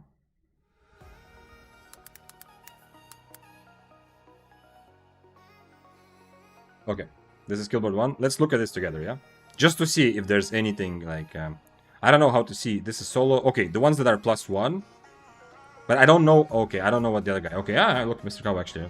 Okay, so everything still seems reasonable, yeah? It's not like he's just getting duo kills, yeah? So they were probably just happened to be together. This someone else gets a kill, he gets an assist.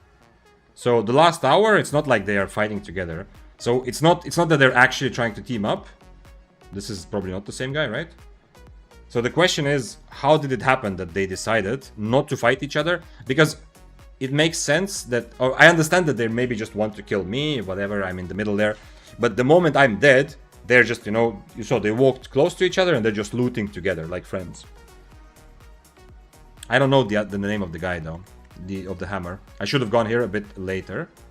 Because then I could have seen it, yeah?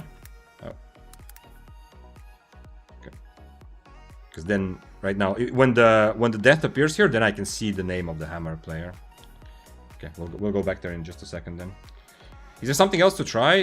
Definitely Tomb Hammer feels pretty good. I wonder if Great Hammer is also actually decent. Something else to really try that could have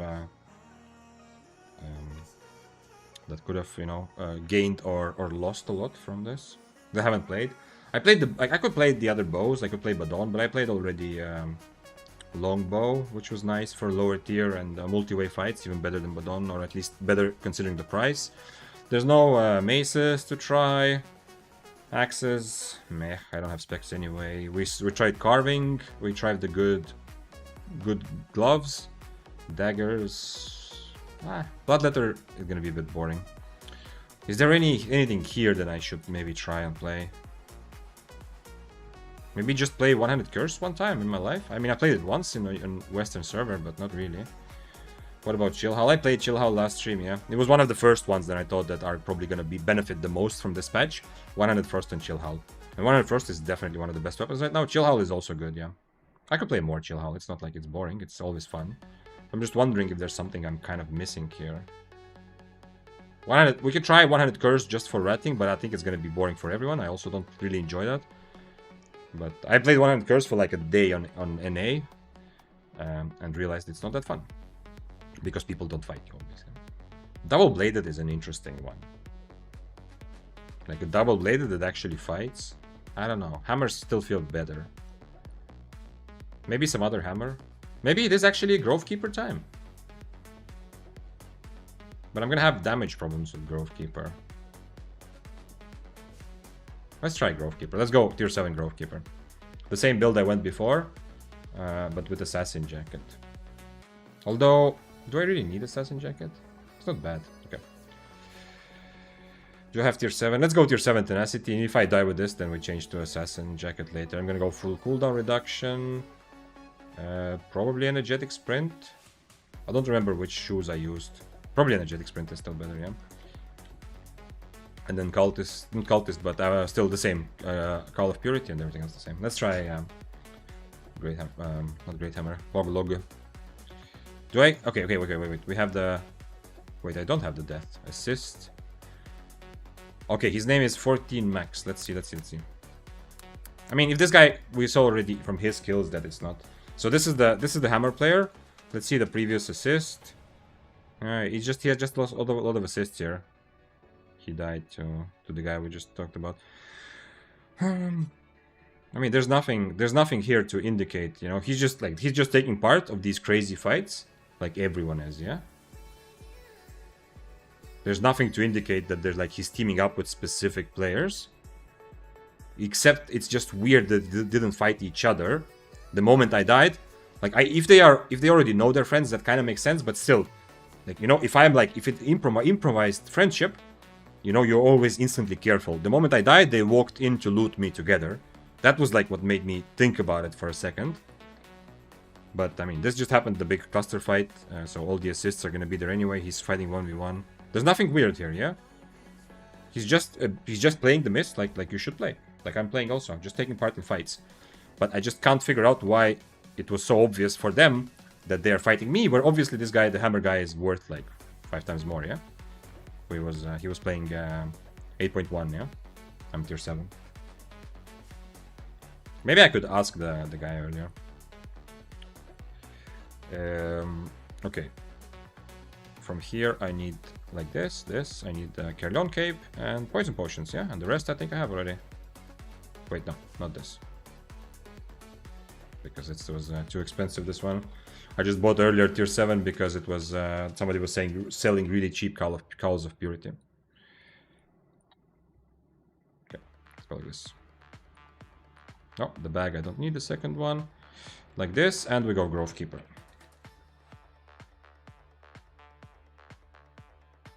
$260. Oh, okay, whatever.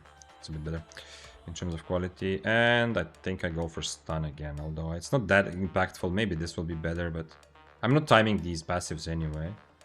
And I have energetic sprint, so I don't need energy. Maybe if I go this, I can then use cooldown reduction boots. Because I'm gonna have some problem since I don't have Assassin Jacket. I might have some problem actually surviving because of my mobility still so-so. Okay, maybe it's also correct to say that Great Hammer is actually back. I was being careful and I was even saying that I don't think it's gonna be amazing still. But it feels like if you want to play more... This comes without any negativity or judgment, yeah? But if you want to play more as an opportunist, abusing the possibility of getting free kills, you know? We all do that. I've been doing that ever since Mist were changed, yeah? So it's not like I'm saying that you shouldn't do that. But just so we're clear. If you want to play more like that, I feel like... Why did I come here? I don't remember. Anyway, then it feels like Great Hammer can actually be in a very good place. Shit happens, I've seen weirder things in Mist. Absolutely, Mihail. Like, if this happened... Normally when this happens, I wouldn't even blink an eye. I would just think about it, yeah? Just like this. I'm just curious to see how it happened, why it happened. Part of it is just me trying to understand Mists. Like, sometimes I do something to aggro people to specifically focus me. One thing I was wondering why I'm being teamed up on, and then we realized that one of the guys was just playing on mobile, so he could not switch targets, or at least that's what the most logical explanation, yeah? So it helps all of us also get better. But this week, I have not really seen that. Today, two situations are like this one, yeah? Like, maybe a little bit suspicious, but not really. But several people have said that there's, like, teaming up is legit, like, happening in Mist, like, a lot more. People are just sitting on Discord and changing Mists until they find each other. I don't know about that. It hasn't affected me, but that's why it's on top of my head to instantly think about it, yeah? If I don't find a good reason otherwise why they are fighting me. Especially because the hammer guy is 8.1, yeah? He's obviously so much more valuable than I am. Yeah, so it's not even just like he just clicked on me. And the second thing is that the moment I died, they were killed. You killed me from two sides. The moment I died, they both moved to loot my body without any hesitation that maybe the other guy is gonna attack me now. Yeah, which is what happens usually for most people when it's an improvised team. And of course, yesterday there was a Portuguese streamer who, like, a pretty big one, who was actually doing that on stream. Like, he was going into duo mist with his friends and trying to 4v2 and, you know, team up on people in his he was on Discord call talking to people and killing, you know. So that also makes it a bit like more painful for everyone, this feeling that it's apparently okay in some people's minds, yeah. But yeah, I don't want to fall too far into accusing someone or something like that. Just interested to see. That's why I was just curious. Just why I opened their pages on Killboard to see that maybe the last couple of hours, maybe they have a lot of kills, where one is assisting the other. And who knows? Maybe if I go back a couple hours, I will see it. But I didn't find anything that would obviously suggest that they're, you know, just fighting it together at all. So you're right. It's probably just my paranoia.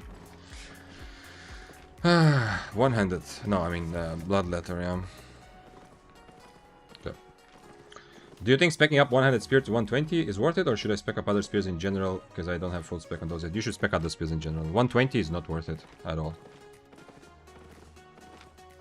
Like, you can go to 110 or something. If you have money, you can go above 100, yeah, but...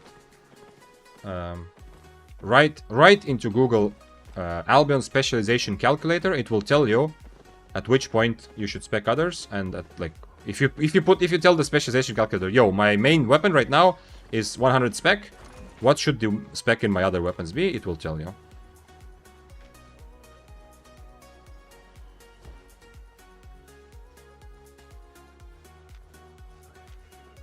No, somebody, combat, please. No, somebody.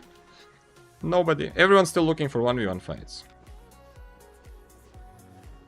This guy has no mobility whatsoever. How is he planning to kill the best Fists of Avalon? Interesting.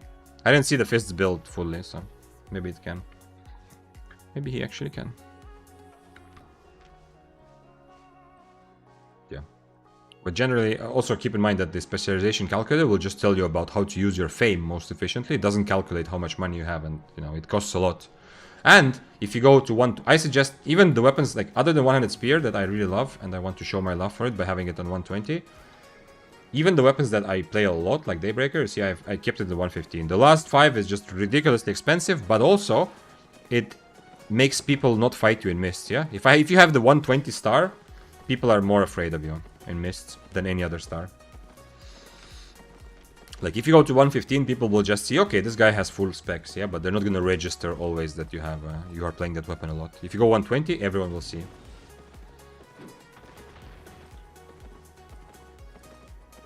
120 people know their shit.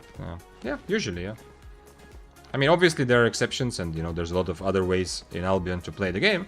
So there will also be people who have made a lot of money from gathering, trading, guild content, whatever. And they use that money to get everything to 120 and then play, but still. All Around asks, any tips on PvP? No. No tips on PvP. On this stream, we only talk about fridges. Hope you're joking, though. So obviously, the question is way too general to ever get any sort of answer. This guy wants to talk. I guess the 8.4s are so bored that he's following a tier 7 guy to have a conversation. And me, no less, yeah?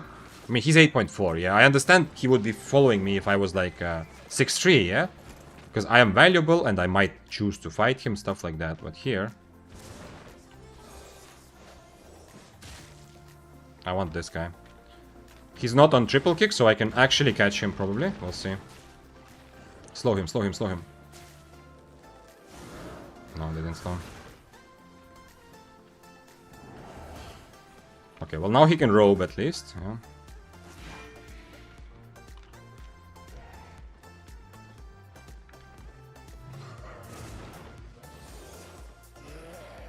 You can robe. If he doesn't robe, he might die there.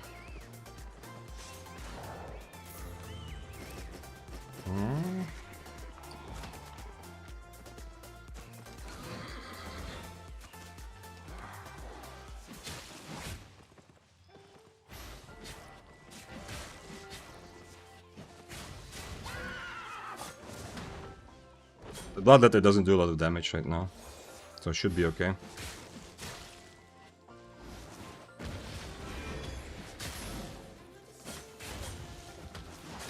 But we'll see. It's still kind of risky at least. The axe is doing decent damage here. Did he survive? Yeah, he survived. Fuck. Am I actually dead here? I might be, yeah?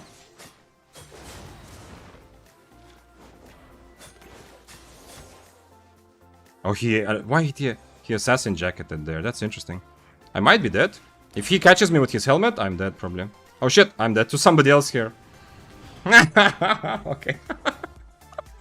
More of this, more of this. I want more of Pogus and Logus. I had the stuff from the guy I lost. Also need to overcharge in city. I keep forgetting that. There's no reason not to. It's just more fun. I'm dying so much anyway. It's better to be the strongest all the time. Yeah, the Bloodletter. See, the Bloodletter has their place as well. Like the Bloodletter, I can't show him here, but the Bloodletter was also at least part of that. Yeah. The Assassin Jacket Bloodletter, like the Depths Just Rat build. It has, like, if you want to Just Rat, you have a much better situation now than you had a week ago. Because you're constantly running into situations where you can actually potentially rat, yeah? I don't think I need Assassin Jacket. I'll just go with Tenacity again. A tier 7 OC is scarier than tier 8 no OC. I don't know, Duke. I'm not sure about that. I feel that maybe it's just my illusion or like confirmation bias, because that's what I think is happening, and then I just only pick out situations where it happens. But I feel like going tier 7 and overcharging at the city gets me more and more fights on average than instead, you know, going and overcharging in front of people, or to go tier 8. But I'm not sure. Cap soup I'm trying to write. I'm not sure. Maybe you're right. Did you see the bug? Holy shit. Okay. Keeping my window open for 3 months might have been a bit of a mistake, because holy shit. Do you see the... I hope you don't see him. It's it's one of those big mosquitoes, you know? I think it's called... No, wait. Daddy Longlegs, is that a spider or a mosquito? I don't know. It's like a mosquito, but not the one that, you know, is the regular one. But it's like the one with long legs, you know? Holy shit. He's up there right now. Haha! Interesting. Okay. I'll deal with him later. It's not the annoying mosquito. I don't live near like close enough to water, so I don't actually get like in the apartment, you know. That's why I can also keep my window open the whole summer, because I don't get the annoying mosquitoes. But I don't know what this one is called, but it's the one that... Okay. It's the one that looks a bit scarier, but actually doesn't do anything. Grovekeeper... 5-2 was better, I think. I don't remember. Shouldn't really matter that much. Bye. Okay, whatever. I'm gonna go in the energetic passive and no energetic sprint, and see if I run out of energy. I don't remember I don't remember exactly how I played Grovekeeper, and whether this was enough or not. Grainfly, is that what's called? I don't know that name. Grainfly, let me see. I'm googling. Yeah, Cranefly, that's it. So it's not a mosquito. Yeah, exactly. The Cranefly, the image is exactly like the thing that just flew around here. I don't know if you saw it on camera. It flew in front of me for a moment, but mostly it was on my ceiling.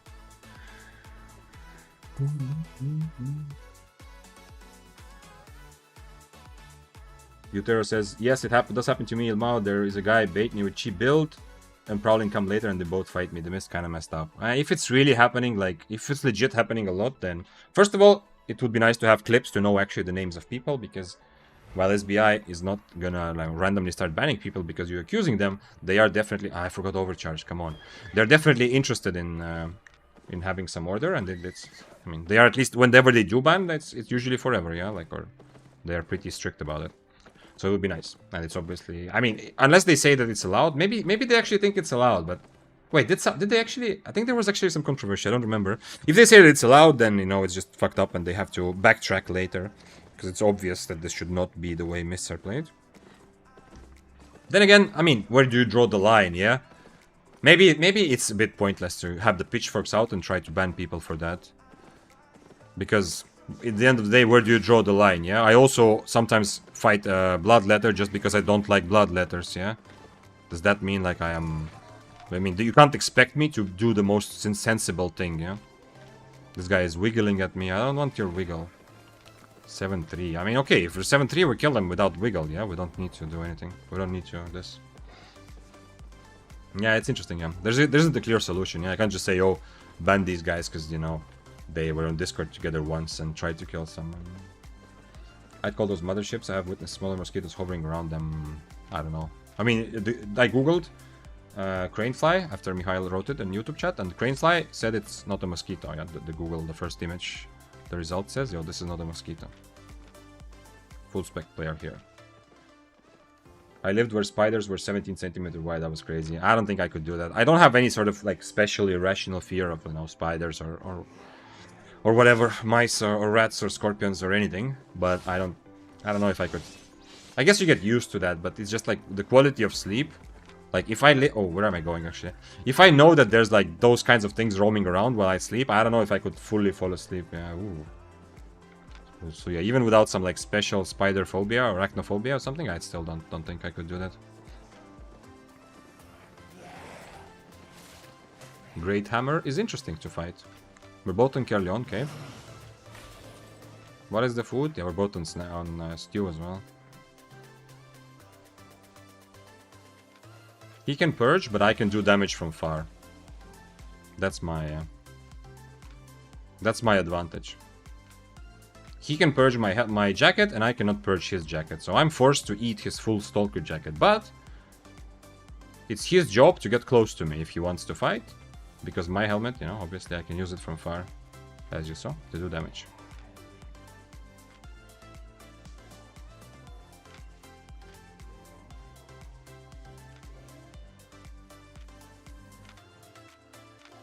I could also potentially change to the energy shield, but I don't know.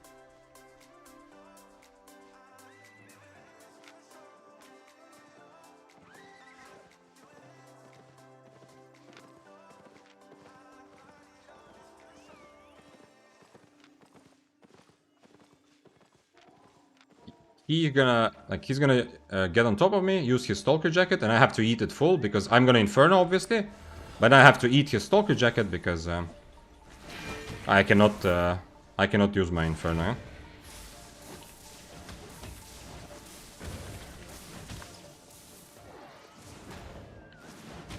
He's gonna have boots way before me.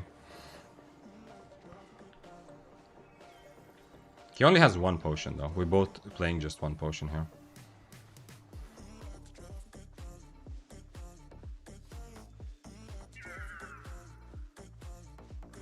Well, I mean, I will get the second one before he does. But... Okay, he didn't purge. I didn't use Inferno, hoping that maybe he purges my boots, and then I can change with it, like, turn around with Inferno. But he decided not to purge my boots. So the trade actually went rather well for him, yeah? But he still left, essentially.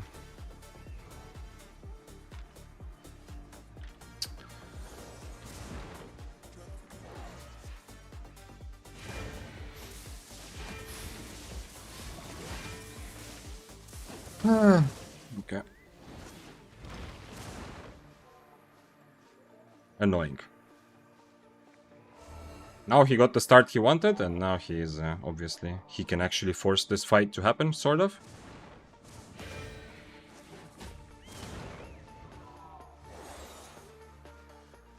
I think I can at least leave now. Wait, never mind, the exit is that way, so probably not. Like, his mobility is a little bit better, but not crazy.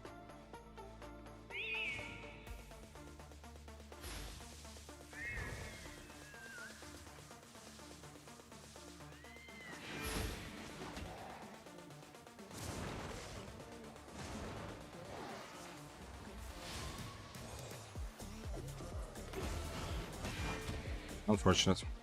Kind of have the way you have to play this, the Great Hammer, yeah. Not much, not trying to blame him for using his mobility, but unfortunate, yeah. Because the moment he got a good advantage, the only thing he was waiting for, I guess, is for me to waste my helmet, and after that, I should have just left or just full commit and not think about anything. What I did is exactly like the thing I said, like, you know, if you're not sure what to do, or like if you're anxious, I'm not anxious about this, but it's the same result, yeah? If you're like in between, because I ended up not really fighting, but also not really running, yeah? Unfortunate. But you saw, like, that's the Great Hammer kind of approach. Wasn't the try to mount up kind of greedy? I don't have better. I think even with CD sprint, I think he can catch me, but yeah. Maybe a little bit, yeah. Need to really buy overcharge now. I forgot last 2 times. Let's see what I'm missing. I'm gonna reroll quality because I'd rather spend some extra money than the time of going through every item and figuring out what to buy. Siphon energy, come on. The mount up attempt was a bit greedy, yeah. I thought maybe I can pull it off. And you're right. But I am running out of energy. By the way, maybe that's also a good argument, actually. I will buy the energetic sprint, yeah. I will go back to this. I will just buy energetic sprint. I think so. Because this was not like a crazy long fight, and I've obviously already had some clear energy problems. Like this. Okay. I cannot rely on the Q to be. If I'm fighting and brawling, yeah, but if I'm not brawling, I cannot rely not on the Q but on the auto attacks to give me enough energy. It was a bit frustrating because there was, I don't know why he couldn't just attack me before. He had full specs, so he must understand that he's gonna purge my Inferno, so his jacket is free and mine is not. But that comes at the cost of me being able to use my helmet, yeah. So he ended up like starting the fight because he did this mount and dismount trick, and I wasted my cooldown. So it's a little bit tilting because I think if he starts the fight even after I hit my helmet, it's not like he's losing or something. Yeah, he's still in a good position to take the fight. But I didn't reroll quality, but at least I have overcharge this time. This is actually not bad. It's like a bait. Yeah, this people think I'm weaker.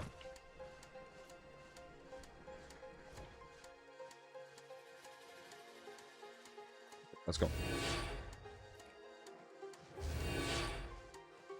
Hello, Taro. Mihal says you need to try Depths, fun AF. I've played Depths, yeah, when they came out. I played Depths for a while. I mean, yeah, they're okay. They're okay. I'm not saying they're not fun. I think the content is amazing and very well fits exactly what SBI wanted to do, which is to create the stepping stone between non-lethal and lethal. Obviously, the big glaring problem is that the rewards in Depths are not just a little bit better, but they just completely outshine all the lethal content. So the game right now is in a state where if you want to progress your account, you have to play Depths, yeah? Everything else is like fun first or learning first. But if you want a silver and fame, you should play Depths and not Mists or Roads of Avalon. Roads of Avalon are good for fun or good to get better at certain aspects in PvP or the game, yeah? Or Gathering, obviously, you can't do that in Depths. So yeah, they made some mistakes, but other than that, Depths I think are very well made content. I agree it's fun, but for me, part of the fun also is playing the stakes where I know that I get my enemy's items, yeah? Let's go. This helmet, maybe I should just buy Cultist, yeah? Because so many people, like this guy also, he wants to get dismounted on top of me or something, yeah? And the previous guy also, maybe I just need to get a close range helmet. Maybe it's enough of this, yeah? Because people want me to not have a helmet, essentially, yeah? And since this helmet doesn't help me close range, I need to hit it from far before the fight starts, essentially. At least. Or to have an interrupt. It does help me when there's something to interrupt.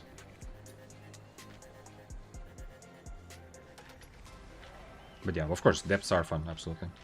If you are enjoying Depths, play Depths. But Depths are, right now, amazing, like, ridiculous silver, ridiculous fame, compared to anything else. If you're playing solo, duo, or trio, yeah? If you have more people in your group, then of course, you can't fit into the Depths. And if SBI wants to, like, they have said that they want the lethal content to feel more rewarding than non-lethal. If they actually want to put their money where their mouth is, if they actually want to take the game in the direction of, you know, this core aspect of full loot, PvP, high risk, high reward, Depths 100% will be nerfed a lot. because it's ridiculous the difference right now, yeah, of how easy it is to make risk-free money if you play depths, yeah. So that is another extra argument that if you enjoy depths right now is a good time to play it, because in the future you won't get as this full boost of money and fame from playing the content that you enjoy, yeah, in the future, hopefully. But of course there's also a chance that SPI will just, you know, decide to make Albion more casual friendly and forget about the full loot part of the game. I hope that doesn't happen. We'll see though.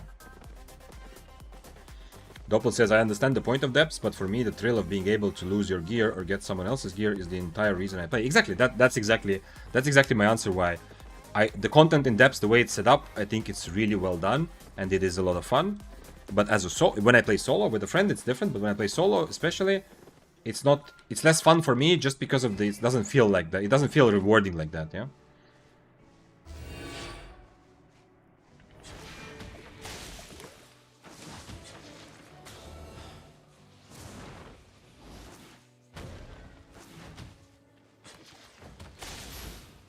Nah. I think I hit him though, I'm not sure.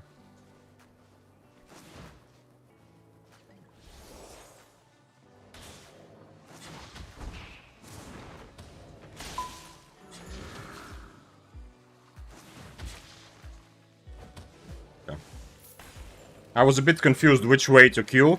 I wasn't trying to stand on top of him to be toxic. I was legit trying to... I was kind of waiting for him to decide which way he's kiting, to make sure I don't accidentally queue in the wrong direction. Yeah, to catch kiters I'm not bad, but of course he also frost shot into a wall, yeah, so at least I have that. Another 1v1 fight. Today is teaching me that mists are back to being a bit more like balanced in between, not just full fiesta of constant 20 people on screen type writing scenarios, but also some 1v1 fights. I've gotten a lot of 1v1 fights today, kind of.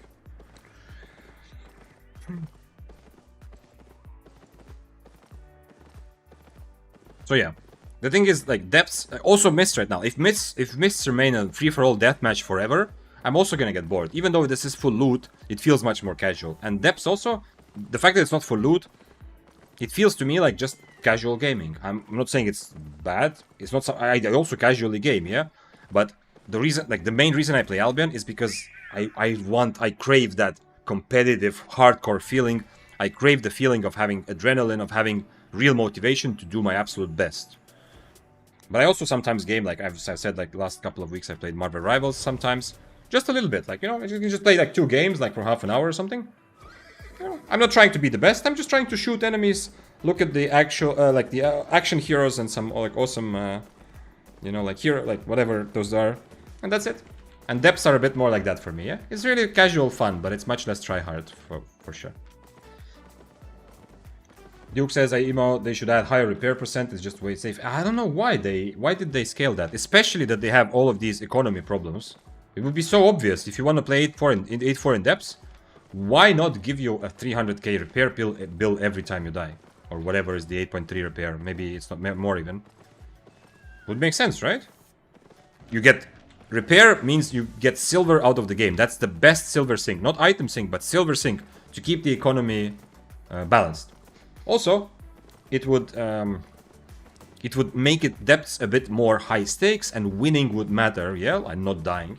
Maybe people will play too carefully, and that's what they're worried about. There are some counter arguments, but still, it would also play into the fact that winners, or those who don't die, will get, like in all of other Albion content, will progress a bit faster, yeah? I don't know. Is he still here? It's a guy doing a camp, so... We shouldn't be doing a camp right now. Come kill me. Tier 7 curse. Nah. I'm pretty good at dismounting, but I didn't get close enough for my E here.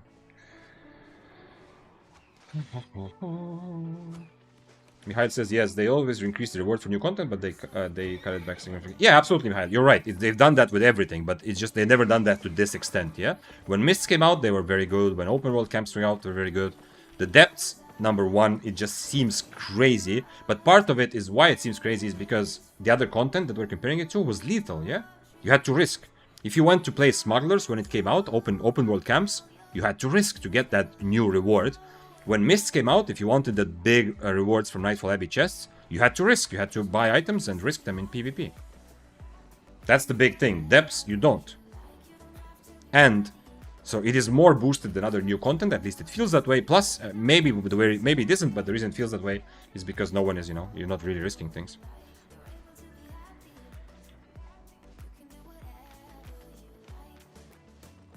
I would like somebody to fight me here. I don't mind if I die. I would like somebody to be part of the first fight against me. This guy has a lot of cloth armor damage. He's on assassin shoes, so he doesn't have very good mobility. So he's just gonna try to brawl, like do his big combo, then use his robe, and then keep doing. Would you like to fight, sir? Let's combat. Would you like to PvP? I'm using chat to get people to fight me. Come on, come closer to me. It's not the first time I see Force Pulse braces. I don't know if it's the same guy. Last time I dismounted him after I was already in a fight, yeah, and died. This is a swapper, yeah, probably.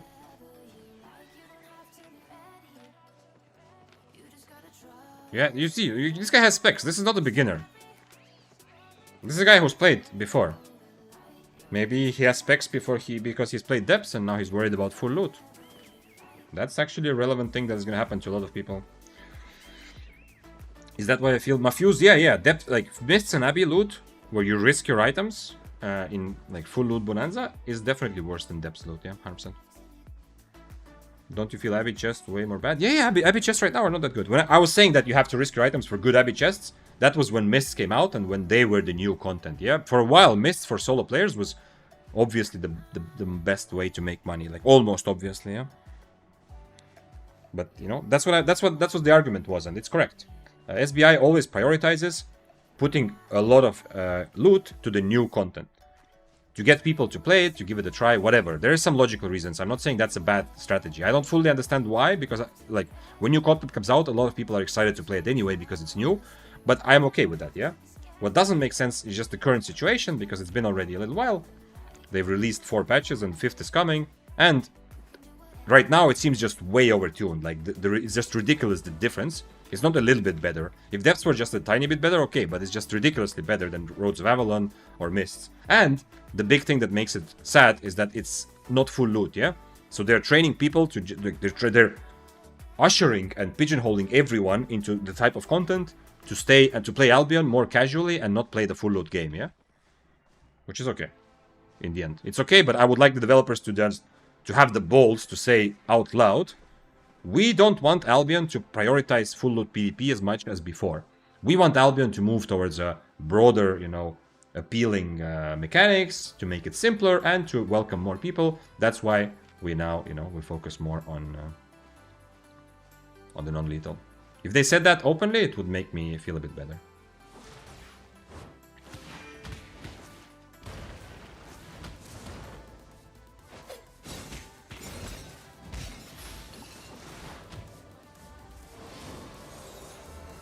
No way. Okay. No way, I missed that. Okay, let's try again. He has no mobility, we'll have to try again. He purged my Inferno, so I have boots to run away, since his boots is just for brawling.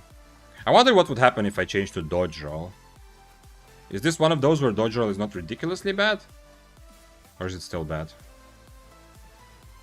Now he knows how I'm hoping to fight this. How I'm hoping to take this fight now. What if I just full on brawl, actually?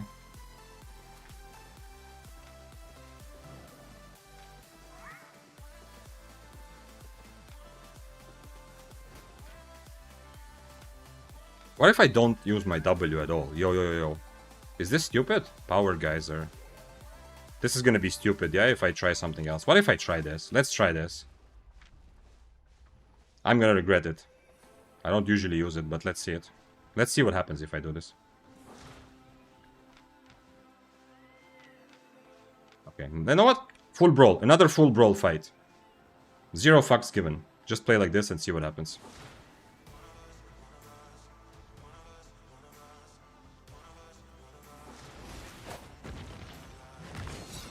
Oh, okay, never mind.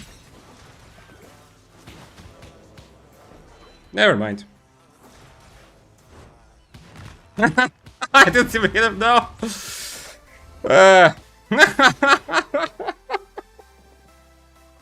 Never mind. Okay, I just realized that's why he was waiting. That's he wanted the free kill when after I E after yeah. It's stupid. I shouldn't E when he has assassin shoes. Yeah.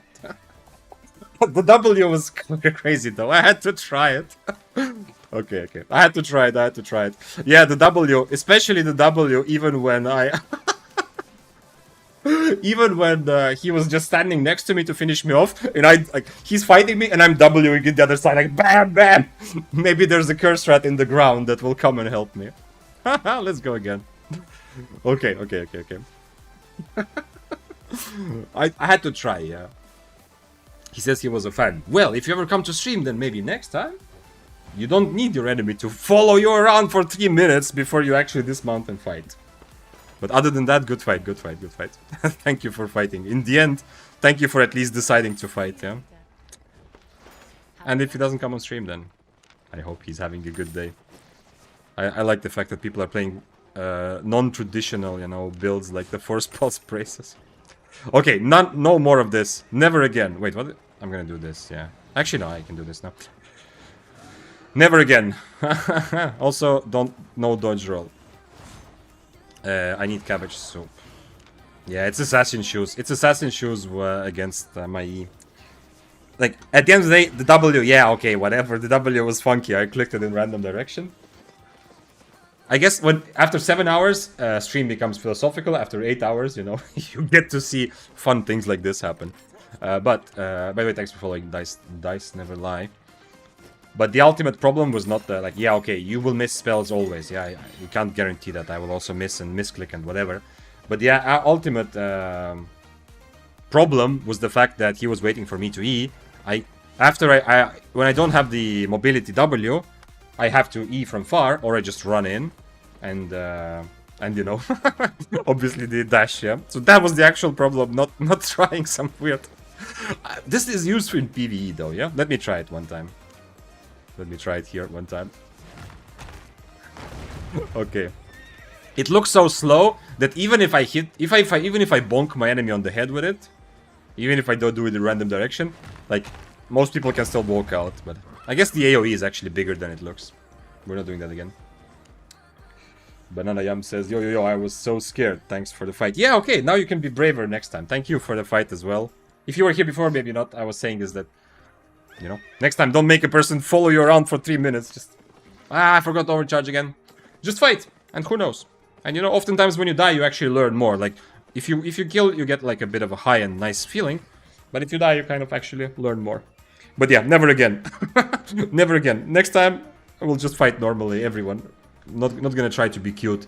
I don't think this actually ever makes sense in solo, but... I wonder if... Am I going crazy? Would this have been okay at all? This means I can use my helmet for damage? It's better to have W. I can still slow him.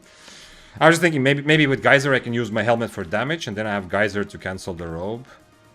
Damn, that first time I missed the robe, though.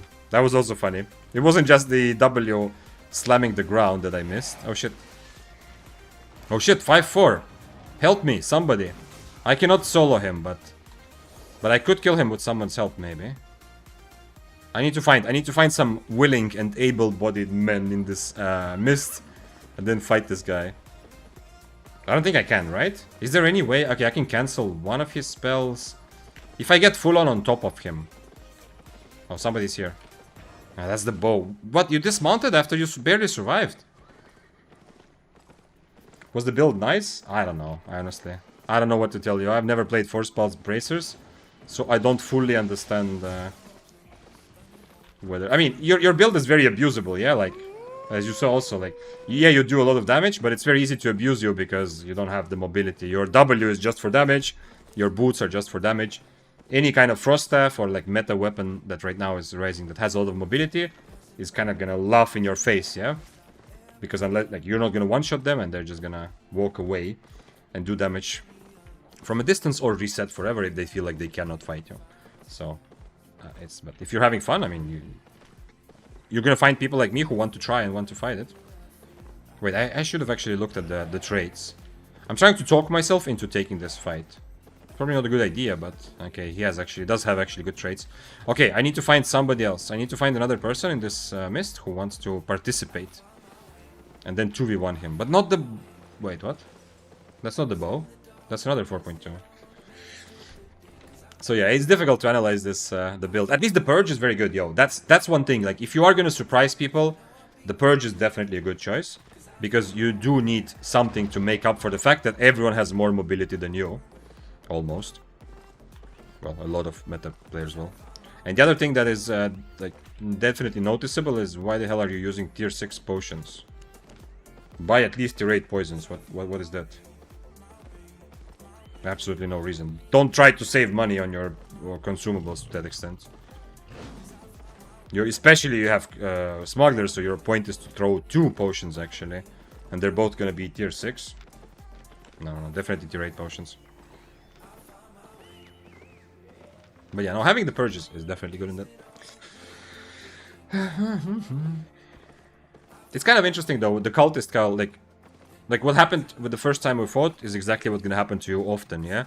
To get value from the cultist, it's nice that it gives you extra damage because it's on cloth, but to get value from cultist, you kind of need to be... Usually you want to create a little bit of space from your enemy. But you know what first time happened is, while you are cultisting, yeah, I had to cancel, I just missed it, but still, I'm just walking away, goodbye, yeah? I feel like cultist Cal works better when you have a good kiting build, like on a Frost, yeah? Or even maybe like a Flame Walker. Cultist makes a little bit more sense because you're playing from distance. You create the distance, you kite your person, like you kite the enemy already from 15 meters, then you cultist. But, I mean, this is just from my experience, it doesn't mean that it's bad, yeah? Like, people have also played Fists of Avalon on cultists recently, and it's still kind of awesome, yeah? It's just much more difficult. Like, for example, if you had Mage Rope, you know, that first fight, you probably already kill, or like one of us dies, yeah? It depends, but that first fight, you have a chance to kill me. But there will be situations where there's rats, and you will be happy that you have your cultist rope, so you can get full HP. Well, there's 5 rats who are trying to kill you. Okay, let's go back in. I got siphoned energy. Let's overcharge. Look at this, look at this, look at this. Well, kind of. In your face! Double overcharge, and let's go. We have 15 seconds we have to wait. You don't see it because it's behind my face, but I just left the Abbey. I mean, it just entered less than 5 minutes ago. Thanks for following the Lord of Neo. From The Matrix. Or not. And Matrix is such a good movie. It's one of the few ones, you know, like there's a lot of things you remember from like being younger. Oh, that was awesome, yeah. And then like some series, movies, whatever, entertainment. And then you go back, at least for me, it's a common experience. You go back, you watch it again, you think, oh, it's so awesome. Like I love like the A-Team or MacGyver or whatever. And you watch it as an adult and think, okay, better not to watch it as an adult because I'm gonna ruin my good memory of how awesome this thing was. Because I now realize that it's kind of dumb, yeah. Matrix is one of those things that was the opposite. Like when I went back as an adult to watch it again, I felt like, holy shit. This is actually maybe even better than I ever realized. Like the movie is just gave me so many good ideas. Kanda says, yo, chill. What do you mean chill? What did I say? Did I say something bad about MacGyver? Is that what you're saying, chill or what? What do you mean, Kanbaba? I'm very chill. Unless this is the philosophical part of the stream, yeah? 7 hours of gaming fries your brain and also mine. Especially when I'm talking most of the time. Oh, I thought you were gonna play Matrix. No. I'm saying Matrix is the opposite. A lot of things I went back to watch as an adult and I felt like, okay, better not watch it again because, you know, I want to keep that fond experience I have intact. Matrix is the opposite. I watched Matrix and I felt like, holy shit, like this movie is amazing. Like there's so much in it I would never appreciate it when I was younger when I watched it. I still liked it, yeah, but now it's even better. Really, really good. Yeah, no, I'm saying only good things. I was doing the opposite because last person who followed, the name is the Lord of Neo, so that made me think about Neo. No. I mean, you can flame the other Matrixes, yeah, like part 2, part 3. I guess those are kind of like okay, but whatever. Yeah, but the first one is. I'm absolutely. I love that sort of not like a mindfuck, but that sort of depth to the philosophy behind it. It's awesome. And of course, action also helps, and the story is interesting. Yeah, everything. Exactly the kind of movie I would like. I will take a bullet for Lothar and Matrix. I still have to... I don't know about Lothar. I mean, I obviously watched it. Yeah, everyone's watched it. I didn't read the books. But I don't know. I'm still not sure. Can I just fight this? Or am I just dead instantly? Let's try. Let's go. Let's go. It's the end of the stream. I want to try this. Mr. Frost, with your awakened weapon. Can I fight you, please? Don't go south. I cannot see you.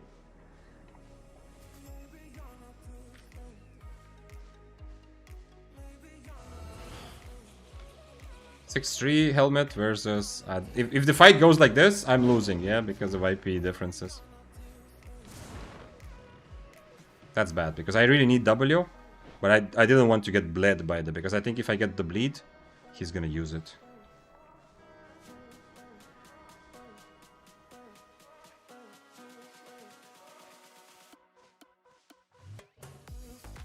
He says 1 sec, Vic, what? Okay. Man, why is everyone... What is happening? Yes, I like people to come and fight me in Mist, but why everyone recognizes me? Come on. Now I cannot say what I'm planning to do. I'm planning to waste all my spells at the beginning. I don't need to counter anything he does, because he's gonna hear on stream, yeah? He says, okay, I'm back. Have another little Frost guy. I'm not worried about the other guy. I mean, obviously, if we're both low, he's gonna hopefully go for the Frost, but don't know.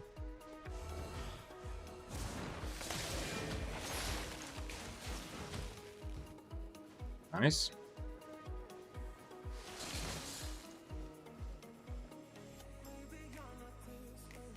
He has 1 potion, okay. He's pretty safe on undead, to be honest.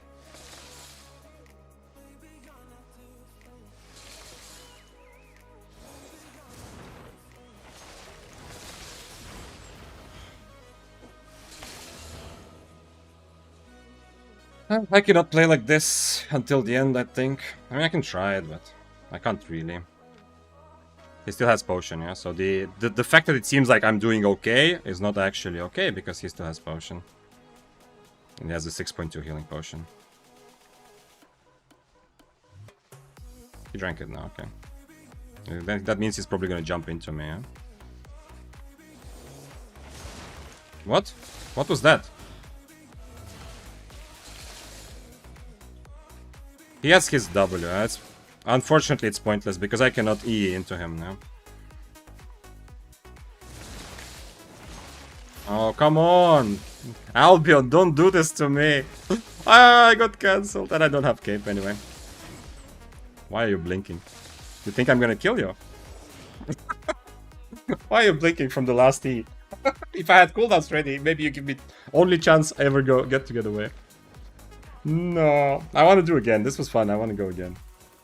I was thinking maybe it's time, you know, to stop with Poglog, but it's kind of fun, yeah. The first it started very well, though, the first one. But unfortunately, I W'd into a tree, which I didn't see it was gonna happen. And then my other W got cancelled, yeah. I need to get close. As you see, I can't really E until he has W, yeah. Everything that is countered right now by just Frost W is instantly weaker. This is also why Chillhal, if somebody was asking earlier, what about Chillhal? Chillhal is really good in the new Mists Chaos, but the big problem with Chillhal is that one-handed Frost is the best, and there's so many Frosts everywhere that, you know, the W counters Chillhal very easily, yeah? So that's the problem with Chillhal. Anything else is the same, yeah? Like, I can never E, unfortunately. Well, the first time at least I got close. Well played, yeah, it was fun. I got scammed twice with my W, but I mean, I messed it up twice, but yeah. Yeah, play one-handed. One-handed Frost is the best right now, especially because of the bug that your E always hits the second part. It's if you're playing like try hard, you know, trying to get money out of Mists, the best weapon to play. I think it's pretty clear now. Unless you're playing like maybe 8-3, maybe there's other options, but... Okay, do we do more of the same? Is there anything else I could do with the helmet? I mean, I could do this helmet also, but I don't have enough damage on the build. Is there something I'm missing? Let's go another Grove Keeper, or maybe something else. Your door ringing, I see. Bloodletter, Spear I will play anyway a lot, so I will figure that out. Okay, maybe another. Okay, let's go Tomb Hammer again. It was a bit more try hard to play Tomb Hammer, to be honest. I also have these items here already. Tomb Hammer was in the end still, unfortunately. Have to admit it, it was a bit more real. The Grove Keeper was a bit more for fun. Although Grove Keeper is nice if there's a lot of people you're fighting. What do I need from here? Nothing really, yeah? Just need to remember to buy everything. Okay, let's go for Tomb Hammer, yeah. I think it's just better.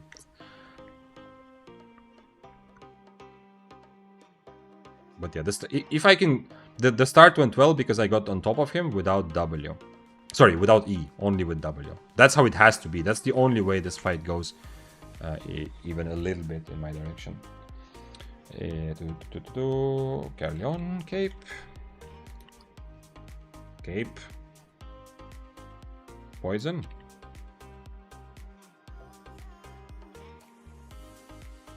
Stew. This is good music for like an 8-hour stream, yeah. Not super active, just relaxing, enjoying life. Any sort of foot armor, cloth shoes, I don't know. Just clicking this, maybe it's no point. Maybe I can just remember that always to buy scholar sandals because they're cheaper, whatever.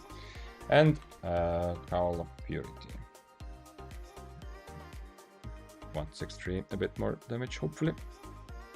Than like 4-3 or something, or 6-1, I mean. Okay, that's good. Flamewalker, 1 run maybe with heavy heart. Yeah, you're right, you're right. Flamewalker is the one that I should still try. But Flamewalkers have not been that popular right now because... I don't know. It's expensive and you are relying on your boots to be safe. Like your mobility to rat or to catch people who are running away is really good. But the Flamewalker's ability to just in general to run around and feel kind of safe and to use their mobility is, you know, is nerfed a lot with the E nerf, and obviously most people are going to then use Demon Boots or Royal Boots, but those are not as good. Any build that relies on Demon or Royal Boots for mobility is a bit nerfed when there's so many people around. More likely to get purged, and in general it's not that convenient to use. If you have very good mobility build without Demon Boots or Royal Boots, your build is better than it was a week ago. Like cross staffs, bloodletters, spears, hammers. Multi says, turned stream off when you started with carving. How did it go? It was okay. I got a lot of 1v1 fights. Like I was trying to test carving more as in a free-for-all deathmatch, but instead I kept running into people and into 1v1 fights. It was okay. Carving's still good, yeah, but not amazing by any means. But okay, at least. Am I being too aggro here? Is he trying? Is he gonna try?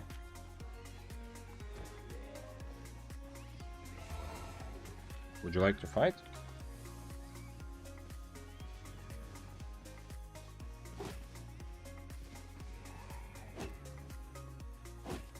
Oh shit, I have wrong Q. Okay. Okay, I'm gonna let him dismount. I have wrong Q, unfortunately. Not. Okay. I'm gonna dismount him if he stays, but I have to change my Q.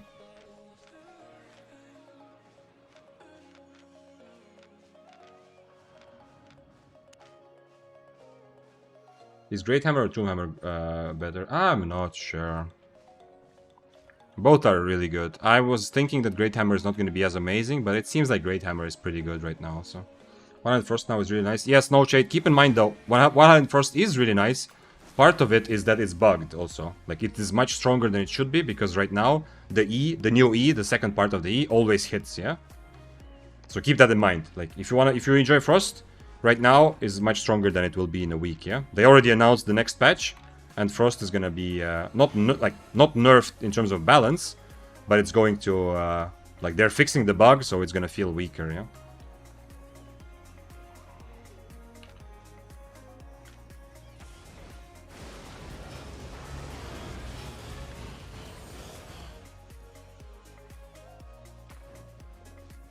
He's on long range Q, so that means I'm definitely want to get close to him. Yeah.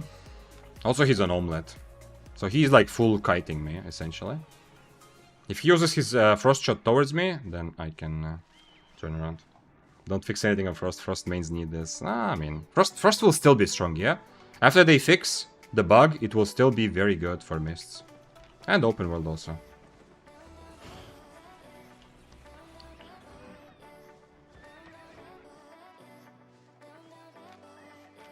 Let me hit the helmet, brother. Okay, nice. At least we both use their helmets.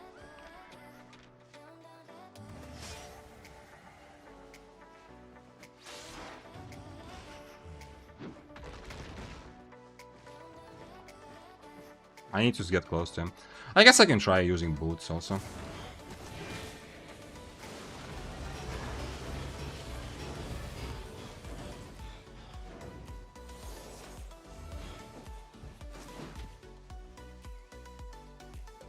The Frost is gonna kill both of us anyway. So this is kind of suicidal what I'm doing. I'm gonna go south because the other guy is going to otherwise kill me, obviously. Wait, the Frost is not going for him. Only for me? Really? Are you sure? And Geekpot before he even reaches me. Eh? What is the Frost doing? Okay, the Frost is not going for me. He's just very confused in general. One hand Arcane is low-key insane. Why do you say that, Kanbaba? Why is Arcane insane? I feel like I don't have enough experience with it like now after New Mist, but I feel like Arcane is weaker than before, right? Because Arcane doesn't like to fight many people. You don't have good mobility for that. The Enigma Blade is not enough. Arcane is much better played as a 1v1 duelist, yeah, not in like duels in the city, but you understand what I mean. Like 1v1 strong duelist that surprises people with brawling. I don't feel like Arcane is going to be so good with New Mist, but if you're just saying in general, yes, Arcane is a good viable weapon, and you can, as I said, surprise a lot of people. But if you meant something special, like that Arcane feels better to you now, I'm curious to hear about that. Yeah, and if you enjoy 100 Frost, it will still be strong after they fix the buff. Yeah, I hope that was clear from before. Sorry, the buff, the bug. Yeah, they fixed that. It will still be strong. Yeah, because when there's a lot of people, like in Mists, it will be one of the best weapons, I think, still. Because when there's constant action around you, Frost not only gives you the mobility to manage it, but also the like low cooldown blink, which is an iframe to dodge stuff. It's so valuable. Like if you kill someone, you know you have a good chance to get away. You kill someone and you like there's a rat playing next to you with dual swords with whatever Fists of Avalon something. You know you can usually dodge their E if you have blink. You can use it against curse staffs as a iframe. There's so many good usages. I wish I could get rid of this guy. It doesn't seem like this mist is super active, so it would be nice to just get rid of this guy. What? How did that happen? His omelet is also running out. I thought I clicked right on him. I, of course, obviously want to fight the Badon, but I need this guy to leave. Like, that last situation against Badon was already kind of interesting. Because I got on top of him by using my W. Just like with Frost before, against Snowshade. It's the same logic, yeah? If I get on top of him without using my... oh, there's a fire staff also. If I get on top of him without using my costly spell... Okay. Like, without using my E or my boots, I have such a good advantage later to stay on top of him. Okay. I guess I'll deliver the Wisp and hope I see someone on the way. I didn't see the Chill Howl anymore, but there were two other contenders, as you saw also. And we have a Bloodletter also, waiting. Waiting to see if there's any free food. This is Demon Boots guy, so I need to be careful. If he starts ratting, I better not damage him, yeah? The Fire Staff, if I fight Badon and buy a Fire Staff dismounts, better for me not to damage the Fire Staff. This guy playing regular Omelette still.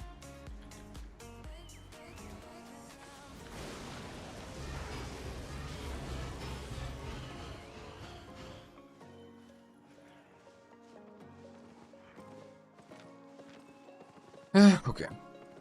Badon is brave though, you know? He's trying to use his overcharge. Like, this 1v1 fight is not easy for him either. Like, he can play at a distance and annoy me, but if he makes one mistake, he might die. Wait, what? Oh. Also, he cancelled my Avalonian Beam. Okay. The Fire Staff is on Demon Boots, as I said, so the Fire Staff cannot... will never catch me anyway.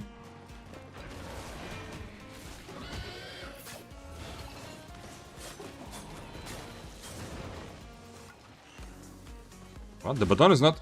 He's actually trying to be my friend now, or what? Okay. Dismounting everyone is a good plan if I'm not in the middle of people. What I did there was way too risky because Badon could have probably killed me. But just dismounting so they don't get the luxury of just running around on a horse this whole time, like the Bloodletter wanted to. I think that's a very good idea still. I also don't want the Badon to think that we are like besties and I'm not attacking him for some friendship reason or something like that. This is awesome. This is, like, in part, this is how I know the ratting and everything sucks, but in part, what is happening right now, if you think about it, there are objectives, yeah? The Turbulent Wisps and chests. I am carrying the objective, so there's a fight over who gets the objective. That's perfect, and there's a lot of people fighting, everyone each for their own. That's how Mist should be. The only thing is the actual objective is shit.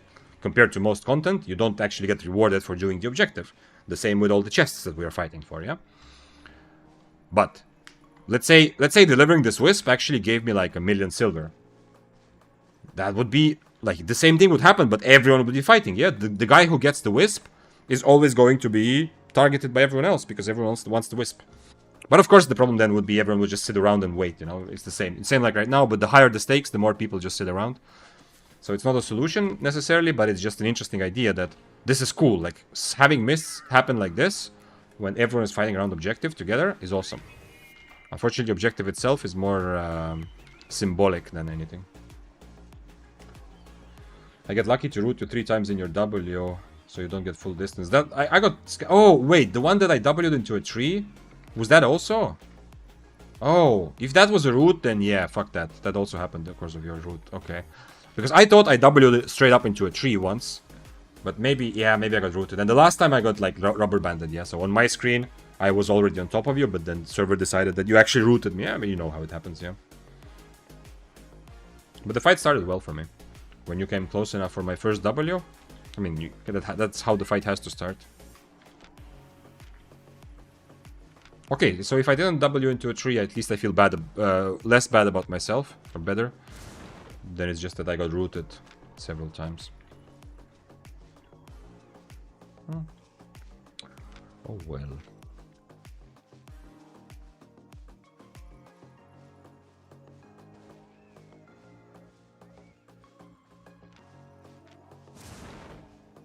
It's nice to relax a little bit in the mist. I don't know what happened to all the other guys. There were so many people, but they don't know where the wisp is being taken. Okay, but still, like, if this was worth a lot, you know, it would be also in my interest to do like what I did, to try to get the wisp, try to survive, to kind of kite around my enemies. That would be like a cool challenge. Can you actually deliver? That would be like a legit goal. Can you actually deliver this turbulent wisp to the other side of the mist? It's not like who has nothing better to do, because right now nobody cares about this, yeah? I'm just doing it because I personally have my own personal goal to get this fame. Sorry, not fame, but to get favor, yeah? But yeah. Bushman says, I don't know why they don't make minimum IP for mists like Corrupteds. That would end a lot of the annoying racks, tier 7 minimum. I don't think... I think with the latest update with mists are for ratting. I think if you are, Bushman, if you are hoping that you go to mists for 1v1 fights, that era is over after Tuesday. I think it's time to adjust your expectations. Mists, unless they roll back, mists right now are a free-for-all deathmatch with an occasional 1v1 fight, which is like a bonus for you, yeah? But for me, ratting, I don't even feel like it's worth being called ratting anymore. It's just playing the game. It's not... It's no more ratting, it's just playing, yeah? Like, there's so often on my screen, there are 2 fights happening at once, there are more than 5 people, everybody is fighting for like against everyone. That is the game now, right now in Mists. So, I don't think... I think your sentiment of getting rid of annoying rats, I don't have that sentiment anymore. I have kind of adjusted my expectations for Mists. That doesn't mean that your idea is not good, yeah? To add a minimum IP, but we have to think about that more to figure out like how it would affect right now the mists. Now that they're full of people, what would happen if everyone was higher IP? There would be a bit less action because, you know, people are much more careful when they're risking items, but also anyone you see would be at least somewhat worth it, yeah? So there are definitely good positives. Like, a lot of people I see would not even try fighting me because they're risking like tier 7, tier 8, and for them it's too much. So some of the fights I get right now against tier 6s, even if it's 1v2 or whatever, I would not get that fun. But, on the other hand, anyone I see, I know is kind of worth it, yeah? So that's a big positive. If there was a minimum IP, I go tier 7, anyone I see, I know I want to fight them because their gear is at least worth something, yeah? So there are definitely positives there also, but I don't know if it's a good idea or not. I have to figure it out. Wait, Dread the Undead redeemed deep wisdom and didn't say anything. And you just said fishing. Dread the Undead, explain.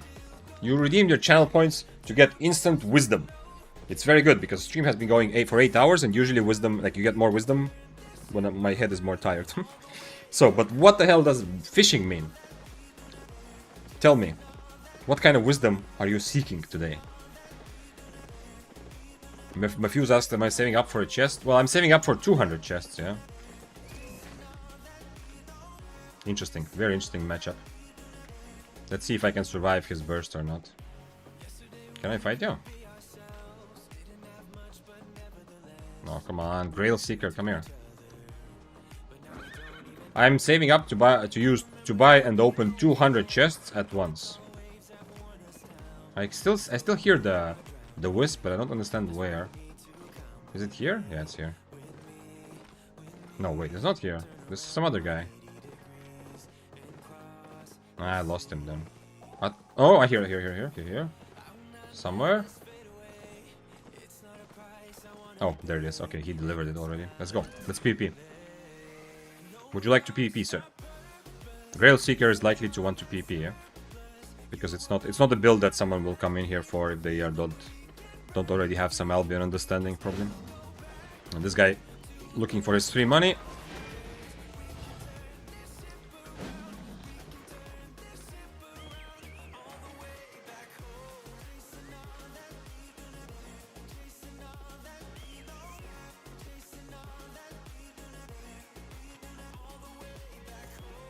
Unfortunately, I would also like to have more like proper 1v1 content with high stakes and so on, of course.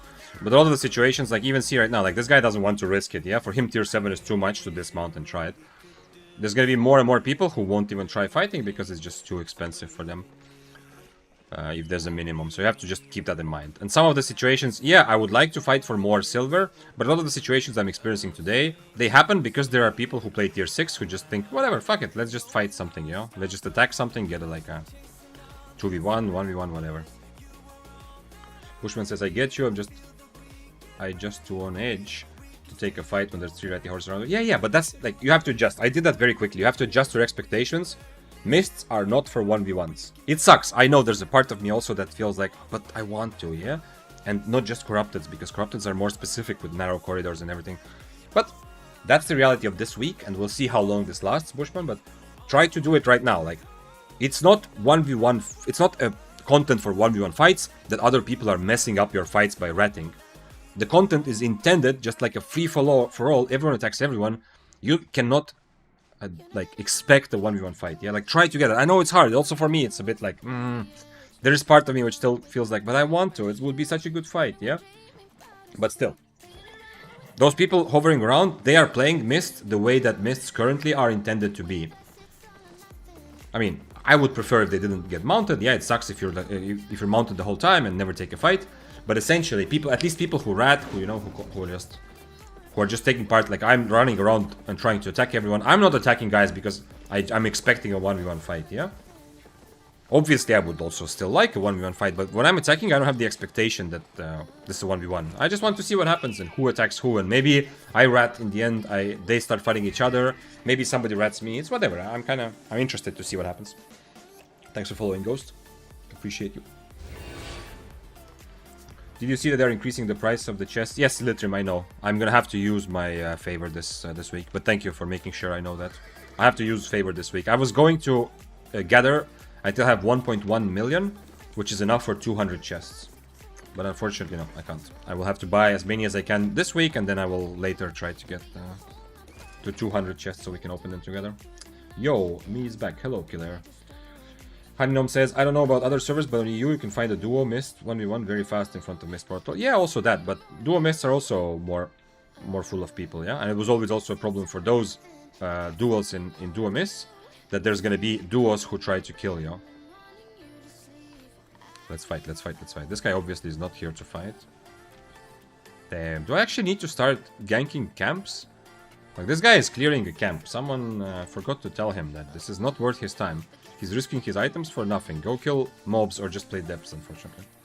If you just want fame and this guy doesn't want any PvP, Mists are not good if you don't want PvP. Mists are good if you want PvP, and then while you're waiting, you can kill some mobs. But that's it. Hi, my man. What's up? First time in Twitch. I have seen you on YouTube. Okay. Well, happy to have you on Twitch as well. You can enjoy some drops and some chat features. I mean, YouTube has also decent chat features, but it's nothing compared to the whole social and chat aspect. And Twitch are developed, it seems like, a lot better. Each their own. I fought a lot of 1v1s in duo mists and didn't get interrupted a single time. I have, like, they still happen, yeah. Today I also had a bunch of 1v1s, but on average, the amount of 1v1s versus the amount of clusterfuck fights, like, it's way different proportions than ever before, obviously. And I suggest that you do not fully focus on 1v1 fights, but you look at them as a nice extra opportunity. Like a bonus. Oh, nice, I actually got a 1v1 fight. Awesome. But you don't go in expecting 1v1 fight and then get annoyed when it doesn't happen, yeah? More like go there expecting a clusterfuck and then appreciate that, holy shit, I actually got to fight this time. I think that's a better strategy.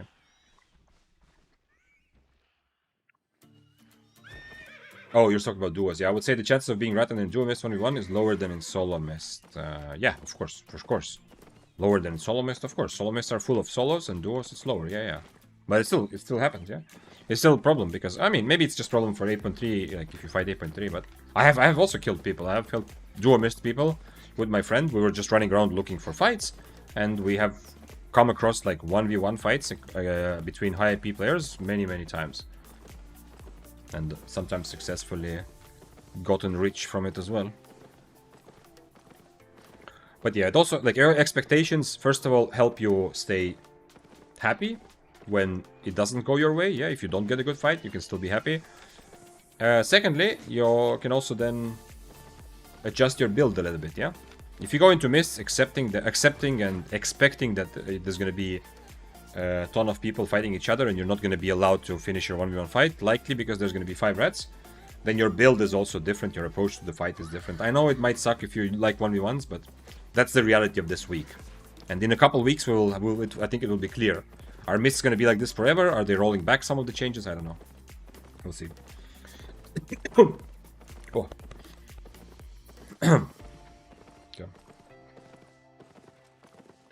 Okay.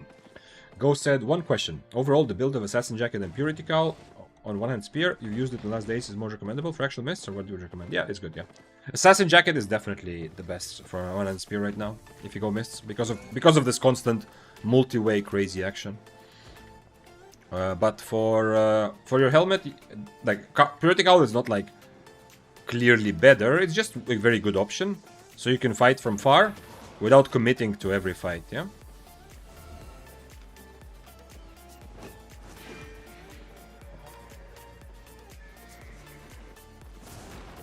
No. At least I still have boots, I guess. There's gonna be more people here, no doubt. He's on shurikens, which I don't know if that's gonna be enough for him to get out of my E, yeah? I think I can just hit my E's on him, mostly, unless he E's away. So yeah, so the Purity Cowl, it's more like a preference. Play according to what you buy, essentially. If you play Purity, just play more from a distance, I'd be a bit more careful. Nah, my bad. He ate soup, so he's trying to reset this fight forever. Oh, that guy is actually here. This would be juicy, right? For how not strong he is, it's a pretty good build. Man, I didn't realize he's gonna throw poison. I would do more damage to him with his poison than he does to me because of Armor of Valor. Look at this. Look at what's happening, yeah? This is what mists are supposed to be like now, and I like it. I don't mind it. Oh, was it a legendary wisp actually? Damn. The spear's on cripple. Maybe I can bait it out a little bit if I run towards him. I don't know though.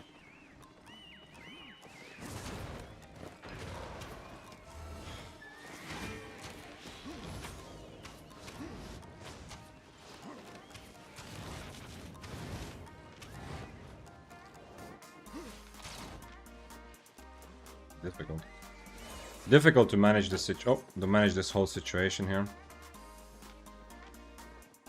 Wait, did he drink a Geekpot? He's on Geekpot right now, but his cape already reset. Or he drank a healing and then swapped to Geekpot.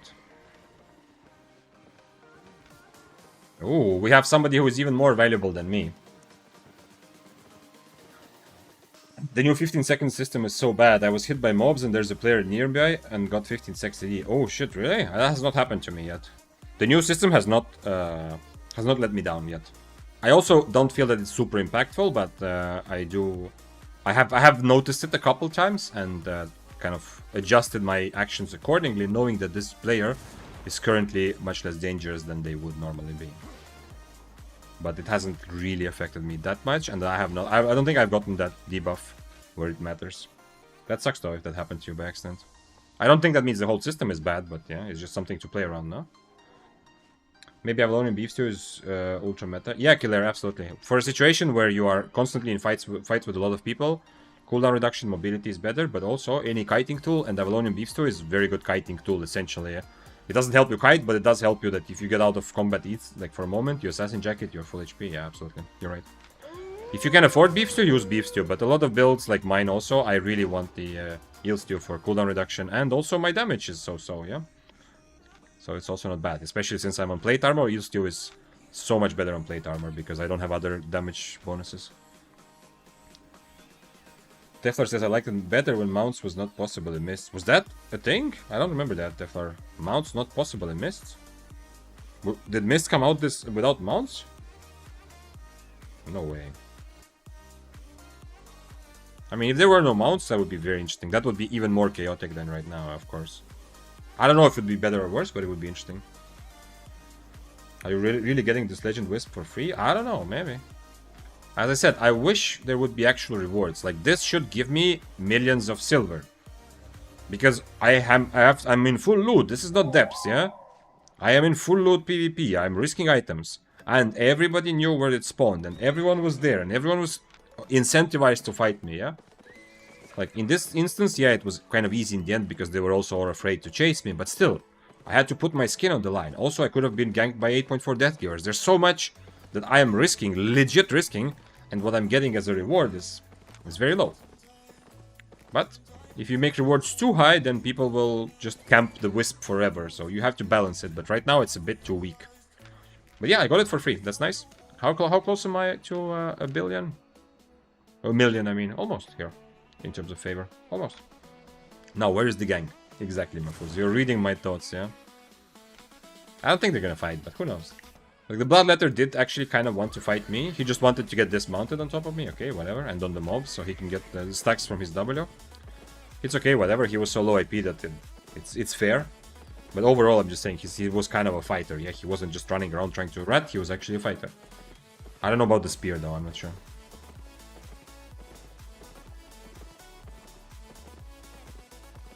Could be a free Mamuta. Maybe. I don't know. I have heard both opinions. I have heard people have told me that you cannot get Mammoth from these chests. Not this one, definitely you can get Mammoth. 100%, of course, yes. But from the ones that you get from Favor, which are tier 7, I have heard that you cannot get Mammoth. But I have also heard from a person that they actually know someone in their guild who did get a Mammoth from that, which obviously then would be the winning argument, but I cannot check it. So, I don't know. If you can, and if you can, then what are the odds? Definitely lower than 1 out of 200, but I will open 200 chests. Big Boy Bopper said, sorry if this has been asked before, but why not use Hellfire Potions instead of poison? Would it not be better? I can use 2 poisons, and it's much easier. When I was playing on Smuggler's Cape, I tried with Hellfires. Yeah, I played also today. I played this same build with Hellfires. It is good. There are 2 downsides. First of all, the cooldown is much higher. I can use poisons as a drive-by. You know, it's like poisons are much easier to get value out of. I'm usually throwing 2 poisons. If I had Hellfire, I would usually throw 1 Hellfire, unless I have Smuggler's Cape, yeah? Which I don't want to have right now. So there are downsides. And one thing I realized with Hellfire, I didn't realize that clearly before, but right now with 50 people in every mist, every time I threw a Hellfire, somebody went into it and got dismounted. Which is, I mean, it's okay. Anyway, I'm gonna accidentally dismount people, but it's just interesting. Like, this is an extra guaranteed way for someone if they are already, like, their mount is not full HP. People use that to dismount to rat the fight. Oh, tier 7. Haninom says, I saw a video on YouTube where the guy got banned from tier 7 Conqueror's Chest. Okay, so you are +1 confirming that it is actually possible. Yeah, I'm kind of like, the guy who said that his guildmate got, I don't remember, it was like months ago when we had this discussion. But the person whose guildmate got the mammoth from it was very convincing. Yeah, it wasn't like I heard that someone said that someone got, but they said that they legit know the person, and the person got a mammoth. You know, like it was. I actually trusted them more. Anyway, so I'm also inclined to trust you if you say the YouTube video even more proof. Can we fight, sir?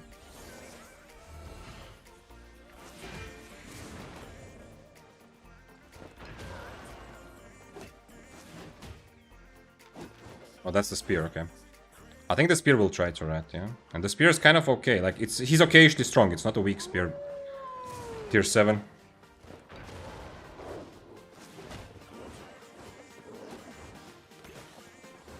Never mind, the spear is not trying to rat. I think next helmet I get him, right? Not bad for this. For someone who didn't fight back. He could have tried. I have Armor of Valor, so... If he's on Stalker Jacket, it's difficult for him, but... Okay, let's see where the spear is. Plate and Keeper Cape is really good. Yeah, any types of damage, ability damage bonuses are much more valuable on plate and less valuable on cloth because of the way they stack, essentially. Yeah? Like this number, it tells me, it gives me plus 10% damage. This is actually close to 10% because I don't have damage buffs from other parts of my build. Okay, I do have passive, so that's true, yeah, but still. If I was on Mage Rope, then this 10% would actually be more like, I don't know, 6% or something different. This is something I didn't fully understand until maybe a couple months ago, or even less, weeks ago. So yeah. This is why if you play Mage Rope, it makes more sense to play Omelette, or if you play Cloth Armor in general, it makes more sense to play Omelette, and less sense to play Eel Stew, and if you play Plate, makes more sense to play Eel Stew and less sense to play as, for example, Omelette or Snapper, because the Eel Stew is just more valuable. Okay. Oh, somebody just entered. Clarent Blade with W1. He's gonna out brawl me like there's no tomorrow, but he can't really catch me unless he purges perfectly. But even then, no. Okay. Okay, I think it's actually time to... Today has been very educational for me. I hope for you also. I have really learned more things about how mists feel in different weapons.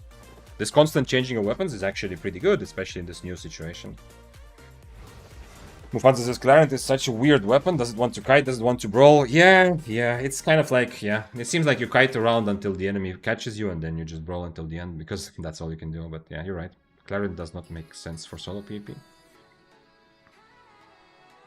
Nothing amazing about it that somehow fits the playstyle of fighting 1v1 in content where mobility matters, yeah?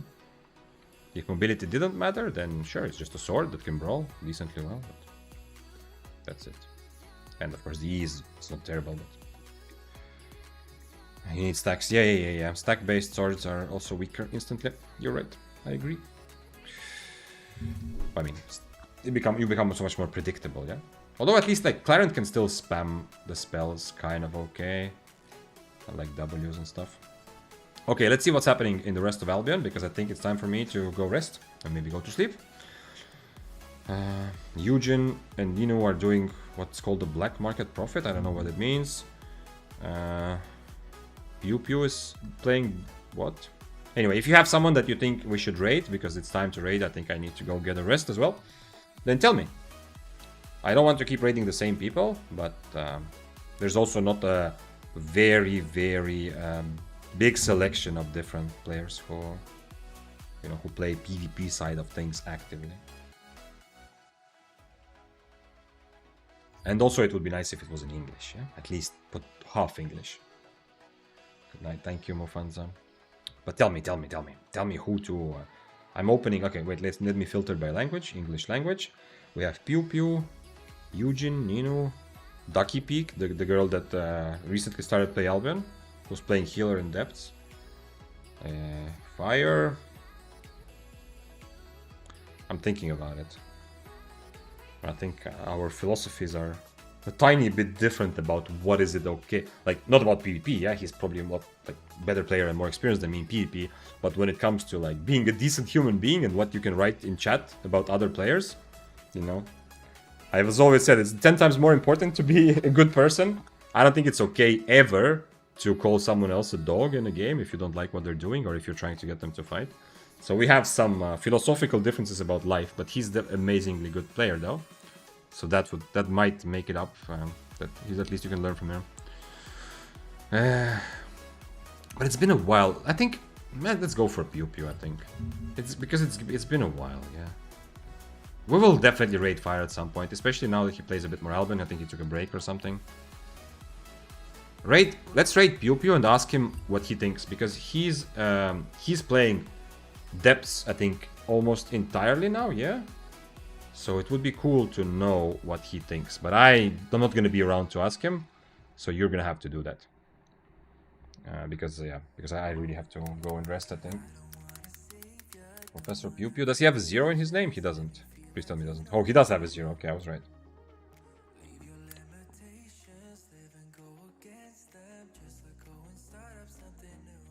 Yeah.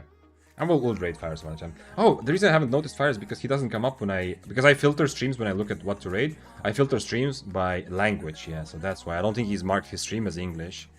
Obviously he does, like, you can always ask him questions in English, but he's one of those who streams in 2 languages, which is awesome, yeah. Okay, stay for the raid for points. Thank you for being here. Appreciate you, love you all, and talk to you. I don't want to promise tomorrow, but maybe. Soon it will be clear. One more week of unclear schedule. After that, I will have a pretty clear weekly schedule where every week the streams are at the same time, because my other work stuff is kind of fitting in, and I will know starting in September what days, what time I'm free. And I also want to just be more predictable in streaming. Anyway, have a good night. Ciao, ciao, ciao. And where's my OBS? There's a special bye-bye.